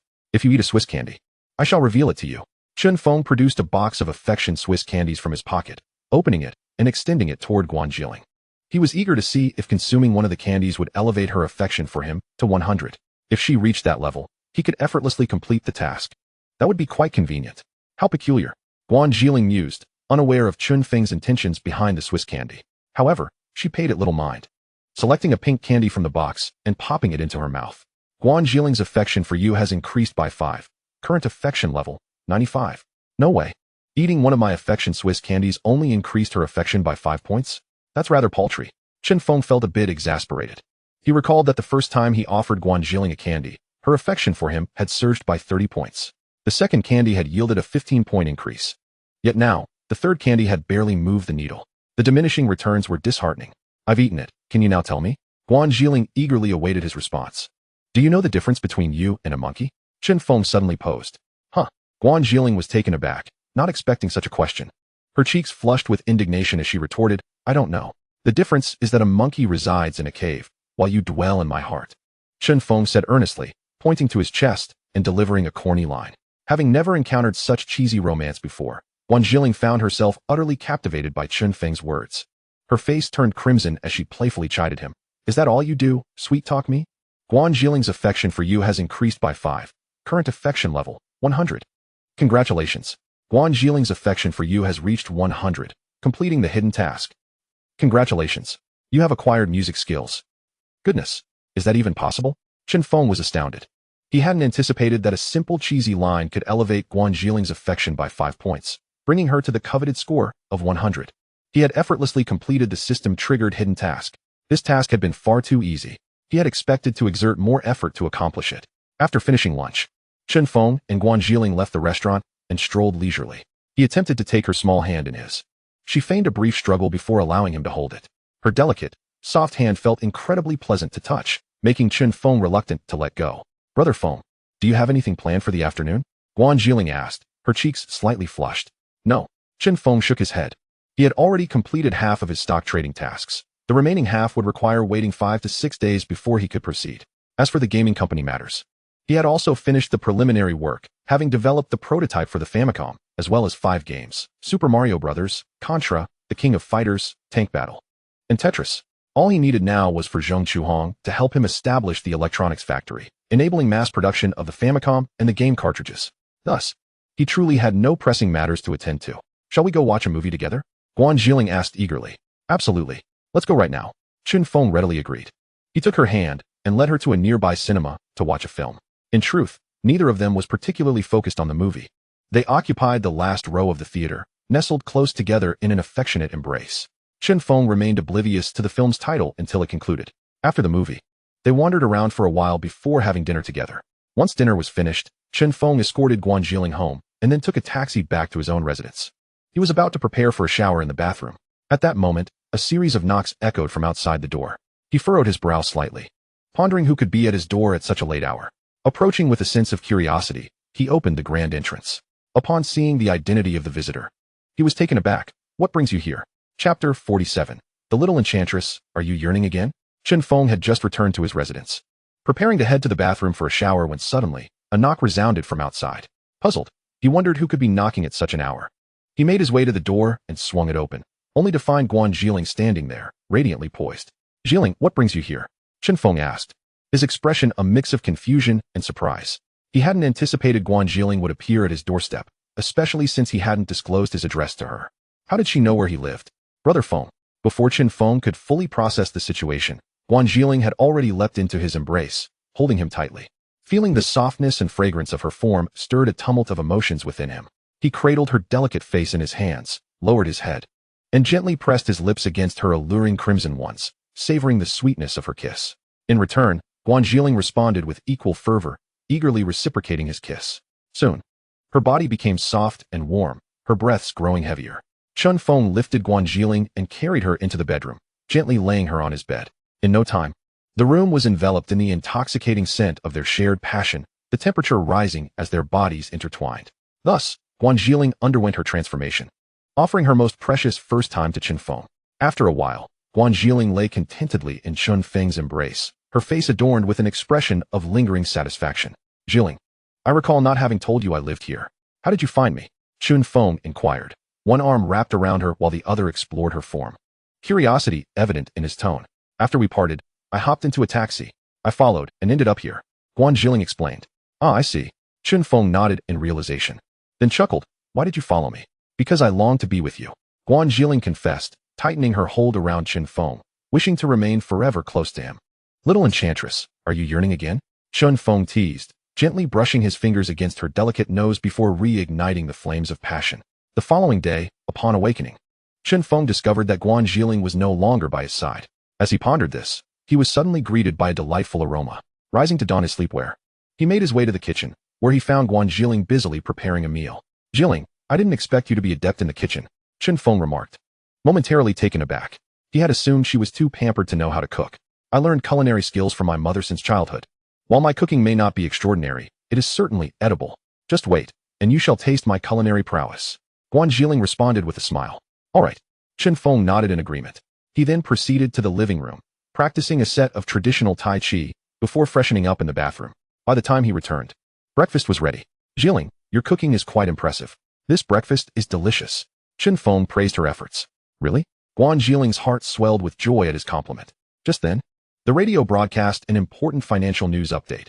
Due to the announcement by Land Company regarding their participation in the bidding for the Central Trading Square plot, the company's stock price skyrocketed to $102 per share at today's market opening. Brother Feng, did you hear? The Land Company stocks you purchased have surged today?" Guan Zhiling exclaimed, her excitement palpable. "How about that? My investment in the Land Company was spot on." Chen Feng replied with a slight smile. "Brother Feng, you are truly remarkable. Your stock picks are always spot on." Guan Zhiling expressed her admiration. Meanwhile, in the office of the chairman of Defu Securities, Stock King Wu Jinxiao had also heard the news. This Chen Feng is truly enigmatic. Once again, he has chosen the right stock. How does he manage it? Has he somehow received insider information about the Land Company's intentions? Wu Jinxiao pondered, his brow furrowing in confusion. In the days that followed, Chen Feng and Guan Zhiling frequently reveled in each other's company, enjoying a blissful existence together. Nevertheless, Chen Feng remained vigilant regarding the performance of the Land Company stock. One day, he observed that the stock price had risen to around 15 Hong Kong dollars per share. Previously, the stock trading guide had advised him to sell when the price reached this point. Moreover, it indicated that the government would announce tightened real estate loan policies the following day, exposing the risks of the Land Company's high debt model. Therefore, he needed to sell all his shares before the market closed that day. However, given the substantial number of shares he held, selling them all at once could easily incite panic selling, leading to a swift decline in the stock price, possibly leaving him without buyers. Thus, he planned to sell his shares in batches to mitigate significant price fluctuations. It took him the entire day to successfully sell all his Land Company shares, with an average selling price of 143 Hong Kong dollars per share. Calculating the total profits from this operation, he found that after deducting all expenses, his personal funds yielded a profit of 23.09 million Hong Kong dollars. The funds from Zhong Chuhong generated a profit of 7.42 million Hong Kong dollars, which he split evenly, receiving 3.71 million Hong Kong dollars. The funds from Shi Fuging produced a profit of 21.88 million Hong Kong dollars, which he also divided equally, receiving 10.94 million Hong Kong dollars. The funds from Stock King Wu Jinxiao amounted to a profit of 100 million Hong Kong dollars. And after splitting, he received 50 million Hong Kong dollars. Lastly, Guan Zhiling's funds yielded a profit of 550,000 Hong Kong dollars, which he split with her, netting 275,000 Hong Kong dollars. In total, he garnered a remarkable profit of 88,015 million Hong Kong dollars. Chapter 48. Did you not feel sorry for me during the previous turmoil? Defu Securities. In the office of the Stock King, Wu Jinxiao, he was engrossed in paperwork when suddenly, a call came in from a trader. "Chairman, Chen Feng has liquidated all his shares in the Land Company. The average selling price was 143 Hong Kong dollars per share." The trader provided a detailed account of Chen Feng's actions regarding the Land Company's stock. In fact, the moment Chen Feng began selling the stock today, the trader had already informed Wu Jinxiao of the situation. Thus, Wu Jinxiao had been aware of Chen Feng's intentions to sell the Land Company's shares. However, he did not instruct the trader to intervene. Instead, he directed him to cooperate with Chen Feng, facilitating the sale in increments and with a measured pace. After hanging up, he fell into deep contemplation. Why had Chen Feng suddenly chosen to sell the Land Company stock today? Had he received some insider information? Was this information poised to precipitate a catastrophic decline in the stock price? Yet, he had not received any alerts that could suggest such a downturn. Wu Jinxiao furrowed his brows, perplexed by the suddenness of Chen Feng's decision to divest from the Land Company. Based on his extensive experience in trading, he believed that there was still potential for the stock price to rise. Selling at this juncture seemed premature. Nevertheless, he sensed that there must be a reason behind Chen Feng's abrupt action, as each time Chen Feng had sold stocks in the past, he had done so with impeccable timing.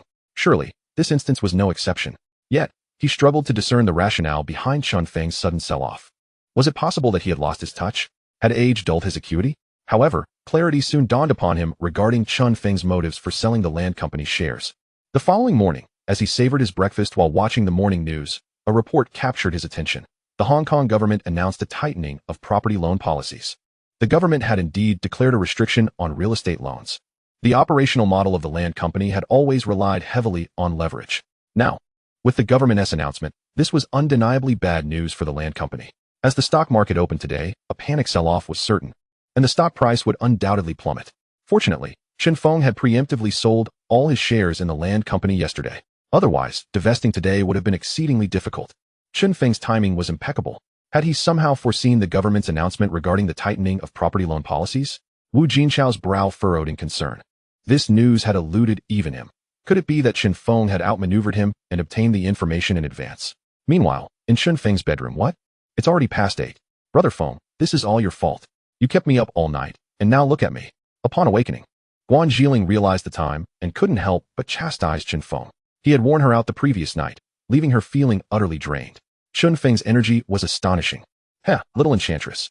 If I recall correctly, someone was insistent last night, saying I want more, I want more. Chen Feng chuckled. Did I say that? Guan Zhiling feigned ignorance. Little enchantress.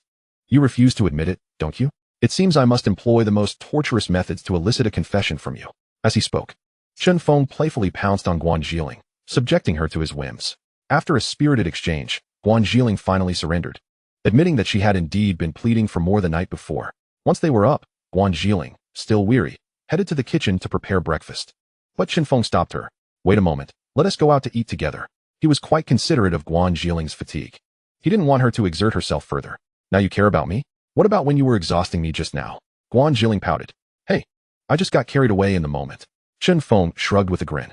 Guan Zhiling rolled her eyes at him before heading to the bathroom to freshen up, while Chen Feng practiced traditional Tai Chi in the living room. By the time Guan Zhiling finished her routine, Chen Feng had completed a full set of Tai Chi. He then went to wash up, while Guan Zhiling, feeling idle, turned on the radio to catch the news. Suddenly, she heard a shocking announcement. Today, the Hong Kong government has tightened property loan policies, resulting in panic selling when the land company opens, leading to a significant drop in stock prices. Brother Feng, did you help me purchase shares in the land company previously? Guan Zhiling rushed to the bathroom, panic evident on her face. Yes, Chen Feng nodded. This is bad. The stock price is plummeting. You must sell your shares immediately. Chen Feng had not yet informed her that he had sold all his shares in the land company the previous day, wanting to surprise her. Thus, Guan Zhiling was unaware of his actions. No need to panic. In fact, I sold all the land company shares yesterday.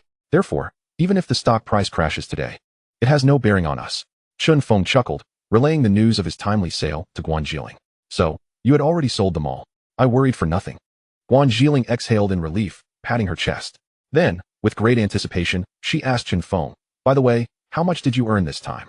After deducting all expenses, your investment generated a profit of 550,000 Hong Kong dollars. We will split it evenly, so each of us will receive 275,000 Hong Kong dollars. Chen Feng smiled as he shared the details with her. 275,000. That's so much. Guan Zhiling was taken aback. She had not expected to earn such a substantial amount in just a few days. The speed at which money was made was astonishing. Thank you, Brother Feng, for helping me earn so much. Overwhelmed with excitement, Guan Zhiling couldn't help but wrap her arms around Chen Feng from behind. The two playful spirits pressed against Chen Feng's back, sending a shiver of exhilaration through him. Chapter 49. Purchasing luxury cars and mansions. By the way, Brother Feng, how much did you earn in total this time? Guan Zhiling asked curiously, her cheek pressed tightly against Chen Feng's back as she held him closely. Approximately over 88 million. Chen Feng casually replied while brushing his teeth. What? Over 88 million? Guan Zhiling gasped, her body trembling at the staggering figure. Chen Feng could feel the two mischievous spirits behind him tremble with excitement. Brother Feng, you're not joking, are you? You actually made over 88 million? Guanzalin found it hard to fathom that Chen Feng had indeed earned such a staggering sum. In truth, I haven't just been helping you with stock trading. I've assisted many others as well, including the stock king, Wu Jinchao. I share the profits with these individuals, coupled with the substantial funds at my disposal. It's how I managed to rake in over 88 million this time, Chen Feng elucidated. You even traded stocks for the stock king, Wu Jinchao. You're truly remarkable. Even the stock king seeks your assistance. Guanzalin's admiration for Chen Feng grew exponentially. Hee, so now you recognize my prowess. Chen Feng said with a grin after washing his face and turning to Guanzalin. By the way, you've made over 88 million and still plan to take half of my earnings? Guanzalin couldn't help but tease him. A deal is a deal. I help you with stock trading, and we agreed on a 50-50 split from the outset. That cannot be altered. Chen Feng replied with a serious demeanor. I understand. Guanzelin nodded. Let us go. We'll have breakfast outside. With that, Chen Feng took Guanzelin's hand, and they left his residence, finding a nearby tea restaurant to enjoy their meal. Afterwards, he hailed a taxi with Guanzelin. Where are you taking me? Guanzelin inquired with curiosity. I intend to purchase a car. Relying on taxis daily is rather inconvenient. Chen Feng, now possessing assets worth over 100 million Hong Kong dollars, felt it was time to indulge himself and decided to acquire a vehicle. He spent over $1 million to buy the latest model of a Porsche. Having already obtained his driving license in Hong Kong, he had no concerns about driving. This Porsche is stunning. It's so comfortable. Guanzelin couldn't help but express her awe while seated in the car. Being wealthy is wonderful. You can buy luxury cars and enjoy life. Jilling, do you have a driver's license? Chen Feng asked her. Not yet. Guanzelin gently shook her head. If you have the time, you should consider getting your license. When the time comes, I'll buy you a Porsche too, Chen Feng assured her. As Guanzelin was already his woman, he was determined not to shortchange her. He also planned to buy a luxury car for Zhong Chuan. Brother Feng, are you serious? Guanzelin looked at him in surprise. Of course I am. Chen Feng affirmed with certainty. You are so good to me, Guanzelin exclaimed, overwhelmed with emotion, and couldn't resist giving Chen Feng a kiss. Thankfully, Chen Feng maintained his composure. Otherwise, an accident might have occurred. In addition to purchasing a luxury car, Chen Feng also intended to acquire several lavish residences. The place he was currently living in was far too modest and lacked privacy. Now that he had wealth, it was only fitting that he treat himself well. Thus, he took Guanzelin to a real estate agency, aiming to purchase a few luxurious villas on the peak.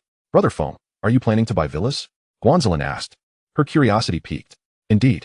Chen Feng nodded, explaining, the place I live in is too small. I'm looking to upgrade to a larger space. Soon.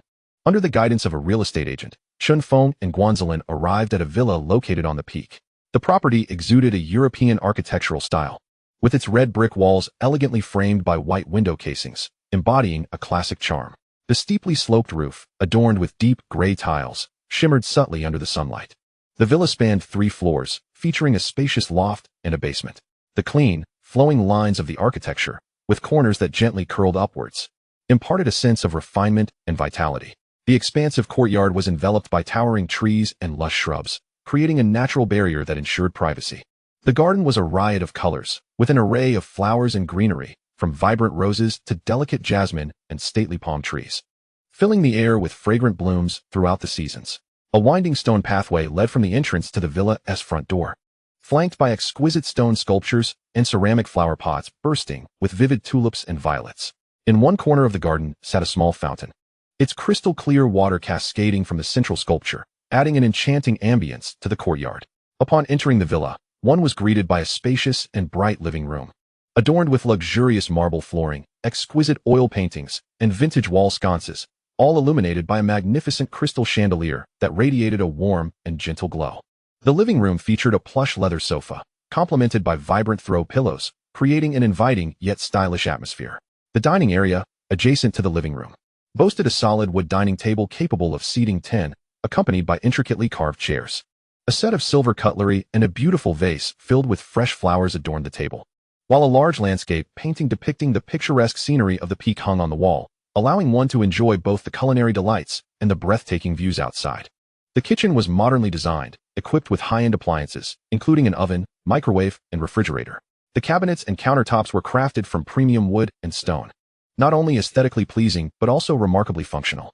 A breakfast bar was also present, allowing for quick and easy meals during busy mornings.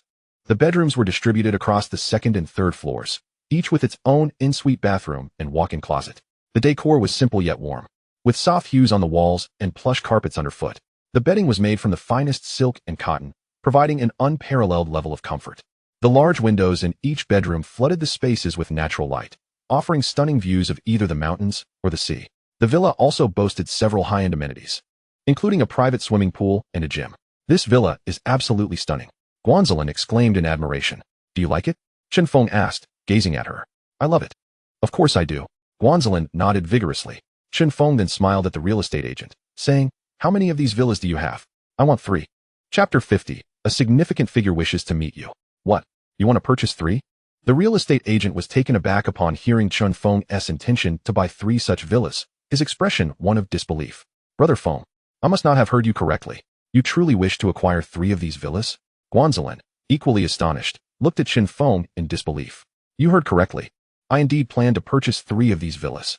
Chen Feng affirmed with unwavering certainty. Mr. Chen, we have several more villas like this. Allow me to show you the other properties right away. Once the real estate agent confirmed that he had not misheard and that Chen Feng was indeed serious, he felt an exhilarating rush of joy, prompting a marked increase in his respect towards Chen Feng. He promptly guided Chen Feng through the other villas, and ultimately, Chen Feng selected 3 of them. Before long, the agent assisted Chen Feng in completing all necessary paperwork. Chen Feng smoothly acquired the keys and title deeds for these 3 villas. The total cost amounted to nearly 10 million Hong Kong dollars. In truth, his purchase of these villas was not solely for enjoyment. It was also a strategic investment. He understood that in the future, each villa in this hillside area would be valued at a minimum of 100 million Hong Kong dollars. Securing these hillside villas now was undoubtedly a profitable venture. Brother Feng, you really bought 3 hillside villas. Why would you acquire so many?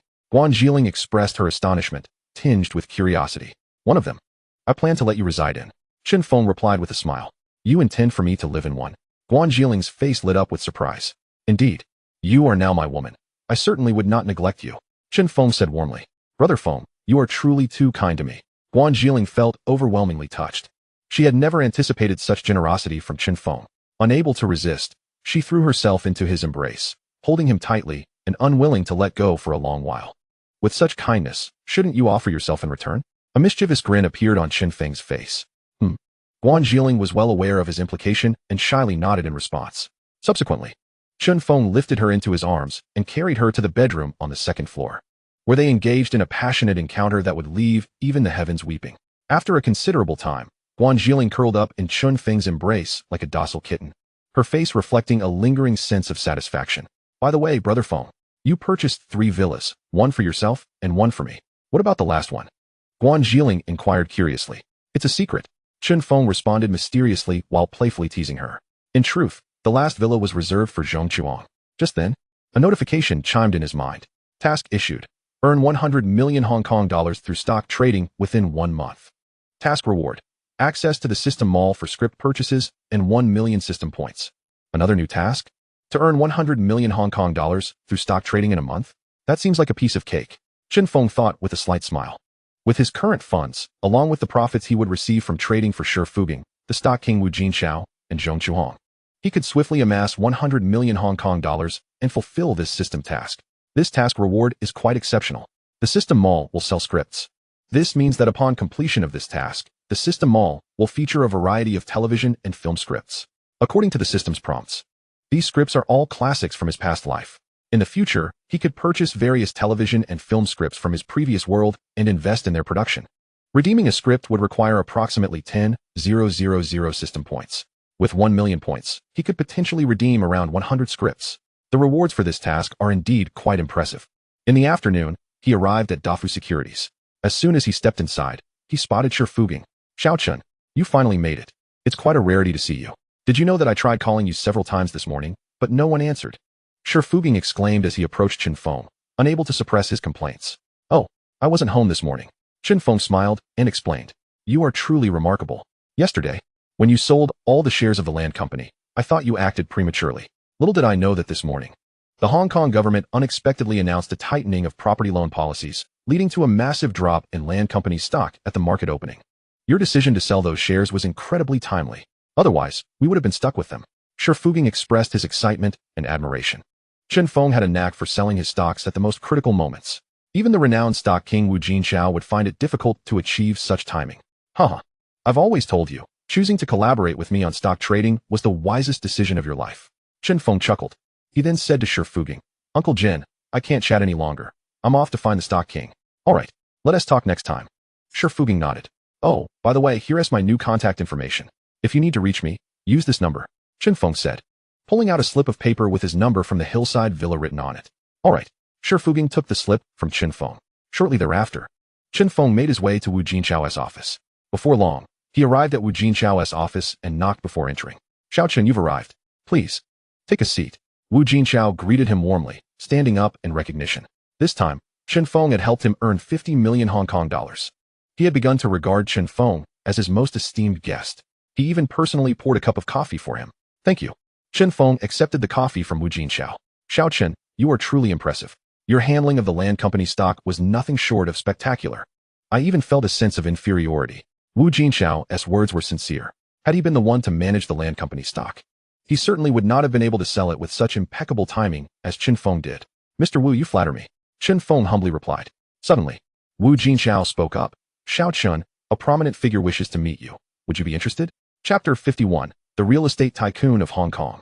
Xiao Chun, a prominent figure wishes to meet you. Would you be interested? Wu Jinxiao inquired of Chen Feng. A prominent figure? Which one? Chen Feng was momentarily taken aback.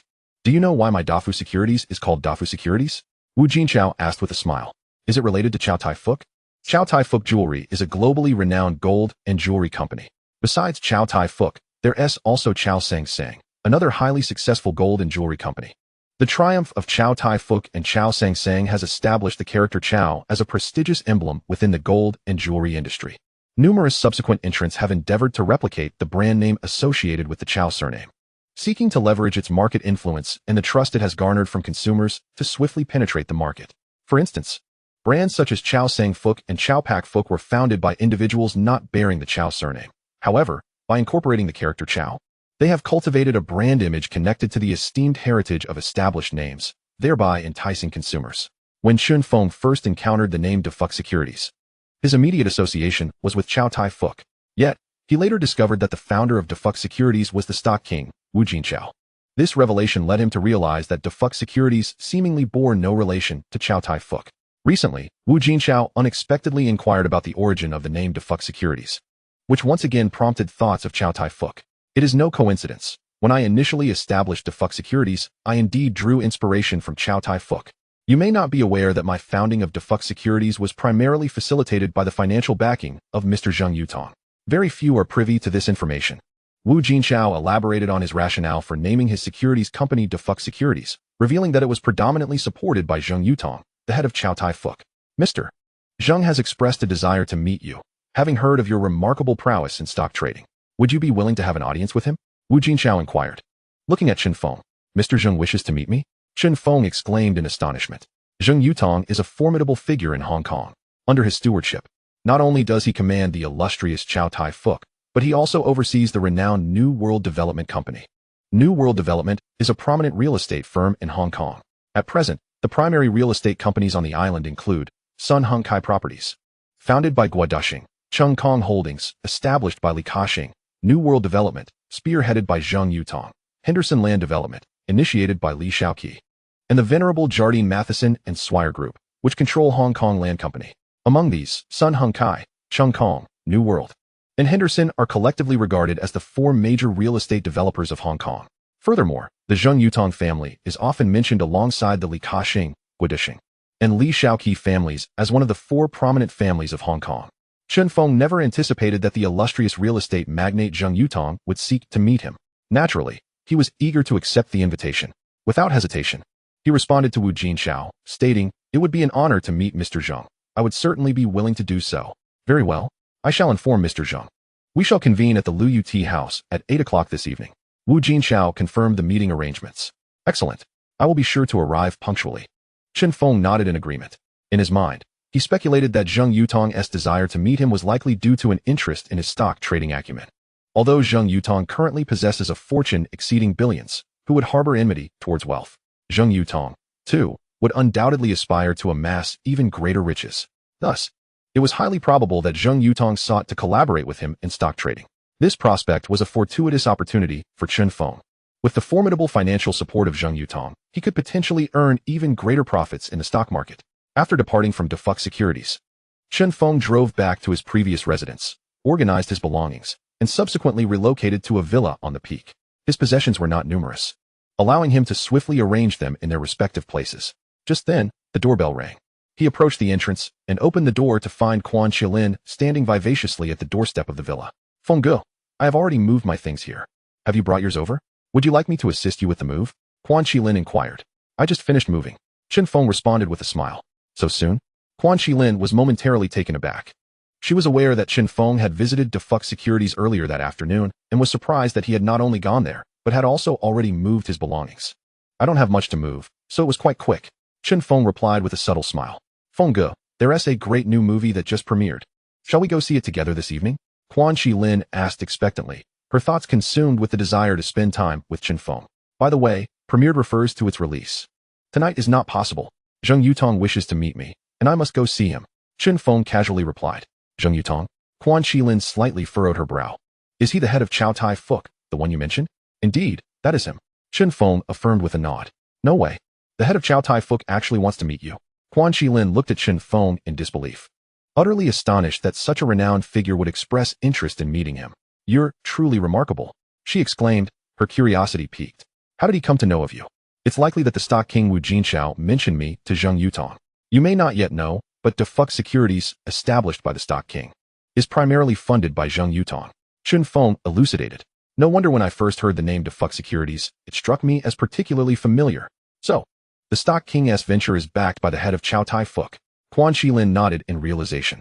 Subsequently, her curiosity led her to ask, by the way, why does Zheng Yutong wish to meet you? I suspect he, like the stock king, is interested in collaborating with me in stock trading. Chen Feng proposed his hypothesis. Feng Ge, you are truly impressive. Not only does the stock king wish to partner with you in trading, but now even the illustrious head of Chow Tai Fuk desires to collaborate with you. Quan Chi Lin's face radiated admiration and reverence for Chen Feng. Later that evening, after sharing dinner with Quan Chi Lin, Chen Feng drove to the Lu Yuti house to meet Zheng Yutong. Chapter 52, The Imminent Battle for Kowloon Warehouse. Upon his arrival at the Lu Yuti house, Chen Feng was guided by the attendant to the 9th elegant room on the 3rd floor. Upon entering the room, he found 2 individuals seated within, one being the stock king Wu Jinxiao, and the other a middle-aged man in his 50s, the renowned Zheng Yutong. Chen Feng had previously seen Zheng Yutong's photograph in newspapers and magazines, allowing him to immediately recognize him. Xiao Chen, you've arrived. Wu Jinxiao rose promptly upon seeing Chen Feng, gesturing towards Zheng Yutong. He introduced, This is Mr. Zheng. Greetings, Mr. Zheng. I have long heard of your esteemed reputation. It is a rare privilege to finally meet you today. Chen Feng approached Zheng Yutong and extended his right hand. Haha, I am equally pleased to meet you. Zheng Yutong stood with a smile and shook hands with Chen Feng. Everyone, please take a seat. Wu Jinxiao hastily urged everyone to sit down. Once the 3 settled in, Zheng Yutong smiled at Chen Feng and remarked, I have heard from Jinxiao that you possess remarkable skills in stock trading, achieving a flawless success rate every single time. Truly impressive. Mr. Zheng, you flatter me. Chen Feng replied with a modest smile. The trio then engaged in casual conversation, primarily revolving around stock trading. Thanks to the trading guide awarded to Chen Feng by the system, he not only had access to exceedingly precise trading information, but also acquired comprehensive knowledge and techniques related to the stock market. Thus, discussing stock trading with Wu Jinxiao and Zheng Yutong came effortlessly to him. Through their dialogue, Zheng Yutong confirmed Chen Feng's undeniable expertise and proficiency in the field. After a pleasant exchange, the bond among the 3 grew significantly closer, leading to a shift in their forms of address. Wu Jinxiao and Zheng Yutong began referring to Chen Feng as a Feng, while Chen Feng called Wu Jinxiao Uncle Chow and Zheng Yutong Uncle Tong. A Feng. At such a young age, you are already so adept at stock trading, and you have never encountered a setback. Truly a formidable talent. Zheng Yutong sincerely praised Chen Feng. Uncle Tong, you overstate my abilities.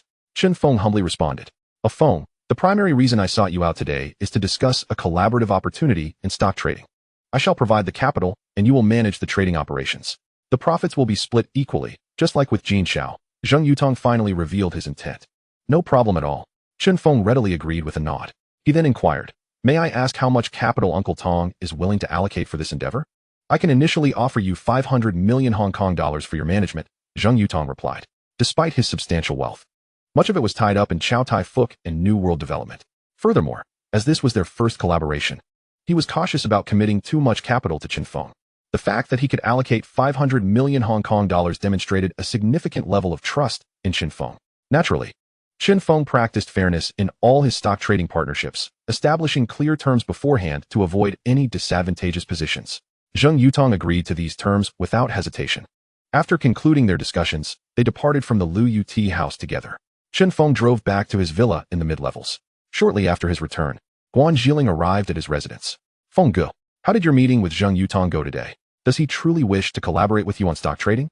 Guan Zhiling asked, her curiosity piqued as she nestled in Chen Feng's embrace. Indeed, he is genuinely interested in collaborating with me on stock trading. And we have reached a preliminary agreement, Chen Feng affirmed with a nod. So, how much is Zheng Yutong prepared to invest for you to manage? Guan Zhiling inquired with keen interest. 500 million Hong Kong dollars. Chen Feng replied without hesitation. 500 million Hong Kong dollars. My goodness. That is an astounding sum. Guan Zhiling exclaimed in astonishment. No wonder he is the head of Chow Tai Fook. He possesses considerable wealth. It's all right, Chen Feng smiled slightly. Zheng Yutong has shown remarkable trust in you by allocating 500 million Hong Kong dollars for stock trading. Feng Ge, you truly are impressive. Guan Zhiling expressed her admiration for Chen Feng wholeheartedly. Hee, I have even greater skills, Chen Feng replied with a mischievous grin. In the next moment, he playfully flipped over, pinning Guan Zhiling beneath him, inviting her to witness the extent of his prowess. The following morning, he awoke early, only to find Guan Zhiling absent. Exiting the bedroom, he was greeted by the delightful aroma wafting from the kitchen on the first floor. It turned out that Guan Zhiling had gone to prepare breakfast for him. He chuckled softly and proceeded to the gym to practice the ancient art of Tai Chi. Since he began training in this discipline, his physical condition had significantly improved. Last night, he had showcased his abilities to Guan Zhiling several times. After completing his Tai Chi routine, he freshened up in the bathroom before heading to the living room. Feng Ge, you're awake. Breakfast will be ready shortly. Please hold on a moment. Guan Zhiling greeted him as he entered the first floor. Chen Feng acknowledged. He then settled onto the sofa, slightly closing his eyes to review the stock trading guide, searching for any recent updates. In 15 days, the renowned Kowloon warehouse battle will erupt. The land company announces an increase in its shareholding in Kowloon warehouse, contingent upon exchanging shares of the land company and a specific bond for Kowloon warehouse shares. The ship king, Bao Yugong, swiftly retaliates by announcing the acquisition of 20 million shares of Kowloon warehouse on the stock market, gaining control of Kowloon warehouse. Due to the impending battle for Kowloon warehouse, the stock price of the original controlling party, Jardine Matheson, skyrockets in the short term, peaking at 25 Hong Kong dollars per share. It is recommended to gradually build a position by purchasing Jardine Matheson stock starting today, with plans to sell in 15 days. Suggested purchase price, 12.14 Hong Kong dollars. Suggested selling price, 23.25 Hong Kong dollars. Upon reading this stock information, Chen Feng felt a surge of excitement. The much-anticipated Kowloon warehouse battle was finally about to commence. Chapter 53. Do you still know how to write songs?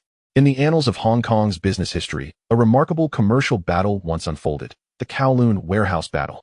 This conflict, in essence, was a confrontation between a Chinese-funded consortium and a British-funded consortium. Kowloon warehouse was initially under the purview of the British consortium, Jardine Matheson. In 1978, the Bao family began acquiring shares of Kowloon warehouse in the open market. By September of that year, their shareholding reached 20, making them the largest shareholder and granting them entry into the boardroom. During the same period, Li Ka-shing secretly acquired approximately 18 of the shares through dispersed accounts, although his identity remained undisclosed. Subsequently, the British consortium initiated a counteroffensive. In December 1978, Jardine Matheson's land company increased its stake in Kowloon warehouse to 20, closely matching Bao Yugong's holdings and creating a standoff. Under pressure from Huifeng Bank, Li Ka-shing abandoned his acquisition plans, transferring his 10 million shares to Bao Yugong, cashing out while securing Bao's assistance in acquiring Hutchison Whampoa. This maneuver elevated the Bao family's ownership to 30, establishing them as the actual controlling party. However, Jardine Matheson retained management control over Kowloon warehouse due to its intricate shareholding structure. In June 1980, Jardine Matheson unexpectedly announced a plan to exchange one share of land company stock for one share of Kowloon warehouse stock, aiming to dilute Bao Yugong's ownership.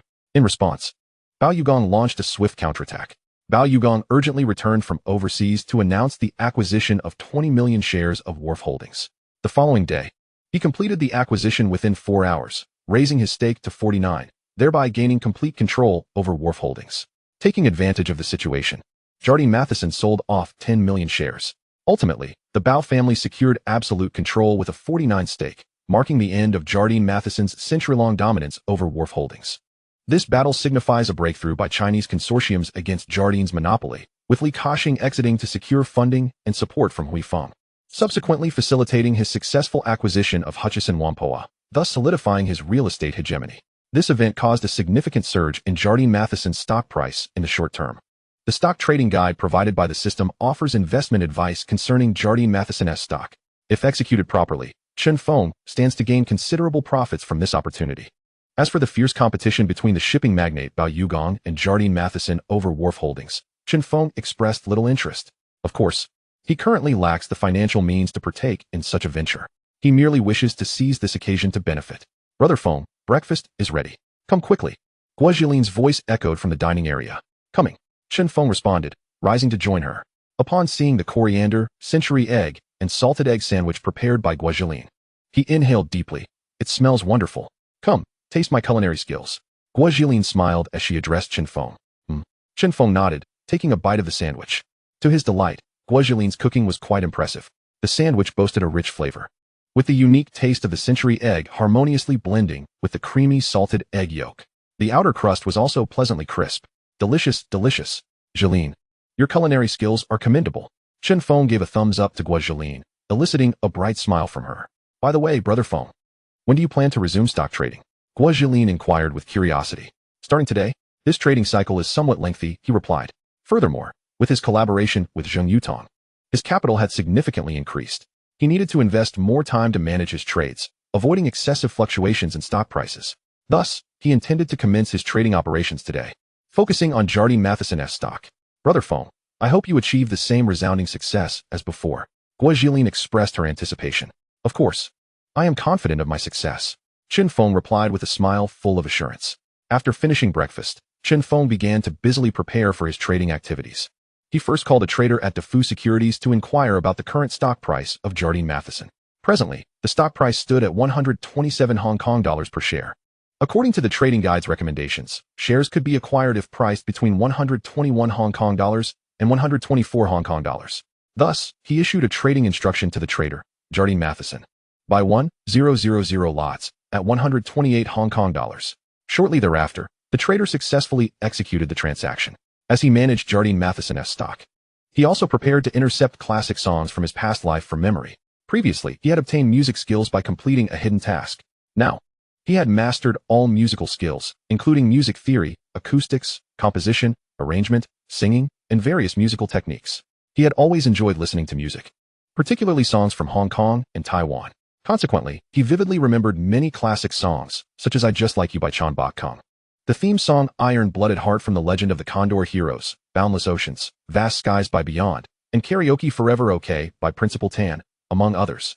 These classic songs had yet to be released. He planned to seize the opportunity to claim these classic songs ahead of time and establish a record company to earn some extra pocket money. Of course, his intention to found a record company was not solely for supplementary income.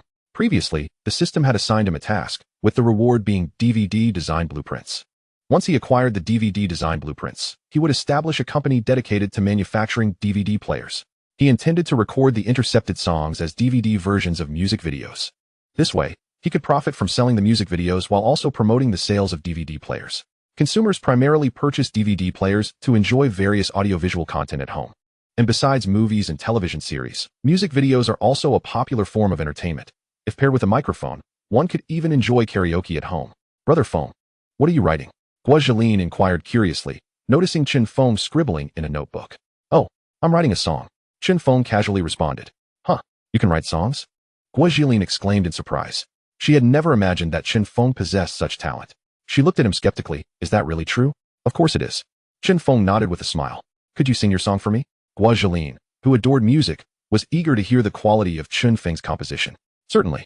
Chen Feng readily agreed, smiling as he added. But if I sing poorly, please don't laugh at me. I want tea. Guo Jilin gently shook her head. Subsequently, Chen Feng picked up a wooden-colored guitar, its strings glimmering under the light, cleared his throat, and began to sing I Just Like You by Chan Bok Kong. Sorrow cannot be dispelled, distress cannot be alleviated. Why does my heart feel so empty? With love lost, all is lost. A heart full of resentment cannot be extinguished. Chen Feng's rich voice harmonized perfectly with the guitar, resonating throughout the living room. Each note seemed to carry a story, expressing endless longing and regret. Guo Jilin was immediately captivated by the song. Her beautiful eyes closed, immersed in Chen Feng's melody. As the tune progressed, her expression became increasingly moved. Her long fingers unconsciously tapping lightly on the sofa armrest, seemingly swaying to the rhythm. When Chen Feng sang about love and affection being lost, yet he still inexplicably liked her, Guo Jilin's eyelashes fluttered slightly, a hint of emotion creeping into her gaze. As the song concluded, the living room fell into a brief silence. Only the rustling of leaves outside could be heard. Guo Jilin slowly opened her eyes, her expression sparkling with an unusual light. Brother Feng, this song is magnificent. The melody is catchy, and the lyrics are truly touching. Did you really write this song? Guo Jilin looked at Chen Feng with incredulity. She could hardly believe that he was capable of composing such melodious songs. Had you heard this song before today? Chen Feng replied with a smile, posing the question back to her. No. Guo Jilin immediately shook her head. So, if I hadn't written this song, who else could have? Chen Feng retorted. Brother Feng, I never imagined you could actually write songs. Moreover, the song you composed is extraordinarily beautiful. Brother Feng, you are truly gifted. Guan Zhilin exclaimed excitedly as she leaped into Chen Feng's embrace, holding him tightly. At that moment, she was convinced that the song Pian Pian Shi Huan and I, which Chen Feng had just sung, was indeed his creation. She had thought Chen Feng was merely adept at stock trading. Yet she was astonished to discover his talent for songwriting. The songs that Chen Feng wrote were exceptionally delightful, and his singing was equally enchanting. Chen Feng was indeed remarkably talented. In reality, I have not only composed this one song, I have penned several others as well. Feeling the playful pressure of Guan Zhilin's embrace against his chest, Chen Feng decided to showcase his prowess once more in her presence. Really? Would you sing one for me? Guan Zhilin promptly released Chen Feng and looked at him with eager anticipation. All right. Chen Feng nodded with a smile. He then picked up his guitar, strumming it as he performed classics such as Hai Kui Tian Kong, Tai Shui Dan Xian, and Ka La Yong Yuan Ok. My heavens. Brother Feng, you are nothing short of a musical genius. Every song you've written is extraordinarily captivating. If you were to pursue a career as a singer and perform these songs, you would undoubtedly become a sensation. Your songs would surely top the charts. Guan Zhilin declared excitedly to Chen Feng. Really? Chen Feng simply smiled faintly. In the following days, Chen Feng continued to trade in the stock of Jardine Matheson while simultaneously recalling many classic songs from his previous life. According to Hong Kong's copyright regulations, the copyright for songs or other works is automatically generated upon completion of creation without the need for a registration process for protection. Therefore, Chen Feng did not need to register the copyrights for the songs he had appropriated. He would automatically acquire them, provided that these songs had not been released yet. He meticulously photographed all the manuscripts of the songs he had appropriated as evidence of creation, preserving timestamps of their creation. Meanwhile, during this period, as Chen Feng traded Jardine Matheson stock, the stock king Wu Jinchao was, of course, the first to learn of it. He discussed the matter with real estate magnate Zheng Yutong. Recently, Chen Feng has been actively trading in Jardine Matheson stock. Has he received insider information about the company? Tonggu, you are quite well informed. Do you know if Jardine Matheson has made any recent moves? Wu Jinchao inquired curiously of Zheng Yutong. Jardine Matheson? Zheng Yutong furrowed his brow slightly, contemplating for a moment. He then shook his head gently and replied, I haven't heard of any recent developments regarding Jardine Matheson. Then why is Chen Feng trading in Jardine Matheson now? Wu Jinchao expressed his confusion, lost in thought. I'm not certain either. Zheng Yutong was also deep in contemplation. One was the stock king of Hong Kong, and the other a real estate tycoon. At this moment, they were unable to fathom Chen Feng's intentions. They did not understand why Chen Feng was trading in Jardine Matheson stock. Although they were aware of the ongoing rivalry between Jardine Matheson and shipping magnate Pao Yugang over the control of Kowloon warehouse, they were oblivious to the fact that in just a few days, this struggle would erupt into a full-blown conflict. This battle for Kowloon warehouse would significantly alter the influence of Huazi and Yingzi in the Hong Kong economy. They could never have anticipated that Chen Feng's trading in Jardine Matheson stock was indeed related to the struggle for control over Kowloon warehouse. Soon, Chen Feng invested all his funds into Jardine Matheson stock, with an average purchase price of 136 Hong Kong dollars per share. Tomorrow, the battle for Kowloon warehouse between Jardine Matheson and Pao Yugang would commence. If all goes well, starting tomorrow, the stock price of Jardine Matheson would begin to rise. Chen Feng smiled faintly. At that moment, he eagerly awaited the unfolding of the Kowloon warehouse conflict. At that moment, Guan Zhilin, noticing a sudden smile on Chen Feng's face, curiously asked, Brother Feng, what are you smiling about? Chapter 55, How do you know I'm a con artist? Brother Feng, what are you smiling about? Guan Zhilin noticed the sudden smile on Chen Feng's face, which left her quite puzzled.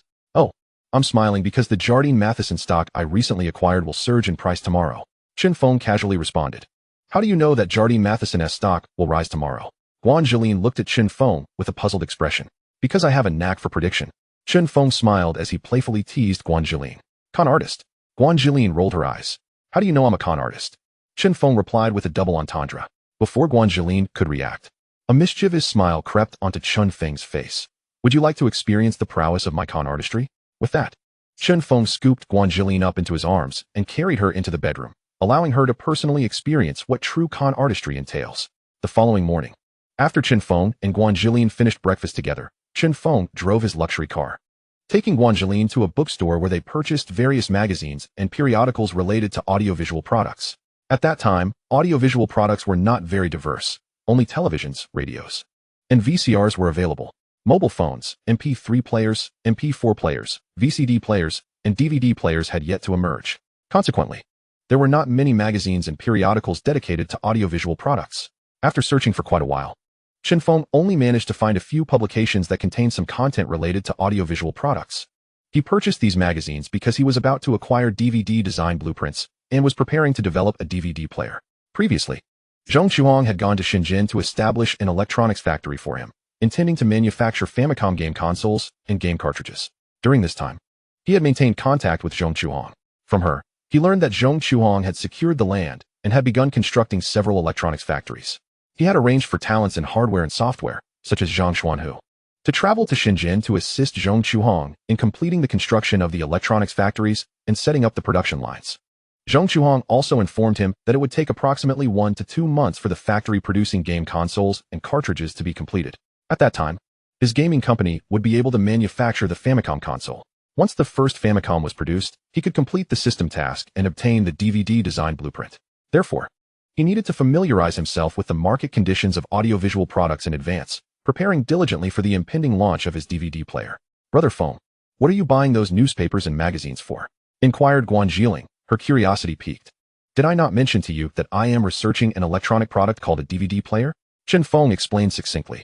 "I purchased these publications to gain insights into the market for this electronic device. Can you really develop this DVD player you speak of?" Guan Zhiling looked at Chen Feng with a hint of skepticism. "Of course." Chen Feng nodded confidently.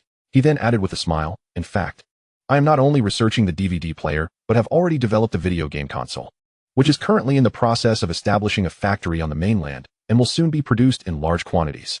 "Really? You've developed a video game console? Is that true?" Guan Zhiling exclaimed in astonishment. "Absolutely," Chen Feng replied with a faint smile. "What does your video game console look like? Is it fun to play?" Guan Zhiling inquired eagerly. "You'll find out once my video game console hits the market," Chen Feng responded. "Brother Feng, you are truly remarkable. Not only are you adept at stock trading, but you also write songs and sing beautifully. Moreover, you possess the talent for invention and innovation. You are the most impressive person I have ever met."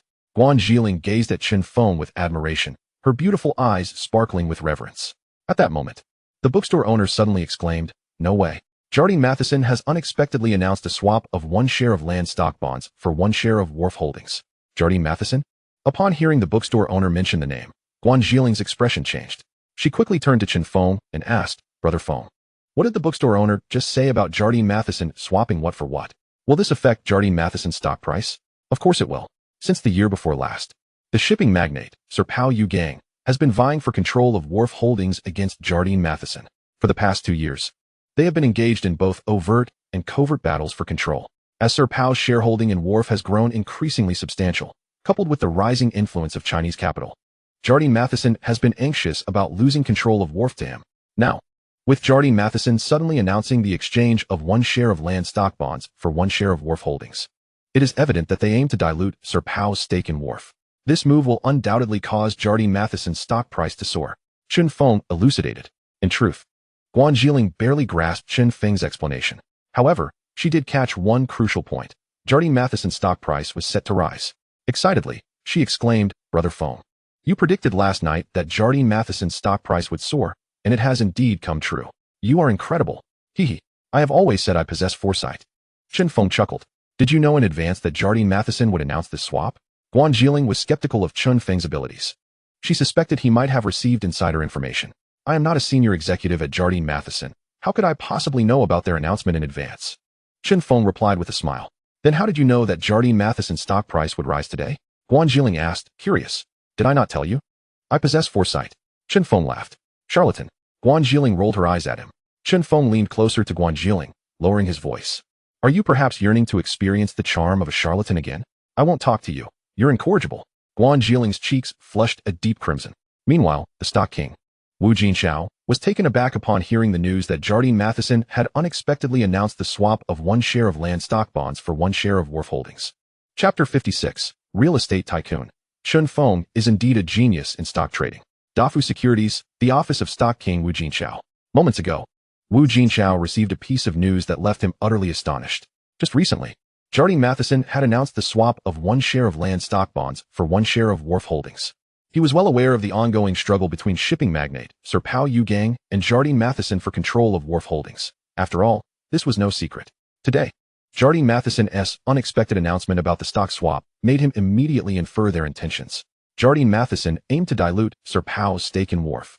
Wu Jinchao referred to Sir Pao Yu Gang as Sir Pao, a title he received from the Queen of England in 1976. Consequently, many began addressing him as Sir Pao. This move by Jardine Matheson would likely lead to a substantial increase in their stock price.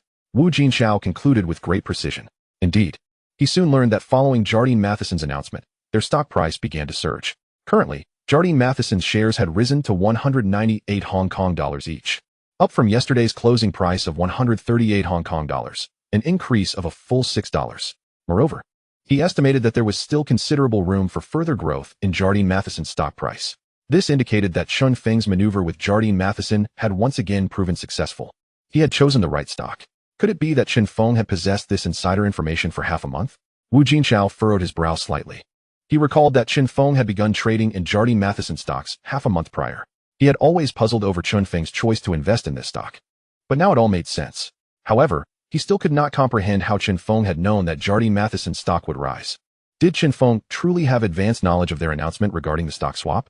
If he had indeed known this information a fortnight in advance, then his sources were astonishingly well informed. At that moment, the phone on his desk rang. He picked it up and held it to his ear, saying, "Hello, Jinchao. Have you heard about Jardine Matheson's sudden announcement today about the stock swap?" Came the voice of real estate tycoon Zheng Yutong from the other end. "I have heard. Moreover, in light of this news, Jardine Matheson's stock price is soaring. It has already reached 198 Hong Kong dollars per share." Chen Feng had begun acquiring Jardine Matheson stock half a month ago, with an average purchase price of 136 Hong Kong dollars per share. This implies that Chun Feng's acquisition of Jardine Matheson is sure to yield him a substantial profit. Wu Jinchao immediately responded. At this juncture, he paused briefly before continuing. "Tonggo, do you think Chen Feng might have learned, perhaps half a month in advance, that Jardine Matheson would announce the exchange of 1 share of land stock for 1 share of Kowloon warehouse stock? Impossible. This decision by Jardine Matheson has been shrouded in utmost secrecy. I know several senior executives at Jardine Matheson, and none of them divulged this information to me beforehand." Zheng Yutong resolutely shook his head. Then why did Chen Feng act on Jardine Matheson's stock half a month early? Wu Jinchao frowned deeply. "I am not certain." Zheng Yutong also furrowed his brow. He then speculated. Perhaps Chen Feng deduced it from subtle hints related to Jardine Matheson. If that is indeed the case, then Chen Feng is extraordinarily astute. Wu Jinchao couldn't help but express his admiration. Indeed, Chen Feng is truly a prodigy in stock trading. He seems to achieve success every time. I have yet to encounter anyone who can boast a 100 success rate in trading. Zheng Yutong also marveled at this. At this moment, Chen Feng was driving his luxury car, accompanied by Guan Jiling, as they returned to the villa. "Brother Feng, Jardine Matheson's stock price has surged significantly. When do you plan to start selling your shares?" Guan Jiling inquired with great curiosity. "This afternoon," Chen Feng replied without hesitation. According to the stock trading guide, he had limited time to sell his shares in Jardine Matheson. By tomorrow afternoon, the shipping magnate Bao Yu would initiate a counterattack, publicly announcing the acquisition of 20 million shares of Kowloon warehouse stock.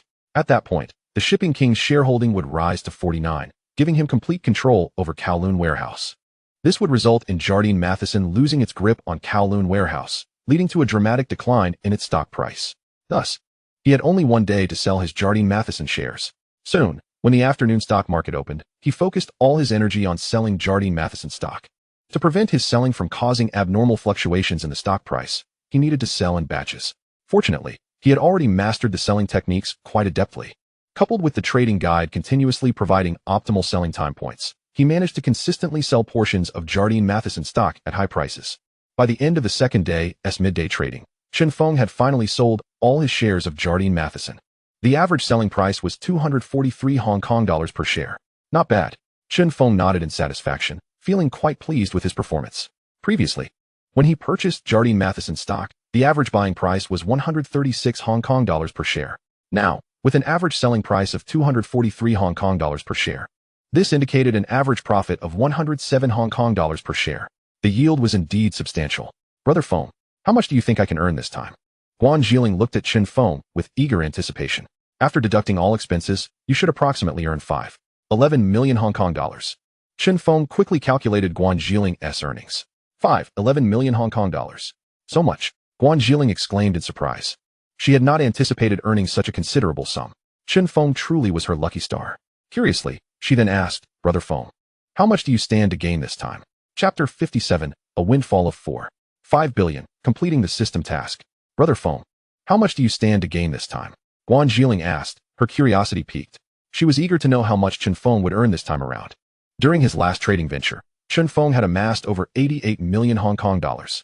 This time, he would likely earn even more, especially since the real estate tycoon Zheng Yutong had provided him with 500 million Hong Kong dollars in funds to assist with trading. Thus, Chen Feng would undoubtedly earn significantly more than before.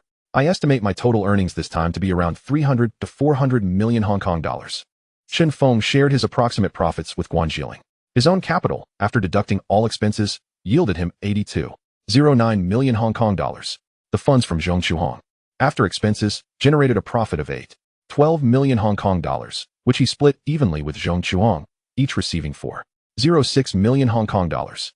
The capital from Shi Fuging, after expenses, produced a total profit of 26.15 million Hong Kong dollars, which he also divided equally with Shi Fuging, each receiving 13.075 million Hong Kong dollars. The funds from Stock King Wu Jinshao, after expenses, generated approximately 1.2 billion Hong Kong dollars in profit, which he shared equally with Wu Jinshao, each receiving around 60 million Hong Kong dollars. The capital from real estate magnate Zheng Yutong, after expenses, resulted in a staggering profit of 3.9 billion Hong Kong dollars, which they split evenly, each obtaining approximately 1.95 billion Hong Kong dollars. Finally, the funds from Guan Jiling, after expenses, yielded 10.22 million Hong Kong dollars, which they divided equally, each earning 5.11 million Hong Kong dollars. Therefore, his total earnings this time exceeded 4.5 billion Hong Kong dollars. Congratulations, you have earned 100 million Hong Kong dollars through stock trading within a month. Congratulations. The system mall is now open for script sales. Congratulations, you have received 1 million system points. Upon hearing this series of system notifications, Chen Feng was elated. He had indeed completed this system task with remarkable ease, successfully acquiring 1 million system points, and the system mall was now open for script sales. He could directly exchange a certain amount of system points in the mall for movie or television scripts. My goodness, you actually earned 300 to 400 million Hong Kong dollars this time. That's an astounding amount. Guan Jiling was taken aback. She had suspected that Chen Feng's earnings would be considerable, but she never imagined they would be this substantial. In just half a month, Chen Feng had accumulated 300 to 400 million Hong Kong dollars. He was truly impressive. Little did she know, Chen Feng had understated his earnings. His actual profits exceeded 4.5 billion Hong Kong dollars. Not too shabby. Chen Feng smiled faintly and replied nonchalantly. Brother Feng, you are truly remarkable. Guan Jiling exclaimed, throwing herself into Chen Feng's embrace. Her eyes filled with admiration for him. In which regard do you refer? Chen Feng asked with a playful tone. Of course. Guan Jiling began to say, of course you are remarkable at stock trading, but she quickly realized, her cheeks flushing, and softly replied. You are remarkable in every way. Would you like to experience the extent of my remarkable abilities? Chen Feng leaned down, gently nibbling on Guan Jiling's earlobe as he softly inquired. Guan Jiling, her face flushed with embarrassment, nodded gently. In the next moment, she felt herself swept off her feet in Chen Feng's strong arms. She immediately extended her arms, tightly embracing Chen Feng's neck, burying her flushed face in his warm embrace. Before long, Chen Feng carried her into the bedroom, gently placing her on the bed. A tempestuous encounter allowed her to once again experience Chen Feng's prowess. Meanwhile, in the office of the Stock King, Wu Jinshao, at Dafu Securities, two individuals occupied the space. One was the Stock King, Wu Jinshao, and the other was Zheng Yutong, the head of Chow Tai Fook. Has Chen Feng completely sold off all his shares in Jardine Matheson? Zheng Yutong inquired. He had learned from Wu Jinshao yesterday afternoon that Chen Feng had begun to offload his shares. Additionally, he became aware that following Jardine Matheson's sudden announcement to swap 1 share of its bond for 1 share of Kowloon warehouse stock, the shipping magnate, Bao Yugong, had urgently returned from overseas. He estimated that Bao Yugong would certainly take significant action in response to Jardine Matheson's maneuver. Consequently, after a brief surge, Jardine Matheson's stock would undoubtedly plummet in tandem with Bao Yugong's actions. Chen Feng, having previously acquired a substantial number of Jardine Matheson's shares, needed to divest them all before Bao Yugong made his move. Zheng Yutong had come to ascertain the details of Chen Feng's stock sales. Chen Feng's actions had been remarkably timely. By the end of today's midday session, he had successfully sold off all his Jardine Matheson shares. Wu Jinshao smiled as he relayed this news to Zheng Yutong. That's excellent. That's excellent. Upon hearing this, Zheng Yutong finally exhaled in relief. He couldn't help but exclaim, Chen Feng is indeed a master at stock trading. His speed is astonishing. Indeed, Chen Feng is remarkable. Not only did he predict a significant rise in Jardine Matheson stock a fortnight ago, but he also managed to sell all his shares right before the impending decline. Such precise judgment is something I could never achieve. Wu Jinchao couldn't help but express his admiration, feeling somewhat inferior. Haha, Jinchao. I owe you thanks for introducing Qinfeng to me. I've managed to make a small profit this time. Zheng Yutong expressed his gratitude to Wu Jinchao. He then inquired, by the way, how much have we earned this time? After deducting Chunfeng's share of the profits, you should approximately gain around 19.5 billion Hong Kong dollars. I will earn about 60 million Hong Kong dollars. Wu Jinchao detailed their anticipated earnings. 19.5 billion. Not bad, not bad. The return is quite substantial. Qinfeng has indeed not disappointed us. Zheng Yutong nodded in satisfaction. Although Qinfeng had taken half of the profits, he still stood to gain a remarkable 19.5 billion Hong Kong dollars, far exceeding his initial expectations. Brother Tong, should we invite Qinfeng out for afternoon tea to celebrate? Wu Jinchao suggested. That sounds good. Zheng Yutong agreed with a nod. Immediately, Wu Jinchao picked up the phone and called Qinfeng. In chapter 58, nearly colliding with Zheng Yuling. In Chunfeng's bedroom at the hillside villa, he lay on the bed, embracing Guan Jiling as they chatted leisurely. Suddenly, the phone in the living room rang. Since the living room phone was connected to his bedroom, he picked up the receiver from the nightstand, placing it to his ear. Hello, this is Qinfeng. A phone. It's me. The voice of Stock King Wu Jinchao came through, brimming with excitement. You are truly remarkable. Once again, you've successfully maneuvered a stock, leading us to substantial profits. You flatter me, Uncle Chao. Qinfeng replied with a modest smile. Are you free this afternoon? Wu Jinchao asked. I am free. Qinfeng nodded. Then let us meet at the Luyu Tea House at 3 o'clock for afternoon tea. Wu Jinchao suggested. All right, I will be there on time. Qinfeng promptly agreed. And they concluded their call. Was that the Stock King on the phone? Guan Jiling's delicate face pressed against Qinfeng's chest as she inquired. Yes. The Stock King invited me for afternoon tea at 3 o'clock. Qinfeng, one arm around Guan Jiling, playfully explored her with his other hand. You helped the Stock King and the jewelry magnate earn quite a bit of money this time. They must be especially grateful to you, Guan Jiling remarked with a smile. Referring to Zheng Yutong, the head of Chow Tai Fuk, I've indeed helped them earn a considerable sum. Their capital has also brought me substantial returns. This is what we call a win-win.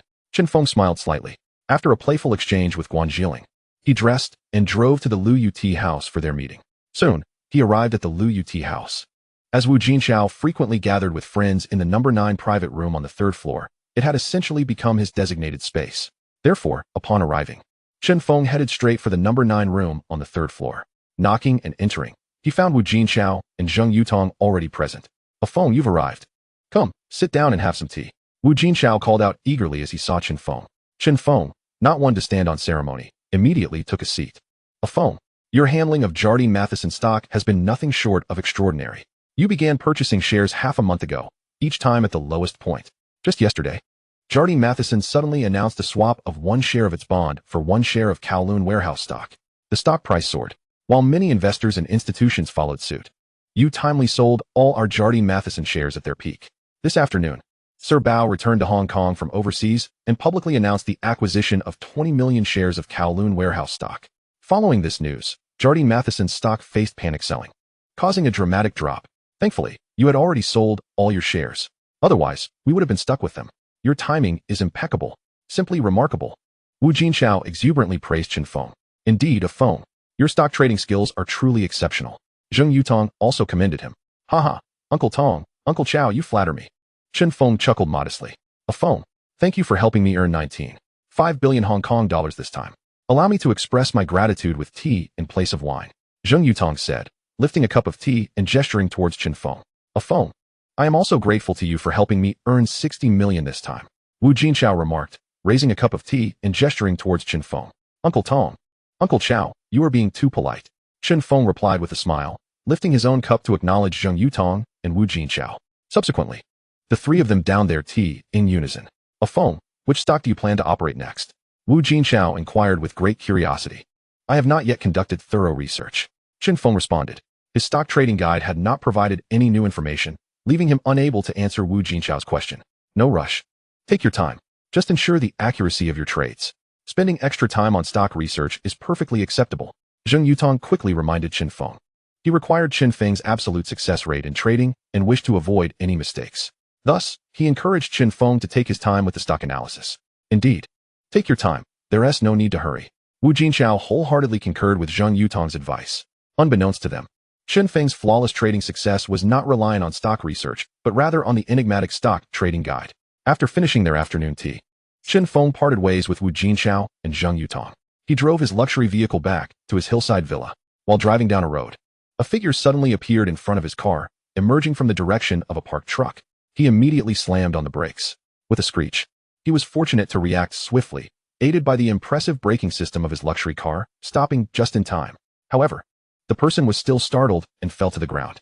He hastily exited the vehicle to check on the individual. To his surprise, it was a young woman. "Are you all right?" Chen Feng rushed forward, intending to help the young woman to her feet. "I'm fine." The young woman stood up on her own, then, with an apologetic expression, addressed Chen Feng. "Sir, I'm so sorry. I wasn't paying attention while walking." "You are Zheng Yuling?" Chen Feng noted that the young woman looked strikingly familiar. She seemed to be the renowned actress Zheng Yuling. "Zheng Yuling, you recognize me?" Zheng Yuling appeared slightly taken aback. "I particularly enjoy the television drama The One in the Net that you starred in," Chen Feng remarked. This drama, featuring Zheng Yuling alongside Zhou Ruanfa, had premiered the previous year and marked Zheng Yuling's rise to fame. "Thank you for enjoying my work." Zheng Yuling smiled faintly, then apologized again to Chen Feng. "I truly am sorry. I should be the one apologizing. It was my carelessness while driving that nearly resulted in an accident. How about I treat you to afternoon tea as a gesture of my apology?" Chen Feng, seizing the serendipitous encounter with Zheng Yuling, was eager to take advantage of the opportunity to get closer to her. After all, the young Zheng Yuling was undeniably a beauty. Chapter 59, An emotionally moved Zheng Yuling. Chen Feng had not anticipated such a fortuitous meeting with Zheng Yuling. Naturally, he would not let this chance slip by to connect with her. No, you didn't hit me. There's no need for such courtesy." Zheng Yuling quickly waved her hand, politely declining Chen Feng's offer. "If you refuse my apology today, I fear I may never feel at ease." Chen Feng insisted, pointing to a tea restaurant not far ahead. "Why don't we go there for afternoon tea together?" "All right." Zheng Yuling hesitated for a moment before nodding in agreement. Chen Feng then parked his car by the roadside, and together they entered the tea restaurant. The ambience of the tea restaurant was serene, ideal for conversation. Chen Feng chose a relatively secluded table for them to sit down. They ordered some snacks and beverages. Chen Feng sincerely expressed his apologies to Zheng Yuling once more. Zheng Yuling reciprocated with her own apologies. "Miss Zheng, you seem preoccupied?" Chen Feng, adept at reading emotions, had noticed that Zheng Yuling appeared rather melancholic. Zheng Yuling hesitated. Miss Zheng, if you have something on your mind, why not share it? It might lighten your mood." Chen Feng sincerely encouraged Zheng Yuling to open up, aiming to foster a closer connection with her. After some deliberation, Zheng Yuling finally revealed her thoughts. It turned out that her mother had recently fallen gravely ill, requiring 300,000 for surgery. However, since entering the industry in 1976, she had never achieved significant fame.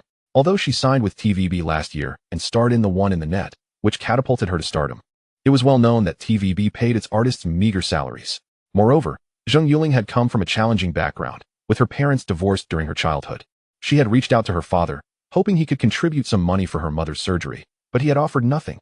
She also approached TVB, requesting an advance of 300,000 from her salary, but the notoriously stingy TVB had declined. Thus, she had been deeply troubled about her mother's surgical expenses. Her mother had raised her and her brother, and she was determined to find a way to treat her mother's severe illness. As she walked earlier, she had been contemplating how to gather the funds for her mother's surgery. "Miss Zheng, your filial piety truly moves me. If you do not mind, I can assist you with the 300,000 for the surgery." Chen Feng promptly offered to help Zheng Yuling with the surgery costs. "You would cover 300,000 for my mother's surgery?" Zheng Yuling gazed at Chen Feng in astonishment. "Indeed, your dedication to your mother has touched my heart. I hope to be of assistance to you." Chen Feng nodded sincerely at Zheng Yuling. That might not be appropriate. Although Zheng Yuling felt tempted, she had just met Chen Feng today and felt it improper to accept such a sum from a stranger. There is nothing inappropriate about it. Do not hesitate. Saving your mother is what matters. Chen Feng's words swayed Zheng Yuling's hesitations. Indeed, saving her mother was paramount. If she could gather the 300,000 in time for her mother's surgery, her mother's condition could improve swiftly. Thus, after a brief moment of contemplation, she expressed her heartfelt gratitude to Chen Feng. "Thank you. I will certainly find a way to repay you the 300,000 as soon as possible." Zheng Yuling's favorability towards you. 10. Current favorability. 20. No need for thanks. Where is your mother currently hospitalized?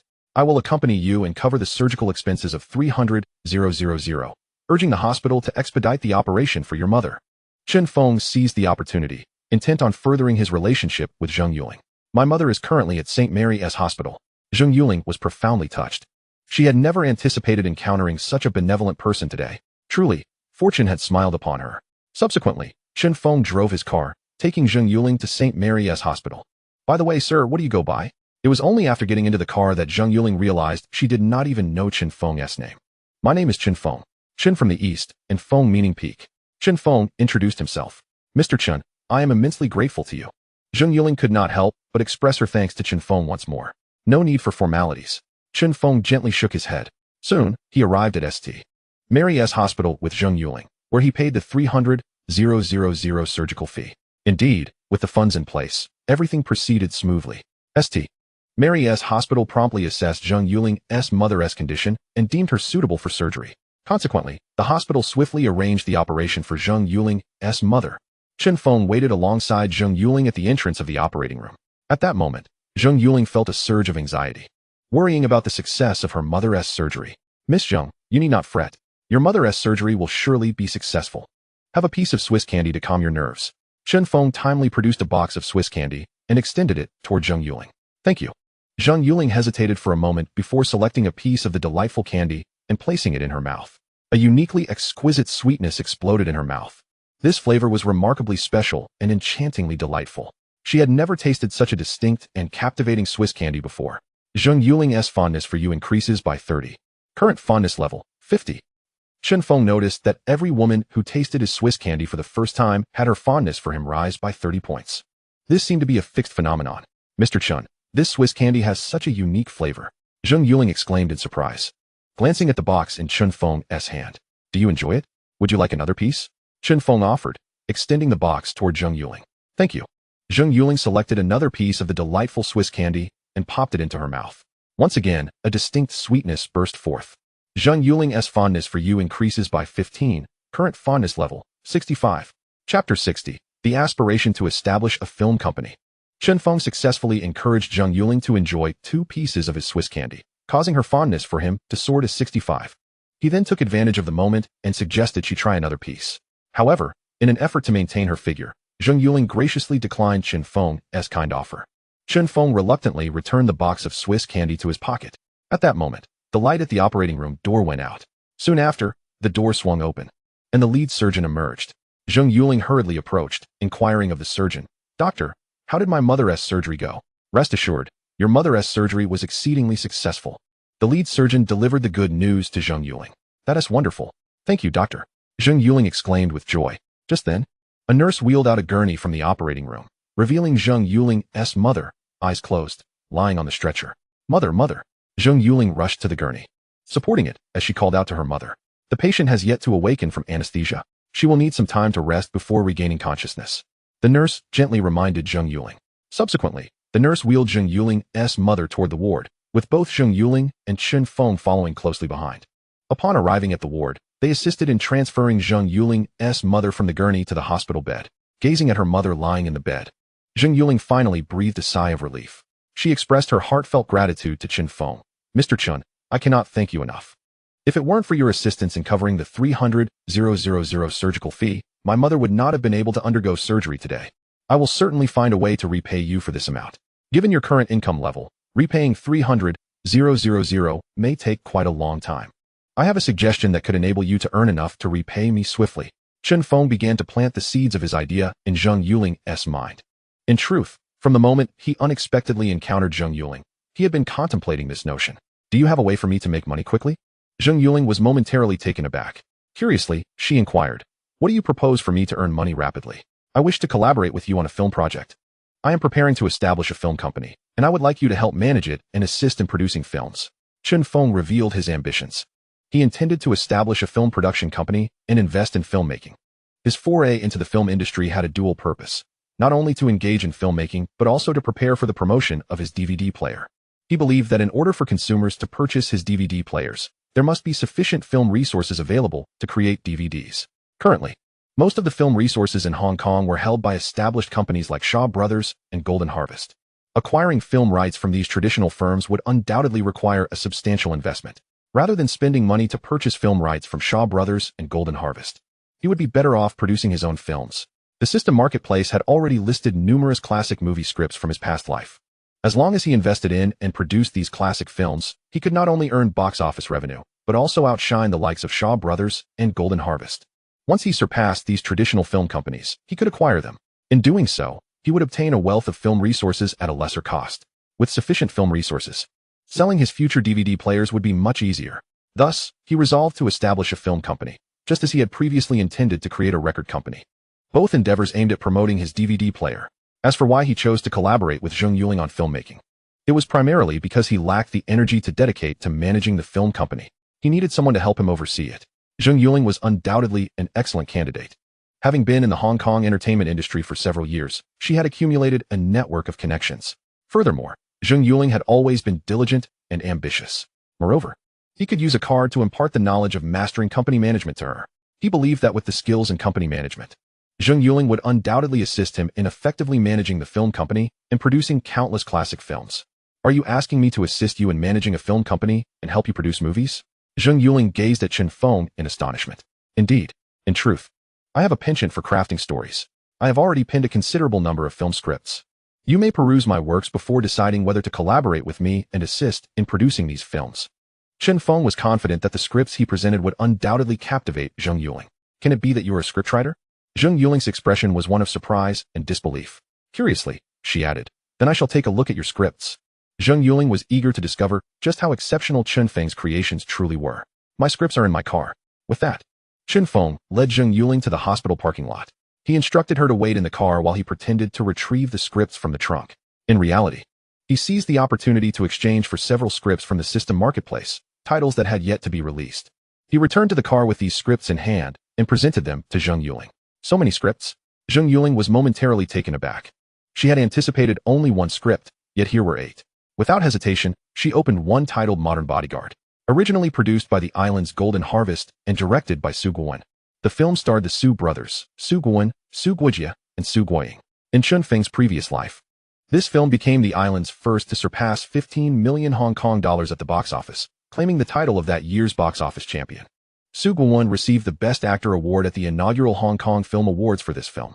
With a modest production budget, yet a remarkable box office return, Chen Feng was certain that investing in this film would yield substantial profits. At that moment, Zheng Yuling examined Modern Bodyguard with utmost seriousness. To her astonishment, she discovered that Chen Feng's script was, in fact, a shot-by-shot breakdown, also known as a director's script, which differed significantly from a screenwriter's script. Typically, a director modifies a screenwriter's script into a shot-by-shot breakdown to facilitate filming. This indicated that only someone well-versed in directing could compose such a script. Could it be that Chen Feng possessed directing skills as well? Chapter 61. 8 classic film scripts shock Zheng Yuling. Zheng Yuling never anticipated that Chen Feng's Modern Bodyguard would be a shot-by-shot breakdown. What surprised her even more was the film's exceptionally engaging and humorous plot. As she read through the script, vivid and comical scenes sprang to life in her mind. Mr. Chen, your creation of Modern Bodyguard is truly remarkable. If brought to screen, the box office should perform exceedingly well. Zheng Yuling cast an admiring glance at Chen Feng. She was taken aback by his ability to craft such an extraordinary film script. She then proceeded to examine the second script, titled Chasing Girls. This too was a comedy. Chasing Girls was originally produced by Uniden Investments, directed by Ma Jia, and featured actors such as Shi Tian, Zhang Tianai, Lu Lanxi, and Zhang Zhuwei.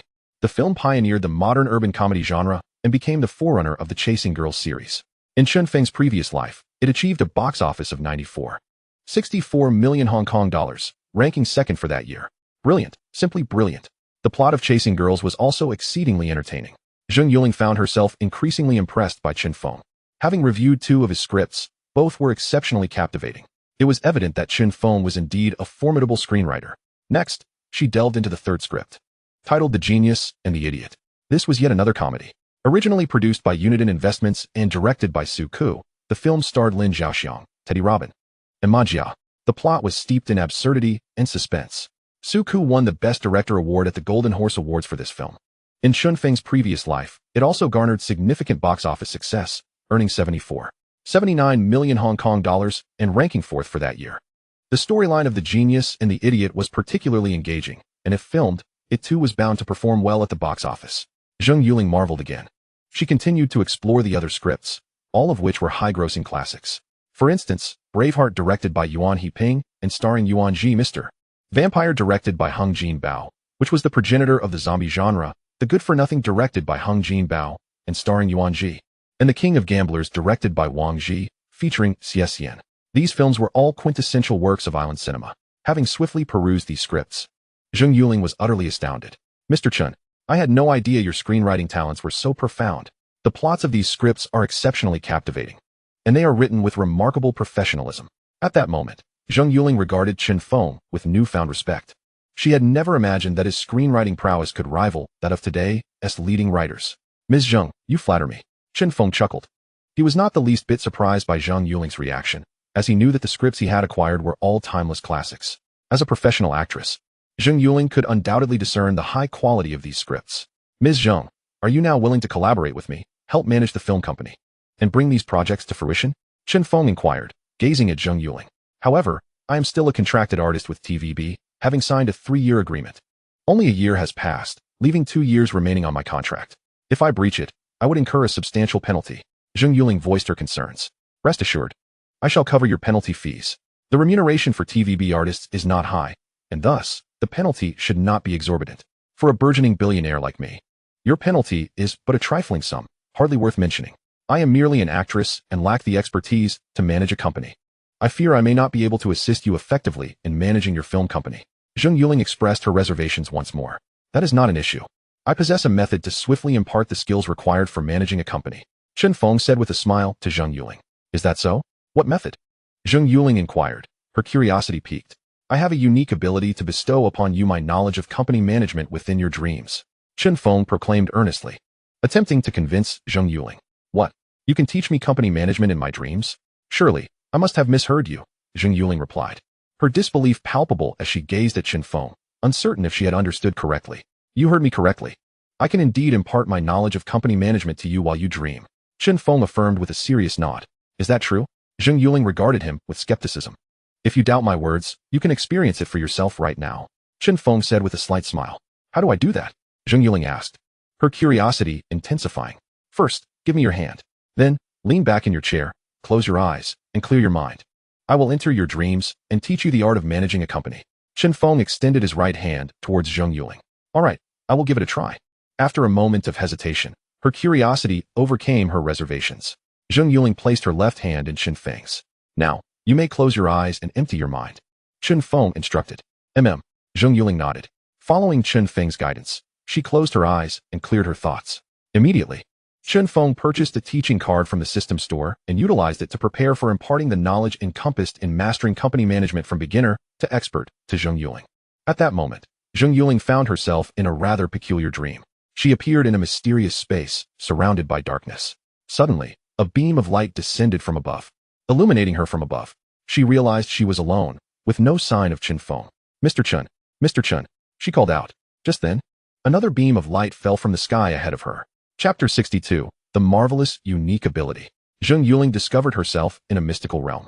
Abruptly, a beam of light descended from above. She then saw a lotus platform suspended in midair, upon which a figure reclined. Upon closer inspection, she recognized none other than Chen Feng himself. At that moment, Chen Feng lay on the lotus platform, propped up on one arm, appearing as if he were in a serene slumber. Mr. Chun, why are you reclining on this lotus platform? How is it suspended in midair? How did you accomplish this? Zheng Yuling approached, confirming that the lotus platform was indeed floating. This revelation left her utterly astonished and deeply curious about Chen Feng's methods. Because I am the incarnation of the dreaming Buddha, Chen Feng teased her. The incarnation of the dreaming Buddha? Zheng Yuling furrowed her brow slightly. Now, I shall begin imparting the knowledge of mastering company management from beginner to expert to you. Sit cross-legged and listen attentively. Chen Feng's words resonated like a spell, compelling Zheng Yuling to obediently sit cross-legged on the ground. Subsequently, Chen Feng began to elaborate on the content of mastering company management from beginner to expert in great detail. To Zheng Yuling's astonishment, she found that she could comprehend everything Chen Feng conveyed. She was able to memorize every single word he spoke, with the knowledge firmly etched in her memory. How extraordinary! Time seemed to slip away, and eventually, Chen Feng finished imparting all the content of mastering company management from beginner to expert to Zheng Yuling. In the next moment, she noticed the beam of light above Chen Feng's head had vanished.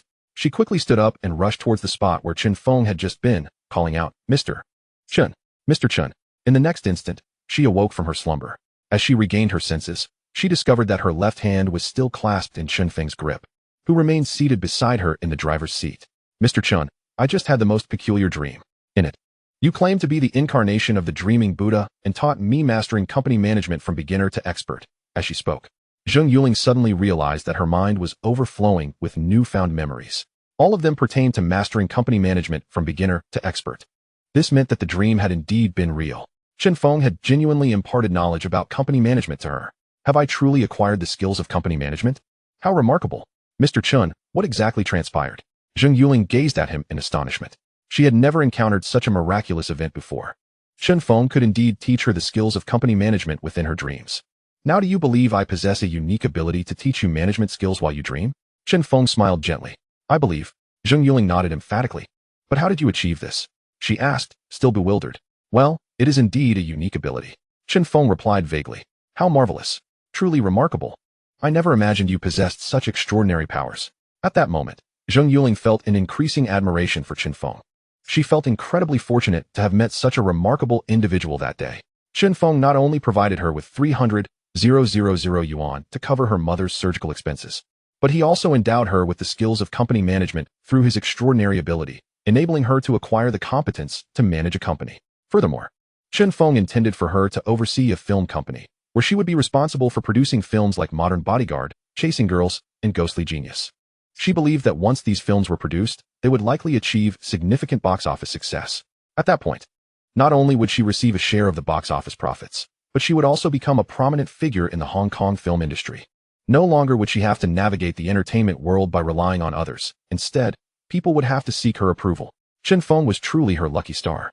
Zheng Yuling's affection for you has increased by 15, bringing her current affection to 85. Miss Zheng, are you now willing to assist me in managing my film company? Chen Feng gazed at her with a warm smile. Absolutely. I would be delighted. Zheng Yuling replied without hesitation, nodding vigorously. At that moment, she noticed that Chen Feng was still holding her left hand, causing her cheeks to flush. However, to her surprise, she did not withdraw her left hand. Instead, she found herself relishing the sensation of Chen Feng's warm grasp. His hand radiated a comforting warmth that enveloped her in a profound sense of security. She wished for Chen Feng to hold her hand like this forever, until the end of time. As this thought crossed her mind, her cheeks flushed a deep crimson, burning with heat. What was happening? Could it be that she had developed feelings for Chen Feng? How could that be possible? She had only met him today. How could she possibly like him so quickly?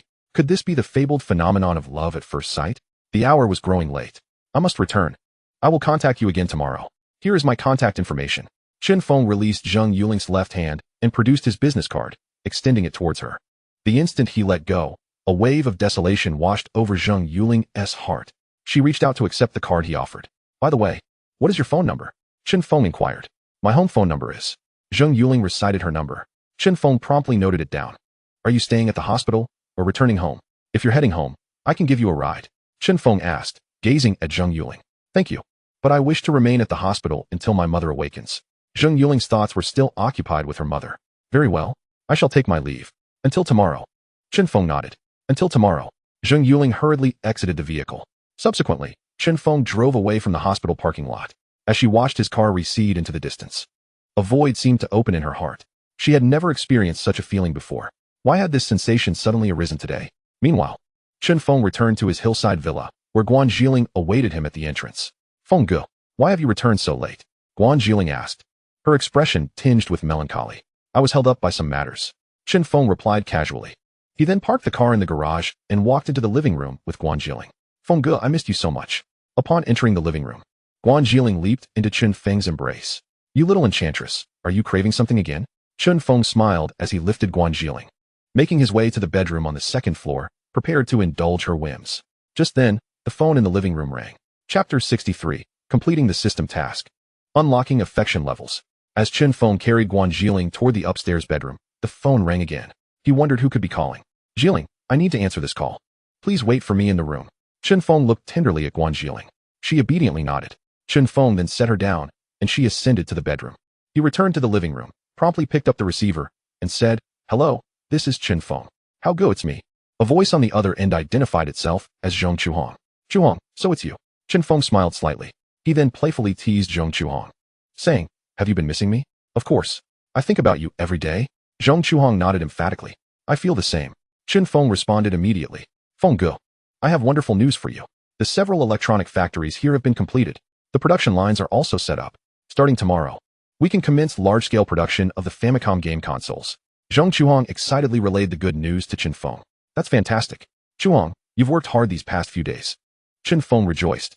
His intercepted Famicom game consoles were finally ready for mass production. He was confident that they would dominate the global video game market.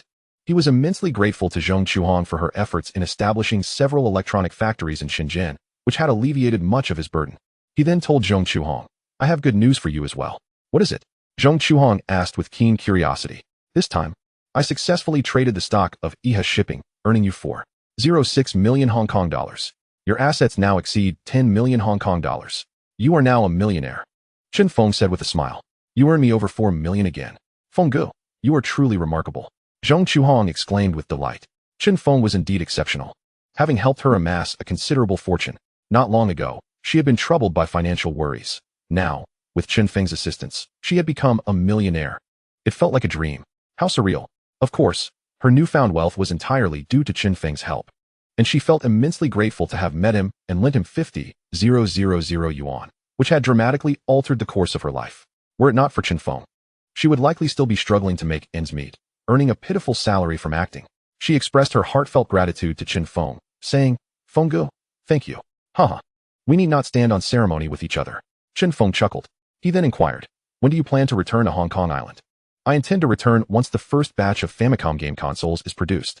Zheng Chuhong shared her plans. Great. I'll await your return. Chen Feng nodded. They chatted a little longer before ending the call. Afterward, Chen Feng ascended to the second floor and entered the bedroom. There, he found Guan Zhiling clad in a tantalizingly seductive nightgown, waiting for him on the bed. She struck an alluring pose and beckoned him with a finger, saying, Feng Ge, hurry over, you little temptress. Chen Feng, shedding his clothes, lunged at Guan Zhiling like a ravenous tiger. The following morning, after rising, Chen Feng visited the gym to practice traditional Tai Chi. After completing a set of Tai Chi, he felt invigorated, brimming with energy, as if he could easily indulge in 10 rounds of passion. He then proceeded to the bathroom to freshen up. After his ablutions, he descended to the living room, where he found Guan Zhiling preparing breakfast in the kitchen. Feng Ge, you're up. Breakfast will be ready shortly. Please hold on. Guan Zhiling called out to Chen Feng as he entered the living room. All right. Chen Feng nodded. He then entered his mind's realm, opening his stock trading guide to check for any new investment information for the day. Tomorrow, a draft of the joint statement between Huaxia and Ingwa regarding the return of Hong Kong Island has been leaked, potentially leading to a Davis double whammy risk of foreign capital withdrawal from Hong Kong stocks, which may incite a panic sell-off in the market. The day after tomorrow, rumors circulate that the private jet of Hui Feng Group Chairman Shun Bai has crashed, which is actually false news. As a result of these two pieces of news, Hui Feng Holdings stock price plummets. It is advisable to start buying shares of Hui Feng Holdings from tomorrow, with a recommended purchase price between 27 and 29 Hong Kong dollars per share. In 2 weeks, rumors arise of an Ingwa consortium acquiring Hui Feng Group. Rumors suggest that the London Financial Authority has secretly approved Hui Feng Group's acquisition of Midland Bank. Impacted by these two pieces of news, Hui Feng Holdings stock price soars. It is recommended to sell Hui Feng Holdings in 2 weeks, with a suggested selling price between 51 and 53 Hong Kong dollars per share. Huh, how amusing. The stock trading guidance provided this time is exceptionally dramatic. Just a few rumors can lead to the wild fluctuations of Hui Feng Holdings stock. It seems the stock market is indeed sensitive. A mere whisper can provoke significant price movements. Chen Feng chuckled to himself. Brother Feng, breakfast is ready. Come quickly. Guan Zhiling called out as she set the prepared breakfast on the table. Coming. Chen Feng replied, then rose to take a seat at the table, joining Guan Zhiling for breakfast. After finishing their meal, Chen Feng drove away from the villa, intending to register a film company. He had already decided on a name for his film company, Pinnacle Film Company. Soon, he completed the registration process. He prepared to call Zheng Yuling to discuss potential investment in film production. Just then, a series of notification sounds echoed in his mind. Congratulations. You have established a video game company within 6 months and produced the first family computer, Famicom. Congratulations, you have received a DVD design blueprint. Congratulations. You have earned 1,000,000 system points. Congratulations, the Affinity Lock feature has been activated. Chapter 64, Because I Like You. The system task has finally been completed. Completing this task signifies that Chu Hong has helped me create the first Famicom game console. Chen Feng felt a surge of joy. He had successfully completed this system task, earning a DVD design blueprint, 1,000,000 system points. and activating the affinity lock feature. Among these rewards, he valued the DVD design blueprint and the affinity lock feature the most.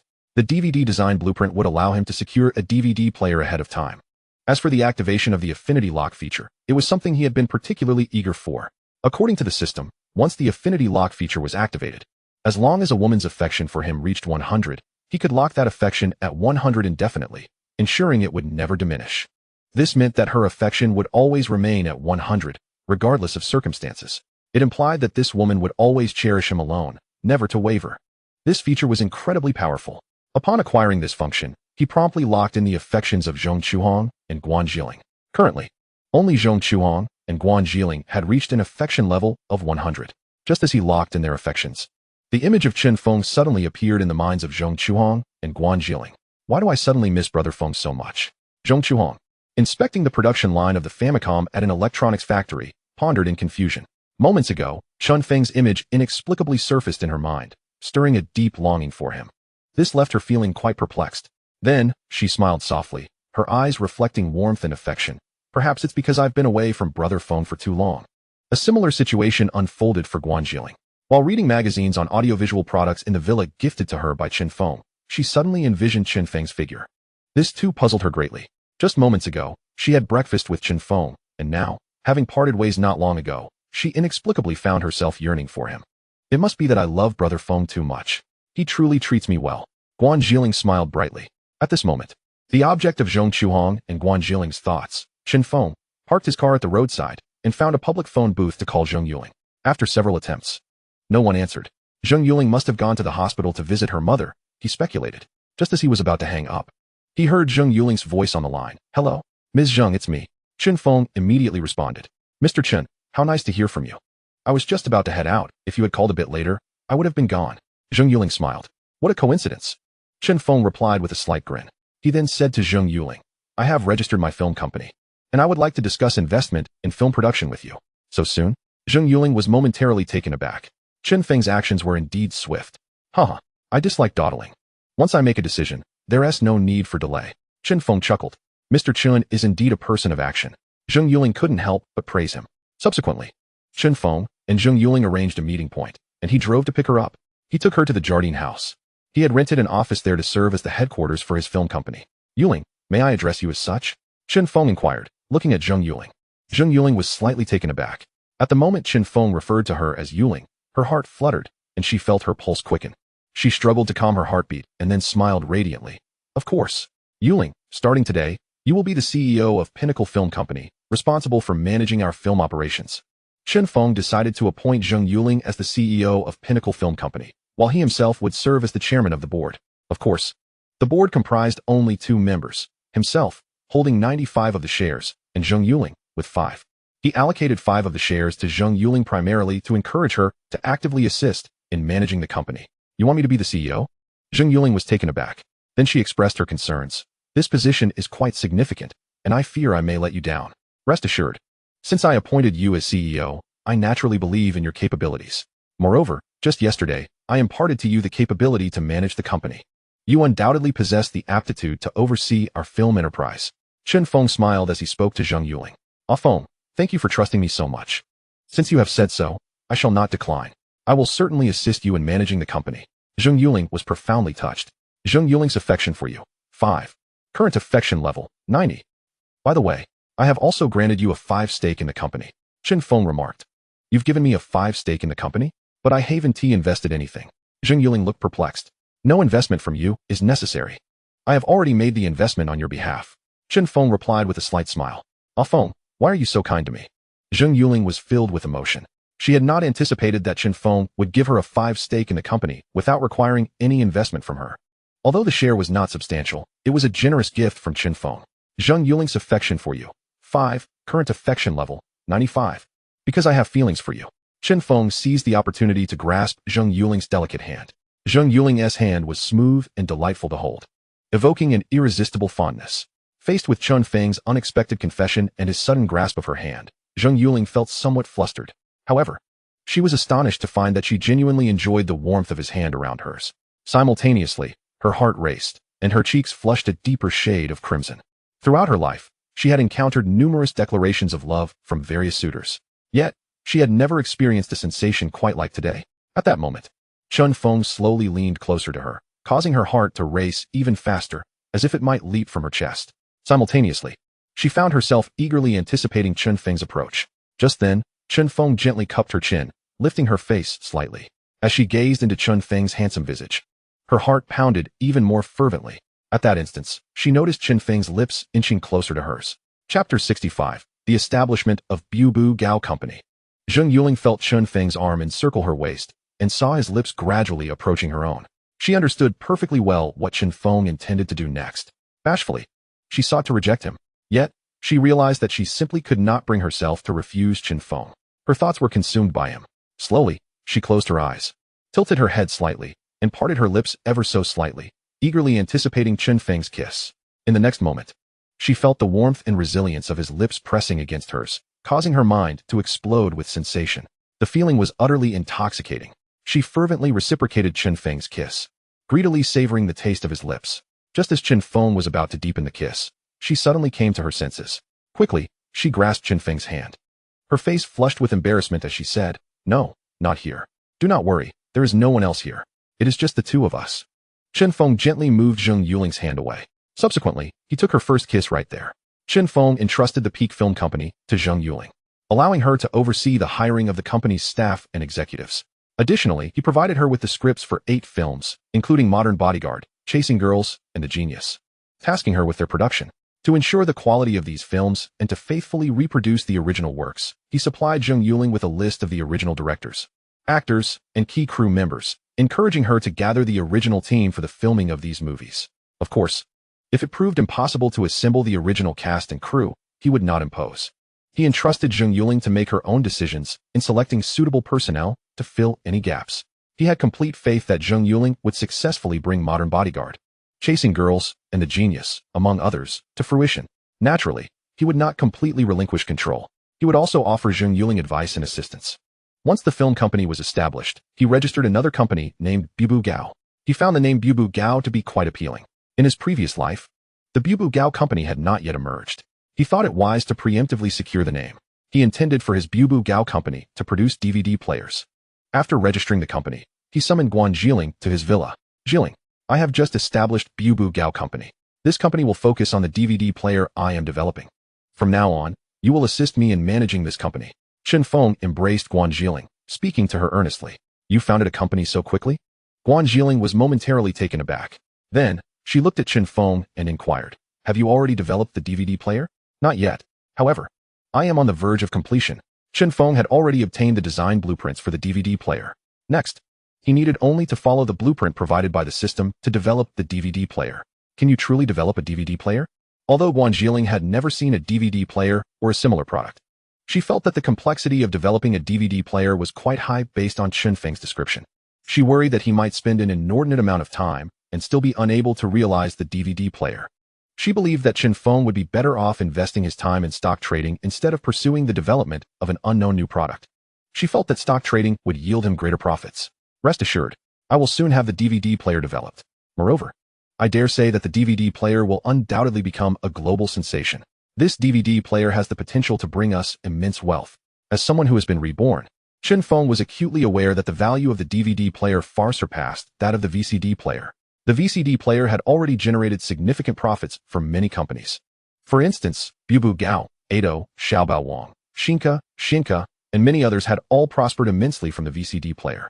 Hence, he was confident that his DVD player would be even more lucrative. The most crucial point was that the company Wan Yan, which invented the first VCD player, did not possess the core technology for VCDs, nor were they the standard setters for VCDs. This allowed numerous companies to produce their own VCD players. However, his DVD player would be different. He would retain all the core technologies in his own hands. As long as he firmly held onto the core technology of the DVD, he would not need to worry about other companies encroaching on the DVD market. Furthermore, he also intended to submit the DVD standards to international standard organizations to establish the international DVD standards. Thus, he further solidified his dominance in the global DVD market. Anyone or any company wishing to partake in the global DVD market must heed his authority. "Brother Feng, I hope your aspirations come to fruition." Although Guan Jiling expressed such sentiments, she remained apprehensive about Chun Feng's ability to successfully develop the DVD player. "Jiling, As long as you lend me your unwavering support, I shall fulfill my ambitions, Chen Feng confidently proclaimed, while his hand audaciously roamed over Guan Jiling's form. Brother Feng, I will wholeheartedly assist you. However, I lack knowledge in managing a company, she confessed, feeling a rush of warmth from Chen Feng's playful touch. You need not worry about that. I shall teach you the art of company management. However, before we embark on that, let us attend to our pressing matters, he said, and with that, Chen Feng turned over and engaged in a most serious endeavor with Guan Jiling.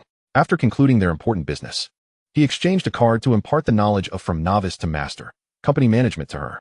Like Zheng Chuhong and Zheng Yuling, Guan Jiling was utterly astonished by Chen Feng's extraordinary abilities. She never anticipated that Chen Feng could appear in her dreams, transforming into a dream mentor, imparting the intricacies of from novice to master, company management, enabling her to swiftly acquire the skills to manage a company. It was truly remarkable. Just as Guan Jiling was reeling from the shock, the phone rang. Chapter 66. The gambler wishes to meet Chen Feng? In Chen Feng's villa, within the bedroom, Guan Jiling lay nestled in his embrace, her face adorned with an expression of disbelief. Brother Feng, you truly appeared in my dreams and taught me how to manage a company? At that moment, Guan Jiling, akin to Zheng Chuhong and Zheng Yuling before her, felt an overwhelming sense of astonishment.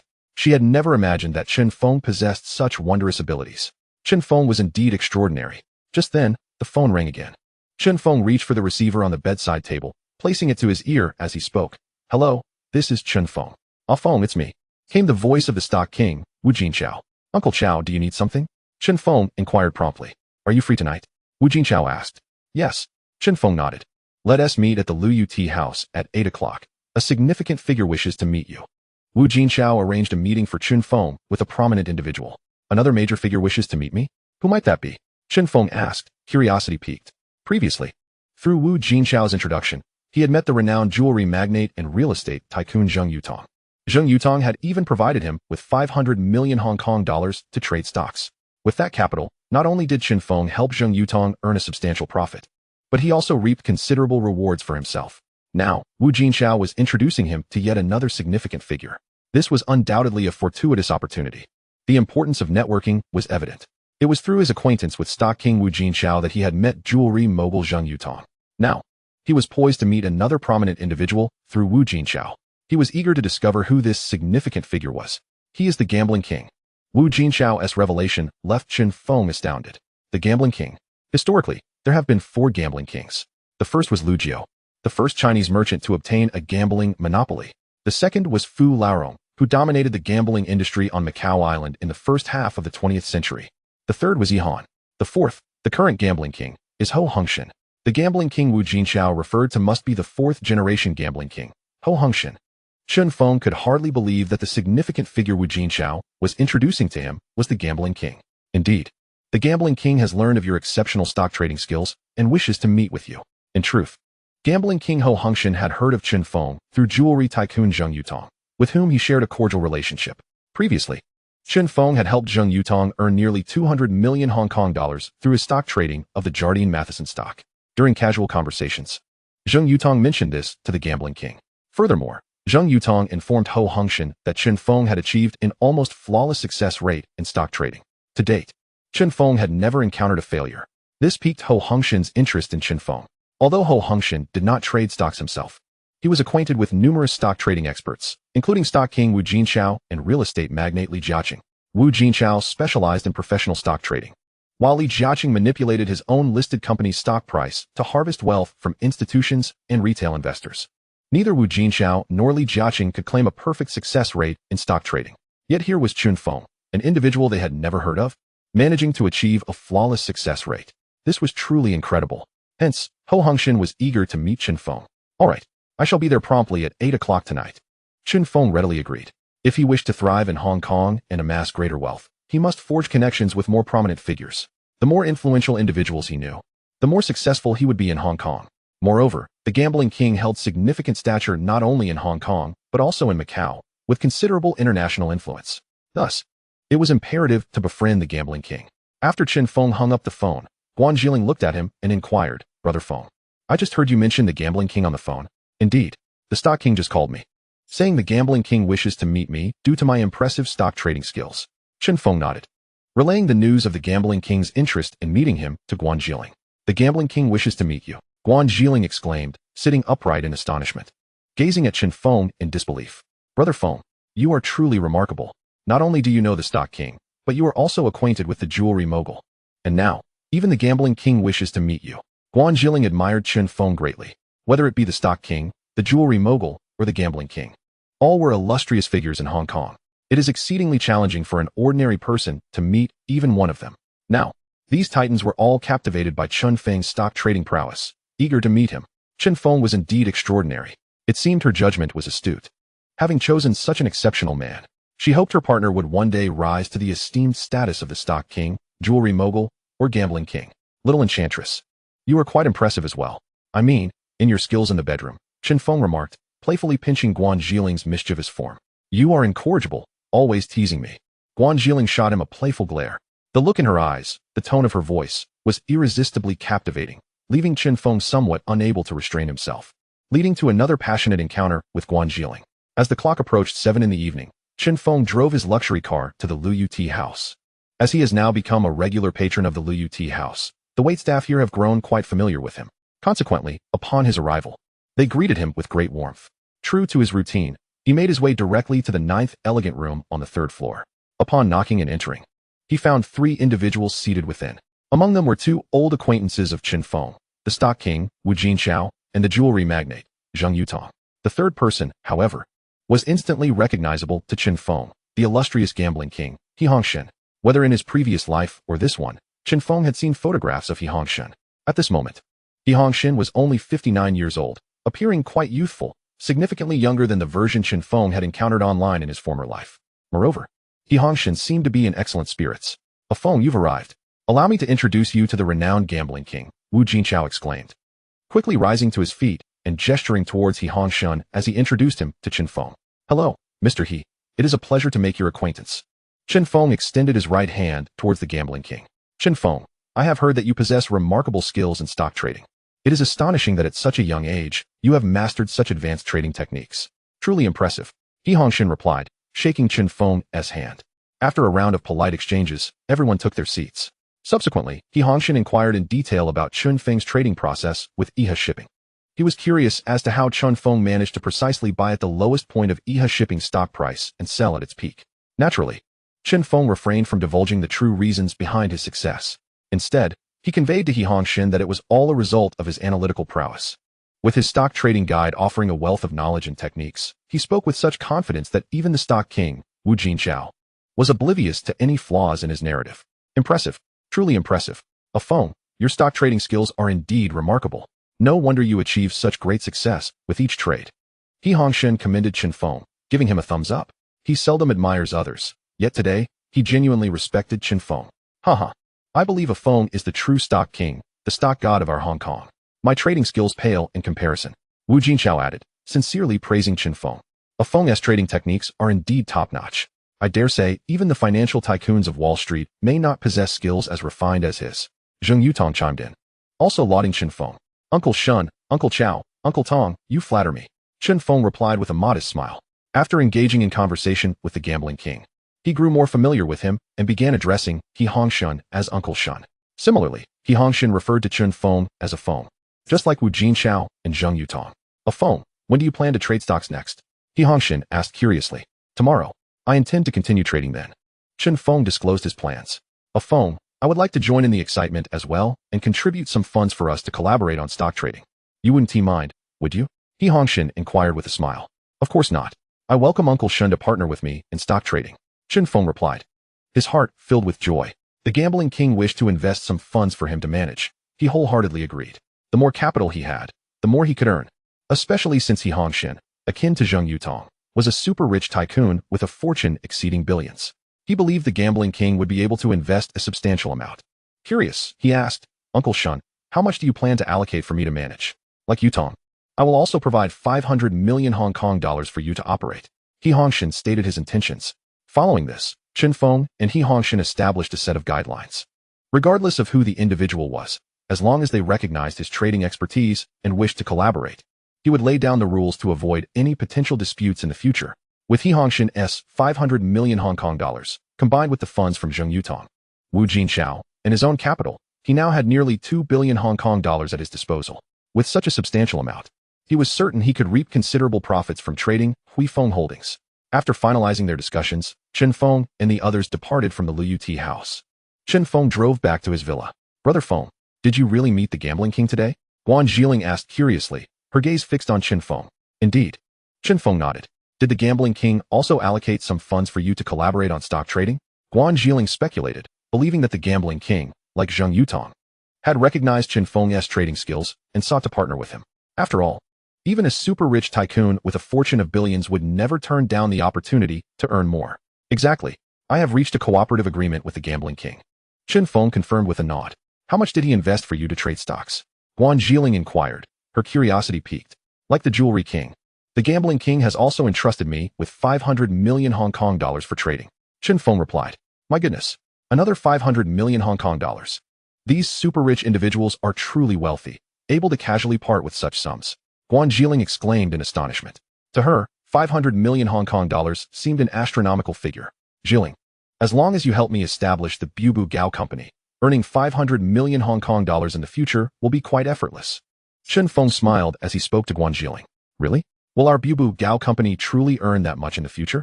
Guan Zhiling asked, her face a mix of surprise and skepticism. It was hard for her to believe that the newly established Bubu Gao Company could generate such wealth. Absolutely. Do not underestimate the DVD I am developing. It can be utilized not only in home theaters, but also on computers.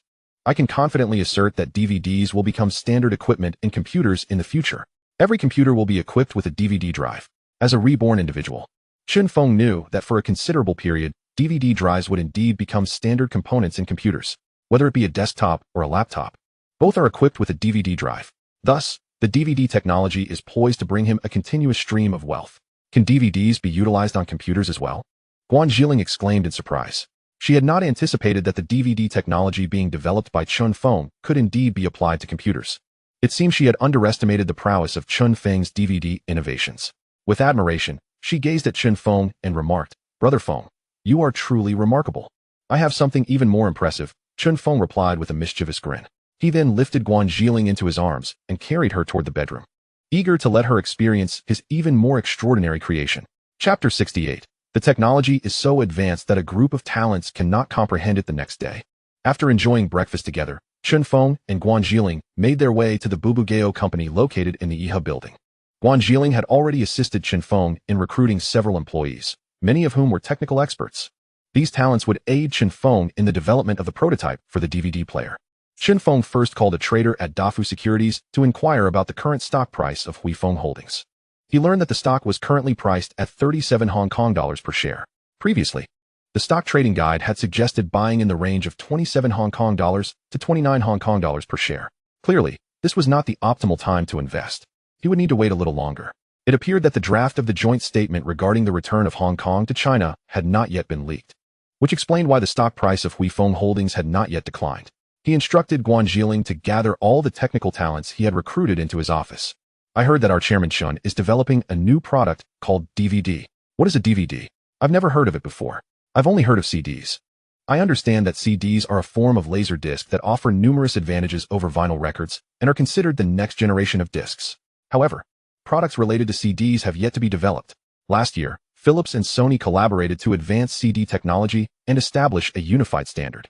But neither company has launched any CD products yet. I wonder if Chairman Chen's DVD is related to CDs? I think it probably isn't.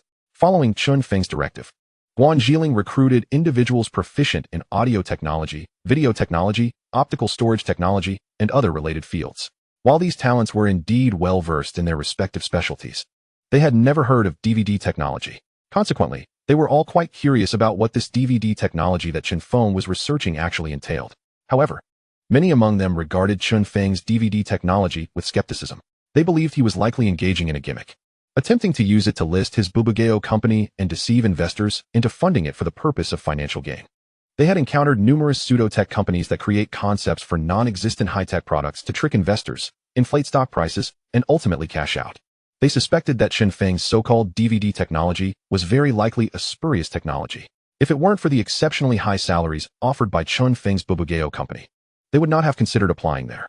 At that moment, under Guan Zhiling's guidance, they arrived at Chen Feng's office. Ladies and gentlemen, I am Chen Hao, the chairman of the board. Welcome to Bubu Gao Company. I am currently researching a new technology called DVD technology. The full name of DVD is Digital Versatile Disc, which translates to Digital Universal Optical Disc in our language. It employs DivX video compression technology to process video signals with a high compression ratio, utilizing redundancy techniques to reduce data volume while maintaining clarity above 480 lines. It utilizes AAC audio encoding technology to provide a multi-channel audio experience, such as 5:1 channels. It employs high-density optical storage technology, enhancing storage density by reducing the size of storage units, with a single-layer capacity of 47 gigabytes, supporting dual-layer designs. Chun Feng elaborately introduced the DVD technology to the assembly of technical talents. Initially, they had assumed that Chun Feng's DVD technology was a mere facade. However, upon hearing his detailed explanation, they were all left astounded. It turned out that Chun Feng was genuinely knowledgeable. His DVD technology was not a sham, but rather a far more advanced innovation than the CD technology that Philips and Sony were jointly developing. Based on their understanding, CD discs, which are based on CD technology, have a capacity of only 650 megabytes. In contrast, according to Chun Feng, DVD discs based on DVD technology can reach a capacity of 47 gigabytes. The capacity of DVD discs is several times greater than that of CD discs. Moreover, while CD discs typically can only store photos and audio, DVD discs can store not only photos and audio, but also high-definition video. According to Chun Feng's presentation, the DVD technology would enable the development of DVD players, allowing people to watch movies at home. If the DVD player could indeed be realized, it would undoubtedly revolutionize many forms of entertainment, prompting numerous individuals to opt for home viewing. Additionally, Chun Feng mentioned that DVD technology could be applied to computers. The DVD drives developed based on DVD technology could potentially replace the current floppy disk drives. As we all know, floppy disks have numerous drawbacks. Firstly, their capacity is too small, generally only 144 megabytes. Secondly, their read-write speed is particularly slow. Thirdly, floppy disks are prone to damage. However, according to Chun Feng, DVD disks could resolve all the shortcomings of floppy disks. If the DVD technology could indeed be successfully developed, it would bring about a revolutionary change in storage capabilities. Most importantly, during his introduction of the DVD technology, Chun Feng also mentioned several technical aspects they had never heard of before. For instance, DivX video compression technology, AAC audio encoding technology, and so forth. Chairman, what exactly is DivX video compression technology? Inquired a particularly curious technical talent named Zhou Guozhong. He was a graduate of Stanford University in the United States.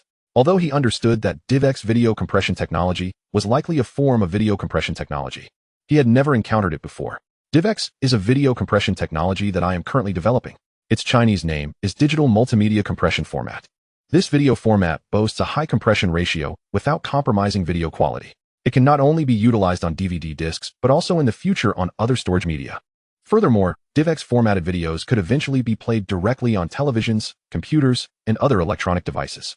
Chun Feng introduced the DivX technology to Zhou Guozhong and others.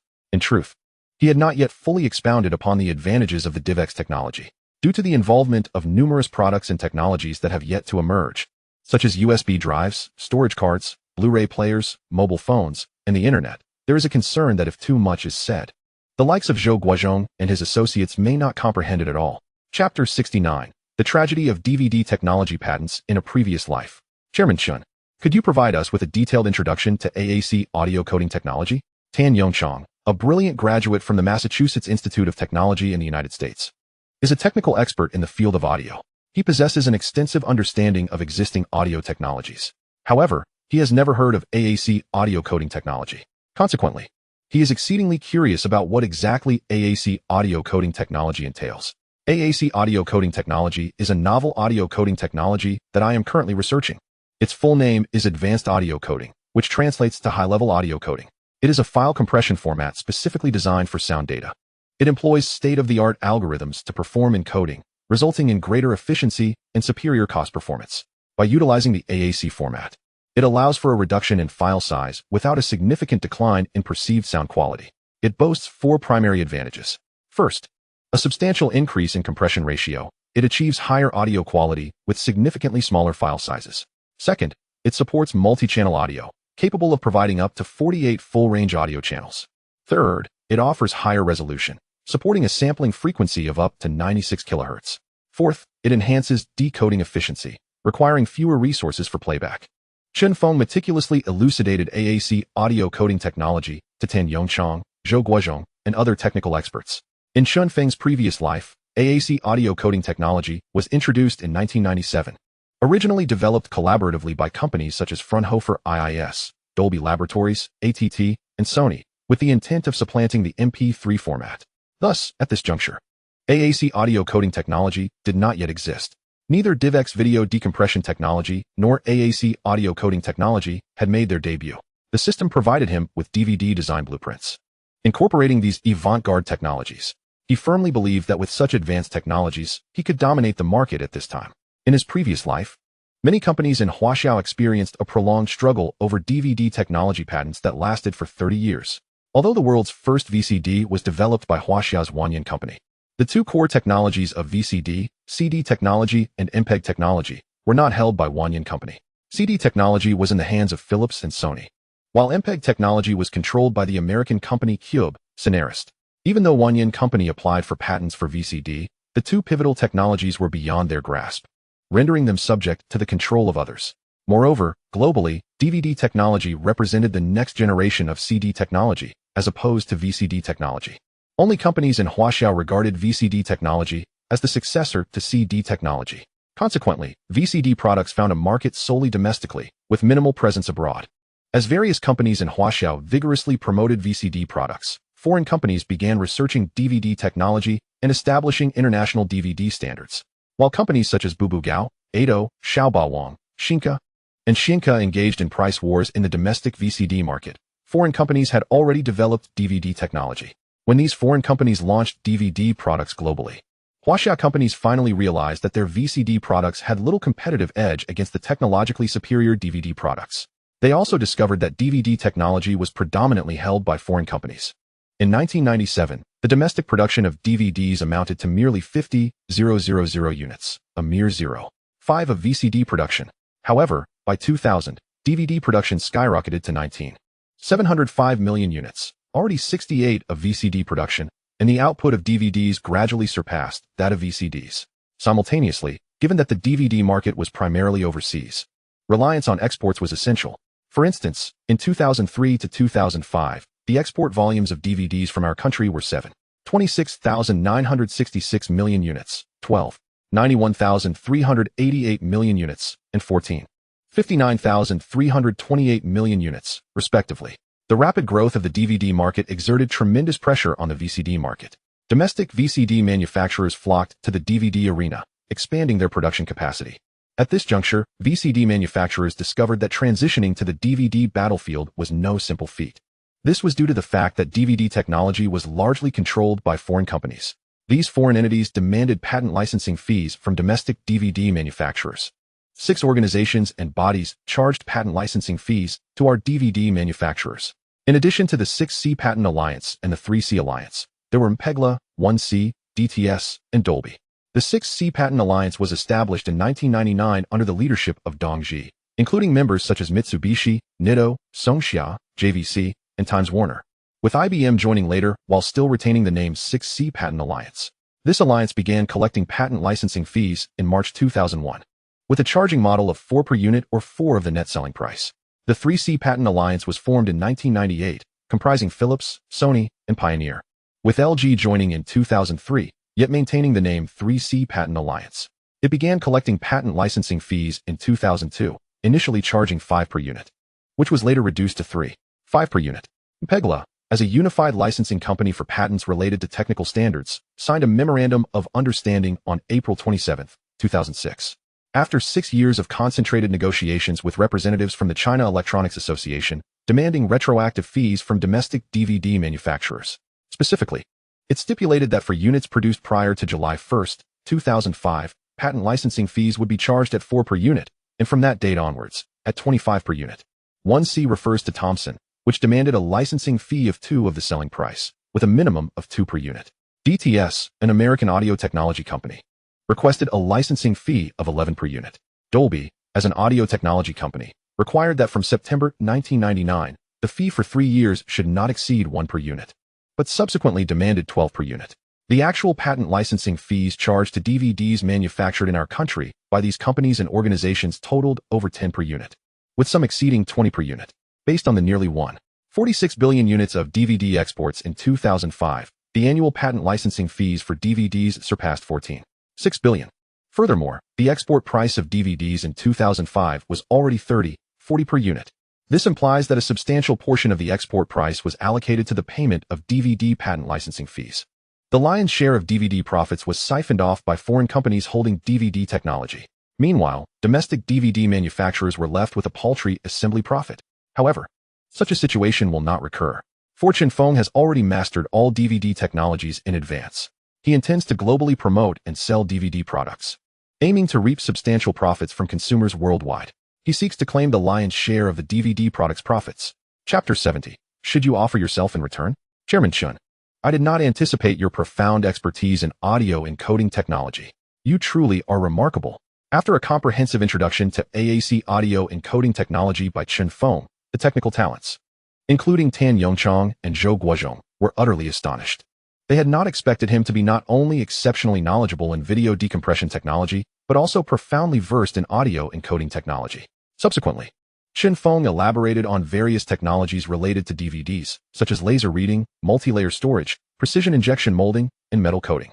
This left them even more astounded. Chen Feng's mastery extended far beyond their imagination. Their initial disdain and contempt for Chen Feng transformed into admiration and respect. I have thoroughly introduced you to all the technologies pertaining to DVD products.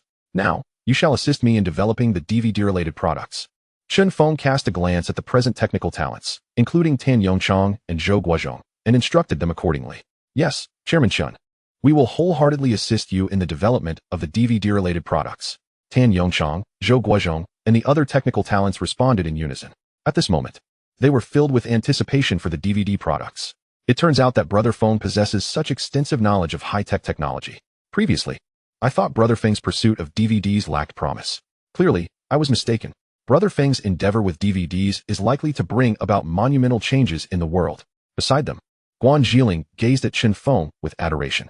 At that moment, she had transformed into a devoted fan of Chen Feng, filled with admiration and reverence for him. In the following period, Chen Feng simultaneously operated on Huifeng Holdings stock while leading a technical team to develop DVD products. Occasionally, he would share tea with the stock king Wu Jinxiao, jewelry magnate Zheng Yutong, and gambling tycoon He Hongshun at the Luyu Tea Room. Feng, you have been acquiring a substantial amount of Huifeng Holdings recently. There have been rumors that the private plane of Huifeng Group's chairman, Shinbai, has crashed. Coupled with the leak of a draft regarding the joint statement between Huaxia and Ingwa concerning the return of Hong Kong Island. These two pieces of negative news have caused Huifeng Holdings stock price to plummet. The market for Huifeng Holdings has declined. Your timing for bottom-fishing Huifeng Holdings is indeed opportune. However, it seems that Huifeng Holdings may remain in a sluggish market for quite some time. You have always advocated for swift and decisive trading. This time, your operation with Huifeng Holdings may require a prolonged period. The stock king Wu Jinxiao analyzed Huifeng Holdings market and felt that Chen Feng's operation this time would not be as swift as his previous ones. This could increase the risk of trading. After all, no one can predict future circumstances. Should unfavorable news continue to emerge regarding Huifeng Holdings, Chen Feng's substantial acquisition of its stock could leave him holding the bag. Rest assured, Uncle Chow, the stock price of Huifeng Holdings will soon soar. Chen Feng replied with a subtle smile, exuding confidence. Feng, how can you be so certain that Huifeng Holdings stock price will soon rise? The gambling tycoon He Hongshun looked at Chen Feng with curiosity. He has close relationships with high-ranking officials at Huifeng Group. Recently, he has not received any insider information from them that would indicate favorable news for Huifeng Holdings. Thus, he was perplexed by Chen Feng's assertion that the stock price would soon rise. Not only He Hongshun, but also jewelry magnate Zheng Yutong and stock king Wu Jinxiao looked at Chen Feng with curiosity, eager to understand the basis of his judgment. Analysis. I arrived at this conclusion by analyzing all recent news related to Huifeng Holdings and its stock price trends. Chen Feng vaguely explained. He certainly would not disclose to He Hongshun, Zheng Yutong, and Wu Jinxiao that soon there would be two pieces of favorable rumors regarding Huifeng Holdings. One rumor suggested that an Ingwa consortium was set to acquire Huifeng Group. The other rumor indicated that the London Financial Authority had secretly approved Huifeng Group's acquisition of Metron Bank. Both rumors would lead to a substantial increase in Huifeng Holdings stock price. Perhaps only you, Feng, can use the word analysis in such a manner that would convince me. Zheng Yutong chuckled. The gambling tycoon and the stock king also laughed in agreement. Following this, Chen Feng engaged in casual conversation with the three titans before they departed from the Liu tea room. In an inconspicuous spot across from the Liu tea room, a journalist secretly captured the moment Chen Feng waved goodbye to the gambling tycoon, jewelry magnate, and stock king. Who is this person? How is he so closely associated with the gambling tycoon, jewelry magnate, and stock king? The journalist looked at Chen Feng with a puzzled expression. This young man appears to be quite youthful. How could he be seen departing from the Liu tea room with such prominent figures? It seems that he shares a close relationship with the gambling tycoon, jewelry magnate, and stock king. Could it be that this individual possesses an extraordinary identity? He must uncover this person's identity. It could potentially lead to a sensational news story that captivates all of Hong Kong. Meanwhile, Chen Feng drove to the entrance of Zheng Yuling's neighborhood. He found Zheng Yuling waiting there. He parked his car in front of her, rolled down the window, and smiled, saying, "Yuling, get in." Zheng Yuling nodded, opened the door, and took her seat in the passenger seat. "Brother Feng, it's so late. Where are you taking me?" Zheng Yuling asked curiously, looking at Chen Feng. "You'll find out when we arrive." Chen Feng replied with a mysterious smile. So enigmatic. Zheng Yuling shot Chen Feng a playful glare. Soon after, Chen Feng drove with Zheng Yuling to a villa in the mid-levels. He parked the car in the garage and led Zheng Yuling into the living room of the villa. "Brother Feng, is this your villa?" Zheng Yuling looked around. Her curiosity piqued. "Indeed." Chen Feng nodded. He then handed a set of keys to Zheng Yuling, saying, "From today onward, you are the mistress of this villa." He had specially purchased this villa for Zheng Yuling. "Brother Feng, are you saying that I will live here from now on?" Zheng Yuling looked at Chen Feng in disbelief. "Precisely. It is conveniently located near our film company. In the future, living here will make your commute much easier." Chen Feng nodded. "Brother Feng, you are too kind to me," Zheng Yuling said, deeply moved, before throwing herself into Chen Feng's arms. "With such kindness towards you, shouldn't you offer yourself in return?" A mischievous smile appeared on Chen Feng's face. Zheng Yuling shyly nodded her head. Chen Feng, not one to stand on ceremony with Zheng Yuling, directly lifted her into his arms and strode into the bedroom, inviting her to surrender herself to him. Chapter 71. Intending to have Zhao Yaji and Zheng Xiaohai endorse the gaming console. The following day, after breakfast, Chen Feng drove to the train station. He had received a call from Zhong Chuang the day before, informing him that she would be taking the train from Shenzhen back to Hong Kong Island today. Upon arriving at the station and parking his car, he proceeded to the exit to await Zhong Chuang's arrival. After a short wait, a group of people emerged from the exit. Chen Feng glanced at his watch. Zhong Chuang should be among them. He searched the crowd for her figure. Soon enough, he caught sight of a familiar silhouette. It was indeed Zhong Chuang. She spotted him as well and excitedly waved her hand. He reciprocated the gesture with a wave. Before long, Zhong Chuang, filled with enthusiasm, dashed towards him, disregarding the presence of others, and threw herself into Chen Feng's embrace. "Brother Feng, I've finally seen you again. I've missed you every single day in Shenzhen," she exclaimed, tightly holding on to him, her excitement palpable. "I've missed you every day as well on Hong Kong Island." Chen Feng could distinctly feel the delightful tremor of her excitement against his chest. Mary, the beautiful bodyguard Chen Feng had arranged for Zhong Chuang, observed the embrace with a complex expression. "All right, let us head back." Chen Feng gently patted Zhong Chuang's back.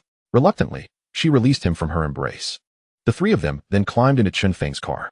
As he drove the luxury vehicle toward the villa in mid-levels, Zhong Chuang, filled with curiosity, asked, "Brother Feng, is this your new car?" "Indeed. By the way, I've also purchased a car for you. From now on, you won't need to rely on taxis while working on Hong Kong Island." Chen Feng smiled at her. "Thank you, Brother Feng," Zhong Chuang responded, her face glowing with gratitude. Before long, they arrived at a villa in mid-levels, the very one Chen Feng had previously acquired for her. After parking in the garage, he took her on a tour of the villa. "What do you think? Do you like this villa?" Chen Feng inquired. "I love it. Of course I do. Brother Feng, you are truly too good to me," Zhong Chuang exclaimed, overwhelmed with emotion as she leaped into his arms once more. "Hee, if I am so good to you, shouldn't you also treat me a bit better?" Chen Feng grinned mischievously. "What do you want me to do for you?"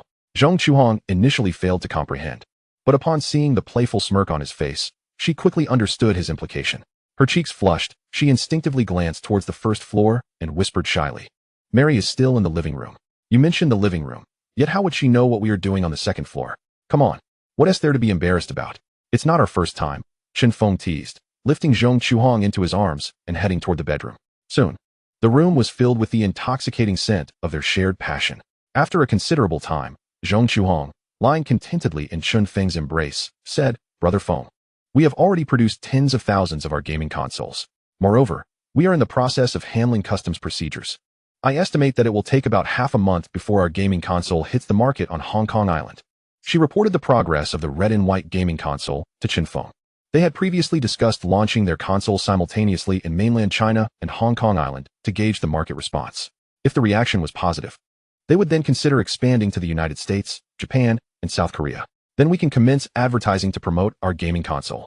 Chen Feng pondered aloud. Absolutely. Zhong Chuhong nodded in agreement. Chuhong, which Hong Kong celebrities do you think would be suitable to endorse our gaming console? Chen Feng asked, knowing they needed star power to elevate the console's profile.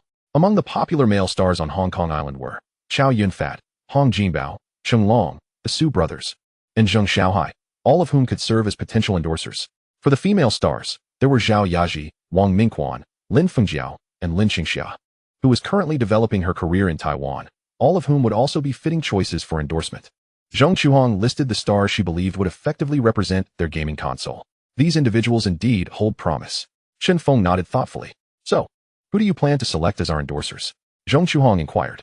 I intend to choose 2 stars to endorse our gaming console, 1 male and 1 female. This way, we can reach a broader audience. Chen Feng elaborated. For the male star, my first choice would be Zheng Xiaohai, followed by Su Guanjia from the Su brothers. As for the female star, my preference would be Zhao Yaji, followed by Lin Fengjiao and Lin Qingxia. Chen Feng conveyed his preferences.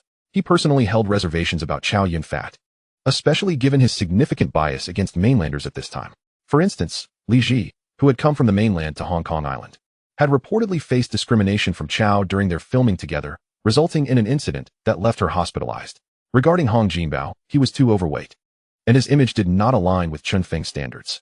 Cheng Long was notorious as an advertising jinx, with most of his endorsements resulting in failure. In his previous life, Cheng Long had endorsed various products, including the Little Tyrant Learning Machine and Ado VCD, but those companies had largely gone bankrupt. Chen Feng could not risk having this advertising jinx represent his gaming console. As for the Su brothers, Su Guanwen's appearance was too cold, and Su Guining was too unattractive. Only Su Guanjia met his criteria. Zheng Xiaohai, the renowned star, was the most fitting candidate among the current male stars. However, he was aware of a potential scandal involving Zheng, specifically his future divorce from Fat Sister, which could tarnish his endorsement image. Fortunately, that divorce would occur 8 years later, allowing Chen Feng to switch to another male star if necessary. As for the female stars suggested by Zhong Chuhong, he found them all quite appealing, with Zhao Yaji being his top choice, followed by Lin Fengjiao and Lin Qingxia. In his previous life, Lin Fengjiao had been married to Cheng Long, but at this time, she had yet to meet him. Meanwhile, Lin Qingxia was still developing her career in Taiwan and had not yet made a name for herself on Hong Kong Island, rendering her less popular than Zhao Yaji. Particularly this year, the phenomenal success of Shanghai Bund has rendered Zhao Yaji the most beloved actress on the island, without exception. Chapter 72, the world's best-selling game. Although Zhong Chuhong had previously entered the entertainment industry and was acquainted with several stars from Hong Kong, her time in the field has been relatively brief, spanning less than a year.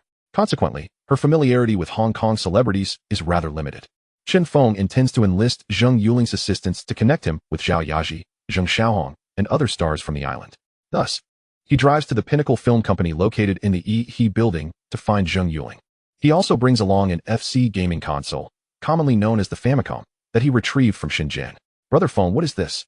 Zheng Yuling inquired, her expression one of curiosity as she examined the FC console in her hands. Ah, this is a gaming console I developed, called the Family Computer, abbreviated as FC. You may also refer to it as the Famicom. Chen Feng succinctly introduced his creation to Zheng Yuling. You developed this? You know how to create gaming consoles? Zheng Yuling gazed at him in astonishment. Haha, surprising, isn't it? Chen Feng chuckled. Indeed, it is quite unexpected.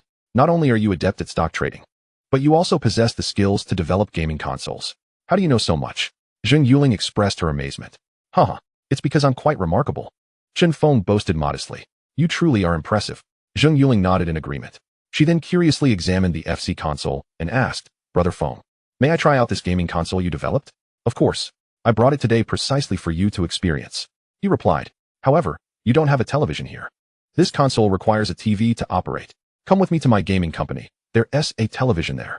At that time, video game consoles predominantly relied on televisions for gameplay, as handheld gaming devices had yet to emerge. All right, Zheng Yuling nodded. Subsequently, Chen Feng guided Zheng Yuling to his legendary gaming company. Since both his company and the Pinnacle Film Company were situated in the He building, albeit on different floors, they soon arrived at his gaming establishment. So, this is where your gaming company is located. Zheng Yuling mused, having never visited before. Chairman Chun, Upon seeing Chen Feng, the employees greeted him with utmost respect. Isn't that Zheng Yuling? Someone recognized her. Zheng Yuling had been in the entertainment industry for several years and had acted in numerous films, so it was not surprising that she was recognized. However, those who identified her were puzzled as to why she was there, especially since their chairman Chen seemed to be particularly familiar with her. At that moment, Chen Feng led Zheng Yuling to his office, which housed a television. With great skill, he connected the FC console to the TV using a data cable. He then inserted a cartridge of Super Mario Bros. Into the console. After powering on the television, the game's visuals swiftly appeared on the screen. Super Mario Bros.? Zheng Yuling instinctively read the title aloud as she focused on the screen. This game was also developed by me, Chen Feng declared nonchalantly, having appropriated the copyright of Super Mario Bros. Of course, it wasn't truly theft, as Nintendo had not yet developed the game at that time. In the future, Nintendo would never create it, for he had already preemptively developed this classic through the system. Now, the rights to this game belonged to him and were protected by law. What? You developed this game? Zheng Yuling was taken aback. Given her limited experience with video games and the scarcity of titles available at that time, she was not well versed in the popular games on the market. Initially, she assumed Super Mario Bros. Was an already existing game, only to discover it was a creation of Chen Feng's. This revelation was utterly astonishing. Indeed, not only did I develop this game, but I also created 4 additional titles. Given the current dearth of games on the market, I had to develop a few myself to ensure the FC console would sell. Chen Feng explained. Brother Feng, you are truly remarkable. Not only do you understand how to develop gaming consoles, but you also know how to create games. Zheng Yuling's face brimmed with admiration for Chen Feng. He was far more impressive than she had previously imagined. She watched intently as Chen Feng played Super Mario Bros. Brother Feng, this game you developed is quite intriguing. Although Zheng Yuling had never played video games before, she was captivated by Chen Feng's gameplay of Super Mario Bros. She found the game to be exceptionally enjoyable. Would you like to give it a try? Chen Feng offered, handing her the controller. But I don't know how to play. Zheng Yuling hesitated. No worries, I'll teach you. Chen Feng began instructing her on how to play Super Mario Bros. As it was her first time, Zheng Yuling struggled with the controls, often resulting in game overs. Nevertheless, she found herself thoroughly entertained. Gradually, she became more adept, managing to clear several levels. Brother Feng, this game is so much fun. I believe it will be a favorite among players once it hits the market. Zheng Yuling exclaimed excitedly. Haha, I hope so. Chen Feng chuckled. In his past life, Super Mario Bros., with its innovative level design and charming characters, became a cultural icon of the Famicom era, ranking among the world's best-selling games with over 58 million copies sold. Thus, he was confident that this game would undoubtedly become a phenomenal success. Not just this game, but the titles he had secured, such as Battle City, Contra, King of Fighters, and Tetris, were also classics and bestsellers in his previous life. Especially Tetris, which was the best-selling game globally, boasting sales exceeding 5.2 billion copies, making it the top seller worldwide. Chapter 73, A Close Encounter with Zhao Yaji. Subsequently, Chen Feng introduced Zheng Yuling to the exhilarating world of 4 games, Tank Battle, Contra, the King of Fighters, and Tetris. The latter, he whimsically renamed Legendary Blocks. As Zheng Yuling engaged with these games, she was profoundly captivated by their charm. Brother Feng, you are truly remarkable. The games you have developed are incredibly enjoyable and fascinating, especially Legendary Blocks. Although it appears deceptively simple, it is exceedingly addictive, she exclaimed with palpable excitement. Among the 5 games created by Chen Feng, Super Mario Bros., Tank Battle, Contra, the King of Fighters, and Legendary Blocks, her favorites were Super Mario Bros. And Legendary Blocks, the latter of which she found particularly enthralling. After indulging in these games, she set down the controller and, gazing at Chen Feng, inquired, Brother Feng, did you come here with your gaming console to discuss something with me? Indeed, Yuling, you are quite perceptive. Chen Feng replied with a subtle smile, which he soon replaced with a serious demeanor. I do have a matter that requires your assistance. There is no need for such formality between us. If you need anything, feel free to ask directly. Zheng Yuling responded with a gentle smile. I am on the verge of launching my gaming console in both the mainland and Hong Kong, and I plan to enlist 2 celebrities as its endorsers. You know quite a few stars. Could you assist me in reaching out to them? Chen Feng revealed his intentions to Zheng Yuling. Who do you have in mind for the endorsements? She inquired. Ideally, I would like to engage a male star, preferably Zheng Xiaohong, or, as a second choice, Su Guanjie. For the female star, my first choice would be Zhao Yaji, followed by Lin Fengjiao or Lin Qingxia, he elaborated. Perfect. I know both Zheng Xiaohong and Zhao Yaji. I'll contact them right away, Zheng Yuling exclaimed, promptly retrieving the contact information for Zheng Xiaohong and Zhao Yaji. She first reached out to Zheng Xiaohong's agent, who informed her that Zheng Xiaohong was currently not in Hong Kong and would return the following day. Next, she contacted Zhao Yaji's agent, who relayed that Zhao Yaji was filming at a location in Clearwater Bay. Consequently, Zheng Yuling and Chen Feng decided to visit the film set to meet Zhao Yaji. Soon, Chen Feng drove them to a film set at Repulse Bay, where Zhao Yaji was busy shooting the television drama The Female Black Heroine, Milan, in Chen Feng's past life. This drama had garnered over 80 ratings and created quite a sensation. The other female lead was played by Yang Panpan, known for her role as Mu Nianci in the 1983 adaptation of The Legend of the Condor Heroes. Since Zhao Yaji was preoccupied with filming, her agent welcomed Chen Feng and Zheng Yuling instead. Sister Ling, we usually prefer to select endorsements in person. Please wait until she finishes this scene before discussing anything with her. By the way, Mr. Chun, what kind of product are you promoting? Inquired Zhao Yaji's agent. Given Zhao Yaji's immense popularity, numerous companies were vying for her endorsement, but she maintained high standards and was selective with her product choices. We are in the business of video game consoles, Chen Feng replied. Video game consoles? The agent appeared momentarily taken aback. Zhao Yaji had never endorsed such products before, and it was uncertain whether she would be willing to do so. Thus, the agent merely nodded, refraining from further comment, and then cast a curious glance at Zheng Yuling, asking, Sister Yuling, have you changed careers and no longer plan to act? Oh, you misunderstand. I am merely acting as an intermediary to facilitate this connection. Although, I suppose I am transitioning somewhat. I have decided to step away from acting and take on the role of a producer. Mr. Chen here has established a peak film company to invest in movie productions, and I will assist him as a producer, Zheng Yuling clarified. Her mention of producing referred to what is commonly known as a producer in mainland China, while in Hong Kong and Taiwan, the term supervisor is often used. The producer is the highest authority in film or television production, responsible for selecting scripts, securing funding, assembling teams, and marketing the final product. For Zheng Yuling, the tasks of selecting scripts and securing funding were not her concern, as Chen Feng would provide the scripts and handle the investments directly. You wish to become a producer? The agent expressed astonishment. Just then, Zhao Yaji finished a scene and approached them. Ling, she called out warmly as she spotted Zheng Yuling, greeting her enthusiastically. Sister Yaji. Zheng Yuling reciprocated with equal warmth. Despite having never collaborated on the same project, their status as leading ladies at TVB meant they had often crossed paths, fostering a good rapport. Sister Yaji, allow me to introduce a friend, Zheng Yuling said, gesturing towards Chen Feng. This is Chen Feng, a friend I recently met. Hello, Miss Zhao. Chen Feng extended his right hand towards Zhao Yaji. Greetings, Mr. Chen. Zhao Yaji hesitated briefly before shaking his hand.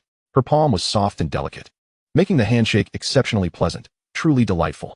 Chen Feng had finally met the real Zhao Yaji and even shared a moment of physical contact. A handshake can indeed be considered a form of intimacy.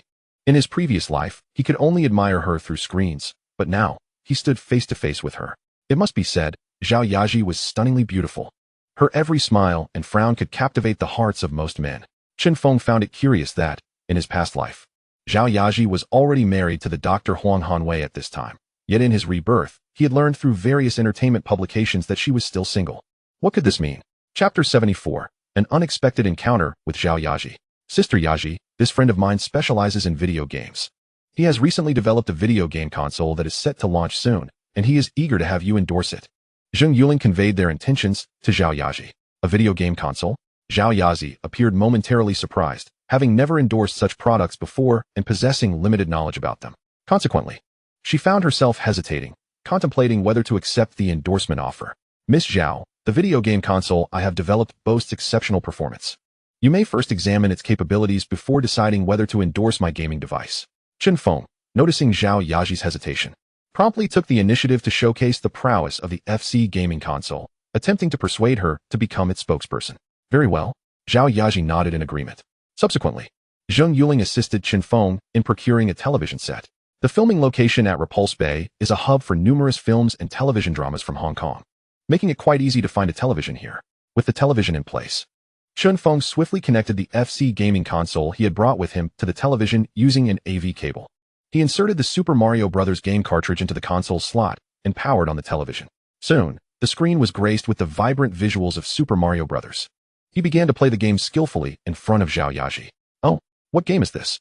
It appears quite intriguing. Zhao Yaji was immediately captivated by Super Mario Bros. This game was developed by Alphone. Zheng Yuling briefly introduced Super Mario Bros. To Zhao Yaji. Oh, this game was created by Mr. Chen?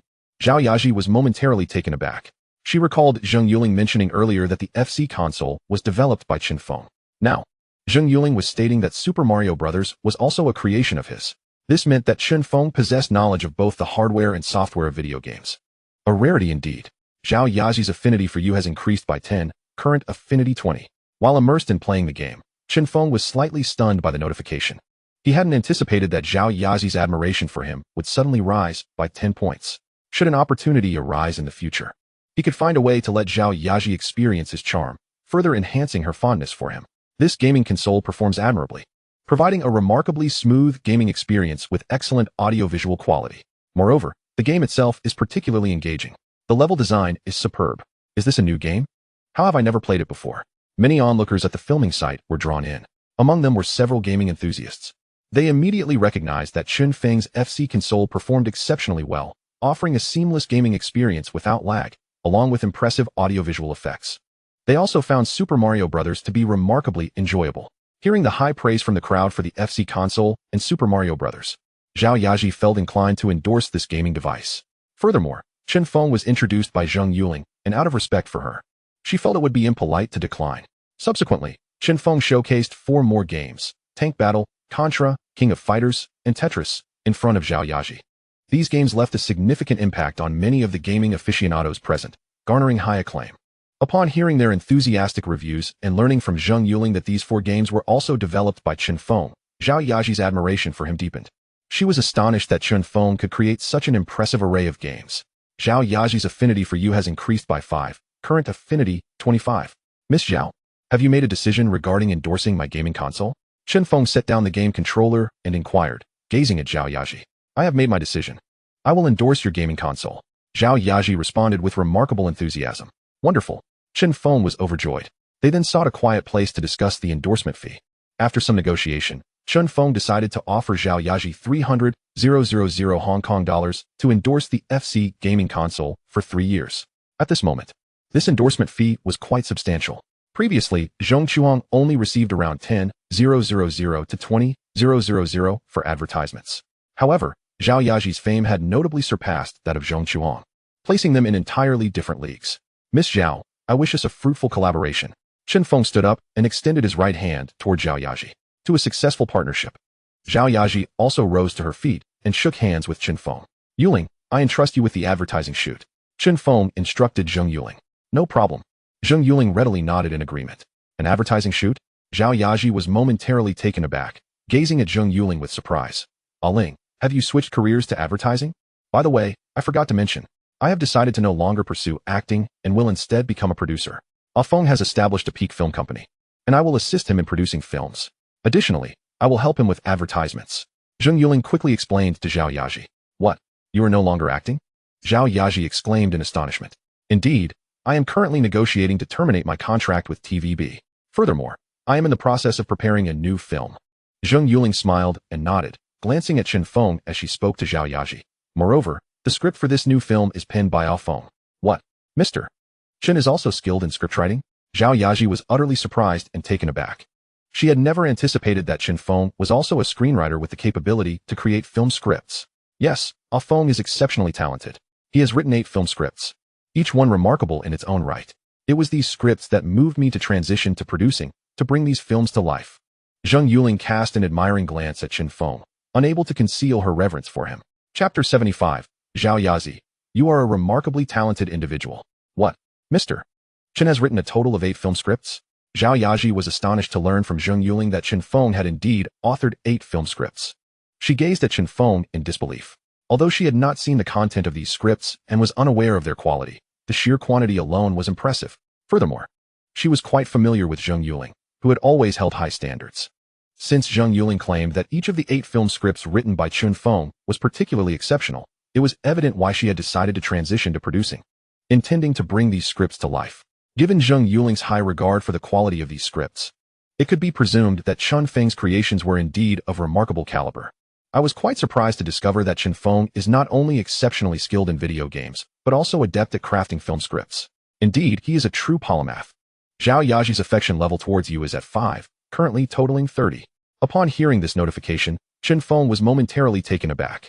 He had not anticipated that Zhao Yaji's fondness for him would increase by another 5 points. Mr. Chen, I never imagined you to be such a versatile talent. I am truly impressed.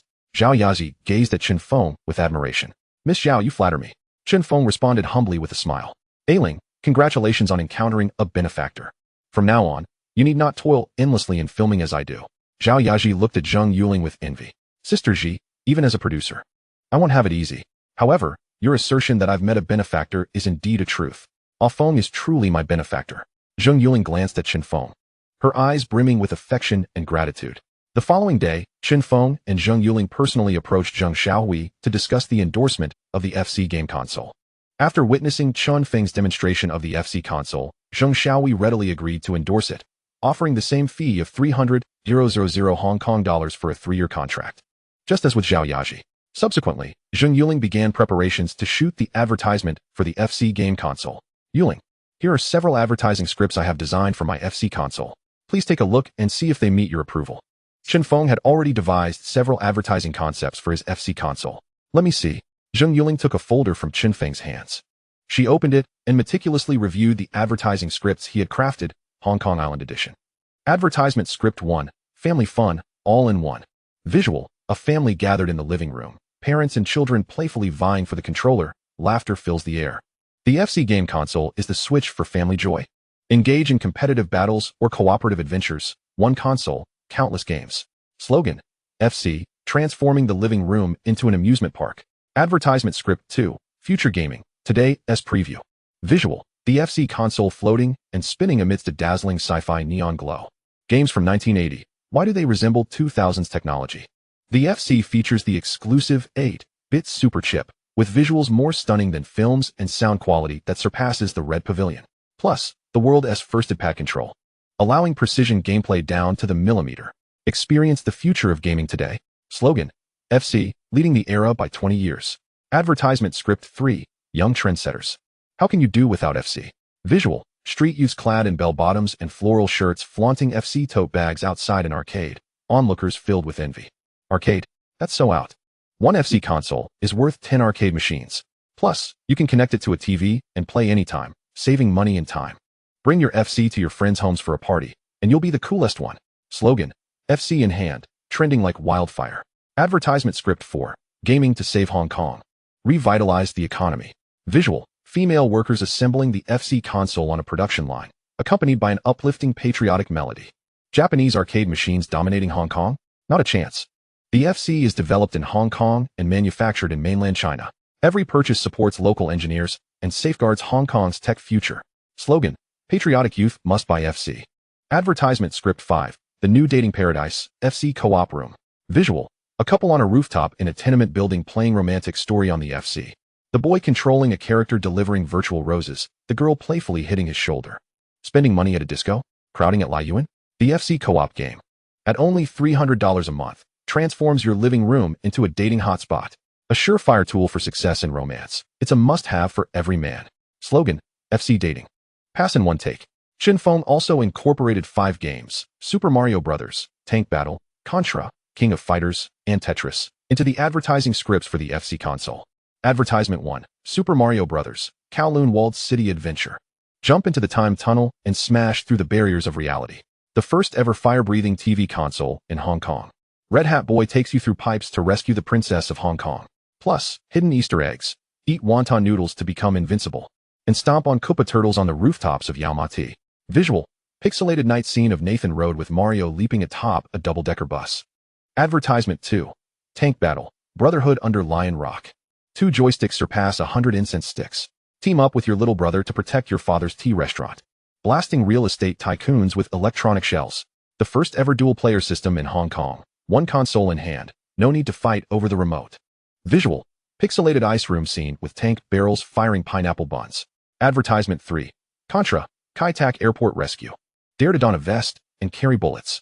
30 lives bravely facing space aliens. The red and blue duo cutting through the deep water electronic city. Exclusive secret, buy a can of Asian soda on the street to instantly unlock the laser gun. Background music, electronic synthesized version of the Shanghai Bun theme. Advertisement 4, King of Fighters, Temple Street Chronicles. Even the arcade uncles call him master. Hyo Kusanagi and Iori Yagami brought home to your TV, executing moves more precisely than dim sum carts at tea houses. New Hong Kong characters, Wong Chuk Heng Hung Quan. Signature move, neon light combo kick. Special effects, Pixelated waves mimicking TVB martial arts swordplay. Advertisement 5. Tetris, the housing authority's wisdom king. Mom says to stack 2 more. Electronic tangrams cure Hong Kong children's hyperactivity, descending faster than the central elevator. Tested by grandmas across Hong Kong. Eliminate 5 lines in a row, waking up to mahjong winning hands. Visual. Pixelated scene of Rainbow Estate. A grandma hanging clothes while playing the game. Zheng Yuling finished reading all the advertising scripts designed by Chen Feng and was utterly astounded. Chapter 76. New task. Reward, pager blueprint. Phone. You are incredibly talented.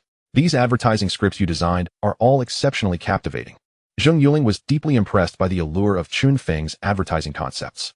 She believed the resulting advertisements would undoubtedly be remarkable. She once again witnessed Chen Feng's exceptional talent today. Hehe. If you think they are good, then feel free to shoot the advertisements based on these scripts. Chen Feng chuckled. All right. Zheng Yuling nodded. Now that we've discussed trivial matters, let's turn our attention to serious business. A mischievous smile suddenly appeared on Chen Feng's face. Weren't we just discussing serious matters? Zheng Yuling furrowed her brow in confusion. Initially, she did not grasp Chen Feng's meaning. However, upon seeing the mischievous grin on his face, she instantly understood what he meant by serious business. Her cheeks flushed, and she shot him a playful glare. I have no intention of discussing serious matters with you. Hehe. That decision is not yours to make. Chen Feng spoke as he lifted Zheng Yuling into his arms and proceeded to the bedroom on the 2nd floor, intending to delve deeply into their pressing matters together. Task announcement. Within 6 months, produce the first DVD player. Task reward. A design blueprint for a pager, along with 1 million system points. Another task had arrived. This time, the reward was a design blueprint for a pager. Chen Feng felt a surge of excitement. The reward for this task was indeed quite substantial. The pager represents a significant memory for many individuals born in the 70s and 80s. Although pagers had already emerged by this time, they had yet to see widespread application. In the future, pagers would enter a phase of rapid development, especially in mainland China. The market scale for pagers would be remarkably vast. By the mid-1990s, pagers swiftly permeated various sectors of society, ushering in what experts referred to as a decade of exorbitant profit, characterized by fierce competition in the pager market. For instance, in the capital, the first pager service was established in 1985, and by 1997, the number of pager services had soared to over 140. According to media reports, from 1995 to 1998, more than 93 million new pager users were added annually in mainland China, peaking in 2000. However, around the year 2000, the rise of mobile phones began to overshadow pagers, leading to a decline in their usage. At present, in 1980, pagers still have a survival period of 20 years. Before Chen Feng ventured into the mobile phone business, he certainly would not miss out on the lucrative pager product. Naturally, to obtain the pager design blueprint, he first needed to successfully produce the DVD player. Previously, he had already acquired the DVD design blueprint and established the BBK company, recruiting relevant technical personnel to assist him in developing the prototype of the DVD player. Since his recent dealings with Huifeng Holdings had been successful, he now needed to wait for some time before selling the stock. Consequently, his primary focus during this period was on the development of the DVD player prototype. Occasionally, he would take time to observe Zheng Yuling while she filmed advertisements for the FC game console. Of course, he was primarily there to see Zhao Yaji. He had learned that Zhao Yaji would be filming the advertisement for his FC game console today. Thus, he arrived at the filming location under the pretense of providing guidance for the advertisement shoot. He observed Zheng Yuling directing the crew and setting up the shooting scene, while a makeup artist was busy preparing Zhao Yaji. Mr. Chen, you're here. Zhao Yaji greeted him with a wave upon noticing his arrival. Hello, Miss Zhao. Chen Feng replied courteously. Mr. Chen, I heard from Ling that the advertisement script for your FC game console was entirely your creation? Zhao Yaji inquired curiously. Indeed. Chen Feng nodded. You truly possess remarkable talent. The advertisement script you devised is incredibly innovative, captivating, and creatively brilliant. Zhao Yaji praised him enthusiastically. Haha, you flatter me. Chen Feng chuckled modestly. At that moment, the makeup artist had finished beautifying Zhao Yaji. Chen Feng pondered for a moment, then took out a box of affinity Swiss candies, opened it, and extended it towards Zhao Yaji. Miss Zhao, you've worked hard. Would you care for a piece of Swiss candy? Thank you. Zhao Yaji thought little of it and selected a piece of candy, unwrapped it, and popped it into her mouth. Instantly, a delightful sweetness erupted, filling her with a sense of joy. Zhao Yaji's affection for you has increased by 30, currently at 60. Haha, this affinity Swiss candy is indeed effective. Chen Feng rejoiced internally. He hadn't anticipated that he could so easily entice Zhao Yaji to accept a piece of his affinity Swiss candy. He had expected her to decline. Feng, where did you acquire this Swiss candy? It tastes remarkably special. Zhao Yaji looked at Chen Feng with a look of astonishment. She had not yet realized that her manner of addressing him had changed. She had just called him Mr. Chen, and now she referred to him as Ah Feng. I made it myself. Would you like another piece? Chen Feng offered the candy box again towards Zhao Yaji. No, thank you. I'm afraid eating too much will make me gain weight. Zhao Yaji gently shook her head. With your figure, having another piece wouldn't make you gain weight. Chen Feng complimented Zhao Yaji's physique while persuading her to indulge in another piece. Most individuals enjoy hearing flattering words, especially women. Zhao Yaji, of course, was no exception. Hearing Chen Feng praise her figure made her feel elated, prompting her to smile and select another piece of Swiss candy. Then I'll have one more. She unwrapped the candy and placed it in her mouth, savoring its exquisite flavor. Zhao Yaji's affection for you has increased by 15, currently at 75. Chen Feng had successfully elevated Zhao Yaji's affection for him to 75 points by offering her 2 pieces of affinity Swiss candy. Today's achievements were indeed remarkable. However, he refrained from offering her any more of his affinity Swiss candy for several reasons. First, Zhao Yaji was highly likely to refuse any further offers to maintain her figure. Second, based on his prior experience, if Zhao Yaji were to consume a third piece, the effect would significantly diminish, and her affection would only increase by a maximum of 5 points. He was confident that he could elevate Zhao Yaji's affection to 100 without needing any more affinity Swiss candy. Just then, Zhao Yaji's manager approached her, holding a bouquet of roses, and said, Sister Ji, someone sent you flowers. Chapter 77. No longer interested in other men. Sister Ji, someone sent you flowers. The manager presented the bouquet of roses to Zhao Yaji. Typically, it is men who send roses when pursuing women. Clearly, someone was attempting to court Zhao Yaji. Upon glancing at the attached note, Zhao Yaji saw the name Huang Hanwei inscribed upon it. Chen Feng noticed this too. As a person who had been reborn, Chen Feng knew exactly who Huang Hanwei was. In his past life, Huang Hanwei was Zhao Yaji's first husband. However, according to the timeline, Zhao Yaji had already married Huang Hanwei at this point. Yet, Chen Feng observed that Zhao Yaji had not actually married Huang Hanwei. Thus, he speculated that the world he had been reborn into was not entirely the same as his previous life. There must be some differences. However, this divergence was not substantial. Up to this point, he had only identified this one discrepancy. Although Zhao Yaji had not married Huang Hanwei, he continued to fervently pursue her, often sending her flowers. Zhao Yaji accepted the roses from Huang Hanwei each time. However, this time, upon seeing Huang Hanwei's name, Zhao Yaji inexplicably felt a wave of distaste. She even instinctively cast a glance at Chen Feng, her heart fluttering with concern that he might misunderstand something. Thus, she immediately coldly instructed her agent, dispose of the flowers. Throw them away? Zhao Yaji's agent was taken aback. Previously, whenever Huang Hanwei sent flowers to Zhao Yaji, she would always accept them. The agent had assumed that Zhao Yaji harbored some affection for Huang Hanwei. Yet today, Zhao Yaji was insisting on discarding the roses sent by him. What on earth was going on? Why are you still dawdling? Hurry up and throw them away. Zhao Yaji shot a glare at her agent. Oh, I'll do it right now. The agent quickly cradled the roses and turned to leave. I've long stopped letting him send me flowers. Yet he still insists on doing so. It's truly vexing, Zhao Yaji remarked, casting another glance at Chen Feng, seemingly worried about his misunderstanding, deliberately venting her frustration in his presence. He must be trying to pursue you, Chen Feng remarked with a slight smile. I have no liking for him. Zhao Yaji stated her position bluntly. Upon hearing this, Chen Feng felt a surge of delight. It seemed that Zhao Yaji's fondness for him had reached a level of 75, rendering her indifferent to other men. Feng, you've arrived. At that moment, Zheng Yuling approached and greeted Chen Feng. Turning to Zhao Yaji, she added, Sister Ji, the set is ready. We can begin filming. All right. Zhao Yaji nodded, and then informed Chen Feng. I'm off to shoot the commercial. Chen Feng acknowledged with a nod. Thereafter, Zhao Yaji commenced the filming of the FC game console advertisement. It must be said, Zhao Yaji exhibited remarkable professionalism. She managed to complete the shoot in one take, without the need for retakes. Soon, she accomplished her filming tasks for the day. Subsequently, Chen Feng and Zhao Yaji departed the shooting location together, engaging in light-hearted banter as they walked. Just then, a strikingly handsome man appeared before them. This man was none other than Huang Hanwei, who had been pursuing Zhao Yaji. Miss Zhao, may I invite you to dinner? Huang Hanwei extended an invitation to Zhao Yaji with utmost gentlemanly charm. It must be acknowledged, Huang Hanwei was indeed handsome.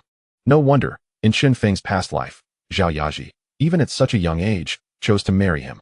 Alas, the current Huang Hanwei had now encountered Chen Feng, who was equally handsome, not in the least inferior to Huang Hanwei. Most importantly, with the assistance of the Swiss candy, Chen Feng had significantly elevated Zhao Yaji's fondness for him to 75. Presently, aside from her affection for Chen Feng, Zhao Yaji felt little inclination towards other men. Therefore, even if Huang Hanwei were to be exceptionally handsome, he could not sway Zhao Yaji's heart. Seemingly apprehensive of Chun Feng's potential misunderstanding, Zhao Yaji immediately donned a frosty expression and replied to Huang Hanwei, "Thank you, but I already have plans." Plans? Huang Hanwei was momentarily taken aback, quickly inquiring, "With whom?" "With me," Chen Feng interjected promptly. "You?" Only then did Huang Hanwei notice Chen Feng. He furrowed his brow slightly, questioning disdainfully, "Who are you?" "I am a friend of Yaji," Chen Feng replied without hesitation. "What do you do?" Huang Hanwei, a doctor by profession, was aware that in developed regions like Hong Kong and the West, doctors and lawyers are among the highest paid and most esteemed professions. Thus, Huang Hanwei often harbored a sense of superiority in front of others. His inquiry into Chun Feng's profession was intended to assert his dominance through this perceived superiority. "Why should I tell you?" Chen Feng rolled his eyes, having instantly discerned Huang Hanwei's intentions. He was now a billionaire. He had no desire to compete with Huang Hanwei on any front. Subsequently, he turned to Zhao Yaji and said, "Yaji, let us go." Zhao Yaji immediately nodded in agreement. Following this, she left with Chen Feng, leaving Huang Hanwei utterly bewildered. What on earth was happening?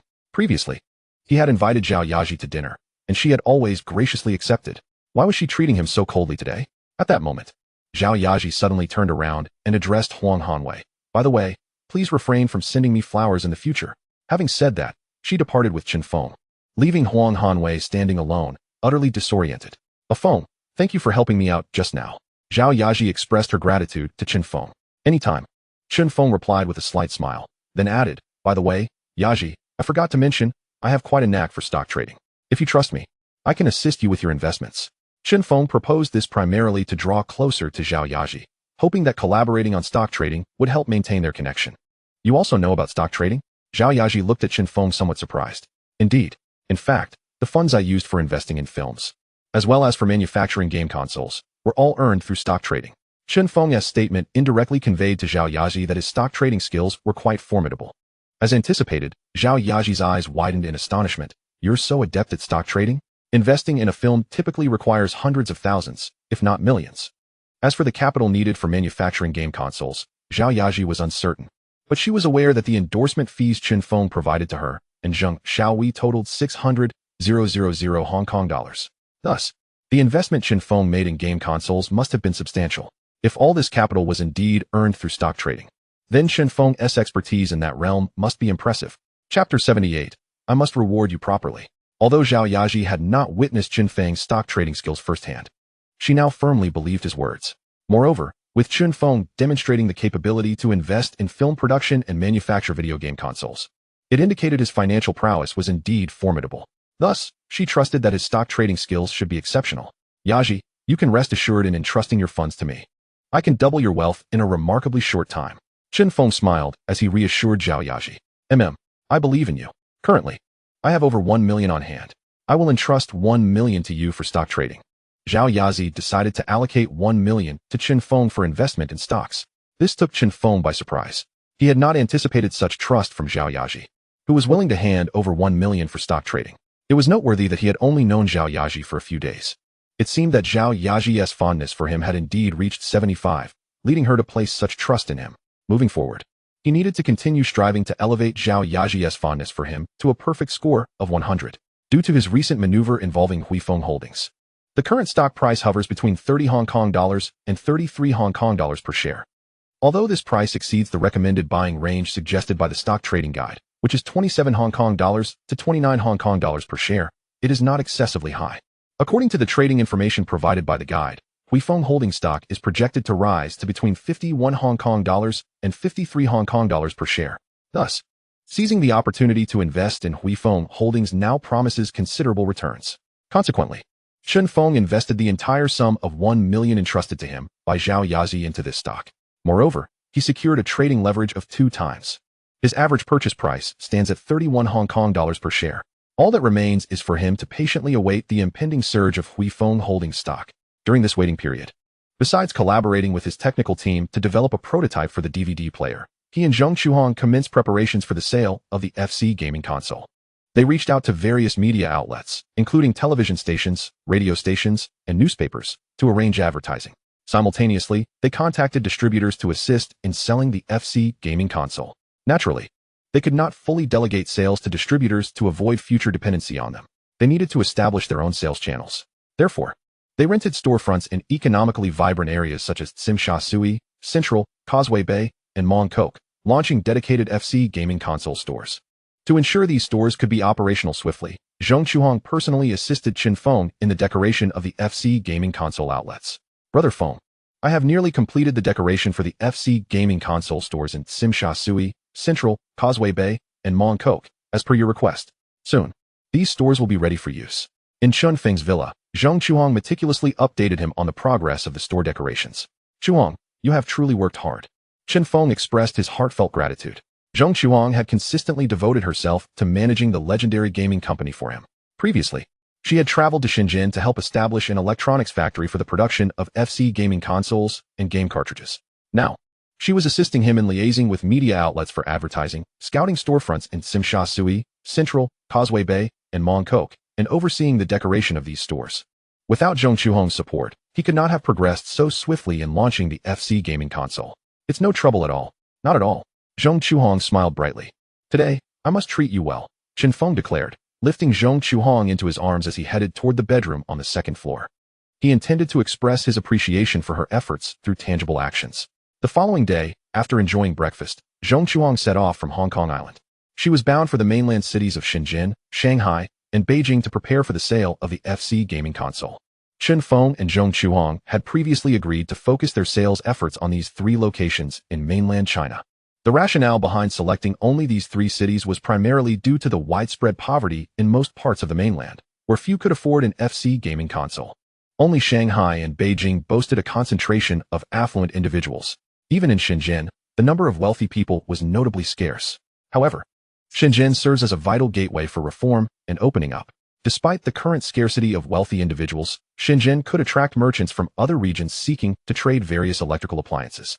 It is worth noting that during the 1980s and 1990s, many individuals ventured to the southern regions to trade televisions, radios, and other electronic goods, returning home with substantial profits. Selling the FC gaming console in Shenzhen would surely draw buyers who would then resell the consoles to others, earning a profit.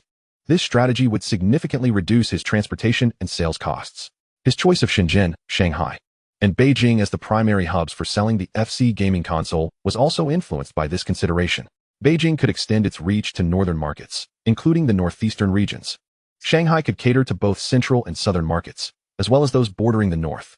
Shenzhen could serve southern markets, including the southwestern regions. Brother Feng, the stock of Huifeng Holdings you've been trading has remained relatively stable recently, fluctuating between 30 Hong Kong dollars and 33 Hong Kong dollars per share. When will this stock begin to rise? It can't possibly remain stagnant forever, can it? Guan Jiling expressed her concern upon noticing that Huifeng Holdings stock was languishing at a low point. Additionally, she had seen numerous financial magazines analyzing the stock's recent dismal performance, suggesting that it might not rise for an extended period and could even potentially decline. Thus, she feared that Chen Feng's investment in this stock might turn out to be a misstep. In truth, Guan Jiling was not alone in her apprehension. Stock king Wu Jinchao, jewelry magnate Zheng Yutong, and gambling tycoon He Hongshan shared similar concerns. Wu Jinchao had even called Chen Feng the previous day to inquire about the confidence in his investment in Huifeng Holdings. Jiling, there is no need for you to worry. Starting tomorrow, this stock will begin to rise. Chen Feng reassured her while affectionately embracing Guan Jiling, his right hand playfully exploring her form. Really? Guan Jiling's face lit up with anticipation. Of course it's true, just as my love for you is genuine. Chen Feng affirmed earnestly. Chapter 79. The Gratitude of Millionaire Guan Jiling. So you're just going to flatter me with sweet talk? Guan Jiling playfully chided Chen Feng, her cheeks flushed with shyness. Moreover, her lovely face grew warmer due to Chen Feng's wandering hand, causing her breath to quicken. I am not merely flattering you. I speak from the heart. Chen Feng gazed at Guan Jiling with sincerity. Brother Feng. Upon hearing Chen Feng's sweet words, Guan Jiling became utterly enchanted, her eyes clouded with desire. At some point, they had transitioned from the living room to the bedroom. Moonlight streamed through the window, cascading over the bed, its silvery glow flowing like a gentle stream, illuminating their entwined forms. Their silhouettes, shrouded in moonlight, appeared dreamlike and ethereal. Garments slipped away one by one, akin to wilting petals scattered upon the ground. They reveled in the fervent embrace of love and desire, exploring and reciprocating with one another. Each touch, each glance, was imbued with boundless longing and deep affection. Together, they ascended to the pinnacle of ecstasy, as if floating amidst the clouds, surrounded by twinkling stars and endless tenderness. The next day, Guan Zhiling awoke early and headed to the kitchen to prepare breakfast. After rising, Chen Feng made his way to the gym to practice a traditional form of Tai Chi. Since he began training in this ancient art, his physical condition had strengthened remarkably, and he felt an abundance of energy to tackle the day's tasks. After completing his Tai Chi routine, he proceeded to freshen up in the bathroom. Subsequently, he entered the living room on the first floor. "Brother Feng, you've arrived just in time. Breakfast is ready. Come quickly and enjoy." As Guanzilin gracefully carried her meticulously prepared breakfast to the dining table, she announced, "It's ready." Chen Feng responded affirmatively. He switched on the radio, tuning into the financial channel, and took a seat at the table to join Guanzilin for breakfast. As they dined, the radio broadcasted an intriguing announcement. It is rumored that a powerful consortium from in-country will acquire Huifeng Group. It is anticipated that, influenced by this favorable news, the stock of Huifeng Holdings, which has been lingering at a low, may experience a significant surge today. "Brother Feng, did you hear that? A formidable consortium from in-country is set to acquire Huifeng Group. This is indeed good news. Huifeng Holdings is likely to soar at the opening today." Guanzilin exclaimed, her excitement palpable as she pointed at the radio. "What do you think? I told you not to worry. Huifeng Holdings is surely going to rise today." "I was right, wasn't I?" Chen Feng replied with a subtle smile. "You are truly remarkable. You have correctly predicted it once again." Guanzilin's face radiated admiration for him. Curiously, she added, "Did you know about this news beforehand?" "Guess." Chen Feng replied with a mysterious smile. "Humph, I refuse to guess." Guanzilin playfully chided him. In truth, the news was fabricated. Although Chen Feng was unaware of its origin, he recognized the significant impact it had on Huifeng Holdings stock. Furthermore, there was another false report. The London Financial Authority had secretly approved Huifeng Group's acquisition of Midland Bank. This misinformation would also drastically affect Huifeng Holdings' stock price. Due to the combined influence of these two falsehoods, the stock was poised for a remarkable surge. Indeed, spurred by the first rumor, Huifeng Holdings opened with a substantial increase. The following day, the second false report emerged, causing the stock to soar once more. "Ah Feng, you've hit the nail on the head again. You are truly incredible." The stock king, Wu Jinxiao, called Chen Feng, his voice brimming with excitement. He then inquired with great curiosity, "When do you plan to sell this stock?" "Today marks the commencement of the sale. The stock price has reached 51 Hong Kong dollars per share. According to the trading guide, the recommended selling price for Huifeng Holdings is between 51 and 53 Hong Kong dollars per share. Hence, I am ready to sell now," he replied, estimating that the two false reports would soon be debunked, leading to a sharp decline in the stock price. He needed to divest his holdings promptly to avoid being left with worthless shares. "Are you starting to sell today? Isn't that a bit premature? I believe this stock still has considerable room for growth." Wu Jinxiao was taken aback, not anticipating Chen Feng's swift decision to sell. He feared that delaying could result in missing the opportunity altogether. Chen Feng smiled faintly.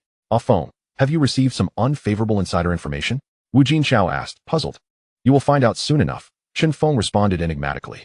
After concluding his call with Wu Jinxiao, he began executing the sale, instructing the traders at Defu Securities to assist in divesting Huifeng Holdings. After 2 days of transactions, he successfully sold all his shares at an average price of 51 Hong Kong dollars each. "Brother Feng, have you sold all your Huifeng Holdings?" Guanzilin, nestled on the sofa in Chen Feng's embrace, looked up at him with eager anticipation. "Indeed." Chen Feng nodded affirmatively. "How much have I earned this time?" Guanzilin gazed at him expectantly. "You have made a total of 910,000 Hong Kong dollars. Chen Feng informed her.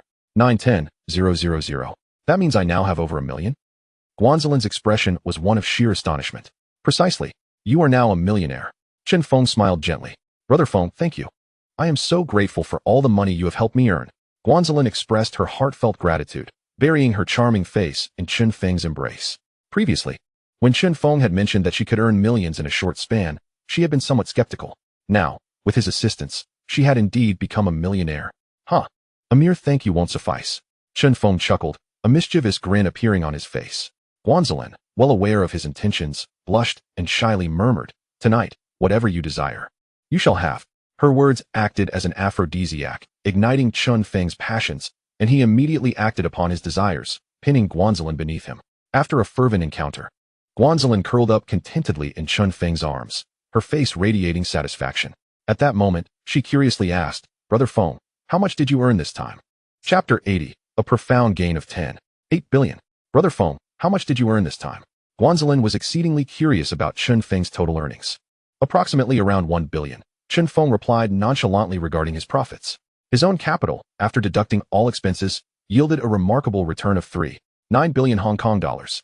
Guanzelin's investment, after all deductions, generated a profit of 182 million Hong Kong dollars, which they split evenly, resulting in each receiving 910,000 Hong Kong dollars. Zheng Chuhong's investment, after expenses, produced a profit of 15.22 million Hong Kong dollars, split equally, yielding 7.61 million Hong Kong dollars each. Shi Fubing's investment, after expenses, resulted in a profit of 49.01 million Hong Kong dollars, also shared equally, giving each a return of 24.505 million Hong Kong dollars. The stock king, Wu Jinchao's investment, after expenses, garnered around 22.6 billion Hong Kong dollars in profit, split evenly, yielding approximately 11.3 billion Hong Kong dollars for each. The gambling king, He Hongshan's investment, after expenses, generated 44 billion Hong Kong dollars, equally shared, resulting in about 22 billion Hong Kong dollars for each. Jewelry tycoon Zheng Yutong's investment, after expenses, produced a profit of 69.2 billion Hong Kong dollars, split evenly, resulting in approximately 34.6 billion Hong Kong dollars for each. Lastly, Zhao Yaji's investment, after expenses, generated a profit of 1.28 million Hong Kong dollars, split evenly, yielding 640,000 Hong Kong dollars for each. Thus, his total earnings surpassed 10.8 billion Hong Kong dollars. My goodness, you earned around 1 billion this time. That's simply astounding. Guanzelin gazed at Chen Feng in disbelief, realizing the magnitude of his financial success. However, she never anticipated that Chen Feng would amass such an astonishing fortune this time. 1 billion Hong Kong dollars. To her, it was an astronomical figure. Furthermore, when one gazes across the entire Hong Kong island, there are very few super-rich individuals who possess such wealth. Remarkably, Chen Feng managed to earn this sum in a mere fortnight. It was utterly inconceivable. She felt that, for Chen Feng, money had become nothing more than a mere number. The following day, the stock king Wu Jinchao, as was his custom, enjoyed his breakfast while tuning into the day's financial news. Suddenly, the radio announced a shocking piece of information. Huiheng Group has issued a statement denying rumors of a powerful British consortium acquiring them, and they have no intentions of merging with Midland Bank. Furthermore, there is no secret approval from the London Financial Authority for such a merger. Could it be? Both of these reports turned out to be mere fabrications. Wu Jinchao was taken aback. Previously, upon hearing these rumors, he had taken the initiative to use his connections to inquire with the upper echelons of Huiheng Group regarding their validity. Although the executives did not provide a definitive confirmation, they indirectly affirmed the truth of the rumors. Now, Huiheng Group had unexpectedly released a statement refuting them. What on earth was happening? Were these rumors deliberately disseminated by the executives of Huiheng Group? If that were the case, what could possibly be their motive? Perhaps it was to manipulate the stock price of Huiheng Holdings for personal gain? Nevertheless, such concerns were of little consequence to him now. For Chen Feng had sold all his shares in Huiheng Holdings yesterday. He and Chen Feng had once again made a significant profit. Of course, Chen Feng's earnings far surpassed his own. Not only did Chen Feng collaborate with him in trading stocks, but he also partnered with jewelry moguls and gambling tycoons.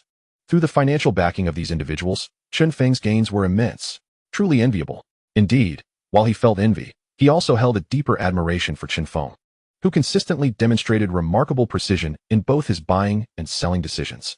Had it been him, he would never have been able to execute trades with such accuracy, nor achieve the success rate that Chen Feng maintained. Chen Feng had never experienced failure in trading stocks, whereas he had faced numerous setbacks. Thus, it was clear that Chen Feng was the true stock king. Due to the impact of Huiheng Group's reputation, Huiheng Holdings plummeted at the market's opening today. This left many investors and institutions in despair. Who on earth spread these two rumors, causing me to lose $100,000? I can't believe it. I bought several shares of Huiheng Holdings at an inflated price due to these rumors, and now I'm left holding the bag. At the Liu Ti house. In room 9 on the 3rd floor, Chen Feng, the gambling king Ho Hong San, jewelry tycoon Zheng Yutong, and stock king Wu Jinchao gathered to enjoy tea. Feng, I truly did not misjudge you. Your handling of Huiheng Holdings was nothing short of spectacular. Not only did you seize the opportunity to invest when the stock price was at its lowest, but you also managed to sell it at its peak. Today, I finally witnessed what a true stock trading expert looks like. Zheng Yutong spoke with great admiration for Chen Feng.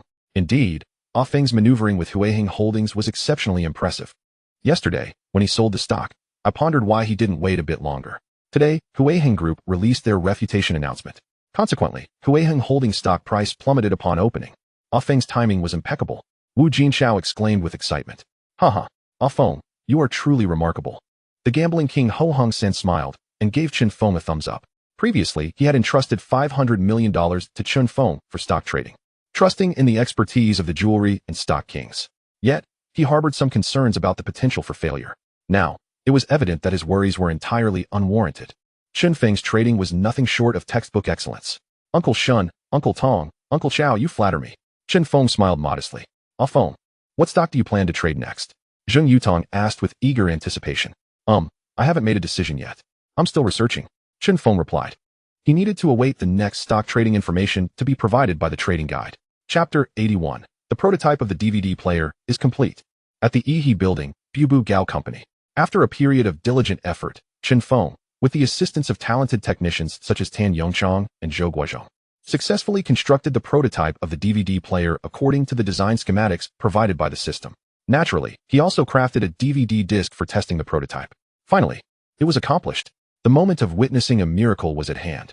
Chen Feng let out a sigh of relief. Brother Feng, can this machine truly connect to a television and play content from a DVD? Asked Guan Zhiling, her curiosity piqued.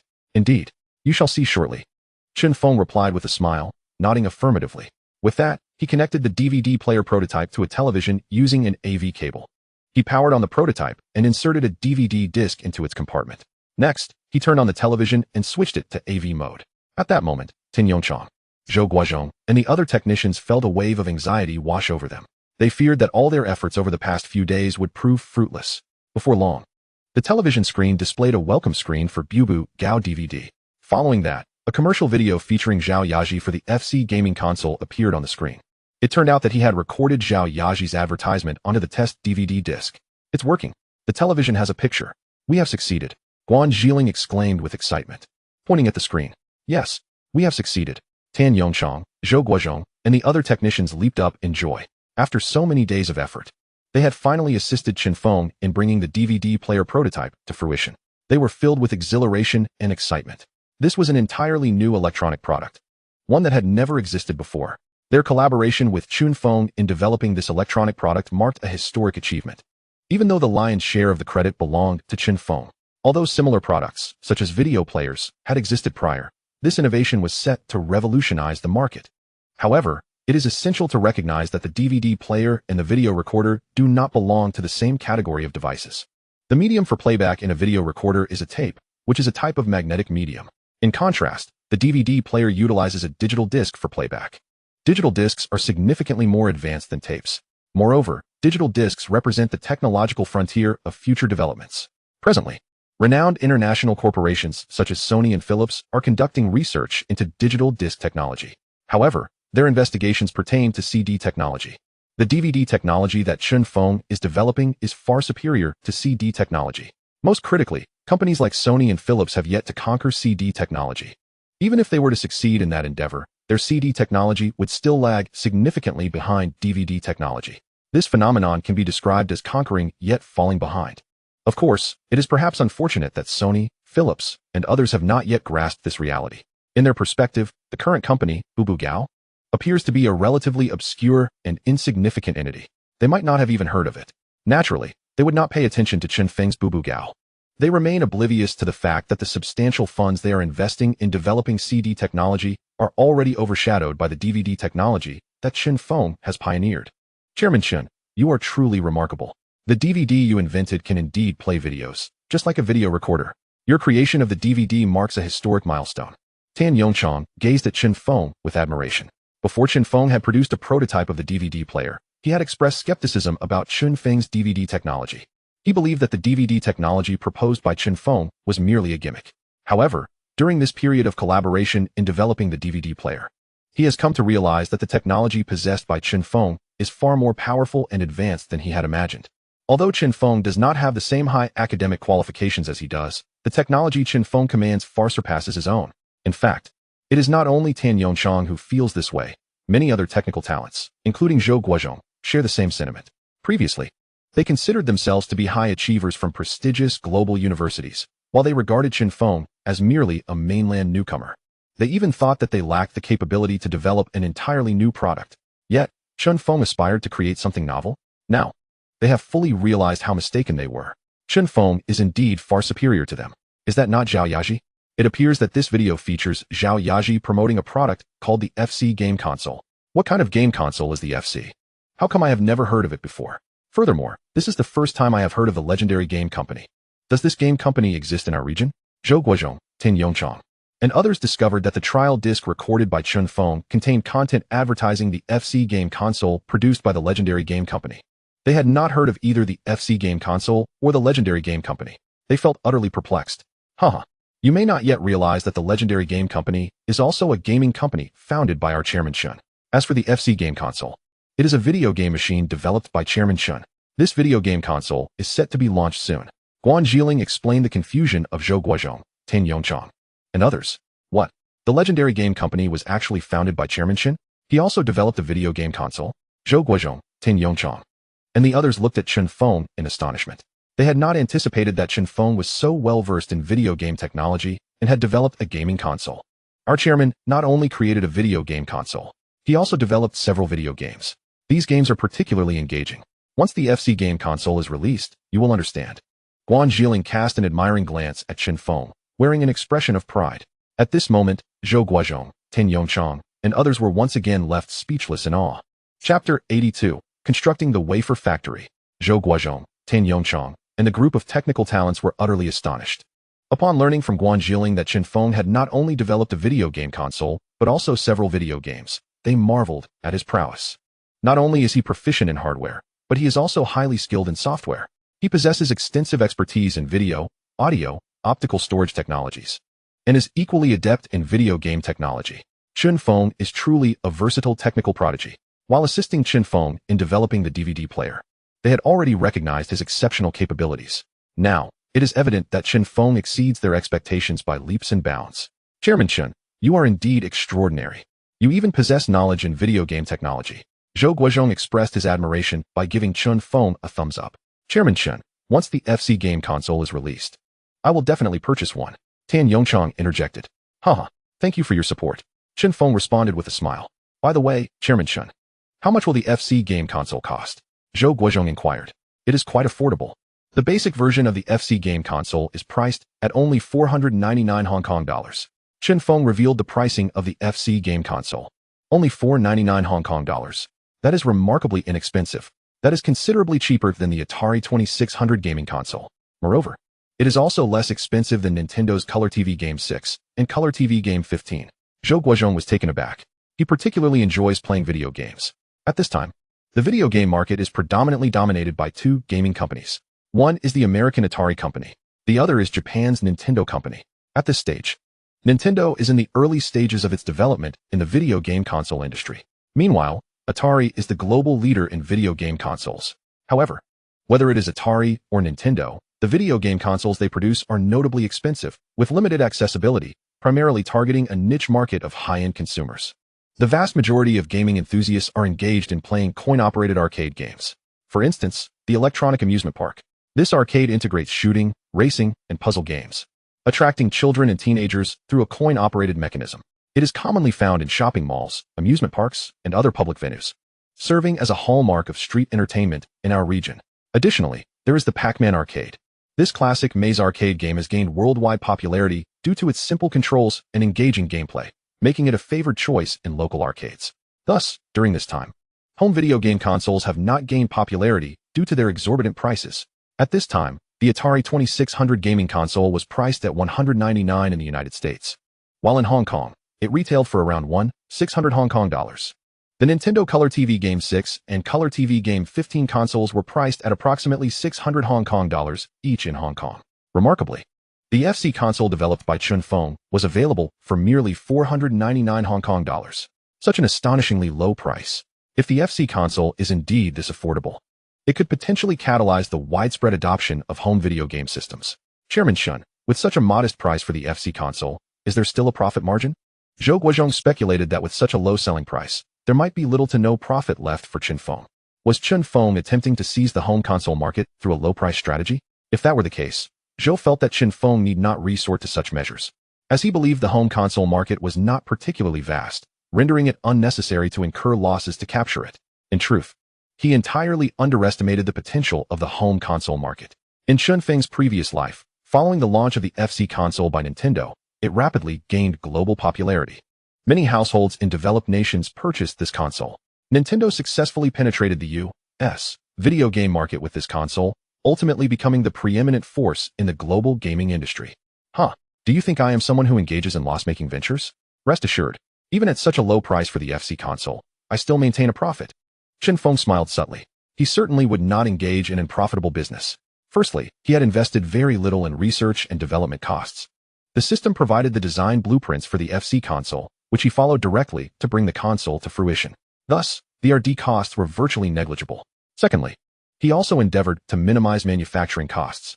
The primary manufacturing expense for the FC console was the MOS 6502 microprocessor. Previously, he had instructed Zhong Chuhong to negotiate with MOS Technology Company, securing an order of 5 million MOS 6502 processors at an exceptionally low price of 140 Hong Kong dollars each, approximately 18 US dollars. As for all other costs combined, they did not exceed 150 Hong Kong dollars.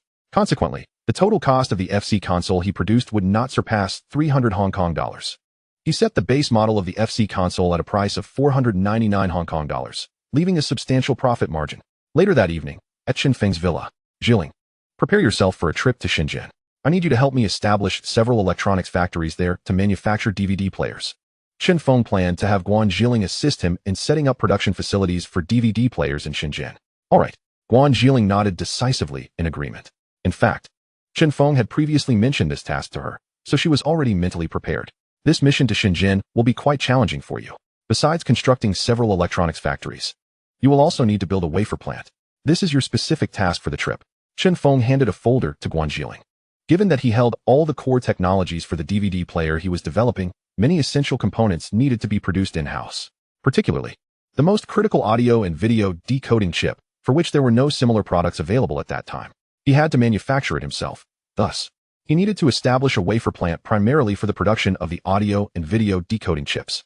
Chapter 83. A Night of Revelry for Chen Feng and Guan Jilin. Manufacturing chips requires a photolithography machine. At this moment, the photolithography giant ASML, which had not yet been founded in Chen Feng's past life, was overshadowed by the American company GCA, Geophysical Company of America, which was the pioneer in the field. In 1978, GCA introduced the world's first automated step-and-repeat photolithography machine, the DSW-4800. This stepper represented the first modern photolithography machine, and subsequent machines largely followed this type, differing primarily in their optical systems.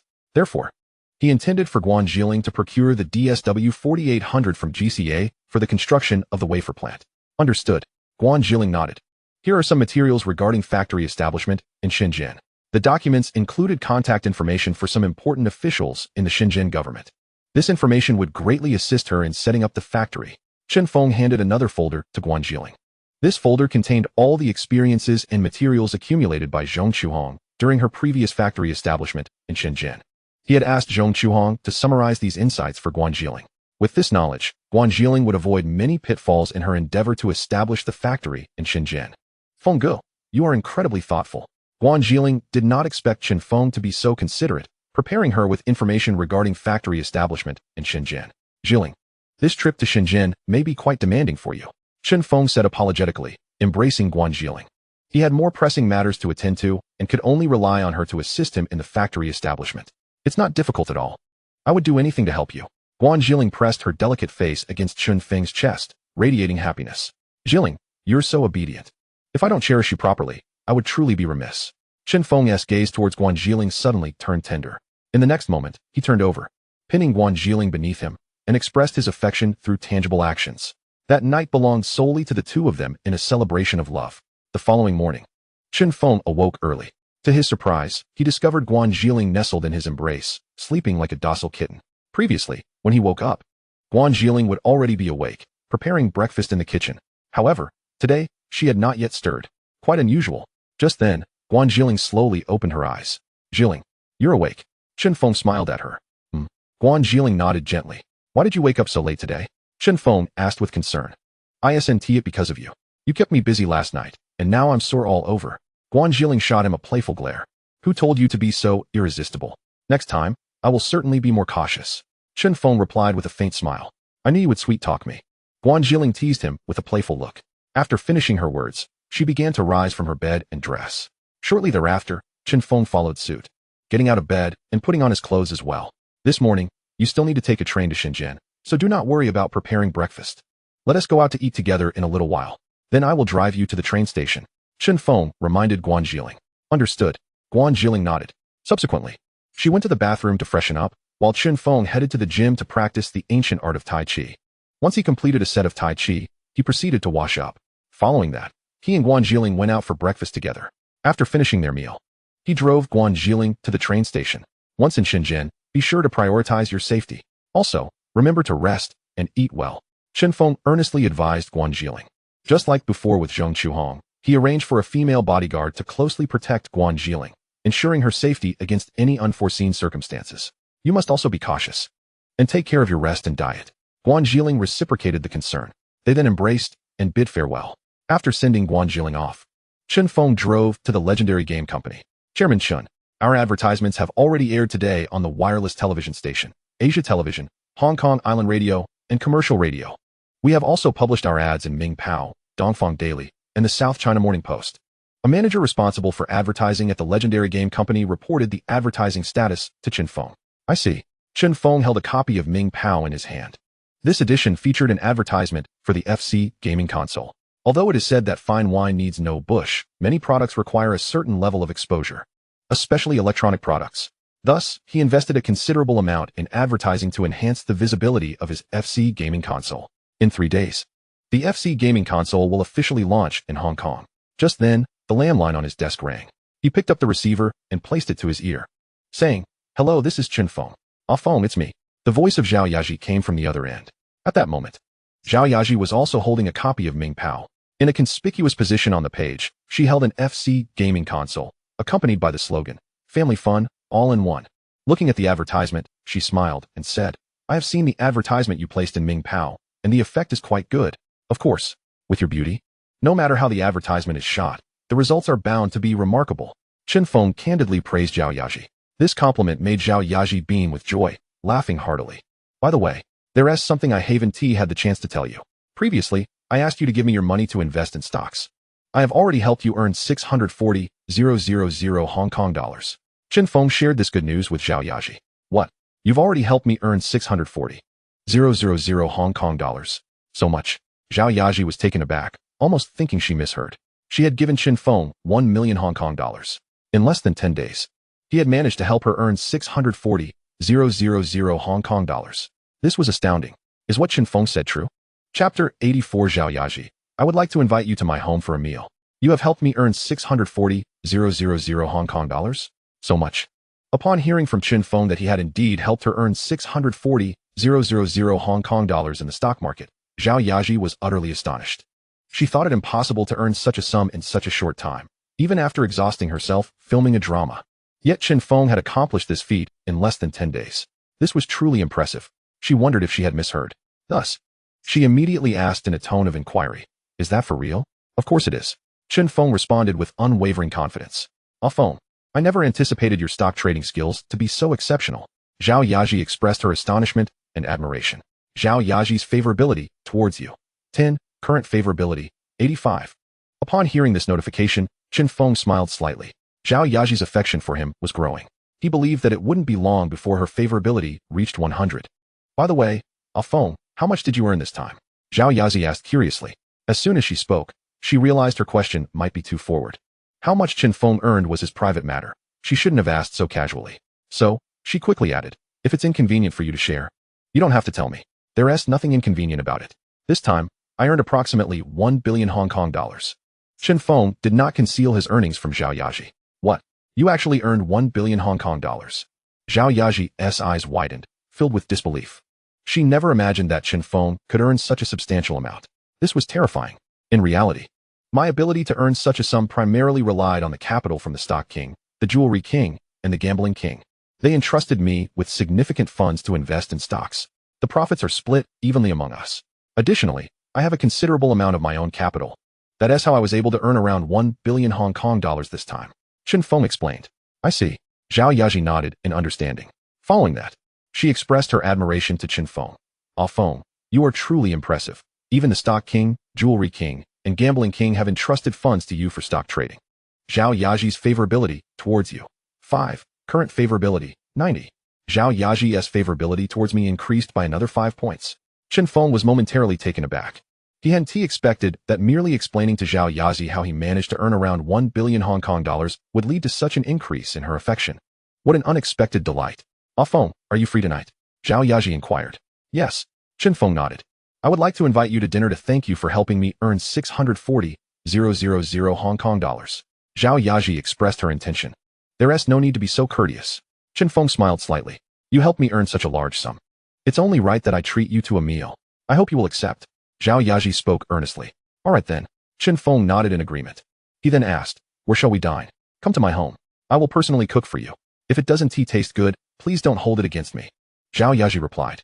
I didn't expect you to be able to cook. I must try your culinary skills. Chen Feng chuckled. Afterwards, Zhao Yaji provided Chen Feng with her home address. Then, the two concluded their conversation.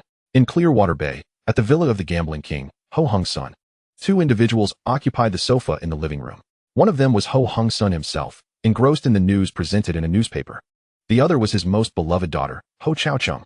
At this moment, Ho Chao Chung had just turned 18. She possessed a quintessential oval face, with smooth and flowing contours devoid of sharp angles, radiating both a charming youthful allure and the dignified composure befitting a scion of a wealthy family.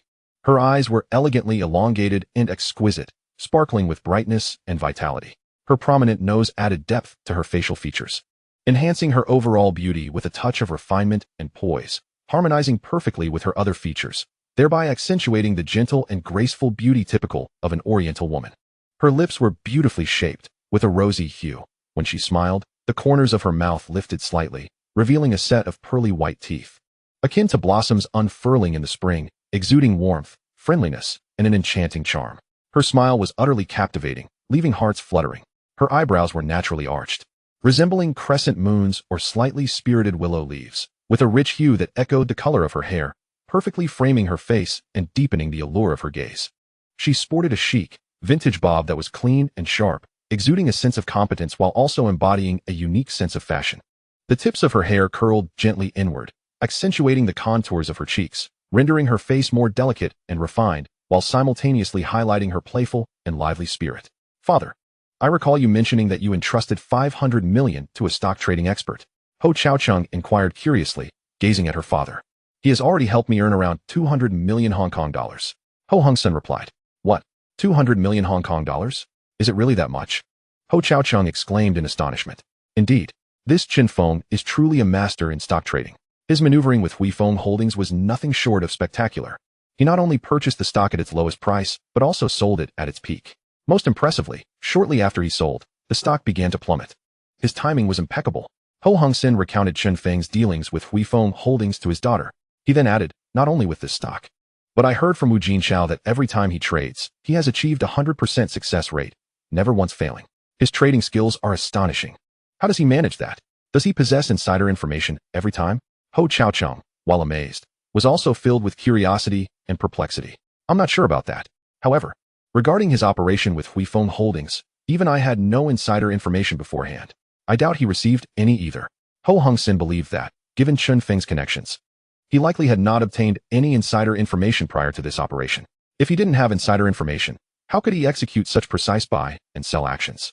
Ho Chao Chung pondered, her face a picture of curiosity about Chen Feng. Chapter 85. If you are truly intoxicated, stay here and sleep. Chen Feng drove his luxury vehicle to an exceedingly opulent residential complex. Zhao Yaji resided in this lavish enclave. Although she did not dwell in a villa, the apartments here were still quite expensive. Chen Feng parked his car in the garage, then took the elevator to the 16th floor of Building C. Zhao Yaji lived in an apartment on this floor. Shortly, he arrived at her unit, following the address she provided, and pressed the doorbell. After a brief wait, the door swung open. To his delight, it was Zhao Yaji who greeted him. Ah Feng, you've arrived. Come in quickly. Zhao Yaji opened the security door, ushering Chen Feng inside. Once Chen Feng stepped into the living room, Zhao Yaji closed the door behind him. Your place is quite beautiful, Chen Feng remarked, surveying the tidy and immaculate living room, which was adorned with exquisite decor. Thank you. The steak is almost ready. Please have a seat and wait a moment, Zhao Yaji said as she headed towards the kitchen. All right. Chen Feng nodded, settling onto the sofa and casually picking up a newspaper from the coffee table. It was Today's Mingbao, featuring an advertisement of Zhao Yaji holding an FC gaming console. Undoubtedly, Zhao Yaji was stunning. Even the photograph published in the newspaper could not diminish her beauty. "Ah Feng, the steak is ready. Come and eat." Zhao Yaji emerged from the kitchen, carrying 2 plates of sizzling steak to the dining table. "I'm coming." Chen Feng set down the Mingbao and stood up, making his way to the table. "It smells delightful," Chen Feng exclaimed, his nose twitching in anticipation as he gazed at the mouth-watering steak before him. "Shall we have some red wine? I hope you don't mind." Zhao Yaji brought forth a bottle of decanted red wine. "A little would be fine." Chen Feng nodded. Subsequently, Zhao Yaji poured a glass for Chen Feng and another for herself. She raised her glass towards him, saying, "Ah Feng, thank you for helping me earn 640,000. No need for thanks." Chen Feng smiled gently, clinking his glass with hers before they both drank heartily. Zhao Yaji then poured another glass for Chen Feng, also filling her own glass. "This toast is to wish your FC gaming console a successful launch," Zhao Yaji declared, raising her glass towards Chen Feng once more. "Thank you." Chen Feng promptly lifted his glass, clinking it lightly with hers before both downed the contents in one go.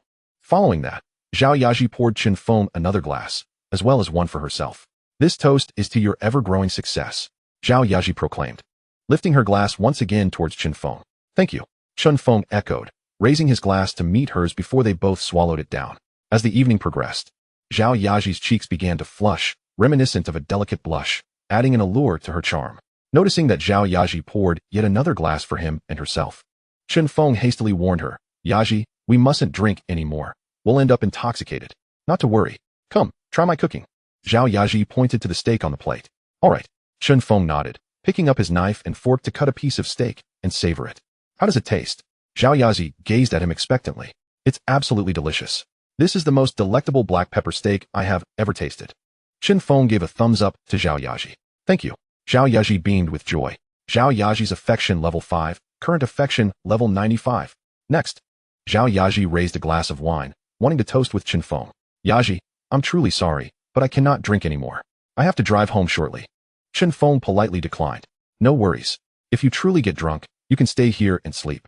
At this moment, Zhao Yaji seemed to be slightly tipsy. "Stay here to sleep?" Chen Feng paused for a moment, then spoke. "That might not be appropriate." "What's inappropriate about it? Are you averse to my place?" Zhao Yaji replied. "Half inebriation." "Of course not." Chen Feng quickly shook his head. "Since there is no aversion, let us toast to this glass of wine." As she spoke, Zhao Yaji tilted her glass of red wine towards Chen Feng. "All right, this is the last glass," Chen Feng said, lifting his glass of red wine and clinking it with Zhao Yaji's. To his surprise, he had clinked a bit too forcefully, causing the red wine in Zhao Yaji's glass to splash out. The wine stain blossomed on her silk shirt like a captivating rose. "Oh, I'm so sorry." Chen Feng hurriedly grabbed a napkin to help Zhao Yaji dab the wine stain from her silk shirt. The moment his fingers brushed against the damp fabric, he felt the soft texture beneath, causing his movements to freeze momentarily. At that instant, Zhao Yaji looked down at Chen Feng's frozen hand. Her cheeks flushed a deep crimson. The surroundings fell into silence. Only the sound of their heavy breathing could be heard. Then, Zhao Yaji lowered her head, suddenly grasping Chen Feng's motionless hand and gently placing it on the softest part of her body. This sent a surge of excitement through Chen Feng. He quickly enveloped Zhao Yaji in his arms, one hand delicately lifting her chin, gradually raising her lovely face. Zhao Yaji's eyes were slightly closed. Her alluring lips moved ever so slightly, as if yearning for something. Chen Feng lowered his head, slowly pressing his lips against Zhao Yaji's, greedily savoring her sweetness. Zhao Yaji fervently reciprocated, equally eager in their embrace. In a short while, Zhao Yaji's body became soft and warm under Chen Feng's passionate kiss. He lifted her up and carried her to the living room, gently placing her on the sofa. Then, he climbed atop her, pinning her beneath him. Soon, the air in the living room was thick with their shared passion.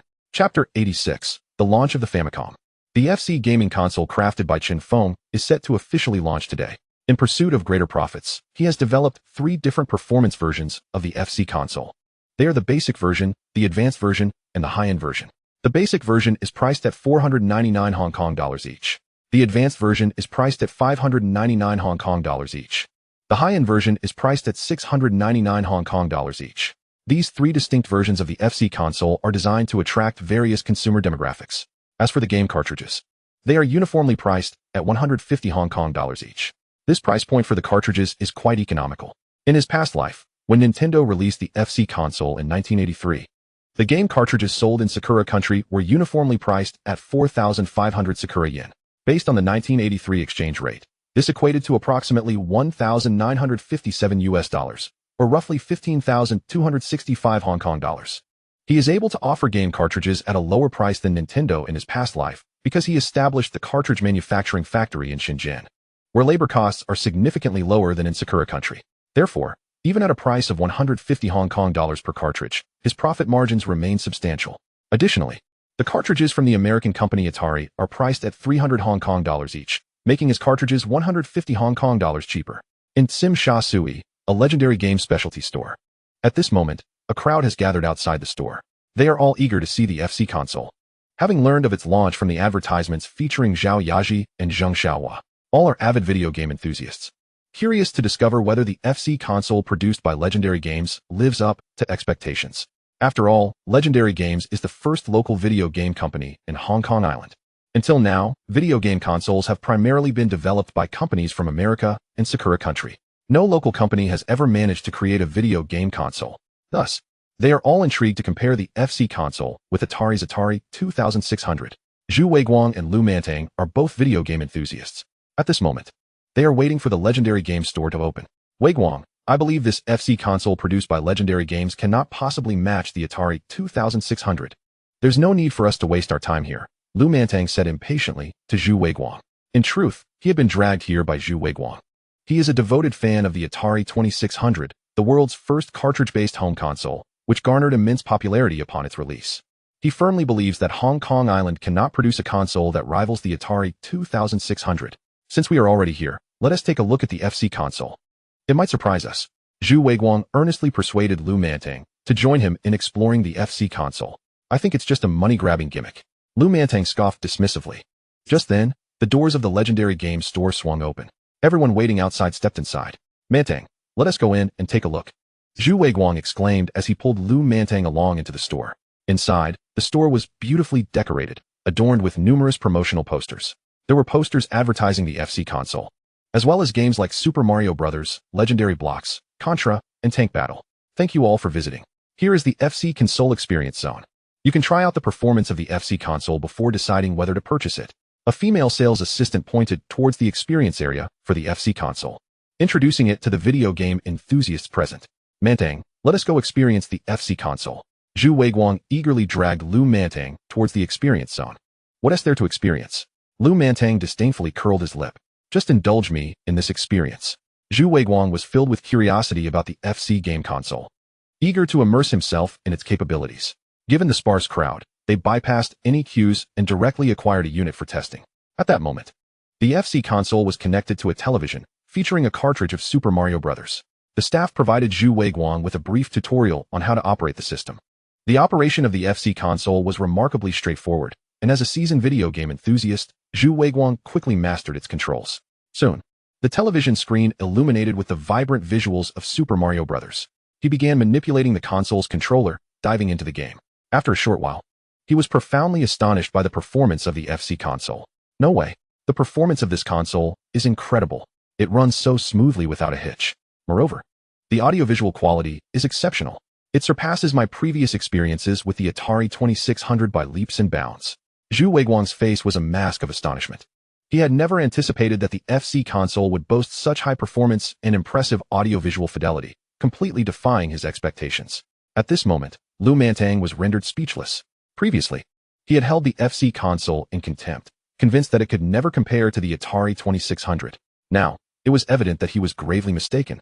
The FC console outperformed the Atari 2600 in both capability and audiovisual quality by a significant margin. Most remarkably, the base model of the FC console was priced at only 499 Hong Kong dollars, and even the advanced version was merely 699 Hong Kong dollars. In stark contrast, the Atari 2600 retailed for 1,600 Hong Kong dollars. Chapter 87. On its launch day, sales exceeded 20 million Hong Kong dollars. What a surprise. I never anticipated the FC console would possess such remarkable performance and outstanding audiovisual capabilities. It far surpasses the Atari 2600 I previously played. And this is just the base model. Zhu Weiguang was filled with excitement. He turned to the now dumbfounded Lu Mantang and said, Mantang, we certainly made the right choice in coming here. This FC console has given us a tremendous surprise. It's acceptable, Lu Mantang replied stubbornly, refusing to acknowledge the console's impressive capabilities. However, deep down, he was profoundly shaken by the FC console's superior performance. given that the base model was already so impressive. How extraordinary must the advanced version be?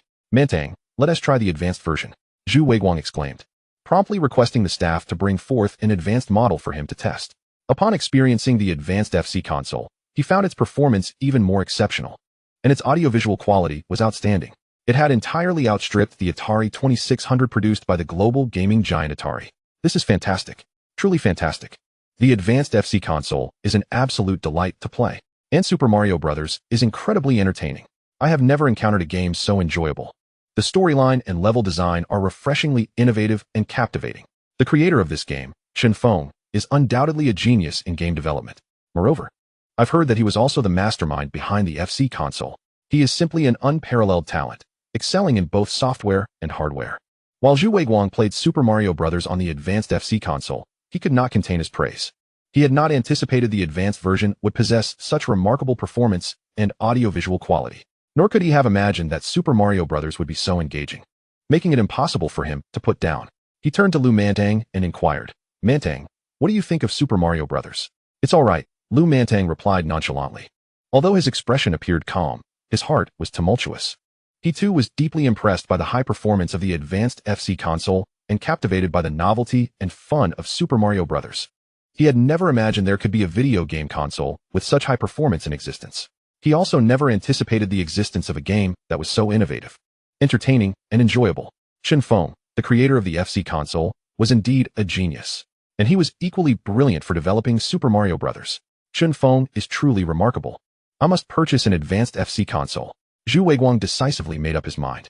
He then proceeded to the sales area and bought an advanced FC console. I would also like a Super Mario Bros. Cartridge, a Contra cartridge, a King of Fighters cartridge, Atlatris cartridge. As he spoke, Zhu Weiguang's gaze landed on the Tank Battle cartridge.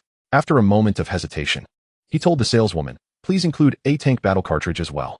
"Certainly, sir. The total comes to 1449 Hong Kong dollars. "Thank you," the saleswoman replied with a professional smile. "All right." Zhu Weiguang cheerfully handed over 1,500 Hong Kong dollars to the saleswoman, saying, "You can keep the change as a tip." "Thank you, sir." The saleswoman expressed her gratitude. "Mantang, this FC console is incredibly affordable. For 1,500 Hong Kong dollars, I not only acquired a console, but also 5 game cartridges. For the same amount, one couldn't even purchase a single Atari 2600 console. Moreover, each Atari game cartridge costs 300 Hong Kong dollars. It's exorbitant." Zhu Weiguang exclaimed excitedly to Lu Mantang, "Mantang, you should also buy an FC console." "All right, I'll get one to play with in my spare time. It'll be a nice change of pace." Although Lu Mantang outwardly feigned a lack of strong desire to purchase, internally, his longing to acquire an advanced FC console and the Super Mario Bros. Cartridge was no less fervent than Zhu Weiguang's. He yearned to buy an advanced FC console and indulge in a few days and nights of uninterrupted gaming. Consequently, he spent 1,500 Hong Kong dollars on an advanced FC console and 5 game cartridges, including Super Mario Bros. The remaining funds were generously bestowed upon the saleswoman as a gratuity. In truth, it was not merely Zhu Weiguang and Lu Mantang. Virtually all customers accompanying them at this legendary video game store procured an FC gaming console. Some opted for the basic version of the FC console, while others chose the advanced model, and still others acquired the high-end variant. Of course, a similar phenomenon transpired in the legendary game stores located in Central, Causeway Bay, Mong Kok, and among various third-party distributors. Once all the specialty shops and distributors closed for the day, the sales statistics for the first day of the FC console's debut on Hong Kong Island were compiled. On this day, a total of 198 units of the basic FC console were sold, generating revenue of 2 Hong Kong dollars, 593, 802. Additionally, 318 units of the advanced FC console were sold, with sales amounting to 4 Hong Kong dollars, 383, 482.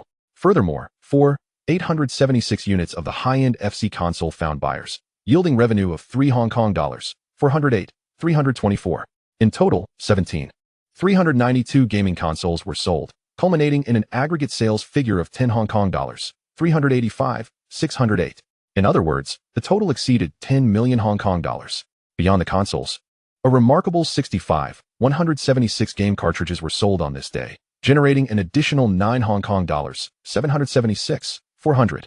When accounting for the consoles, the total sales for the legendary game company today reached 20 Hong Kong dollars, 162,008. This signifies that the overall revenue has surpassed 20 million Hong Kong dollars. Chapter 88. Zhao Yazi misunderstands Chun Feng's intentions. The FC console and its 5 games, launched on the very first day, amassed an impressive 10 Hong Kong dollars, 385, 608 in sales. The 5-game cartridges collectively garnered 9 Hong Kong dollars, 776, 400. Combining the sales of consoles and cartridges, the total reached 20 Hong Kong dollars, 162,008. This sales achievement left Chen Feng somewhat astonished. While he was confident in the FC console he had developed, as well as in the 5 games, including Super Mario Bros., he had not anticipated such remarkable sales figures. Not only were the sales figures impressive, but the FC console and its accompanying games, despite their affordable prices, also boasted a commendable profit margin. After deducting manufacturing, sales, advertising, and tax costs, the average net profit margin for the 3 models of the FC console stood at 38.5. Consequently, all the consoles sold today yielded a net profit of 3 Hong Kong dollars, 998, 459. As for the 5-game cartridges, with even lower costs and a higher profit margin of 52.9, they generated a net profit of 5 Hong Kong dollars, 171, 715. In total, the sold gaming consoles and cartridges delivered a remarkable net profit of 9 Hong Kong dollars, 170, 174. An astounding profit of nearly 9 million in just one day. Indeed, the FC console and its 5 games proved to be quite lucrative. Moreover, this was merely the first day of launch. The reputation of the FC console and Super Mario Bros., among others, had yet to fully develop. Once the acclaim for the FC console and its games takes hold, subsequent sales will undoubtedly soar. At Chen Feng's villa, he and Zhao Yaji were seated in wicker chairs on the balcony of the 2nd floor, enjoying the night view of Hong Kong Island while engaging in casual conversation. Off phone. Today marks the debut of your FC console on Hong Kong Island. How were the sales? Zhao Yaji inquired curiously, sipping her red wine as she turned her gaze towards Chen Feng. After all, she had starred in an advertisement for this FC console. The sales were quite respectable. Today, the gaming consoles alone sold for 10 Hong Kong dollars, 38 million. As for the game cartridges, they amounted to approximately 9 Hong Kong dollars, 77 million. Chen Feng recounted the sales achievements of his legendary game company for the day. My goodness. Over 20 million Hong Kong dollars in a single day. That's extraordinary. Is this video game console truly that popular? So many people enjoy playing video games. Zhao Yaji exclaimed, her face reflecting her astonishment. She had not anticipated that Chen Feng's FC console and Super Mario Bros., along with the other games, would sell so impressively. Hehe. The success of my FC console and its 5 games is largely thanks to the advertisement you helped me create. Many individuals learned about my FC console and the 5 games through your advertisement. Chen Feng chuckled, acknowledging Zhao Yaji's contribution. My role in your advertisement was merely to enhance an already bright prospect. The remarkable sales of your console and 5 games fundamentally stem from the quality of your product. If the performance of your console were lacking or the games were unenjoyable, the sales figures would not have reached such heights. Therefore, the credit for this success primarily belongs to you. Zhao Yaji understood clearly that the positive reception of Chen Feng's FC console and Super Mario Bros. Was due to the exceptional quality of both the console and the games. If the FC console lacked performance, or if the games were unappealing, they would not have achieved such impressive sales. Chen Feng is truly remarkable.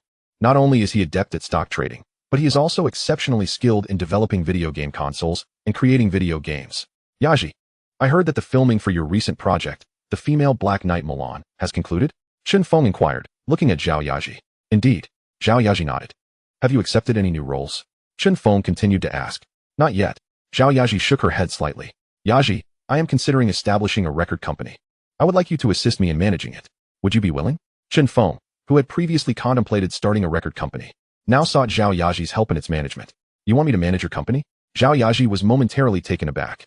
She then shook her head repeatedly. No. I am completely clueless about managing a company. Not to worry. I have ways to help you quickly master the art of management. Chen Feng replied with a gentle smile. Is that really true? Zhao Yaji looked at him with skepticism. Absolutely. Chen Feng affirmed with a nod. He then took Zhao Yaji's hand and stood, saying, Come with me. With a sense of curiosity, Zhao Yaji followed Chen Feng to the bedroom. Yaji, let us lie down together on the bed. As he spoke, Chen Feng reclined on the bed. But didn't you say you would teach me how to manage a company? Zhao Yaji exclaimed, her face flushing with embarrassment, mistakenly believing that Chen Feng intended to engage in something inappropriate.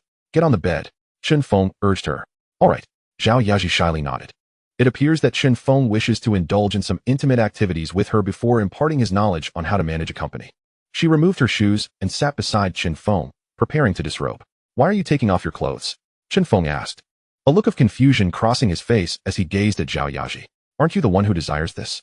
Zhao Yaji responded shyly. Hee. It seems you are the one who wants that, Chen Feng chuckled. He then clarified, actually, I invited you to lie beside me to teach you how to manage a company. What? Zhao Yaji was taken aback.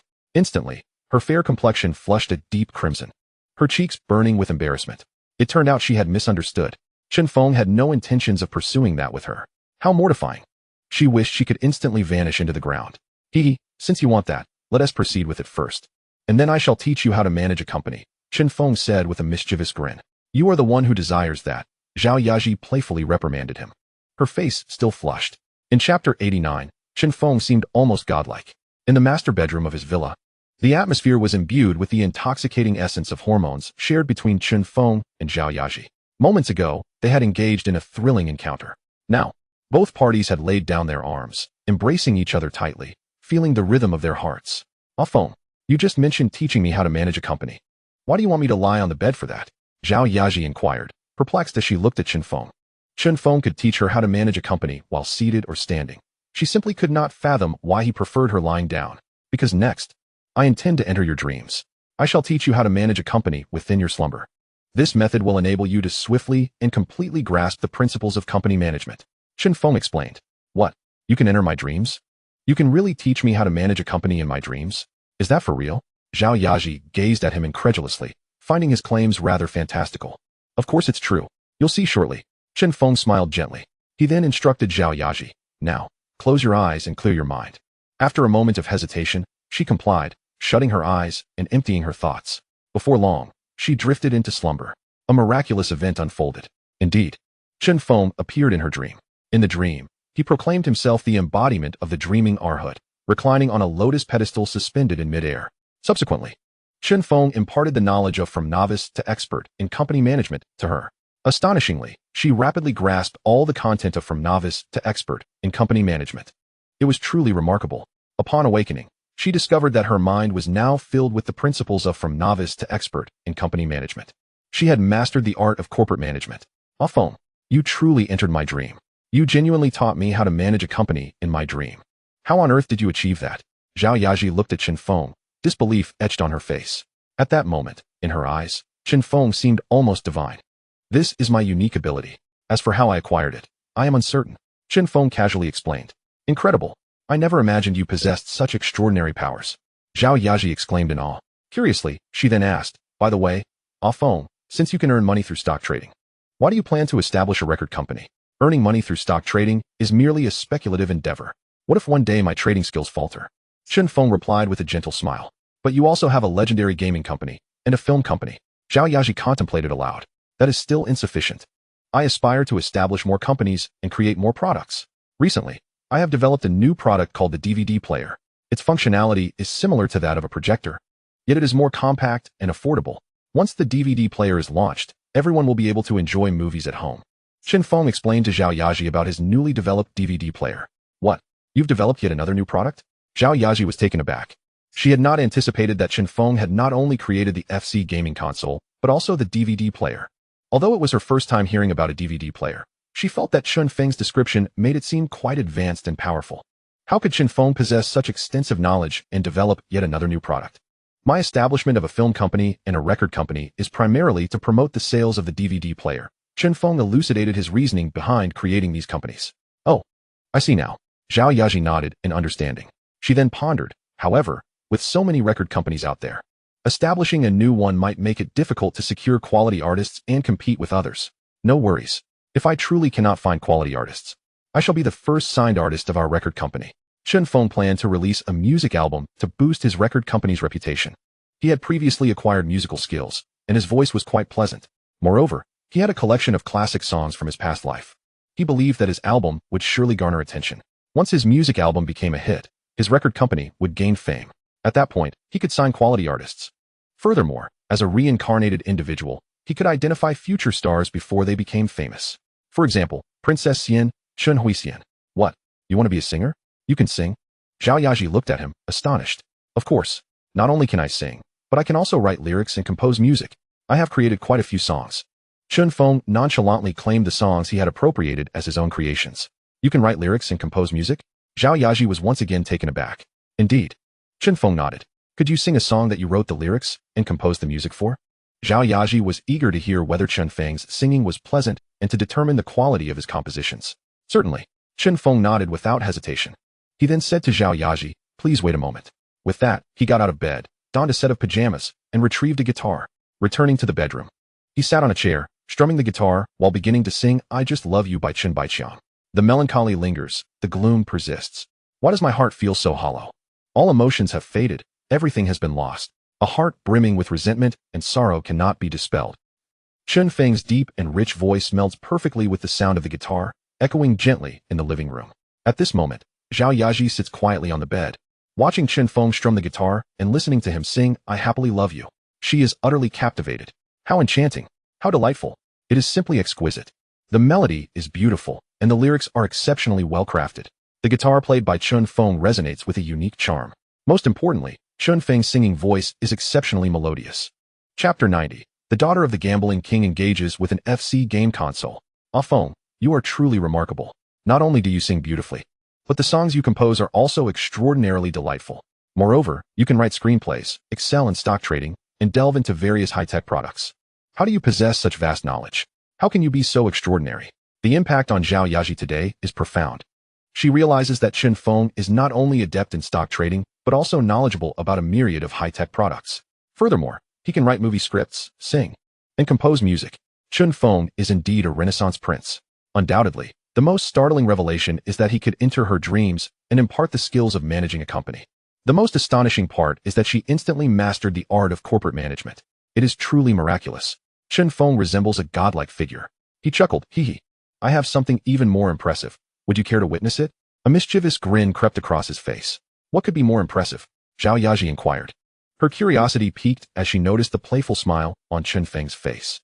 In an instant, she comprehended the implication of his words. Her cheeks flushed, and she softly remarked, "We just had that moment. Once is not enough." In the next heartbeat, Chen Feng rolled over, pinning Zhao Yaji beneath him, sounding the horn of battle. Meanwhile, at the villa of the gambling king, Ho Hongxin, in the room of his daughter, Ho Chaoqiong, she is presently unboxing an FC game console. This high-end version of the FC console was specially purchased today from a legendary gaming specialty store. In addition to the console, she acquired 5 game cartridges: Super Mario Bros., Tetris, Contra, King of Fighters, and Tank Battle. Following the instructions included with the console, she connected it to a television in her room using the provided AV cable. Next, she inserted a cartridge of Super Mario Bros. Into the console slot. After switching on the television and selecting AV mode, the game screen for Super Mario Bros. Soon appeared. Referring to the game's operational guide, she began to play. Before long, she found herself completely enthralled by this captivating game. How entertaining! How delightful! Chen Feng is truly a genius to have developed such an engaging game. Ho Chaoqiong couldn't help but express her admiration. She found the concept of Super Mario Bros. To be refreshingly innovative, with its exciting levels and endearing characters. Moreover, she discovered that the performance of the FC console was exceptional, with no lag whatsoever. Previously, she had played the Atari 2600 game console produced by Atari. Before the advent of the FC console, the Atari 2600 was considered the benchmark for home television gaming. Now, compared to Chen Feng's FC console, the Atari 2600 might not even be worth mentioning. Subsequently, she removed the Super Mario Bros. Cartridge and inserted the Tetris cartridge, eager to explore this game. She had heard that while the gameplay is simple, it is particularly addictive and engaging. Just then, there came a knock at the door. She hastily set down the controller and approached the door, opening it to find her father standing there. "Daddy, I heard you bought an FC console. How is it? What is the performance like?" The gambling king, Ho Hongxin, inquired with curiosity as he stepped into the room. "This FC console is phenomenal. It completely exceeds my expectations," Ho Chaoqiong exclaimed excitedly, praising the console profusely. At that moment, Ho Hongxin had reached the television. Observing the game screen displaying Tetris, he asked, "Is this game enjoyable? I haven't played yet. I want to try it now?" Ho Chaoqiong replied as she moved to the television, picked up the controller, and began playing Tetris. Indeed, the gameplay is very simple and easy to grasp. After a short while, Ho Chaoqiong was operating the game with great proficiency. How engaging! This game is truly fascinating. With just a few different shaped blocks, one can create a myriad of patterns. Chen Feng is truly impressive to have designed such an enjoyable game. "Ah Qiong, may I have a turn as well?" Her father, Ho Hongxin, watching her play Tetris, found the game particularly intriguing and couldn't resist the urge to try it himself. "Of course. Daddy, go ahead." Ho Chaoqiong quickly reset the game and handed the controller to her father. She then guided him on how to play. Ho Hongxian, being an astute individual, quickly grasped the game's mechanics and rules. He discovered that while the game is easy to learn, it is challenging to master, making it particularly addictive. Soon, he became engrossed in the game, thoroughly enjoying himself. Chen Feng is indeed exceptional. Based on 7 different tetrominoes, he has crafted an experience that is easy to learn yet difficult to master through mere movements, rotations, and acceleration. It caters to players of all ages, while also offering boundless strategic depth. The gradually increasing speed of the falling blocks creates a natural learning curve, encouraging players to continuously improve their reaction times and spatial planning abilities. The instant gratification from clearing blocks, coupled with the motivation to try again, fosters a positive psychological cycle. It is astounding that Chen Feng could design such an alluring game. How did he create it? Ho Chaoqiong, having read books on psychology, commended Chen Feng's design of Tetris from a psychological perspective. She had not anticipated that Chen Feng could design such an addictive game. This revelation piqued her interest in him even further. Chapter 91, Shorting Kiki Kele? In Chen Feng's villa, within the confines of his bedroom. Upon awakening, Chen Feng discovered that Zhao Yaji was no longer by his side. Simultaneously, he caught a whiff of an enticing aroma wafting through the crack of the door.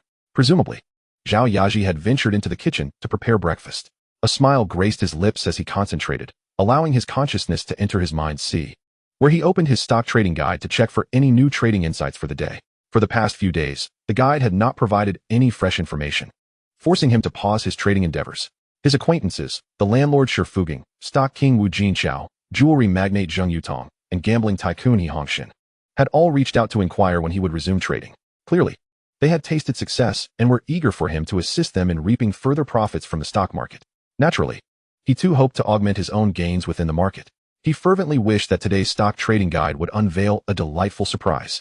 As he opened the first page of the guide, a once blank sheet materialized with several lines of mysterious gilded text. In 20 days, Kiki Kele Company in the United States faces a collective lawsuit from consumers due to concerns over the carcinogenicity of caramel coloring.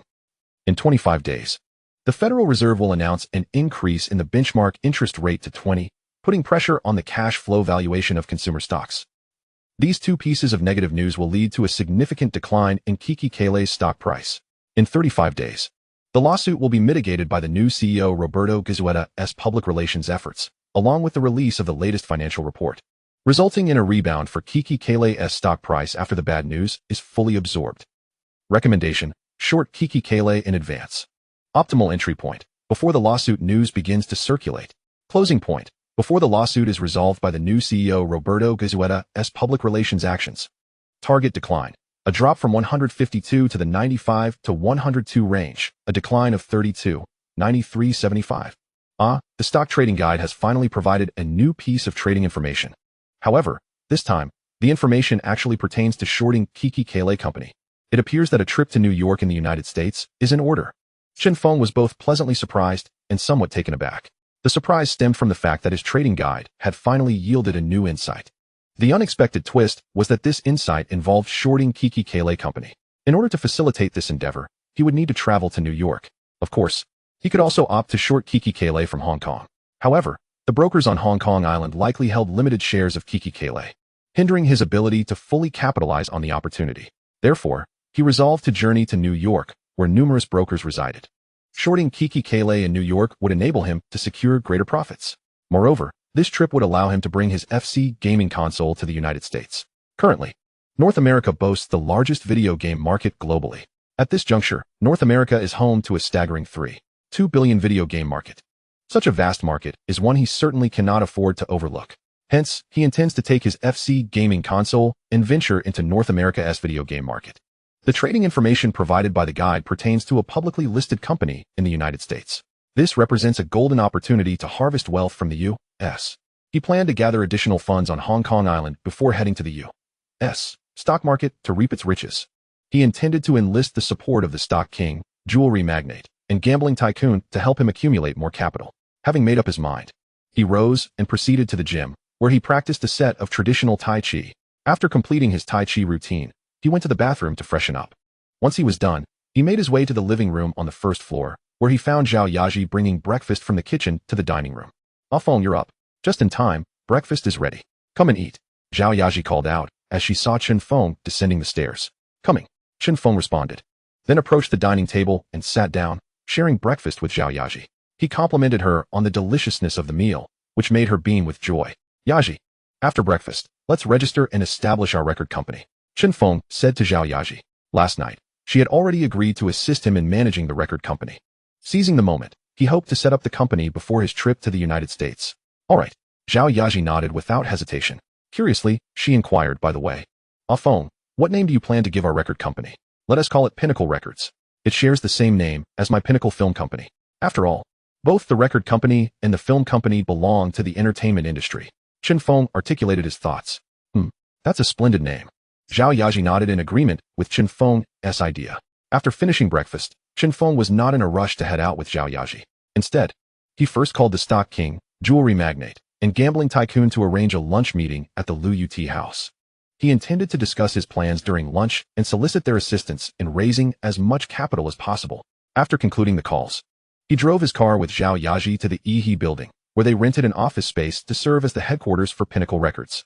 Following that, they gathered the necessary documents and went to the relevant authorities to officially register Pinnacle Records. Yaji, our Pinnacle Records is now established. Next, please assist me in recruiting relevant staff and management personnel to build the company. Chen Feng instructed Zhao Yaji. No problem. Zhao Yaji readily agreed with a nod. Having gained the ability to manage a company through Chen Feng's teachings in his dreams, these tasks were mere trifles for her. Yaji, I appreciate your hard work. Chen Feng embraced Zhao Yaji. It's no trouble at all. I am more than willing to work for you. Zhao Yaji nestled closely in Chen Feng's arms, her lovely face radiating happiness. The time is drawing near. I must head to Lu Yut house to meet with the stock king, jewelry magnate, and gambling tycoon. Chen Feng glanced at his watch. Yes, you should hurry. Zhao Yaji nodded slightly. Subsequently, Chen Feng drove his luxury car toward Lu Yut house. Chapter 92. Encountering the gambling tycoon's daughter, triggering a hidden quest. In the private room number 9 on the 3rd floor of Lu Yut house. As Chen Feng entered, he spotted stock king Wu Jinxiao, jewelry magnate Zheng Yutong, and gambling tycoon He Hongshen. However, in addition to these 3 titans, he noticed a young and beautiful woman sitting beside the gambling tycoon He Hongshen. Chen Feng realized that this young woman looked remarkably familiar. It was her, the daughter of the gambling king, He Chaoqiong. Indeed, it is none other than He Chaoqiong.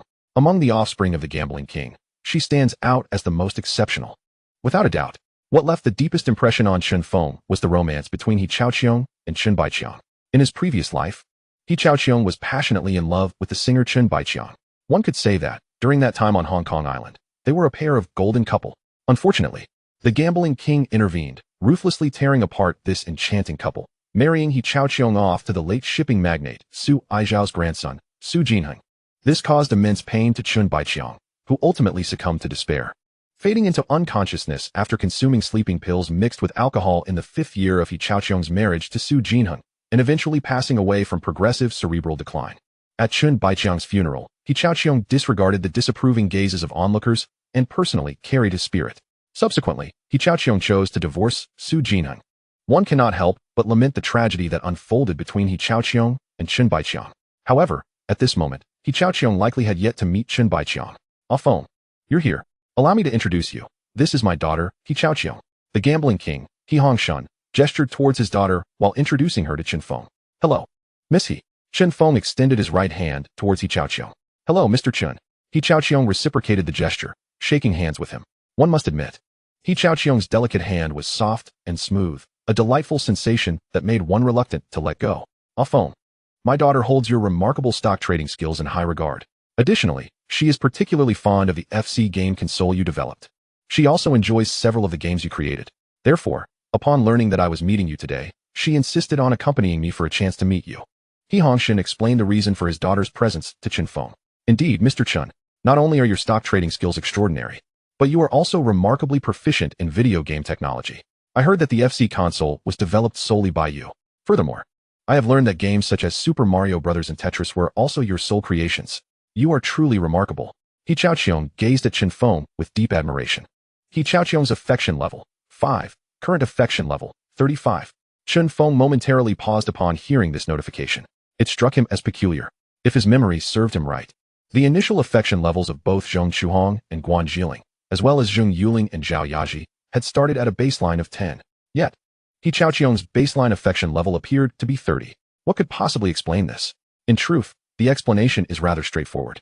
Generally speaking, The majority of the opposite sex have a baseline affection level of 10 towards Chen Feng. He Chaoqiong's baseline was also 10.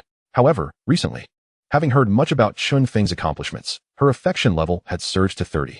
Now, having witnessed Chen Feng in person and found him youthful and handsome, it was only natural for her admiration to increase. Miss He, you flatter me. Chen Feng humbly smiled in response to He Chaoqiong's compliments. They proceeded to order a selection of dishes, enjoying tea and engaging in casual conversation.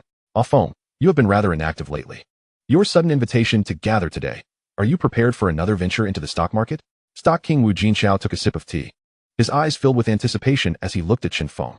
Jewelry magnate Zheng Yutong, gambling king He Hongshan, and the gambling king's daughter, He Chaoqiong, all gazed at Chen Feng with eager expectation. They were all keenly awaiting Chen Feng's next display of prowess in the stock market. Uncle Chao is correct. The reason I summoned all of you esteemed individuals today is to inform you that, after extensive research over the past few days, I have identified a stock that I intend to invest in. Chen Feng confirmed Wu Jinchao's speculation. Ah Feng, which stock do you plan to operate on this time? Jewelry magnate Zheng Yutong inquired curiously. It's currently not convenient for me to disclose. However, I can share that the stock I plan to operate on is a U.S. stock. Chen Feng preferred to keep the details of his stock operation private to avoid any leaks. A U.S. stock. Wu Jinchao, Zheng Yutong, He Hongshan, and He Chaoqiong exchanged glances, momentarily taken aback. They had not anticipated that Chen Feng was preparing to operate on a stock from the U.S. Ah Feng, while it is possible to trade U.S. stocks from Hong Kong, it can be quite complex. Why have you chosen to operate on a U.S. stock this time? Wu Jinchao questioned, his brow furrowed in confusion. The U.S. stock I have my eye on presents a considerable opportunity for profit if handled correctly. I am aware that trading U.S. stocks from Hong Kong is relatively challenging. Therefore, I plan to travel to the U.S. to execute my trades. Chen Feng revealed his intentions. Excellent. I fully support you. He Hongshan immediately declared his endorsement for Chen Feng. Wu Jinchao and Zheng Yutong quickly echoed their support as well. Uncle Shun, Uncle Tong, Uncle Chao, I require additional funding for my stock trading expedition to the U.S. I hope you can assist me in raising more capital. Chen Feng shared his thoughts with He Hongshan, Zheng Yutong, and Wu Jinchao. Coincidentally, the chairman of Henderson Land asked me to mention to you that he is interested in collaborating on stock trading. Should he partner with you, he could likely provide substantial funding. Stock King Wu Jinchao was the first to speak. The chairman he referred to was Li Ka-shing. During the Hong Kong British colonial period, there were 4 prominent families: the Chow family, the Li family, the Li family, and the Ho family. Ho Kaidong was He Hongshan's great uncle. After the end of the colonial government, the 4 prominent families on Hong Kong Island were the Gua, Li, and Zheng families. By this time, the Li family had amassed considerable power. Therefore, if Li were to collaborate with Chen Feng in stock trading, he could undoubtedly contribute a significant amount of capital.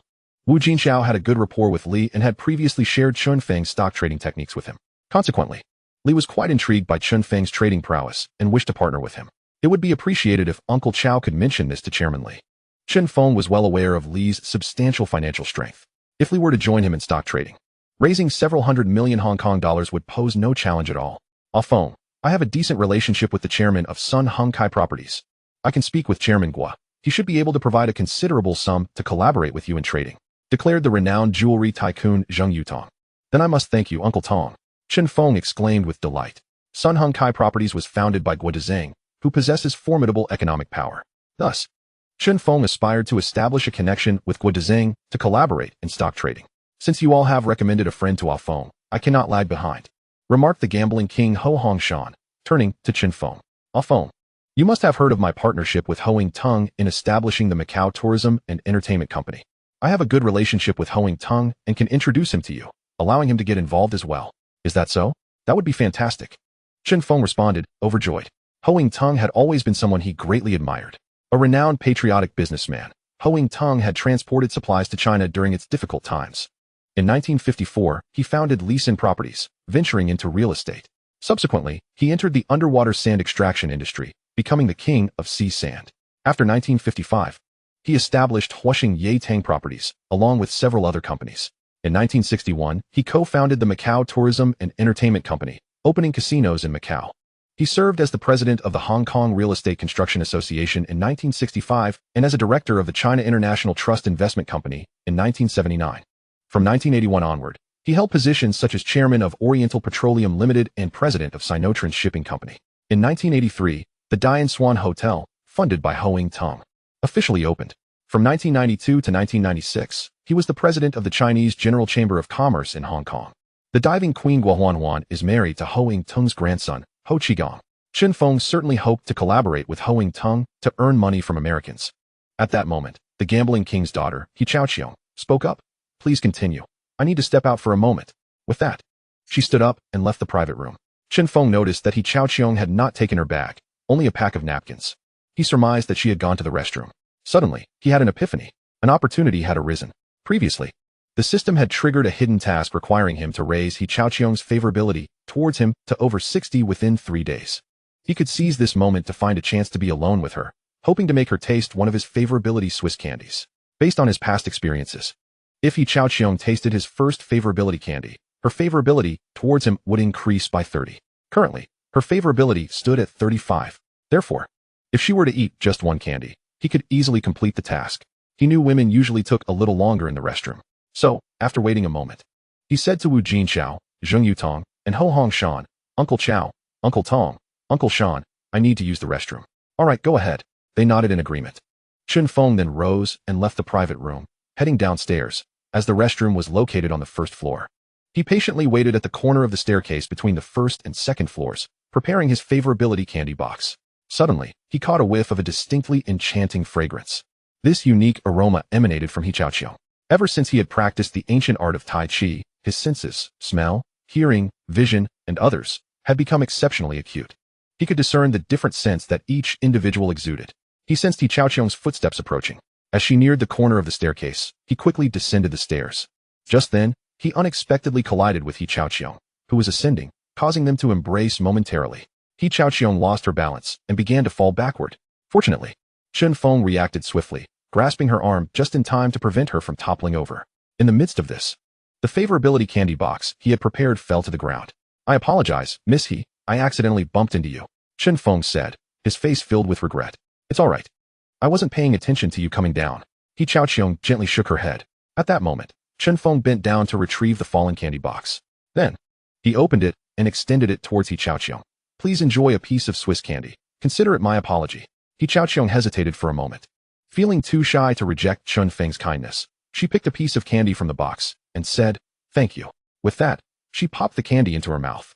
Soon, a remarkably delightful sweetness began to spread in her mouth. Chapter 94. How could a dream lover develop feelings for another man?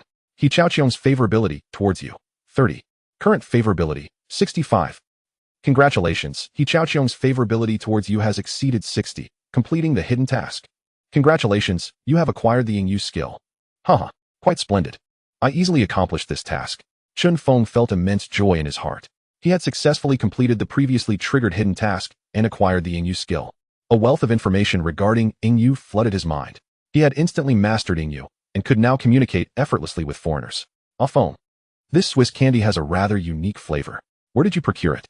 He Chaoqiong remarked, noticing the distinctive taste of the candy Chen Feng had given her. She had never tasted such a uniquely flavored Swiss candy before.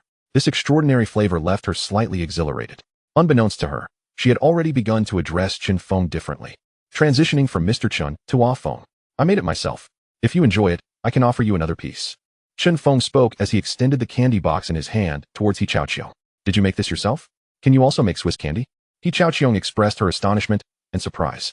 Simultaneously, she naturally selected another piece of Swiss candy from the box Chen Feng offered and placed it into her mouth. The exquisite sweetness filled her with immense joy. At the same time, she felt an inexplicable fondness for Chen Feng blossoming within her, one that was particularly intense. He Chaoqiong's affection for you. 15. Current affection level. 80. Just then, a waiter accompanied a customer up the stairs towards them. Chen Feng quickly tucked away the candy box and said to He Chaoqiong, I need to step away for a moment. He Chaoqiong nodded and ascended to the third floor. As she departed, she glanced back at Chen Feng's silhouette. At that moment, Chen Feng was in high spirits. He had effortlessly garnered an affection level of 80 from He Chaoqiong. All that remained was a slight effort on his part to elevate her affection for him to a perfect 100. After a brief visit to the restroom, he returned to room 9 on the third floor, where he shared a delightful lunch with Wu Jinxiao, Zheng Yutong, He Hongshan, and He Chaoqiong. Following their meal, they bid farewell at the entrance of Liu Ti House. Chen Feng drove his luxury car to a real estate agency in mid-levels, where he purchased a villa. This villa was intended as a residence for Zhao Yaji. After securing the property, he drove to the Peak Record Company located in the EHUB building. My goodness. Why are there so many people? Chen Feng noticed a throng gathered at the entrance of his record company. The majority were men, which puzzled him greatly. His record company hadn't even officially opened yet. How could there be such a crowd? Even if it were open, it was unlikely that so many people would show up. What on earth was going on? Make way! Make way! The crowd was so dense that it obstructed the entrance, leaving Chen Feng unable to enter the company. If you want to interview, you'll have to queue at the back.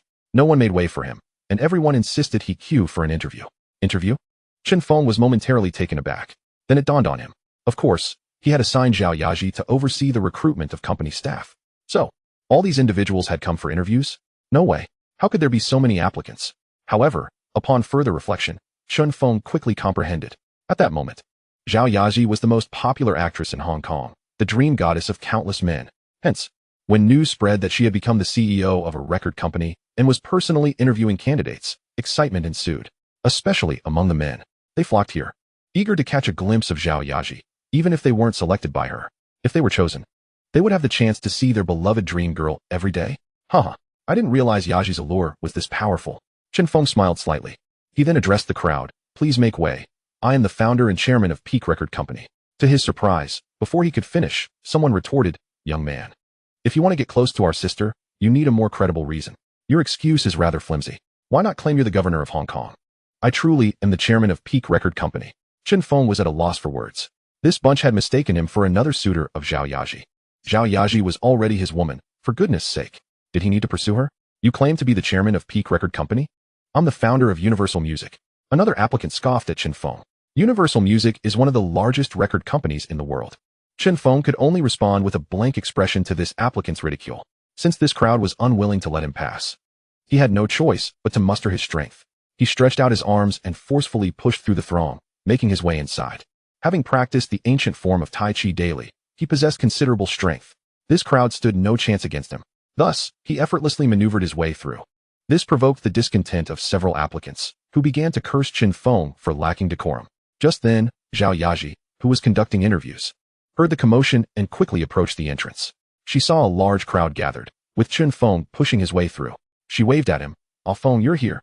Then she immediately addressed the applicants at the door. "Please make way. He is our chairman at Peak Record Company." Upon hearing this, all the applicants were left dumbfounded. I can't believe this guy is truly the founder and chairman of Peak Record Company. Moreover, they heard Zhao Yaji affectionately refer to Chen Feng as Ah Feng. This revelation sent shockwaves through them. Recently, rumors had been circulating that Zhao Yaji had developed feelings for a man. Could this man be Chen Feng? This was unthinkable. How could their dream girl like another man? Chapter 95. How do you want me to repay you? With Zhao Yaji's clarification, the throng of applicants finally parted, allowing Chen Feng to enter the company with ease. Yaji, your allure is simply captivating. You've attracted such a crowd for interviews. Chen Feng remarked with a smile. I never expected so many people would come to apply. Zhao Yaji replied in surprise. With this many applicants, you can't manage it alone. I'll join you in the interviews. Chen Feng certainly wouldn't let Zhao Yaji shoulder the burden alone. Moreover, he needed to personally oversee the selection of genuine talent from the many applicants. Thus, he joined Zhao Yaji in interviewing candidates. After several hours of diligent work, they finally completed interviews with all the applicants, selecting a few promising individuals to become the first employees of their record company. With these new hires, Peak Record Company could commence its operations smoothly. After the interviews concluded, Chen Feng drove his luxury car, taking Zhao Yaji along as they departed from the record company. Ah Feng, how did your meetings with the gambling king, jewelry tycoon, and stock king go today? Zhao Yaji, seated in the passenger seat, curiously inquired. It went splendidly. They all agreed to help me connect with their friends to raise more funds. Chen Feng meticulously recounted to Zhao Yaji the discussions he had today with the gambling tycoon, the jewelry magnate, and the stock king. Ah Feng, your network is becoming increasingly formidable. Zhao Yaji exclaimed. Guodesheng Li Daoqi and Hua Yingdong are all billionaires with substantial influence in Hong Kong. If you are acquainted with these three magnates, you will be able to navigate Hong Kong with ease. Zhao Yaji was genuinely delighted. The more successful Chen Feng's career became, the happier she felt. Hee, I never considered strutting around Hong Kong. However, knowing more influential figures will undoubtedly facilitate my career development. Chen Feng chuckled in response. Indeed, Zhao Yaji nodded in enthusiastic agreement. At that moment, she noticed that Chen Feng had driven the car to the entrance of an unfamiliar villa. Ah Feng, where's this place? Why have you brought the car here? Did you take a wrong turn? Zhao Yaji looked at Chen Feng with a puzzled expression. I did not take a wrong turn. Chen Feng replied, stepping out of the car and approaching the villa's entrance, where he entered a code into a digital keypad. Moments later, the iron gate of the villa slowly swung open. Zhao Yazi, still seated in the car, wore a look of astonishment. Chen Feng then returned to the car, started the engine, and drove into the villa's grounds. Ah Feng, is this villa also yours? Zhao Yazi asked, her eyes wide with surprise. Indeed, I just purchased it today. From now on, you shall reside in this villa. Chen Feng had parked the car in the garage and handed a set of keys to Zhao Yazi. Thank you, Ah Feng, Zhao Yazi said, deeply moved, and embraced Chen Feng tightly. She had not anticipated such generosity from him, gifting her a villa. Although her acting career had flourished in recent years, earning her a substantial income, she still lacked the financial means to acquire such an expansive luxury villa in this affluent neighborhood. Hee. Why should we be so formal between us? Come, let us explore this villa together. Chen Feng smiled gently. He then took Zhao Yaji's hand and led her out of the garage to tour the villa. The villa was comparable in size to the other properties he had purchased, featuring a garden, an outdoor swimming pool, a gym, and more. The main building of the villa spanned 3 levels and was exquisitely decorated throughout. Yaji, what do you think? Do you like it here? Chen Feng inquired after they finished the tour. I love it. Of course, I love anything you gift me, Zhao Yaji replied, unbothered by the nature of the gift. Even if it were a small hairpin, she would cherish it immensely. With joy, she nestled into Chen Feng's embrace. Ah Feng, you are so good to me. Given how well I treat you, shouldn't you repay me? Chen Feng looked down at Zhao Yaji, a mischievous smile playing on his lips. How would you like me to repay you? Zhao Yaji gazed up at him. At that moment, she noticed the playful glint in his eyes and instantly understood his implication. Of course, by giving yourself to me, Chen Feng said, lifting Zhao Yaji into his arms and carrying her into the bedroom, inviting her to surrender herself to him. After an extended period, they finally concluded their passionate encounter. Ah Feng, are you satisfied now? Zhao Yaji lay in Chen Feng's embrace, smiling as she spoke. Are you not pleased with my earlier performance? Chen Feng teased, gently caressing her flawless skin. I won't entertain you any longer. Zhao Yaji's cheeks flushed as she playfully scolded him, rising to dress. Chen Feng also got up to put on his clothes. Since this villa was newly acquired, it lacked provisions. Thus, Chen Feng and Zhao Yaji departed the villa and headed to the one where Chen Feng currently resided. Ah Feng, I'm going to prepare dinner, Zhao Yaji announced as she made her way to the kitchen. Observing her diligent nature, Chen Feng felt immense satisfaction. Meanwhile, he prepared a notebook and began drafting a development plan for Pinnacle Records, intending for Zhao Yaji to manage the company according to his vision. Just then, the landline rang. He promptly picked up the receiver and placed it to his ear. Hello, this is Chen Feng. Ah Feng, it's me, came the voice of Stock King Wu Jinchao from the other end. Uncle Chao, Chen Feng exclaimed eagerly. Ah Feng, I've contacted Guodusheng Li Daoqi and Hua Ingdong along with the gambling tycoon and jewelry magnate. They are all quite interested in your stock trading venture in the United States. We've agreed to meet tomorrow at noon at the Luyu Tea House, our usual spot, to discuss potential collaboration. Wu Jinchao shared the exciting news with Chen Feng. That's fantastic. I will be there punctually, Chen Feng replied, elated. Another 3 influential figures were joining his stock trading endeavor. He wondered how much capital he could gather the next day, unaware that an event was about to unfold that would make his name known among the populace of Hong Kong. Chapter 96, Zhao Yaji. Ah Feng, you are about to become famous. The following day, Chen Feng awoke early as usual. He first visited the gym to practice a set of traditional Tai Chi, then freshened up in the bathroom. Once he was done, he made his way downstairs to the living room, where he found Zhao Yaji preparing breakfast. Ah Feng, you're awake. Breakfast is almost ready. You can read the newspaper for a bit. By the way, today's newspaper is on the coffee table. Zhao Yaji called out from the kitchen upon seeing him. Since Chen Feng subscribed to the newspaper, it was delivered to the mailbox at the villa's entrance daily. Got it, Chen Feng replied, sitting on the sofa in the living room. He casually picked up the day's Dongfang Daily and began to read. A colossal headline immediately captured his attention. Mysterious business prodigy Chen Feng emerges. What capital empire lies behind TVB's dual contract termination and joining? Recently, our reporter spotted the popular TVB actress Zhao Yaji at Pinnacle Records, acting as an interviewer for the recruitment of employees. A revelation that sent shockwaves through both the entertainment and business circles. Upon further investigation, it was revealed that the founder behind this enigmatic Pinnacle Records was none other than the legendary figure Chen Feng, who had recently made waves in the gaming industry. When discussing Chen Feng, one cannot overlook the legendary gaming company he established. In today's fiercely competitive gaming market, Chen Feng emerges as a dazzling new star, making a grand entrance with his FC gaming console and a plethora of classic games. Recently, the legendary gaming company launched the FC gaming console, which can be described as a phenomenon, Within merely 2 days of its release, sales exceeded 50,000 units, setting a new sales record for its category. This gaming console, independently developed by Chin Feng, has swiftly captivated a vast array of players with its distinctive design, seamless user experience, and an extensive lineup of games. Accompanying the FC console are 5 titles: Super Mario Bros., Contra, The King of Fighters, Legendary Blocks, and Tank Battle, each regarded as a classic in the annals of gaming history. Super Mario Bros., with its charming characters, clever level designs, and playful mechanics, has enchanted players of all ages. Contra, renowned for its exhilarating combat scenes and gratifying shooting experience, has become the preferred choice for action game enthusiasts. The King of Fighters occupies a significant position in the fighting game arena, boasting stunning visuals, a diverse array of character skills, and a rich narrative backdrop. Legendary Blocks is deceptively simple, yet highly challenging, making it difficult to stop once one begins, and Tank Battle offers players endless enjoyment through teamwork and intense competition. While these 5 games vary in style, they all showcase exceptional quality, fully illustrating Chin Feng's remarkable talent and innovative prowess in game development. The entertainment industry is abuzz, and the commercial landscape is beginning to take shape. Chin Feng's influence extends beyond the gaming realm, creating ripples in the entertainment sector as well.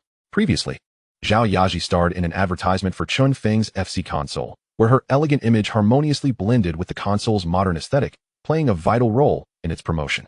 Recently, it has come to light that Zhao Yaji has terminated her contract with TVB to join Chin Feng's Pinnacle Records as a co-founder and CEO, holding a 5% stake in the company, while Chin Feng retains 95%. This revelation has sparked widespread speculation regarding the allure that drew Zhao Yaji away from her prominent status at TVB to immerse herself in this burgeoning record label. Coincidentally, another celebrated actress from TVB, Zheng Yuling, has made a similar decision, also parting ways with her former employer to join Chin Feng's newly established Pinnacle Film Company, where she serves as co-founder and CEO. Although Pinnacle Film Company is still in its infancy, Zheng Yuling's involvement undoubtedly enhances the company's star power and resources.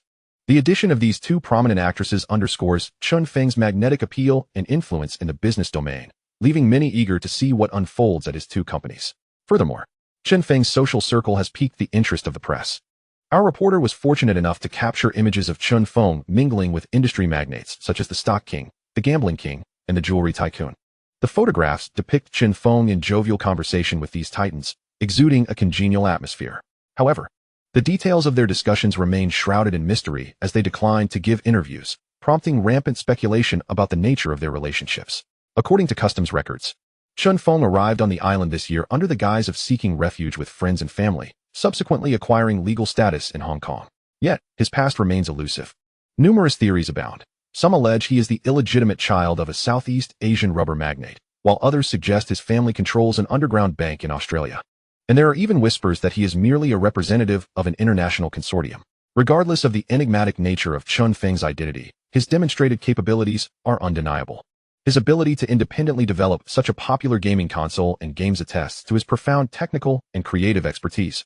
Meanwhile, his success in attracting 2 leading actresses to his company and fostering connections with industry tycoons illustrates his keen business acumen and exceptional communication skills. Many predict that Chin Feng is poised to become a new legendary figure in the business world of Hong Kong, poised to create further miracles across various fields. Reporter, Lin Xiaowei, investigative report, goodness. The reporter from Dongfang Daily is quite impressive. They have managed to uncover my circumstances in Hong Kong with such clarity. The only detail they failed to ascertain is my true identity. Upon reading the article about himself, Chin Feng couldn't help but smirk. He never anticipated that he would grace the front page of Dongfang Daily. Even more surprising was how thoroughly they had investigated his situation in Hong Kong, including the sales figures of the FC gaming console he developed. On its first day of release, the console sold 17,392 units. Following the positive buzz surrounding the FC console, sales skyrocketed the next day, doubling to an astonishing 35,189 units. Within just 2 days, total sales surpassed 50,000 units, setting a record for video game consoles in Hong Kong. Phone, breakfast is ready. At that moment, Zhao Yaji entered the dining room with a freshly prepared breakfast and set it on the table. Yaji, have you seen today's news? Chin Feng stood up, holding a copy of Dongfang Daily, and approached her. I rarely read the news. What is so noteworthy today? Zhao Yaji replied, accepting the newspaper from Chin Feng. Upon glancing at the headline, she was momentarily taken aback. Quickly reading through the article, she couldn't help but chuckle. Feng, you've become famous now. Chapter 97. Surrounded by reporters, the journalist who penned this article is quite adept, having uncovered my situation with remarkable accuracy. However, there are several inaccuracies within the piece. It claims that I might be the illegitimate son of a Southeast Asian rubber tycoon. It further suggests that my family might control an underground bank in Australia, even positing that I am merely an agent for an international consortium. How absurd. Chen Feng couldn't help but voice his thoughts. Indeed, some of it is rather far-fetched. Nevertheless, I am genuinely curious about who you are. How do you know so much? You are well-versed in stock trading, adept at developing various electronic products, capable of writing film scripts, and your singing is particularly melodious. With such a wealth of knowledge and close ties to magnates like the gambling king, jewelry tycoon, and stock king, it's no wonder everyone is so curious about your identity. Zhao Yazi remarked with a smile. In truth, she too sensed that Chen Feng was no ordinary individual and harbored her own curiosity about his true identity. Hehe, I am merely an ordinary person. There is nothing particularly special about my identity. Chen Feng chuckled. He was not deceiving Zhao Yazi. He genuinely had no extraordinary background. His achievements were largely attributable to his system. However, the system is the artifact that he relies on for his livelihood, and he will not reveal it to anyone. Even his most beloved woman is no exception. Due to the headline news report on the front page of the Haofeng Daily today, Chen Feng's name was suddenly well known to many people on Hong Kong Island. You should know that the Hong Kong Daily News is one of the largest newspapers on Hong Kong Island, with similar strength to the Hong Kong Daily News. The daily circulation of the Haofeng Daily on Hong Kong Island exceeds 100,000 copies. Therefore, many people on Hong Kong Island remember the name Chen Feng when they saw today's front-page headline of the Hong Kong Daily News. Many people on Hong Kong Island have become interested in Chen Feng. In a tea restaurant, many neighbors were having breakfast while chatting about the news content on the front page of today's Haofeng Daily. This Chen Feng is really amazing. He was able to make my goddess Zhao Yaji terminate her contract with TVB and join the record company founded by Chen Feng. Yeah, Zhao Yazi is a popular actress at TVB and a key target of TVB's training. In recent years, TVB has given her a lot of film and television resources. But she never expected that she would just shoot some advertisements for Chen Feng and then part ways with her former employer and join Chen Feng's record company. I heard that Chen Feng's record company was only recently established and doesn't even have any employees yet. It was Zhao Yaji who personally acted as the interviewer and recruited employees. What development prospects can a newly established record company have? Especially with other record giants such as Universal Music, Warner Music, EMI Records, and Polygram currently present, a newly established record company is definitely difficult to develop. I really can't understand why Zhao Yaji gave up the great future of TVB and chose to join Chen Feng's record company. Is it possible that Zhao Yaji has an affair with this Chen Feng? In fact, Chen Feng is quite impressive. The FC game console he developed with his own hands sold over 50,000 game consoles in just 2 days of its release. Moreover, the 5 games he developed, including Super Mario Bros., Contra, and Legendary Cube, are all incredibly fun and entertaining. Not only that, but also photos of Chen Feng with Gambling King He Hongshun, Jewelry King Zheng Yutong, and Stock King Wu Jinchao were published in the Haofeng Daily. Chen Feng's ability to be with these big shots shows that he is not simple at all. Who exactly is Chen Feng? Is he really the illegitimate son of a Nanyang rubber tycoon, as rumored? Many people on Hong Kong Island admire Chen Feng's abilities on one hand, and envy him for being able to terminate Zhao Yaji's contract with TVB and let Zhao Yaji join the record company he founded on the other hand. Moreover, many people on Hong Kong Island are very interested in Chen Feng's identity. They were all very curious about why Chen Feng had close relationships with Gambling King He Hongshun, Jewelry King Zheng Yutong, and Stock King Wu Jinchao. On the other side, after finishing breakfast, Chen Feng and Zhao Yaji went to a musical instrument store together and purchased various instruments and recording equipment. Chen Feng needs various instruments and recording equipment to record albums. In addition to purchasing musical instruments and recording equipment, Chen Feng also needs to form a band to compose music for recording songs. At this time, there were no advanced music devices available, and recording songs required bands to compose music. Nowadays, Chen Feng is proficient in music skills and naturally has a great understanding of musical instruments. Therefore, when he purchased various musical instruments and recording equipment, he showed great professionalism. This made Zhao Yaji admire him even more. After being busy for a long time, he and Zhao Yaji finally purchased the various instruments and recording equipment they needed. Feng, I didn't expect you to be so proficient in musical instruments and recording equipment. On the way back to the record company, Zhao Yaji looked at Chen Feng with great admiration and said something. There are still many things you haven't thought of. In the future, you will gradually discover. Chen Feng smiled faintly. Later, he said to Zhao Yaji, by the way, I'm going to the Lu Ut house later to discuss cooperation in stock trading with the Gambling King and the Jewelry King. Good. Zhao Yaji nodded. Next, He drove to Iha building with Zhao Yaji. Along with his car came a delivery truck. They commanded the delivery men to transport the various instruments and recording equipment they purchased to the office location of Peak Records. They have arranged a room as a recording studio and have done soundproofing treatment. After working for a long time, I finally moved all the instruments and recording equipment to the recording studio. Finally done. It's almost time. Yaji, I went to Lu Yut room. Chun Feng glanced at the time on his watch, bid farewell to Zhao Yaji, and then drove to Lu Yut house. What he didn't expect was that many journalists gathered here. He estimated that these reporters were squatting here, wanting to interview him. Due to the fact that his news was published on the front page headline of the Xiaofeng Daily today, other newspapers were unwilling to fall behind and wanted to interview him to obtain the latest news materials. Fortunately, he knew that there was a door in the kitchen of Lu Yu's tea house. So he immediately drove the car to a remote place and went into the kitchen of Lu Yu's tea house. When he arrived at room 9 on the 3rd floor, he saw that there were already 6 people sitting in room 9. In addition to the gambling king, jewelry king, and stock king, there are 3 other people. These other 3 people are patriotic businessman Hua Ingdong, chairman of Sun Hung Kai Properties Guodishing, and chairman of Henderson Land Development Li Yongji. Chapter 98, Raising 9 Hong Kong dollars. 5 billion in funds. Afeng, you're here. How did you get in with so many reporters squatting at the entrance? Stock King Wu Jinxiao saw Chun Feng coming and greeted him with a smile. I came in from the kitchen. Chun Feng smiled and explained. Smart. Wu Jinxiao gave Chun Feng a thumbs up. Subsequently, he took Chun Feng's arm and began to introduce himself to him. He pointed to Hua Ingdong and explained to Chun Feng. Feng, this is Mr. Hua from Hua Xingyatang Real Estate. Hello, Mr. Hua. I have heard of your great name for a long time, and today I finally have the honor to meet you. Chun Feng quickly extended his right hand towards Hua Ingdong. Haha, I didn't expect you to be so young. The afterlife is terrifying. Hua Ingdong chuckled, shook hands with Chun Feng with one hand, and affectionately patted his arm with the other. This is Mr. Gua, chairman of Sun Hung Kai Properties.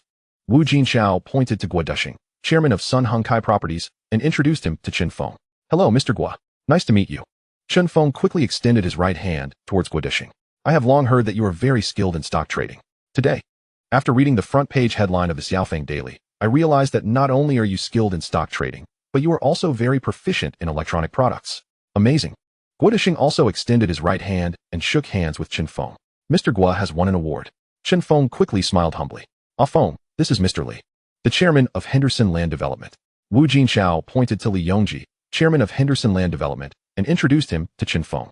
Hello, Mr. Li. It's a great honor to meet you. Chun Feng quickly extended his right hand towards Li Yongji. I have heard that you are planning to establish a record company. Your ventures seem quite extensive.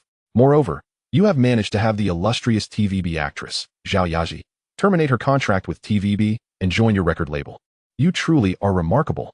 Li Laoji has also perused today's Dongfang Daily and is well aware that Chun Feng has founded a record company, as well as Zhao Yaji's departure from TVB and her subsequent affiliation with your label. This revelation has left him utterly astonished. Zhao Yaji is indeed a prominent star at TVB and a key figure in their developmental plans. Her prospects at TVB would undoubtedly be bright. Yet, she has chosen to sever ties with TVB and align herself with your record company. What allure does Chun Feng possess that could persuade Zhao Yaji to make such a choice? It is important to note that your record company has only recently been established. Meanwhile, formidable entities such as Universal Music, Warner Music, EMI, and Polygram dominate the industry. Most artists in Hong Kong have already signed with these major labels. It is hard to conceive how your fledgling company could possibly carve out a niche among these giants. Is Zhao Yaji's decision to join your record company not tantamount to jeopardizing her future? You flatter me, Mr. Li. I am merely dabbling in this endeavor. Chun Feng humbly smiled in response. After a brief introduction, everyone settled down and placed their orders. They began to engage in light conversation, predominantly concerning Chun Feng. Today's headline in the Dongfang Daily featured a sensational story about him, which certainly piqued the interest of the 6 influential figures present: Wu Jinxiao, He Hongshen, Zheng Yutong, Hua Ingdong, Gua Dushing, and Li Laoji. They were all eager to uncover the source of Chun Feng's vast knowledge. He is proficient in stock trading, has developed the FC gaming console, created games such as Super Mario Bros. And Tetris, established a record company, and even ventured into film production. Who exactly is Chun Feng? Is he merely an ordinary individual from the mainland seeking refuge with relatives in Hong Kong? Despite the curiosity from these 6 magnates, Chun Feng repeatedly emphasized that he is, in fact, an ordinary person. Not wishing to press further, the 6 magnates ceased their inquiries. Once their casual conversation concluded, they transitioned to the main topic of the day. Esteemed elders, as you are already aware, I am preparing to travel to New York in the United States to engage in stock trading. I am brimming with confidence regarding this venture. I am certain that my trip to New York will yield considerable returns. As for the extent of my gains, that will depend on how much capital you esteemed elders are willing to contribute. Chen Feng directly approached the matter, inquiring about the funds the 6 magnates could provide. Wu Jinxiao glanced at the other 5 magnates and spoke first. I will set an example. Feng, I can allocate 1.5 billion Hong Kong dollars for you to manage. Thank you, Uncle Chow. Chen Feng nodded appreciatively towards Wu Jinxiao. Feng, I shall entrust you with 2 billion. Zheng Yutong declared. Thank you, Uncle Tong. Chen Feng promptly expressed his gratitude to Zheng Yutong. I too will allocate 2 billion for you to manage. He Hongshan added. Thank you, Uncle Shun. Chen Feng also thanked He Hongshan. Feng, my current liquidity is somewhat limited. I can manage a maximum of 1 billion Hong Kong dollars. Hua Ingdong stated, explaining that he has several real estate projects currently under investment. Thank you, Uncle Dong. Chen Feng quickly expressed his gratitude to Hua Ingdong. I also can offer you 1.5 billion Hong Kong dollars. Guidisheng remarked. 1.5 billion is quite a substantial amount. Thank you, Uncle Sheng. Chen Feng thanked Guidisheng as well. Feng, I too will provide you with 1.5 billion Hong Kong dollars. Li Laoji said with a smile. Thank you, Uncle Ji. Chen Feng expressed his gratitude once more. In total, Wu Jinxiao contributed 1.5 billion, Zheng Yutong 2 billion, He Hongshan 2 billion, Hua Ingdong 1 billion, Guidisheng 1.5 billion, and Li Laoji 1.5 billion. Altogether, this sums to a remarkable 9.5 billion. Chen Feng's haul this time is indeed considerable. With the total funds raised, along with his own capital and contributions from Zhong Chuhong, Guan Jiling, Zhao Yaji, and Shi Fuging, he will be equipped with over 10 billion Hong Kong dollars to penetrate Wall Street and make his mark in the U.S. stock market. He hopes that this journey to Wall Street will allow him to sweep through the market and return with a substantial fortune. Chapter 99. 2 Significant Connections. Chen Feng has successfully secured 9.5 billion Hong Kong dollars from the 6 magnates, Wu Jinxiao, Zheng Yutong, He Hongshan, Hua Ingdong, Guidisheng, and Li Laoji. Coupled with his own funds and those from Zhong Chuhong, Guan Jiling, Zhao Yaji, and Shi Fuging, he is poised to amass over 10 billion Hong Kong dollars to infiltrate Wall Street and engage in the U.S. stock market. Feng, I have the contact information for the head of the Bank of America in Hong Kong.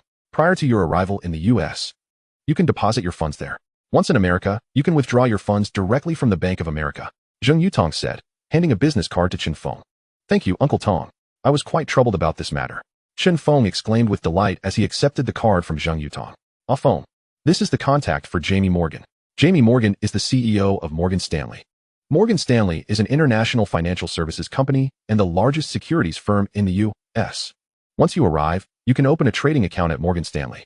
You may approach Jamie Morgan directly, inform him that I recommended you, and he will surely extend you some favors, He Hongshan said, also presenting Chen Feng with a business card. Thank you, Uncle Shun.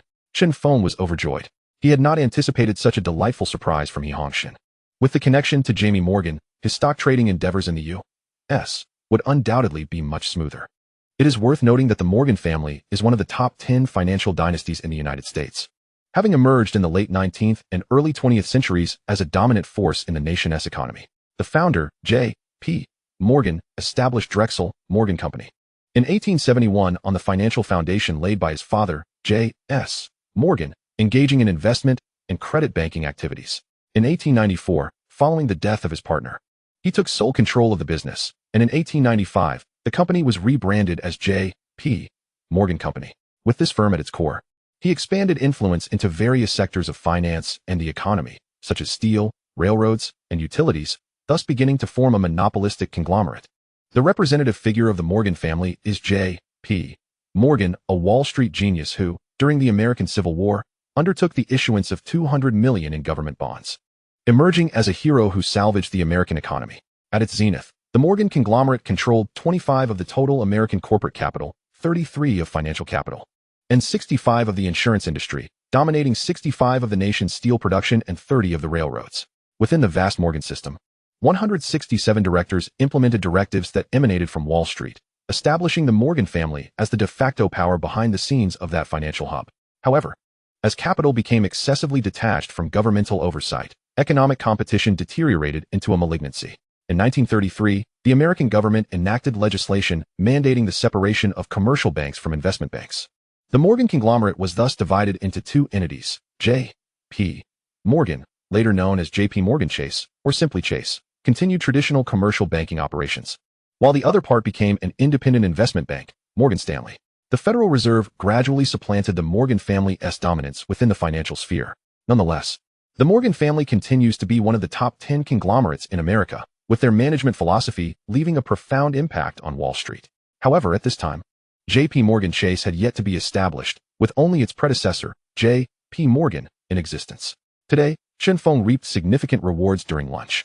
Not only did he secure Hong Kong dollars, 5 billion in funding from 6 prominent figures, including Zheng Yutong and He Hongxin, but Zheng and he also provided him with 2 crucial networking connections. After the meal, the waiter informed everyone that the reporters outside had been persuaded to leave. Consequently, Chen Feng and the others exited the Lu Yut house through the main entrance. As the 6 magnates, including Zheng Yutong and He Hongxin, allocated funds to Chen Feng, a few days were required for processing. Therefore, Chen Feng did not rush to the United States, as there was still ample time before the stock price of Kowloon would plummet.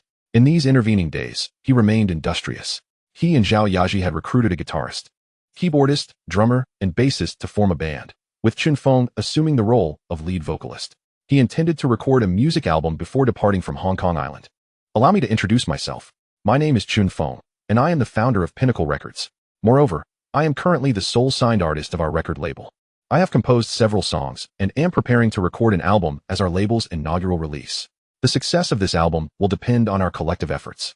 Chen Feng's words, however, failed to ignite enthusiasm among the guitarist, keyboardist, drummer, and bassist present. Their expectations for his compositions were rather subdued. After all, they were primarily attracted by Chen Feng's generous remuneration, while they admired Chen Feng for independently developing a highly popular FC gaming console, and for creating captivating games such as Super Mario Bros., Legendary Blocks, and Contra. They were not convinced that he could craft appealing songs. Furthermore, games and music were fundamentally disparate realms. Chen Feng's expertise in gaming and consoles did not necessarily translate to proficiency in songwriting. They believed he was merely a figure seeking fame, certain that any songs he produced would be utterly disastrous and scarcely worth listening to. Nevertheless, as he was their superior, they refrained from openly expressing their doubts about his musical abilities. I can see that you doubt my songwriting capabilities, or perhaps you believe my songs would be unlistenable. Chen Feng chuckled. Through observing the expressions of the guitarist, keyboardist, drummer, and bassist, he discerned their lack of faith in his ability to create melodious music. He remained unfazed. After all, actions speak louder than words. All he needed to do was perform one of his songs in front of them, and their attitudes would undergo a dramatic transformation. Next, allow me to sing one of my original compositions for you. I welcome your feedback. With that, Chen Feng picked up a guitar and began strumming while launching into I Just Happen to Like You. Chapter 100. Where did this genius come from? Chen Feng adjusted his sitting posture, gently plucking the guitar strings as the prelude flowed forth. The somewhat melancholic melody seemed to possess a magical quality. Instantly silencing the rehearsal room, clearing his throat, he began to sing. Melancholy lingers on. Burdens of sorrow remain. Why does my heart feel so empty? His voice was imbued with deep emotion, with every word appearing to erupt from his very soul. As he sang, he bared his feelings without reservation. Love has become a burden. Loving feels like suffering. My heart is now filled with bitter tears. The melody reverberated throughout the cramped rehearsal space, striking a chord within each listener's heart. The guitarist, A Chong, who had initially worn a casual expression, gradually became engrossed, his fingers unconsciously moving along with the melody in the air. The keyboardist, A Hua, paused her actions, her eyes fixed intently on Chen Feng, filled with astonishment. The drummer, A Ken, held his drumsticks suspended in midair, momentarily forgetting to strike. The bassist, A Jia, also lifted his head, gazing at Chen Feng with incredulity. As Chen Feng sang the lines, why does my heart dwell on the past? Why do you not remember it all? Affection has been lost, love has faded. So why do I still happen to like you? The helplessness and depth of emotion in his voice reached its zenith. A Hua's eyes glistened with unshed tears, as she seemed to witness a poignant, unforgettable love story within the song. Upon concluding the performance, the rehearsal room was enveloped in an extended silence. Chen Feng gazed calmly at the group, awaiting their reactions. A Chong was the first to shatter the stillness, rising excitedly to embrace Chen Feng. A Feng, where did you come from, you genius? This song is simply extraordinary. The melody is so captivating, and the lyrics are beautifully composed. I was utterly mesmerized. A Chong's face radiated excitement, his eyes brimming with admiration. A Hua quickly approached, grasping Chen Feng's hand. Incredible. I have never heard such a beautiful song. The melody, the lyrics, they are a match made in heaven. How did you come up with this? Her tone was filled with awe, as she looked at Chen Feng as if he were a legend. A Ken clapped Chen Feng on the shoulder with enthusiasm, exclaiming, with your talent, You will undoubtedly make waves in the Hong Kong music scene. Once this song is released, it will surely be a hit. Ajia also stepped forward, smiling. I never expected you to possess such remarkable skill. This song is so impactful. I believe audiences will absolutely adore it. Chen Feng observed the transformation in their attitudes, smiling gently as he replied, Thank you all for your recognition. I simply hope to create a song that everyone will love. Not just love. A Chong exclaimed with great enthusiasm. This song is bound to become a sensation throughout Hong Kong Island. We must hasten our rehearsals to refine it to perfection. A Hua nodded vigorously in agreement. Absolutely. We need to thoroughly study how to fully showcase the allure of this piece. Feng Gu, we shall rely on your guidance. A Kin, unable to contain his excitement, seized the drumsticks and began to experiment with the rhythm in sync with the melody, declaring, I believe if we master the rhythm of this song, it will surely make the audience sway along. Ajia picked up the bass, joining the discussion. The bass line is crucial as well. I must ponder how to imbue it with greater depth. Meanwhile, Zhao Yaji observed the awestruck expressions of a Chong, a Hua, a Kin, and Ajia as they were captivated by Chun Feng's creation. I just love you. A smile of joy graced her lips, for she naturally wished for her man to receive recognition and praise from others. In addition to this song, I have composed several others. Allow me to perform them for your critique. Chen Feng decided to deliver an even more astonishing display. Really? Sing for us. A Chong, a Hua, a Ken, and a Jia gazed expectantly at Chen Feng. Very well. Chen Feng nodded. Subsequently, as he strummed his guitar, he serenaded them with classics such as Iron-Blooded Heart, Boundless Ocean, and Karaoke Forever OK. A Chong, a Hua, a Ken, and a Jia were utterly mesmerized. So beautiful. Simply delightful. Feng Gu, you are truly a musical genius to have crafted such enchanting melodies. I am certain that this album will achieve tremendous success. A Chong, a Hua, a Ken, and a Jia were in complete awe of Chun Feng's musical talent. At that moment, they realized they had joined a treasure of a record label and found a remarkable boss. In the following days, Chun Feng collaborated with a Chong, a Hua, a Ken, and a Jia to record I Just Love You, Iron-Blooded Heart, Boundless Ocean, and Karaoke Forever OK. He named the debut album I Just Love You. Meanwhile, the funds from 6 influential figures, Wu Jinxiao, Zheng Yutong, He Hongshun, Hua Yingdong, Wu Dasheng, and Li Laoji, had all been deposited. Chen Feng had transferred all the funds into his bank account at Huaqi Bank and had booked a flight to New York, USA, for the following day. Before departing for New York, he needed to bid farewell to Zheng Yuling and Zhao Yaji. He first arrived at the villa he had purchased for Zheng Yuling. Yuling, I will be leaving Hong Kong Island for New York tomorrow. Please be sure to take care of yourself while I'm away. Chen Feng expressed his concern for his beloved, having already arranged for a skilled female bodyguard to protect Zheng Chuhong, Guan Zhilin, Zheng Yuling, and Zhao Yaji. You must also exercise caution in New York, as you will be in a foreign land. Zheng Yuling reminded him.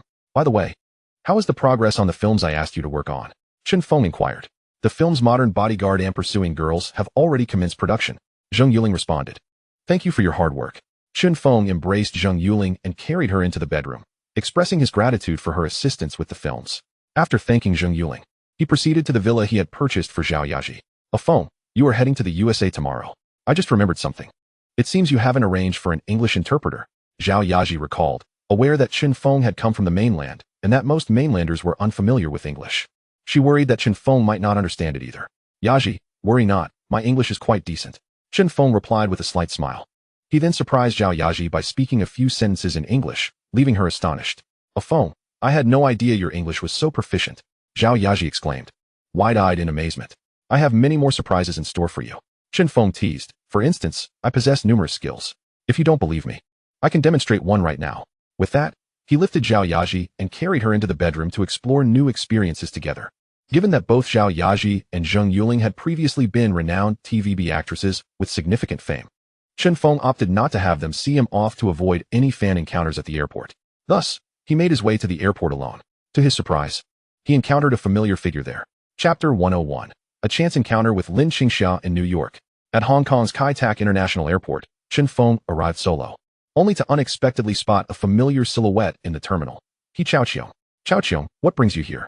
Chen Feng exclaimed in astonishment as he approached her. I knew you were leaving Hong Kong for New York today, so I came to see you off. He Chao-Chiong replied with a charming smile. Thank you. Chen Feng felt deeply touched, never expecting her to come. By the way, did my father give you Jamie Morgan's contact information? He Chao-Chiong inquired. Indeed. Chen Feng nodded. I've met him once, and I found him rather arrogant and untrustworthy. This individual may not be of assistance during your visit to New York.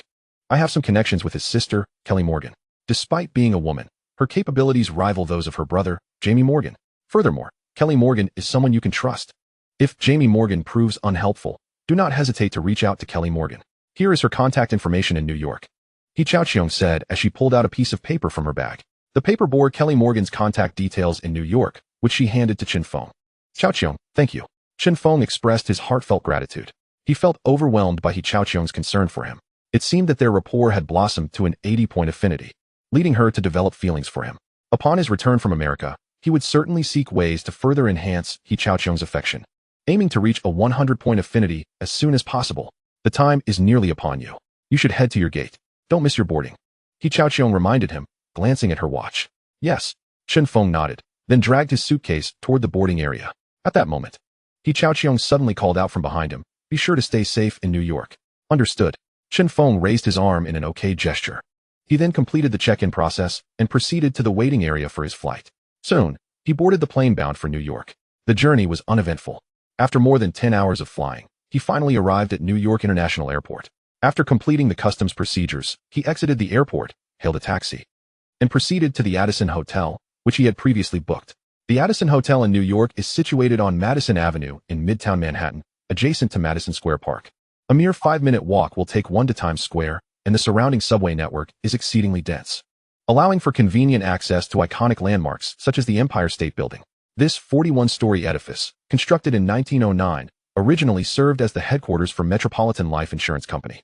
Its iconic clock tower offers a 360-degree panoramic view of the New York skyline. The building artfully combines a modern Gothic exterior with an interior designed in the Art Deco style, adorned with neutral tones that harmonize with dark wooden structures and gracefully arched white ceilings, preserving historical charm while showcasing contemporary aesthetics. Soon, he arrived at the Addison Hotel, checked in, and, under the guidance of the hotel doorman, made his way to his reserved room.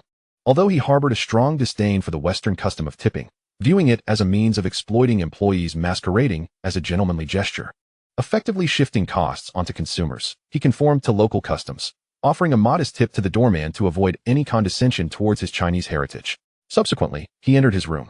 The accommodations were decorated with a bespoke sofa, a recliner, and photographic works by Melvin Sokolsky, equipped with modern amenities such as LE Labo toiletries and a steam coffee machine. The bedding and bathrobes were crafted from high-quality materials, creating a cozy, home-like ambience.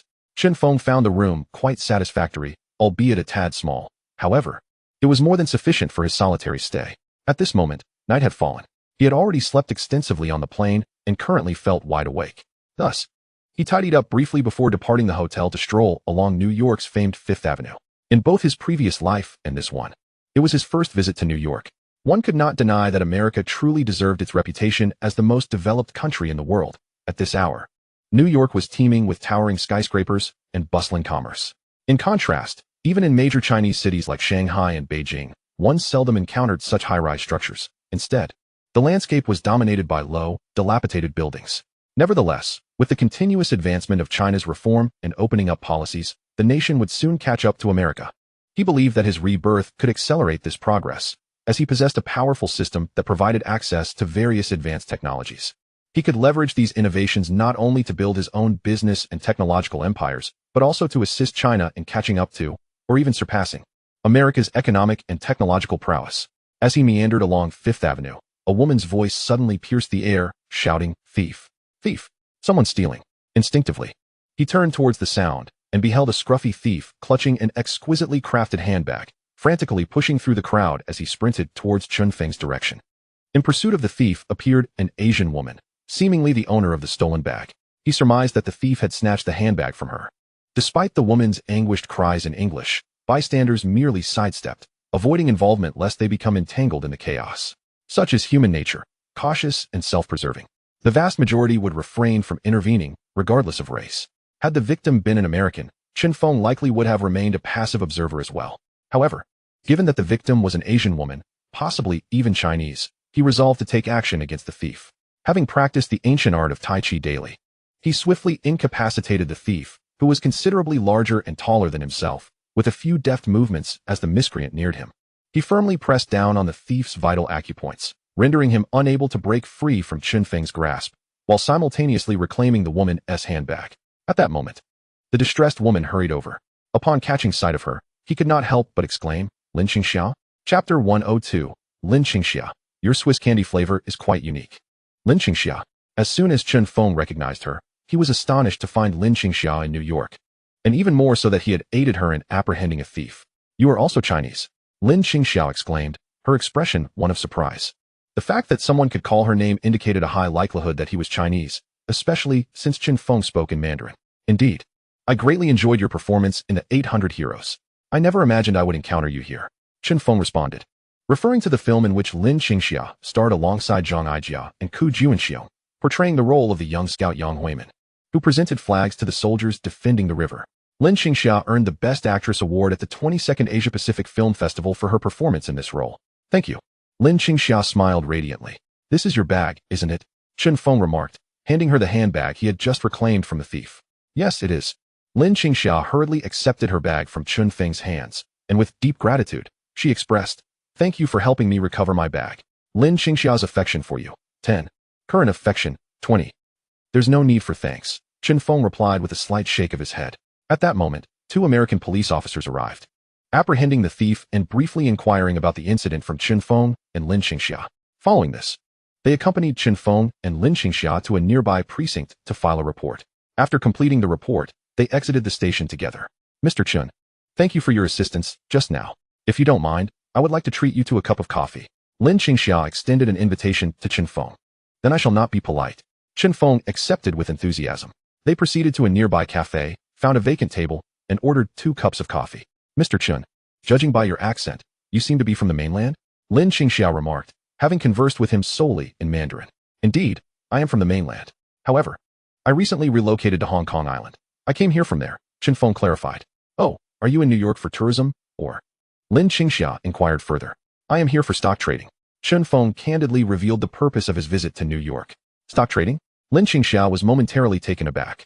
Exactly. Chen Feng nodded, then explained, my trading skills are quite competent. This time, I am collaborating with the Stock King, Gambling King, and Jewelry King from Hong Kong. They provide the capital, and I handle the trading. What?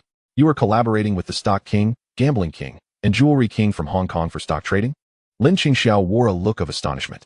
Although she had always resided on the beautiful island, she was well aware of the identities of the Stock King, the Gambling King, and the Jewelry King. Hearing Chen Feng mention his collaboration with these prominent figures in stock trading left her incredulous. Could Chen Feng truly be that formidable?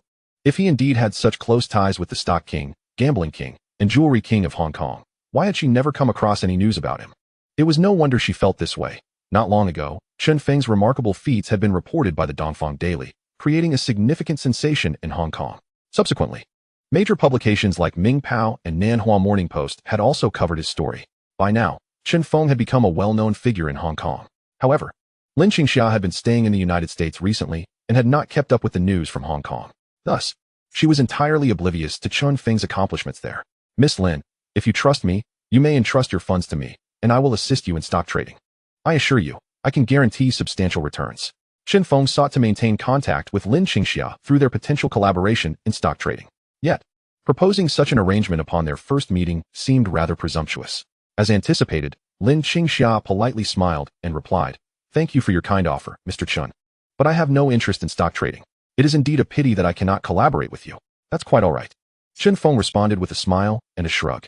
At that moment, the waiter delivered their orders of black coffee. After taking a sip, Chen Feng slightly furrowed his brow, remarking, this black coffee seems exceptionally bitter. Indeed, it is somewhat bitter, yet still acceptable, Lin Qingxia replied after tasting it as well. Just then, Chen Feng produced a box of Swiss candies from his pocket. He opened the box, took one candy, and popped it into his mouth. This candy was not the special kind he had prepared for others, but rather an ordinary Swiss candy. Sometimes, he felt it necessary to partake in the candy himself before offering it to someone else. Lin Qingxia watched with curiosity, having never witnessed someone eating Swiss candy while drinking coffee. The bitterness in his mouth diminished significantly after consuming the candy. Would you care for a piece? Chen Feng extended the box of candies towards Lin Qingxia. After a moment of hesitation, she selected a piece, saying, thank you. She unwrapped the candy and placed it in her mouth. Instantly, a uniquely delightful sweetness spread throughout her mouth, banishing the bitterness entirely. Moreover, she found the flavor of this Swiss candy to be exceptionally distinctive, unlike anything she had ever tasted before. Mr. Chen, your Swiss candy has a rather unique flavor. Is it so?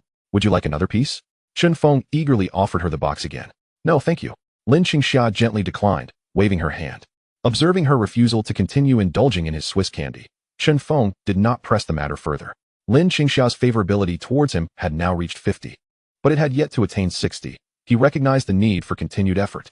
He tucked away the candy box and inquired, "Miss Lin, what brings you to New York?" Chapter 103, Lin Qingxia. So, what he said was indeed true. "Miss Lin, what brings you to New York?" Chen Feng asked curiously. Aware that Lin Qingxia was born on the beautiful island and initially developed her career in its entertainment industry before transitioning to Hong Kong. It puzzled him how he encountered her in New York. "I am here in Hollywood for further training in acting. I've been traveling in New York for the past couple of days." Lin Qingxia clarified.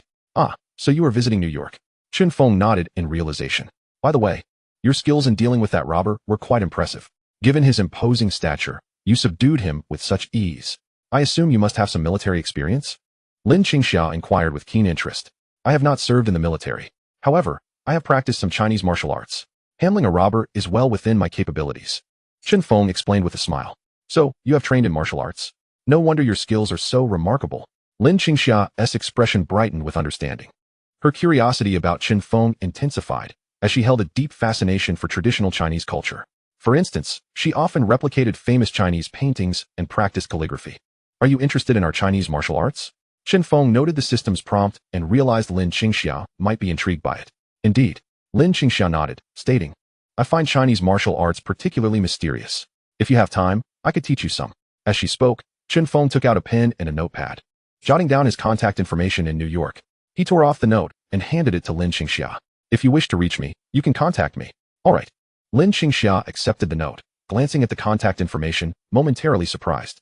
"You are also staying at the Addison Hotel?" "Yes." Chen Feng replied, momentarily taken aback, and quickly asked, "You aren't staying at the Addison Hotel as well, are you?" "Indeed, I am also at the Addison Hotel." Lin Qingxia confirmed with a smile. "What a coincidence. We are staying at the same hotel." Chen Feng exclaimed, astonished by the serendipity of the situation. It felt as though fate had orchestrated their meeting. "Yes, it truly is a remarkable coincidence." Lin Qingxia agreed, nodding in affirmation. "Time is getting late.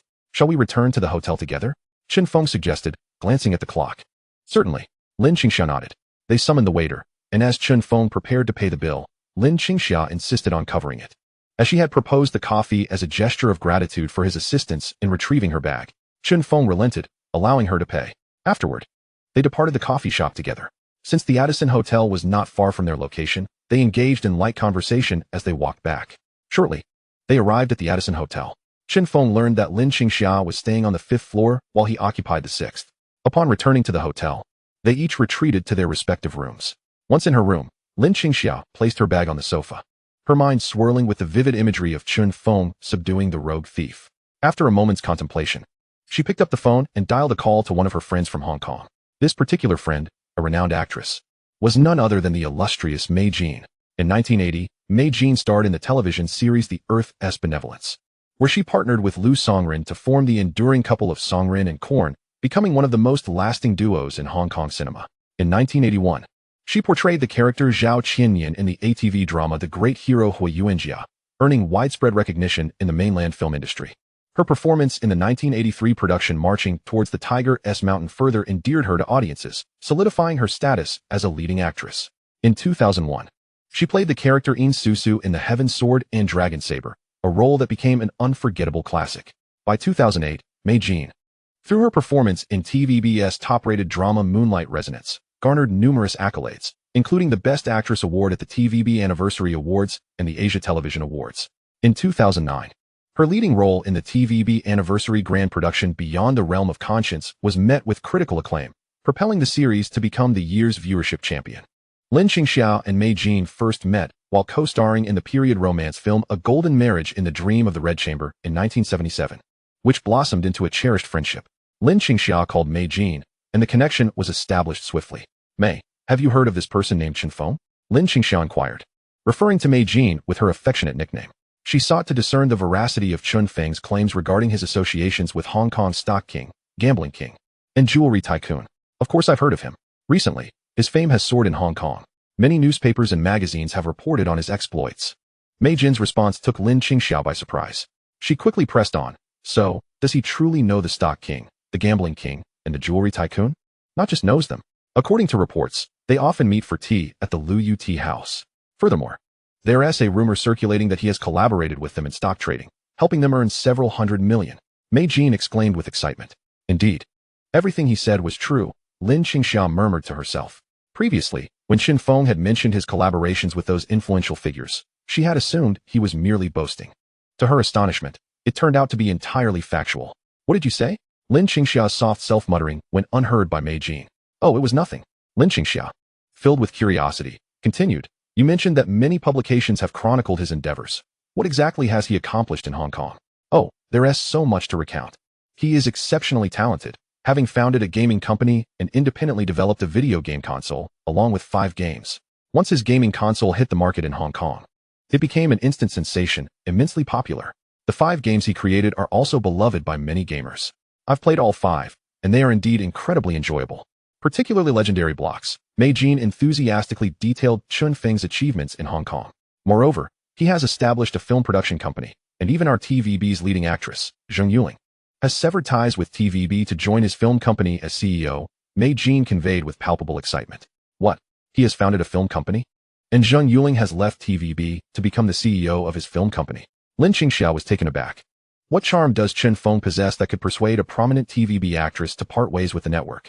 Additionally, it is rumored that the scripts for the 2 movies he is currently producing are his own creations, Mei Jin added, revealing yet another astonishing fact.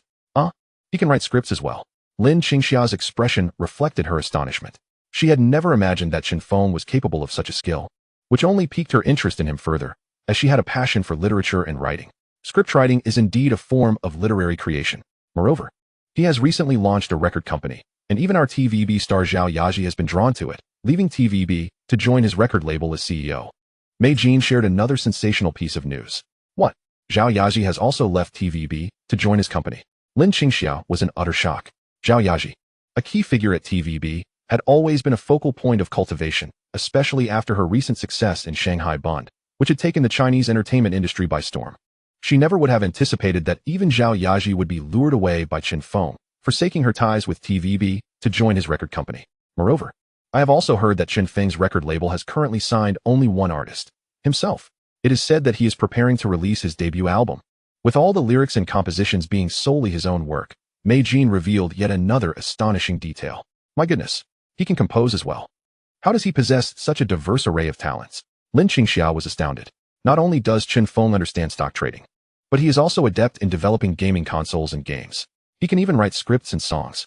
Furthermore, he is knowledgeable in traditional Chinese martial arts. How could one individual embody so many capabilities? At this moment, Lin Qingxia's face was a canvas of disbelief and awe towards Qin Feng. Indeed, how could he possibly know so much? Mei Jin's expression mirrored Lin Qingxia's astonishment. Curiously, she then asked, by the way, Qingxia, what prompted your sudden inquiry about Qin Feng? Today, while shopping on Fifth Avenue in New York, a rogue snatched my bag. Fortunately, Qin Feng intervened and subdued the thief, retrieving my bag. Lin Qingxia recounted her encounter with Qin Feng. What a coincidence! Mei Jin exclaimed, astonished. Indeed, Lin Qingxia nodded in affirmation. Meanwhile, on the other side, Qin Feng had just finished a shower and was preparing to retire for the night. At that moment, a series of notification chimes echoed in his mind. Lin Qingxia's affinity for you is 5, current affinity 60. Lin Qingxia's affinity for you is 5, current affinity 65. Lin Qingxia's affinity for you is 5, current affinity 70. Lin Qingxia's affinity for you is 5, current affinity 75. What on earth? How is it possible that Lin Qingxia's affinity for me surged by 20 points? What could this mean? Could it be that Lin Qingxia is currently thinking of me? Qin Feng wore a look of astonishment. He never expected Lin Qingxia's affection for him to suddenly increase by such a significant margin. Unbeknownst to him, this was due to Lin Qingxia having made a call to Mi Qian, from whom she learned about his remarkable deeds in Hong Kong. It was precisely these extraordinary accomplishments that led to such a notable rise in Lin Qingxia's feelings for him. Now, her affinity for him had reached 75. The milestone of 100 was no longer far off. The following day, after having breakfast, Qin Feng immediately reached out to Jamie Morgan, the CEO of Morgan Stanley. As predicted by He Chaoqiong, Jamie Morgan's demeanor was exceedingly arrogant. From Jamie Morgan's tone, Qin Feng discerned a palpable disdain towards him. Even when he mentioned that he was introduced by the gambling king, He Hongshun, Jamie Morgan remained notably indifferent. Furthermore, Jamie Morgan excused himself by claiming he had no time to meet him recently. This left Qin Feng utterly speechless. Given Jamie Morgan's haughty attitude and dismissive demeanor, he saw no reason to continue being overly cordial. Thus, He ended the call with Jamie Morgan and retrieved the contact information for Kelly Morgan that He Chaoqiong had provided him. He dialed Kelly Morgan's number. Once she learned he was referred by He Chaoqiong, she readily agreed to meet him. They arranged to convene at a cafe. Upon arriving at the designated cafe, he found a spot to sit. Before long, he noticed a young and beautiful Western woman entering the cafe. The woman's features appeared as if sculpted from ice and snow, her porcelain skin radiating a chilling sheen that seemed to reflect the moonlight of a winter's night. Her amber eyes glimmered with a honeyed light, reminiscent of shallow seas warmed by the sun. A high and straight nose resembled a perilous snow peak, while her lips, the color of congealed blood, were full and vibrant, creating a striking contrast against her fair complexion. Her naturally voluminous waves of hair boasted elasticity and luster, exuding a sensuous and mature charm. The light blue tea-length dress elegantly accentuated her alluring figure, with a subtle slit design adding a touch of sensuality and grace. Clutching a brown LV handbag, she must be Kelly Morgan. Chen Feng recalled Kelly Morgan's description of her attire during their phone conversation. If he wasn't mistaken, the woman who had just entered the cafe was indeed Kelly Morgan. As she stepped inside, she glanced around. He quickly stood up and waved at her. The woman promptly approached him in her high heels. Chapter 105. Kelly Morgan. Can I have another piece? Hello, are you Miss Kelly? Chen Feng inquired as the wavy-haired beauty stood before him. Indeed, I am. Kelly Morgan responded with an elegant nod. Greetings, I am Chen Feng. He extended his right hand towards her. Hello, you are quite handsome. Kelly Morgan flashed a slight smile and shook his hand, taken aback by her compliment. Chen Feng smiled and replied, thank you. They then settled down at a table, each ordering a cup of coffee. Without further ado, Chen Feng got straight to the point. Miss Kelly, I am looking to invest in the American stock market. However, this is my first visit here, and my understanding of the American stock market is rather limited. Therefore, I seek the assistance of a local to guide me. Before my arrival, Miss He Chaoqiong provided me with your contact details, stating that you are very helpful. Hence, I have reached out to you in hopes that you can assist me in entering the American stock market. Chen Feng expressed his intentions directly to Kelly Morgan. Have you already been in contact with my brother? Kelly Morgan suddenly asked. Indeed, Miss Kelly, you are quite astute. Nothing escapes your notice. Yes. Prior to reaching out to you, I did indeed contact your brother. In fact, I obtained your brother's contact information from the gambling king in Australia, who also recommended him to me. Chen Feng replied, but then hesitated to continue. Actually, you shouldn't have approached my brother. He tends to be rather arrogant and looks down upon those from humble beginnings. Oh, I apologize. I did not mean to imply that you come from humble origins. What I meant is that my brother has many shortcomings. Kelly Morgan's candid remarks took Chen Feng by surprise. Observing her expressions, he noted that her discontent with her brother appeared genuine, not feigned. It seemed that the relationship between Jamie Morgan and Kelly Morgan was rather strained. However, he was not particularly concerned with their familial dynamics. His primary focus was whether Kelly Morgan could assist him. After all, he was a stranger in America and required the help of a local, especially one from the illustrious Morgan family, one of America's top 10 financial dynasties. Kelly Morgan's strong background was precisely what he needed for his foray into the American stock market. If she could aid him, it would significantly bolster his efforts. Thank you for your advice, Miss Kelly. I am fortunate that Miss He Chaoqiong recommended you. Will you be able to assist me? Chen Feng looked at Kelly Morgan with hopeful anticipation. Truthfully, my knowledge of you is limited to what Miss He has shared. She mentioned that you are quite capable. However, I have yet to see it for myself. Thus, I am uncertain whether I can be of assistance. Kelly Morgan's words were quite clear. She did not have a full understanding of Chen Feng's capabilities and was being quite rational, not taking He Chaoqiong's word at face value without first ascertaining his abilities. At that moment, the waiter brought their coffees. Chen Feng and Kelly Morgan both took a sip. At this juncture, Chen Feng contemplated how to persuade Kelly Morgan to assist him. The deadline for shorting Curson Kale was drawing near, and he had limited time to showcase his stock trading skills to her. He needed to secure Kelly Morgan's help promptly to facilitate his entry into the American stock market. Thus, he thought of the affection Swiss candy.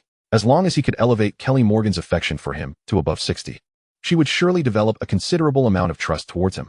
With this thought in mind, he retrieved a box of affection-inducing Swiss candies from his pocket, carefully selected a piece of ordinary Swiss candy that he had placed inside beforehand, unwrapped it, and popped it into his mouth. He then extended the box towards Kelly Morgan, inquiring, "Would you care for a piece of Swiss candy?" "Thank you." Kelly Morgan replied without hesitation, selecting a piece from the box, unwrapping it, and placing it into her mouth. Instantly, a uniquely delightful sweetness erupted in her mouth, causing her eyes to sparkle. This extraordinary flavor was utterly enchanting. It was her first time experiencing such a distinct sweetness. Kelly Morgan's affection for you is now at 30, currently at 50. Wait, Kelly Morgan's base affection for me is 20? Chen Feng mused, slightly taken aback. In truth, Kelly Morgan's foundational affection for him was also 10. However, previously, He Chaoqiong had already shared his remarkable deeds in Hong Kong with her, which had boosted her affection for him by 10 points. Yet, before he had the chance to meet Kelly Morgan, the system had not notified him of the increase. Mr. Chun, this Swiss candy has a remarkably unique flavor, Kelly Morgan remarked, gazing at the box in his hand. May I have another?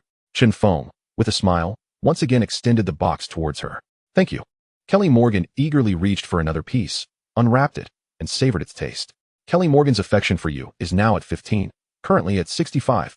Hearing the notification, Chen Feng's heart leapt with joy. Now, Kelly Morgan's affection for him had reached 65. He was confident that she would trust him sufficiently to assist him in entering the stock market in the United States. Just as he was about to speak, Kelly Morgan, still eyeing the candy box, suddenly asked, "Can I have another piece?" Chen Feng was momentarily stunned. It was his first encounter with a woman who actively sought out his affection-inducing Swiss candy. He chuckled and responded, "Of course." As soon as he finished speaking, Kelly Morgan eagerly selected another piece from the box, skillfully unwrapped it, and began to relish it. Kelly Morgan's affection for you is now at 10, currently at 75. The effectiveness of the affection-inducing Swiss candy was undeniable. In no time, it had raised Kelly Morgan's affection for him to 75. He felt exhilarated. With her affection now at 75, he was confident in persuading her to help him enter the U.S. stock market. Just as he was about to put the candy box away and broach the subject of assistance, he noticed that Kelly Morgan's eyes remained greedily fixed on the box. Her expression filled with anticipation as she said, "Chun, I would like another piece, if you please." Chapter 106. Kelly Morgan's insatiable desire. Chen Feng was astonished by Kelly Morgan's obsession with his affection-inducing Swiss candy. He had never encountered such a situation before. Kelly Morgan had already consumed 3 pieces of his special candy. If she continued, the efficacy of the candies might diminish significantly, perhaps only increasing her affection by 5 points at most. Thus, he hesitated to offer her another piece, as the cost-effectiveness was too low. However, since she had already expressed her desire, he felt compelled to comply. With a gentle smile, he said, "Of course. Thank you." Kelly Morgan swiftly selected yet another piece from Chen Feng's box, quickly unwrapped it, and popped it into her mouth. The extraordinary sweetness captivated her. Kelly Morgan's affection for you is now at 10, currently at 85. Astonishingly, after consuming the 4th piece of candy, her affection for him had still increased by 10 points. This contradicted his previous observations. Chen Feng was utterly surprised. He had assumed that after consuming the 4th piece, her affection would only rise by 5 points. Yet, her affection had indeed increased by 10. It seemed the 4th piece still held considerable value. At that moment, he noticed that after finishing the 4th piece, Kelly Morgan's gaze remained fervently fixed on the remaining candies in the box. He contemplated for a moment and decided to let her have another piece to test the waters. With a smile, he asked, "Would you like another piece?" Kelly Morgan nodded eagerly, replying, "Yes, your Swiss candy is simply delightful." "Then have another," Chen Feng said, extending the candy box towards her. "Thank you." Kelly Morgan eagerly reached for another piece, unwrapped it, and savored the exquisite taste. Kelly Morgan's affection for you is now at 10, currently at 95. Goodness. Incredible. Chen Feng marveled as Kelly Morgan consumed his 5th piece of affection-inducing Swiss candy, witnessing her affection soar by another 10 points. It was clear that she genuinely relished his special candy. His heart raced with a mix of astonishment and delight. To think that Kelly Morgan's affection had climbed to 95. Only 5 points remained until it reached the perfect score of 100. Should he offer her yet another piece? He speculated that doing so would undoubtedly elevate her affection to 100. "Chen, where did you procure this Swiss candy? It's utterly delicious." Kelly Morgan inquired with curiosity. "I made it myself," Chen Feng replied with a smile. "Wait, you actually made this Swiss candy yourself?" Kelly Morgan exclaimed, her expression one of surprise. Kelly Morgan's affection for you is now at 5, currently at 100. Just by informing Kelly Morgan that I made the candy myself, her affection for me increased by 5 points? This is astonishingly easy. Chen Feng was utterly taken aback. He had not anticipated that a simple statement would cause such a significant increase in her affection. It truly validated the saying, "A bad boy is irresistible to a good girl." Now, with Kelly Morgan's affection firmly at its maximum of 100, he promptly utilized the affection-locking feature to eternally secure her feelings at this pinnacle. Thus, Kelly Morgan's affection would forever remain at 100, ensuring her unwavering loyalty to him. He could now confidently rely on her assistance in navigating the U.S. stock market without the slightest worry of betrayal. I must express my gratitude to Kelly Morgan. Were it not for her recommendation of Kelly Morgan, he would not have so swiftly found a guide and agent in the United States who truly satisfies him. Now that Kelly Morgan's affection for him has reached a perfect score of 100, there is no reason for him to squander his precious affection candies. Thus, He quickly stowed away the box of candies to prevent Kelly Morgan from requesting more of his affection sweets. Upon noticing that Chen Feng had tucked the candy box away, a flicker of disappointment crossed Kelly Morgan's face. She longed for another piece of Chen Feng's affection candy. However, she was also aware that she had already indulged in 5 of his candies and felt too embarrassed to ask for more. Kelly, I wish to venture into the American stock market. Can you assist me? Chen Feng once again broached the topic of his desire to enter the U.S. stock market with Kelly Morgan. He anticipated that this time she would readily agree. Indeed, without hesitation, Kelly Morgan nodded. My dear, of course, it's no problem. At this moment, Kelly Morgan had yet to realize that her address for Chen Feng had undergone a remarkable transformation, as she affectionately referred to him as my dear. Moreover, she did so with remarkable naturalness. Therefore, at this juncture, she had already begun to perceive Chen Feng as her most cherished person, filled with affection for him. I wish to acquire a securities firm. Do you have any good suggestions? Chen Feng planned to purchase a securities firm in the U.S. to become its owner. This way, he could reap greater profits without having to concede to the American securities companies. You wish to acquire a securities firm? Kelly Morgan furrowed her brow slightly. After contemplating for a moment, she replied, as it happens, I know of a securities firm on Wall Street that has been struggling and is on the brink of bankruptcy. I can help you contact them to see if they are interested in selling. Splendid. Let us visit this securities firm at once. Chen Feng was eager to seize the opportunity and expedite the matter. All right. Kelly Morgan nodded in agreement. They then left the cafe together. As Kelly Morgan had driven, Chen Feng directly entered her Cadillac, and they sped towards the securities firm she had mentioned. In merely a day's time, he had captivated Kelly Morgan. Kelly Morgan, driving her Cadillac, brought Chen Feng to a securities firm named Will. This very firm was poorly managed and on the verge of collapse. Knowing the chairman of the company, Kelly Morgan easily arranged for them to meet.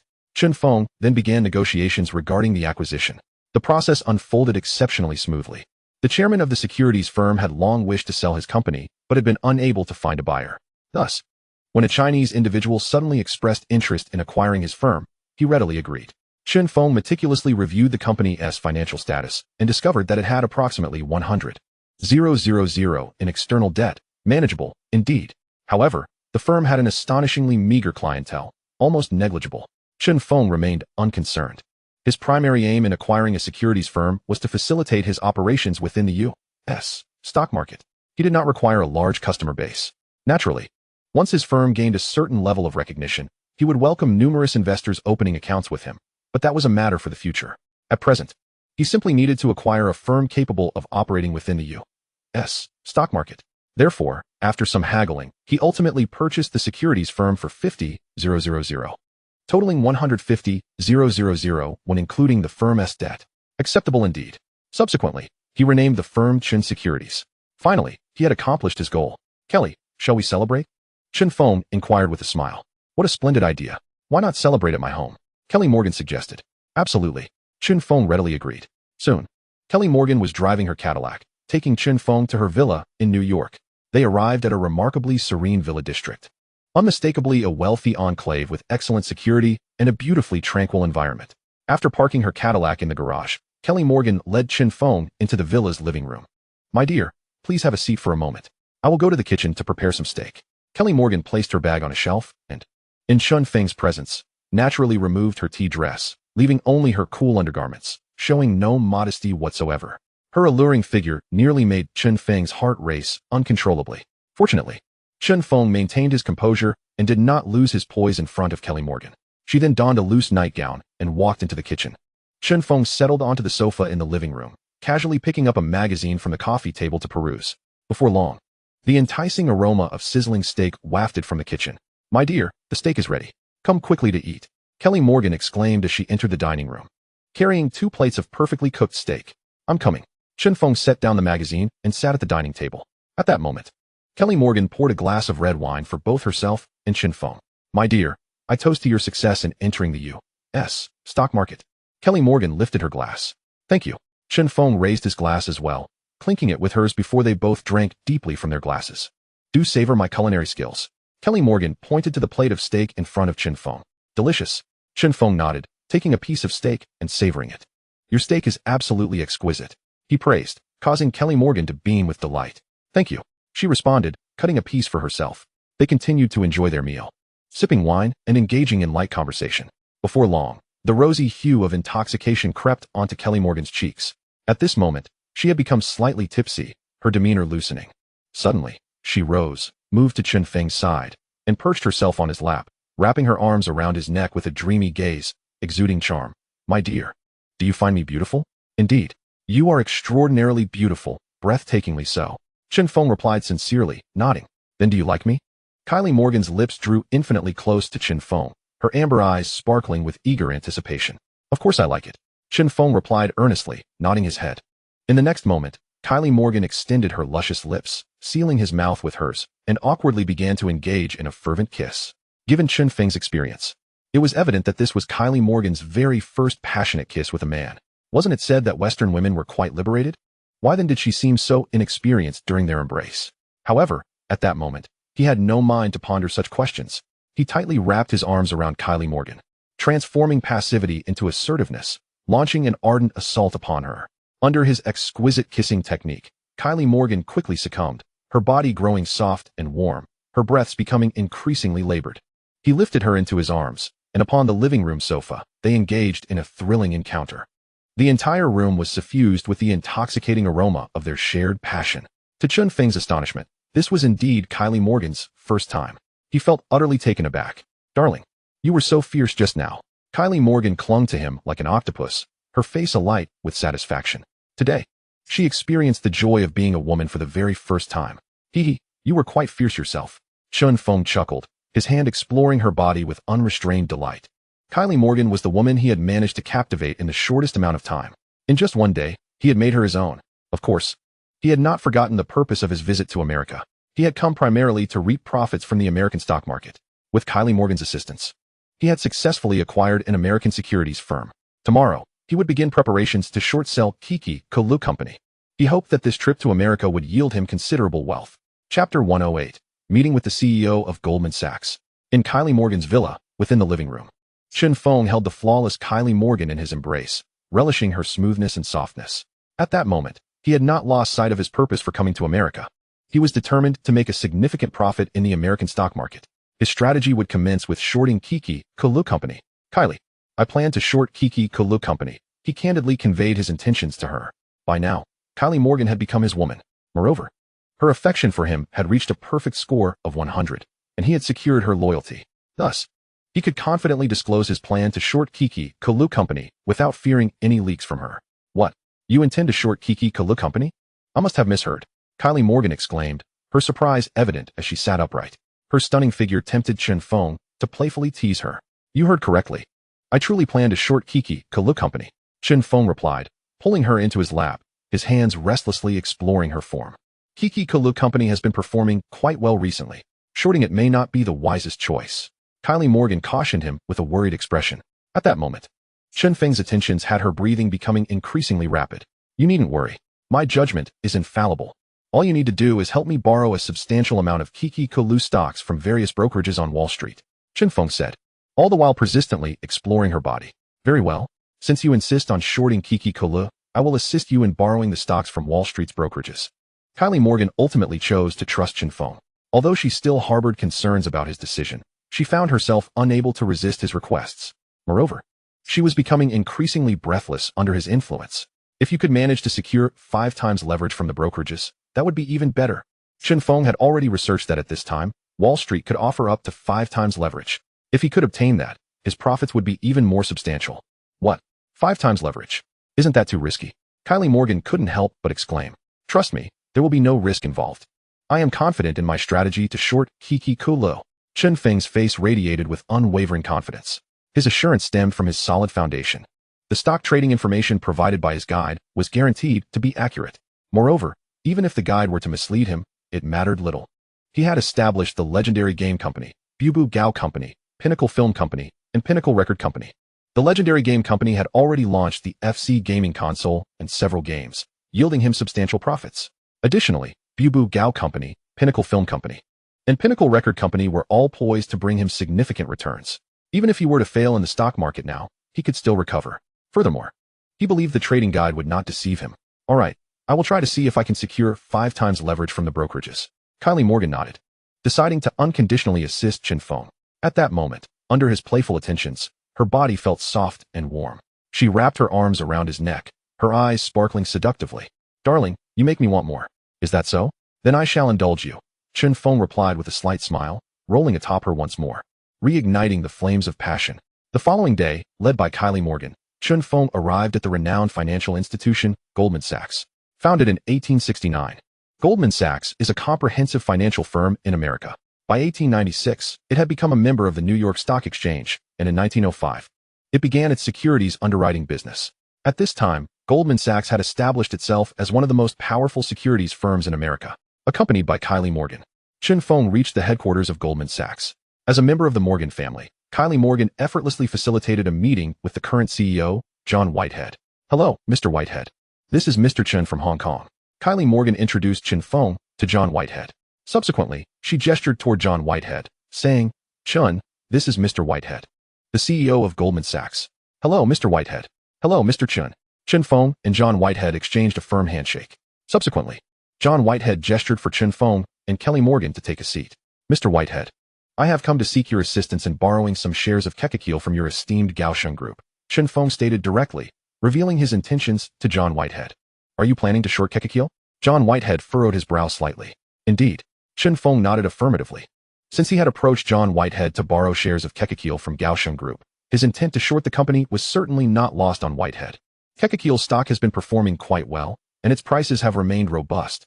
If you short Kekakil, it is likely that you will not only fail to earn any profits, but may also incur losses. John Whitehead, like Kelly Morgan, was apprehensive about the significant risks associated with Chen Feng's plan to short Kekakil. Rest assured, my decision to short Kekakil is backed by a certain level of confidence. Moreover, I have navigated the stock market in Hong Kong without a single defeat, Chen Feng asserted. He then produced a faxed copy of the Nan Hua Morning Post. Following his departure from Hong Kong, news of his collaboration with the king of stocks, the gambling tycoon, and the jewelry magnate had been sensationally reported. The Nan Hua Morning Post, being the most widely circulated English newspaper in Hong Kong, had also covered this story. He believed this report might serve a purpose. Hence he had Zhao Yaji fax it to him. Indeed, this faxed copy of the Nan Hua Morning Post proved to be quite useful. Chapter 109. Of course, I shall express my gratitude with my very being. John Whitehead, the CEO of Kaohsiung Group, received the faxed copy of the Nan Hua Morning Post from Chen Feng and scrutinized a news article featuring Chen. The article suggested that Chen Feng had achieved an unblemished record in the Hong Kong stock market. What astonished him even more was that Chen had collaborated with the king of stocks, the gambling king, and the jewelry magnate in stock trading. The fact that these influential figures in Hong Kong placed their complete trust in Chen Feng, entrusting him with their funds, spoke volumes of his capabilities. Mr. Whitehead, I have brought a total of 143.5 billion US dollars, Chen Feng declared, revealing the substantial amount of capital he had secured. A significant portion of these funds originated from the gambling tycoon Ho Hongshin, jewelry magnate Zheng Yutong, stock king Wu Jinqiao, as well as real estate moguls Guodisheng, Li Laoji, and Hua Ingdong. Thus, it is evident that my intention to short Kekakil is serious. In total, Chen Feng had raised 9.5 billion Hong Kong dollars from the 6 aforementioned tycoons, in addition to the 1.5 billion Hong Kong dollars he contributed himself. Furthermore, Shi Fuging, Zhong Chuhong, Guan Zhilin, and Zhao Yaji had collectively provided an additional 200 million Hong Kong dollars. Consequently, he amassed a total of 11.2 billion Hong Kong dollars. Given the fixed exchange rate of $1 to 7.8 Hong Kong dollars, this amounted to approximately 143.5 billion US dollars.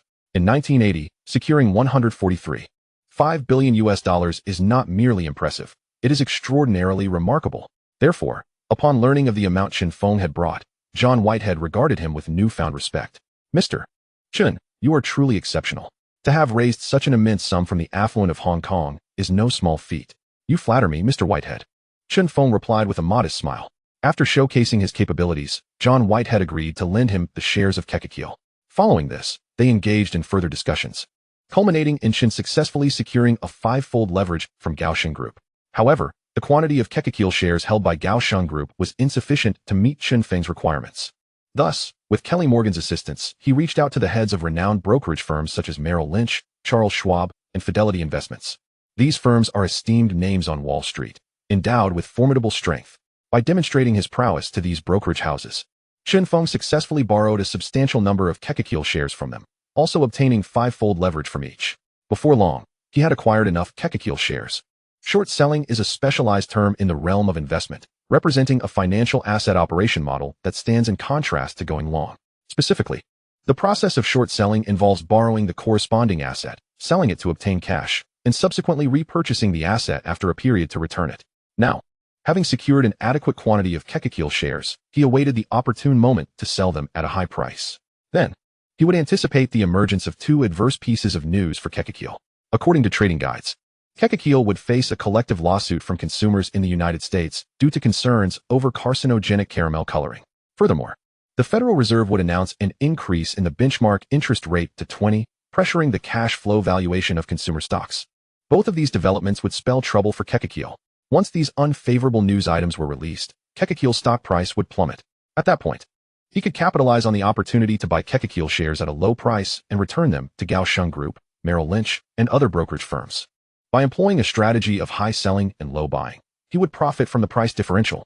Darling, congratulations on successfully borrowing enough shares of Kekekil. Kelly Morgan exclaimed as she drove her Cadillac, offering her heartfelt congratulations to Chen Feng. Thank you. In truth, my ability to swiftly secure enough Kekekil shares is largely thanks to your assistance.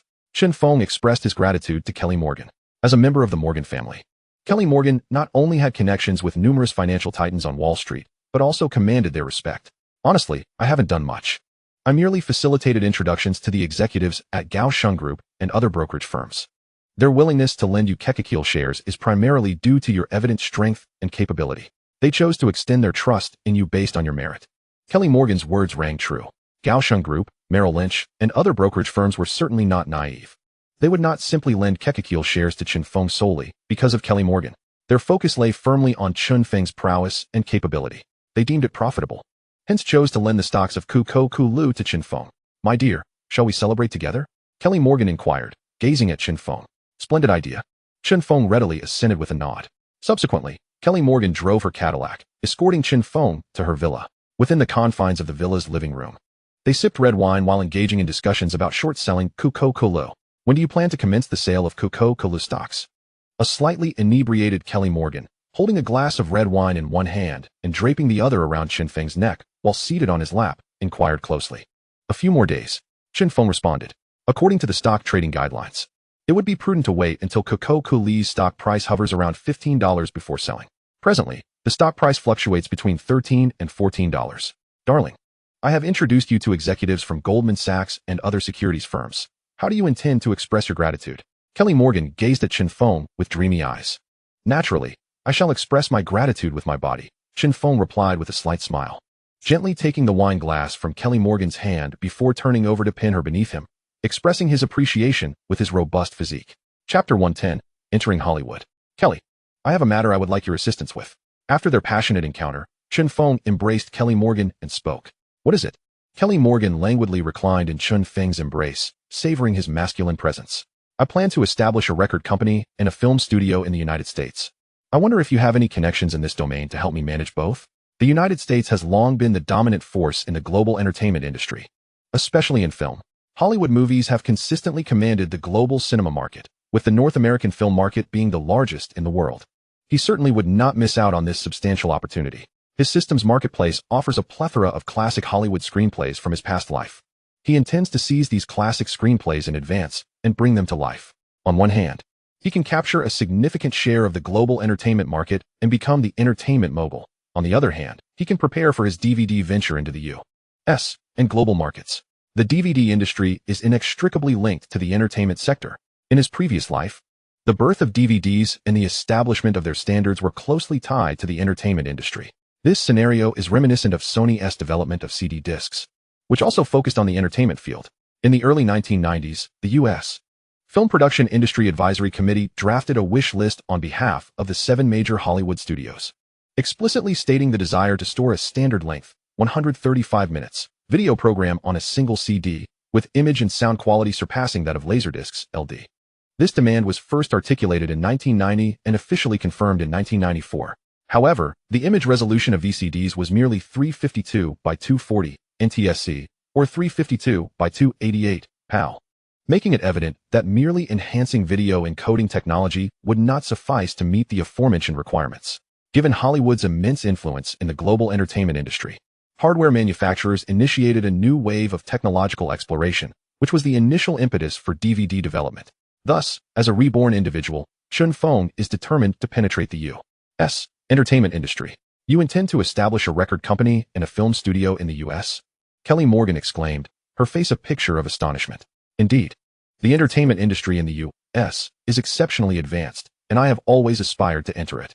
Moreover, I have a profound interest in screenplay and song creation. Chen Feng nodded affirmatively. I have heard from Miss He that you indeed possess knowledge of film screenplay and song creation. However, there exists a significant stylistic disparity between Eastern and Western films and songs.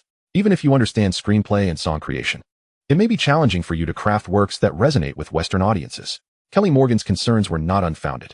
There exists a considerable cultural divide between the East and West, making it hard for Western audiences to accept creations from the East, especially given the West's deliberate rejection of Eastern culture.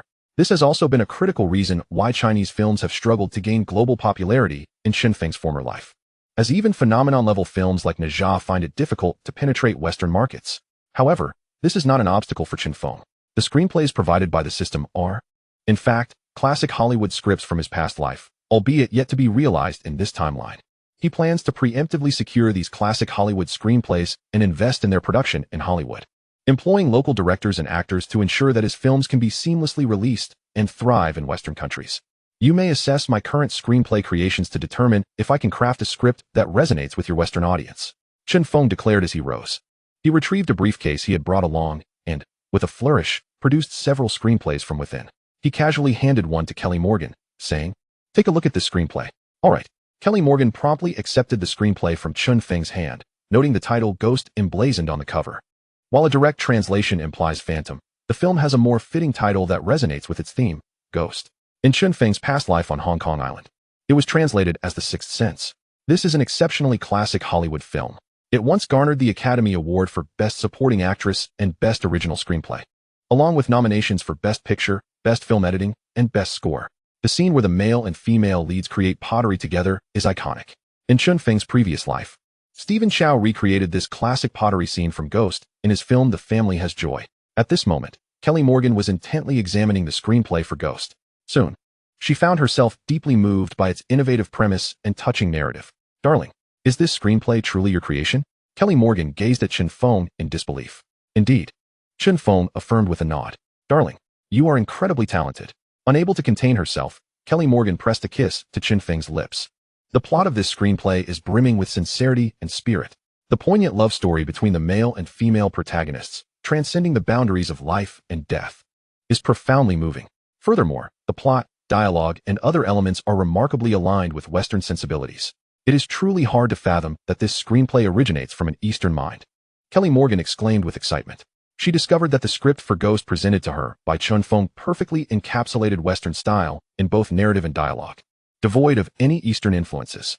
She could hardly believe that Chen Feng was capable of crafting such an exquisite Western film script. It was simply remarkable. She even speculated whether Chen Feng had spent his childhood in a Western country. Subsequently, Chen Feng unveiled more scripts, leaving Kelly Morgan utterly astonished. Chapter 111. Are all these scripts your creations? Chen Feng presented 9 classic film scripts, including E.T., The Extraterrestrial, Raiders of the Lost Ark, First Blood, Blade Runner, Chariots of Fire, On Golden Pond, The Great Escape, Sophie's Choice, and 48 Hours, for Kelly Morgan to peruse. E.T., The Extraterrestrial, directed by Steven Spielberg and penned by Melissa Matheson, features Henry Thomas, Drew Barrymore, Robert McNaughton, and Peter Coyote in leading roles. The film revolves around a 10-year-old boy, Elliot, who forges a pure friendship with a lost extraterrestrial visitor, E.T., as they work together to help the alien find a way back home. In 1983, this film garnered the Academy Award for Best Picture at the 55th Oscars. Raiders of the Lost Ark, also directed by Steven Spielberg and scripted by George Lucas among others, is an action-packed film celebrated for its thrilling plot and exceptional production. It received numerous accolades, including the Academy Award for Best Visual Effects, Best Art Direction, Best Editing, and Best Sound at the 54th Oscars, along with a Special Achievement Award and multiple nominations. Additionally, it won the Saturn Award for Best Fantasy Film at the 9th ceremony. In Chen Feng's previous life, this film amassed a staggering $3.89 billion in global box office revenue, solidifying its status as a classic. First Blood, directed by Ted Kotcheff and featuring a screenplay by Sylvester Stallone, David Morrell, Michael Kozel, and William Sackheim, stars Sylvester Stallone, Richard Crenna, Brendan Nash, and David Caruso in leading roles, making it an iconic action film. The narrative follows veteran John Rambo, who, after enduring endless suffering in war, returns to his homeland and attempts to start anew in a small town. However, he faces oppression from the local sheriff and is unjustly accused and illegally detained. Ultimately, Rambo chooses to escape into the wilderness, fiercely retaliating against his pursuers. In Chun Feng's past life, this film grossed approximately $1.25 billion worldwide. In addition to E.T., The Extraterrestrial, Raiders of the Lost Ark, and First Blood, films like Blade Runner, Chariots of Fire, and On Golden Pond are also regarded as classics, having either won numerous awards or achieved impressive box office success. After reviewing these scripts, Kelly Morgan was left utterly speechless. Are all these scripts truly your creations? She gazed at Chen Feng in disbelief. Although she was not a professional screenwriter, she had seen her fair share of films and had encountered many individuals in the film industry. She could discern that the scripts for E.T., The Extraterrestrial, Raiders of the Lost Ark, First Blood, Blade Runner, and others were all exceptionally crafted. It was hard to believe that someone who was not a professional screenwriter could produce such high-quality and captivating scripts. She found it difficult to accept that all these scripts were indeed the work of Chen Feng, an unequivocally Eastern individual. How could an Eastern person create so many scripts with such Western flair?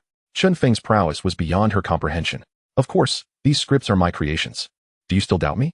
Chen Feng said with a smile. I certainly believe you. However, these scripts undeniably possess a Western style. How did you achieve this? Presently, Kelly Morgan's admiration for Chen Feng had reached a perfect score of 100. She wholeheartedly believed in his words, yet she struggled to comprehend how he, as an Eastern individual, could craft so many scripts with a distinctly Western essence. It could only be said that Chen Feng possessed an extraordinary understanding of Western culture. By the way, you mentioned that you also compose Western-style songs. Could you sing one of your creations for me? Kelly Morgan looked at Chen Feng with eager anticipation. Having just witnessed the brilliance of Chen Feng's film scripts, which were entirely in line with Western style, she was now curious to hear whether his songs would also resonate with that aesthetic. Certainly. Chen Feng nodded enthusiastically. He then inquired, do you have a guitar? No guitar. Kelly Morgan shook her head, then added, but I do have a piano. A piano will suffice. Chen Feng had previously acquired musical skills, enabling him not only to write lyrics and compose music, but also to play various instruments, such as the guitar and piano. The piano is upstairs. Follow me, Kelly Morgan said, rising to don her clothes before heading up the stairs. Chen Feng dressed quickly and followed her. Upon entering a room, they found a Yamaha piano. This is the piano. I don't use it often, so I'm not sure if it's in tune. Kelly Morgan pointed to the piano and informed Chen Feng. Let me give it a try. Chen Feng sat down at the piano and played a few notes. The tuning seemed to be quite accurate, requiring no adjustment. After a brief moment, he closed his eyes, and the melody of the classic English song My Heart Will Go On echoed in his mind. In his previous life, he had a profound affinity for music, enjoying a wide array of songs, whether they were in Mandarin, Cantonese, or English. Thus, his mind was filled with countless classic songs from his past life. This particular song, My Heart Will Go On, was the theme from the iconic film Titanic, which he adored. Consequently, as he closed his eyes, the melody of that song flowed into his consciousness. He then began to play the piano while singing the song. Every night in my dreams, I see you, I feel you. That is how I know you go on. Far across the distance, beside me, Kelly Morgan stood utterly astonished. Chapter 112, Lin Qingxia. Why haven't I seen you these past few days? As Chen Feng played the piano, he serenaded her with the classic English song My Heart Will Go On. Kelly Morgan was completely mesmerized. Upon the conclusion of the piece, her face radiated pure enchantment. It's beautiful, absolutely beautiful. The melody was melodious and lingering, filled with poignant emotion. The lyrics were hauntingly beautiful, stirring the soul. My dear, you have managed to compose such a heart-wrenching, evocative song. Moreover, both the melody and the lyrics distinctly bear Western characteristics. And your voice is so exquisite and melodious. You are truly remarkable. Kelly Morgan gazed at Chen Feng with admiration. I've also composed quite a few Western-style songs. Would you like to hear them? Chen Feng smiled at Kelly Morgan. Of course. Sing them for me. Kelly Morgan eagerly nodded. Subsequently, Chen Feng began to play the piano while performing his past life as classic English songs. He then proceeded to sing Right Here Waiting, Big Big World, Lonely, My Love, and other timeless English classics. As Kelly Morgan listened, her eyes widened in astonishment, her face a portrait of disbelief. Oh my gosh, you have composed so many beautiful songs. Each one is exceptionally captivating. Every song embodies the essence of Western style. My dear, you are truly gifted. Unable to contain herself, Kelly Morgan moved to sit on Chen Feng's lap, her arms tightly encircling his neck, her luscious lips sealing his with a fervent kiss. The impact of Chen Feng's revelations had left her utterly astounded. In the presence of executives from Kaoshun Group, Merrill Lynch, and other securities firms, he had effortlessly persuaded them to lend stocks. Now, she had witnessed the brilliance of his 10 film scripts, all remarkably captivating and distinctly Western in style. She had also heard several of his songs, all equally enchanting and embodying the Western aesthetic. She had never anticipated his talents to be so profound. Now do you believe I can create Western-style film scripts and songs? Chen Feng embraced Kelly Morgan, smiling. I truly believe. My dear, you are the most talented person I have ever encountered. Kelly Morgan nodded excitedly. She continued, her enthusiasm unabated. I dare say that once your film scripts are produced, they will undoubtedly create a global sensation, and your songs, once released, will surely captivate the world.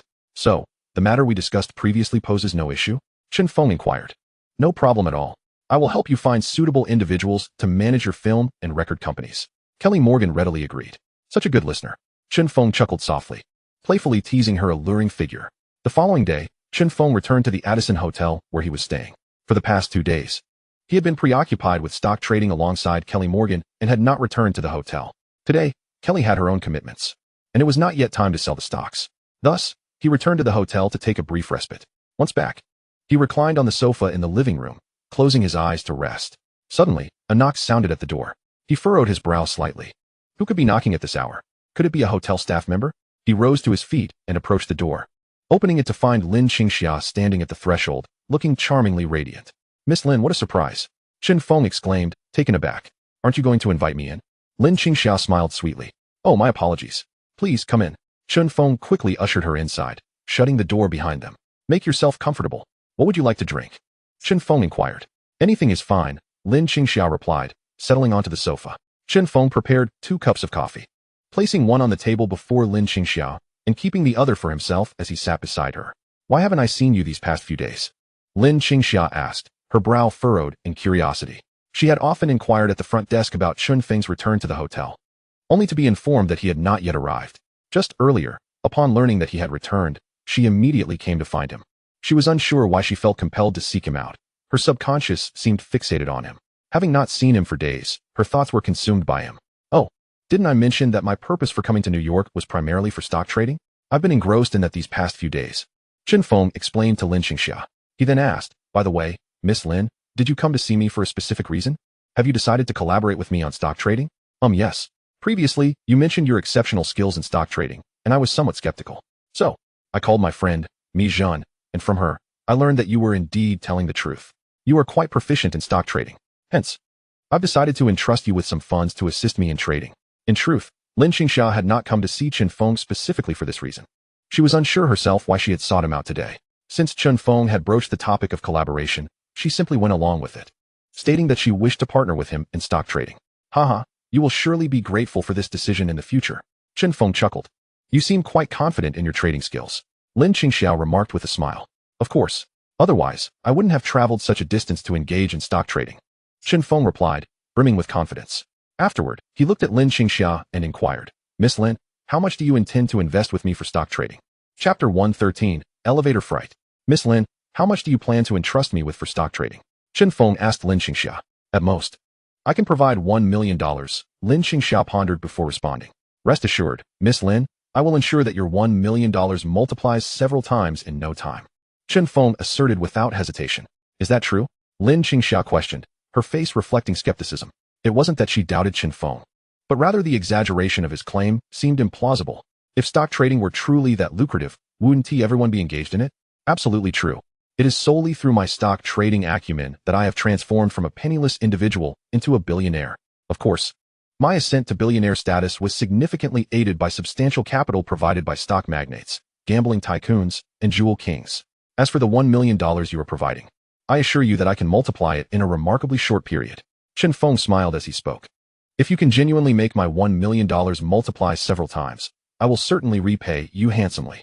In truth, Lin Qingxia hadn't genuinely considered that Chen Feng could indeed achieve such returns on her investment.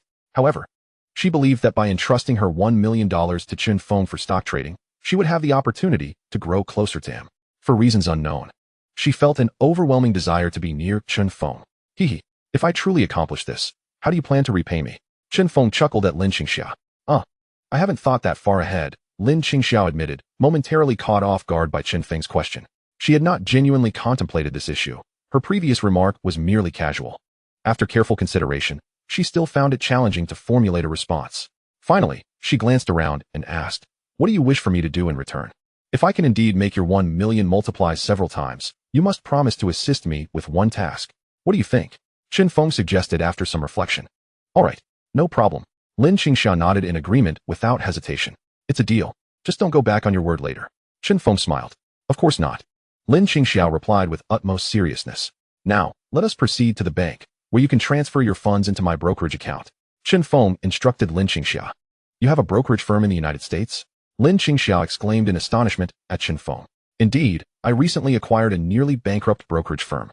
Having my own brokerage makes stock trading considerably more convenient," Chen Feng explained, omitting the fact that his acquisition was primarily motivated by a desire not to enrich other brokerage firms.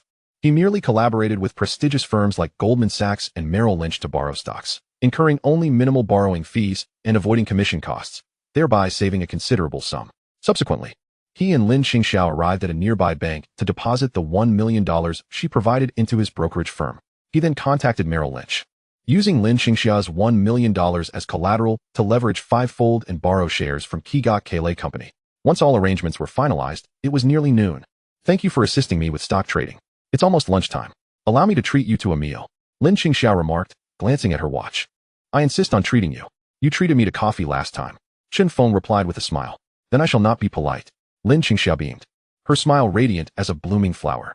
They then sought a nearby restaurant and enjoyed a delightful lunch together.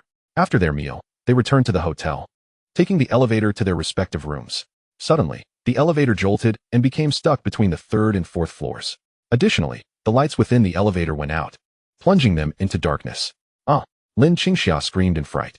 Then she called out, "Ah Feng, where are you?" "I'm here."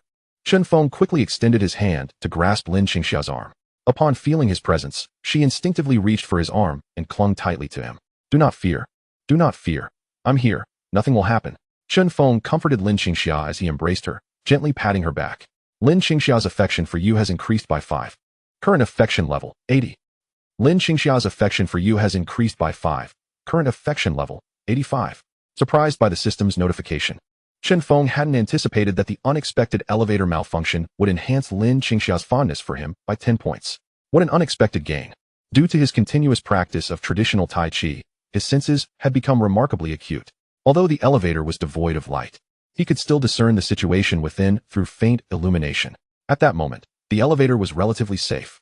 He promptly pressed the emergency button and reassured Lin Qingxia. "Qingxia, there's no need to be afraid. I've activated the emergency button, and help will arrive shortly." Lin Qingxia continued to cling tightly to Chen Feng. Despite frequently portraying formidable characters in films, she remained a woman, and in moments of peril, she felt vulnerable and yearned for protection. After a brief wait, Chen Feng heard footsteps approaching from outside. "Help is on the way," he informed Lin Qingxia. Indeed, a voice called out from outside. "Is anyone trapped in the elevator?" "Yes. There are 2 of us," Chen Feng promptly replied. "All right. Do not be afraid, and do not move. We will pry the elevator door open." With that, the rescue personnel began to force open the elevator door. Before long, the door was pried open, and light poured in through the crevice. As the elevator was stuck between the 3rd and 4th floors, the rescuers had pried open the door from the 4th floor. Consequently, for Chen Feng and Lin Qingxia to exit, they needed to climb up from the elevator. However, the height was somewhat daunting. "Qingxia, I will lift you up," Chen Feng instructed Lin Qingxia. After a moment's hesitation, she nodded, "All right." Subsequently, Chen Feng supported her from beneath and effortlessly hoisted her upwards. Chapter 114, Demi Moore. That name sounds familiar. Chen Feng lifted Lin Qingxia with strength, propelling her upward. At that moment, Lin Qingxia felt Chen Feng's hand supporting her hips, and she experienced a jolt akin to an electric shock coursing through her, leaving her with a tingling sensation that was both peculiar and oddly pleasurable. Strangely, she found herself yearning to continuously relish this delightful sensation. "Qingxia, why are you not exerting any effort?" Chen Feng noticed distinctly that Lin Qingxia was not climbing at all, relying solely on him to elevate her. Fortunately, his strength was ample. Otherwise, she would have tumbled back into the elevator. It dawned on Lin Qingxia that in her enjoyment of the tingling sensation, she had forgotten to exert any effort, causing her cheeks to flush with embarrassment. What was happening to her today? She quickly interjected, "I'm unable to muster any strength." In the next instant, she felt a surge of force lifting her upwards, propelling her to the 4th floor. With the assistance of the rescuers, she finally managed to reach the 4th floor. Subsequently, Chen Feng grasped the ground of the 4th floor and effortlessly propelled himself up. "Sir, ma'am, are you injured? Do you need to be taken to the hospital for a checkup?" inquired a concerned rescuer. Qingxia, are you hurt? Chen Feng asked Lin Qingxia. At that moment, the blush on Lin Qingxia's face had not yet faded. She shook her head slightly. I'm uninjured. That's a relief. Chen Feng nodded with ease. He then addressed the rescuers. We are both fine. There is no need for a hospital visit. Afterward, he turned to Lin Qingxia. Let me escort you back to your room. Thank you. Lin Qingxia nodded appreciatively. They proceeded to the stairs and ascended to the 5th floor, where Lin Qingxia's room was located. I've arrived. Thank you once again. Lin Qingxia expressed her gratitude to Chen Feng. No need for thanks. I shall take my leave now. Until next time, Chen Feng replied before heading toward the stairs. Until next time, Lin Qingxia watched Chen Feng's retreating figure, wanting to call out to him to invite him into her room. However, she hesitated, feeling too bashful to speak. Ultimately, she refrained from calling out. And as Chen Feng's silhouette vanished from her sight, a sudden emptiness enveloped her heart. Regret washed over her for not having summoned him. She stood at her room's threshold, chastising herself for a considerable time before finally retreating indoors.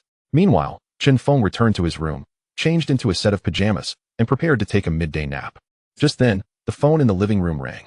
He picked up the receiver, placed it to his ear, and spoke in English. Hello, darling, have you missed me? Came the voice of Kelly Morgan from the other end. Of course. Chen Feng replied with a smile. I miss you too. Kelly Morgan cooed playfully over the phone. By the way, darling, I've contacted a friend of mine who may assist you in managing your film company. Is that so? Please arrange for me to meet her at your earliest convenience. Chen Feng was eager to establish a film company in America, aiming to produce films such as Ghost, E.T., Raiders of the Lost Ark, and First Blood, to swiftly earn revenue from American audiences. However, my friend is currently in Hollywood. She doesn't have time to come to New York at the moment, Kelly Morgan explained. Then I'll book a flight to Hollywood right away. Chen Feng stated without hesitation. Given the current stock price of Coco Kale, it was not yet the right time to sell his shares. Thus, he still had some time to travel to Hollywood. That works. However, I want to have time to accompany you to Hollywood. I'll provide you with her contact information. Once you arrive in Hollywood, you can reach out to her directly, Kelly Morgan suggested after a moment's thought. All right. Chen Feng nodded. Her name is Demi Moore. And her number is.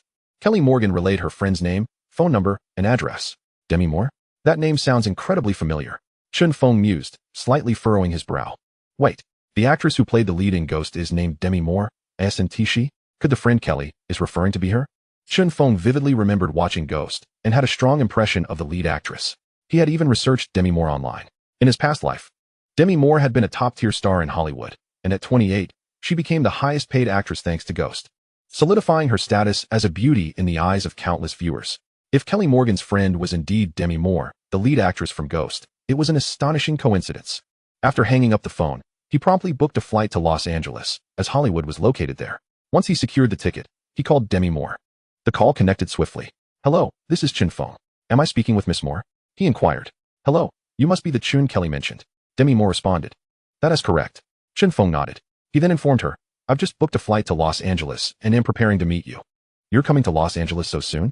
However, I want to be able to pick you up from the airport tomorrow. Demi Moore replied. No worries. Once I arrive in Los Angeles, I'll find you. Chen Feng chuckled lightly. All right then, see you tomorrow. Demi Moore agreed. They concluded their conversation, and Chen Feng tidied up briefly before preparing to head to the airport. Since the elevator was still out of order, he opted to take the stairs down.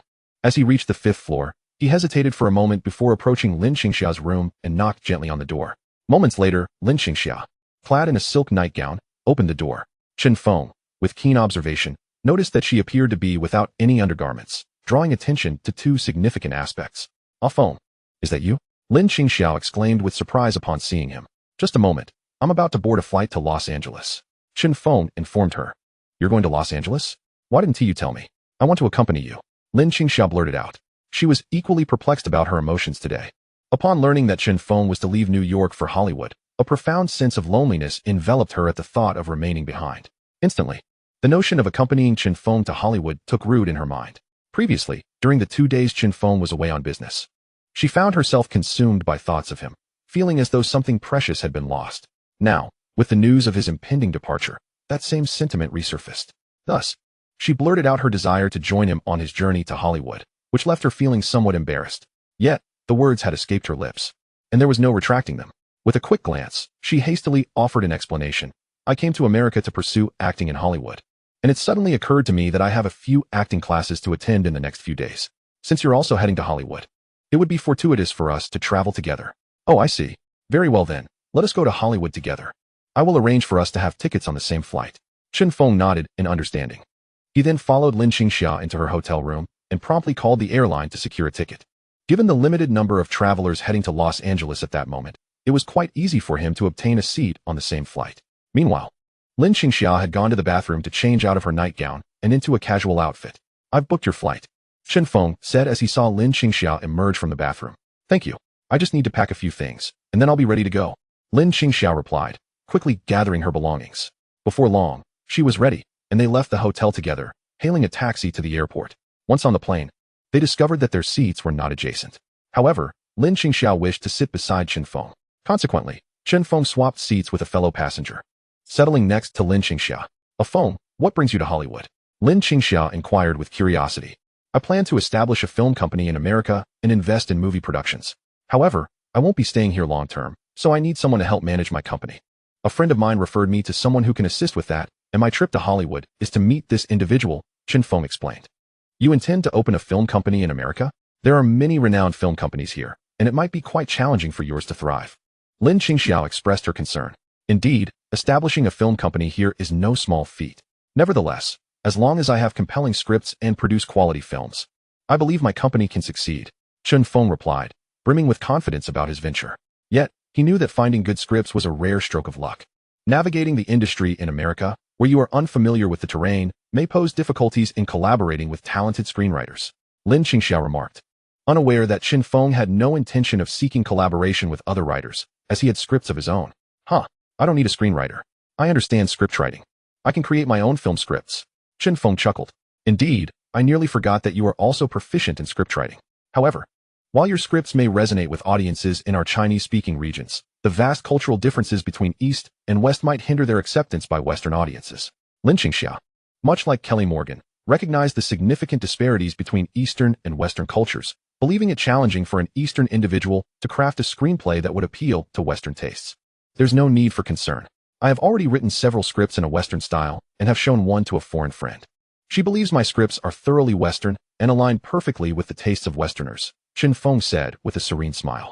The films he had appropriated, such as Ghost, E.T., Indiana Jones, First Blood, and Blade Runner, were all classic Western films from his previous life. These films were either box office hits or critically acclaimed, and he was confident that, once produced, they would create a sensation in the global entertainment industry. "Is that so? I hope you find success." Although Lin Qingxia voiced her support, she remained apprehensive about whether Chen Feng's scripts would resonate with Western audiences. Their conversation continued jovially until, almost unconsciously, they arrived at the Los Angeles airport. After disembarking from the plane, Lin Qingxia asked Chen Feng, "Have you booked a hotel?" "I came here rather hastily and haven't made any reservations," Chen Feng replied, shaking his head slightly.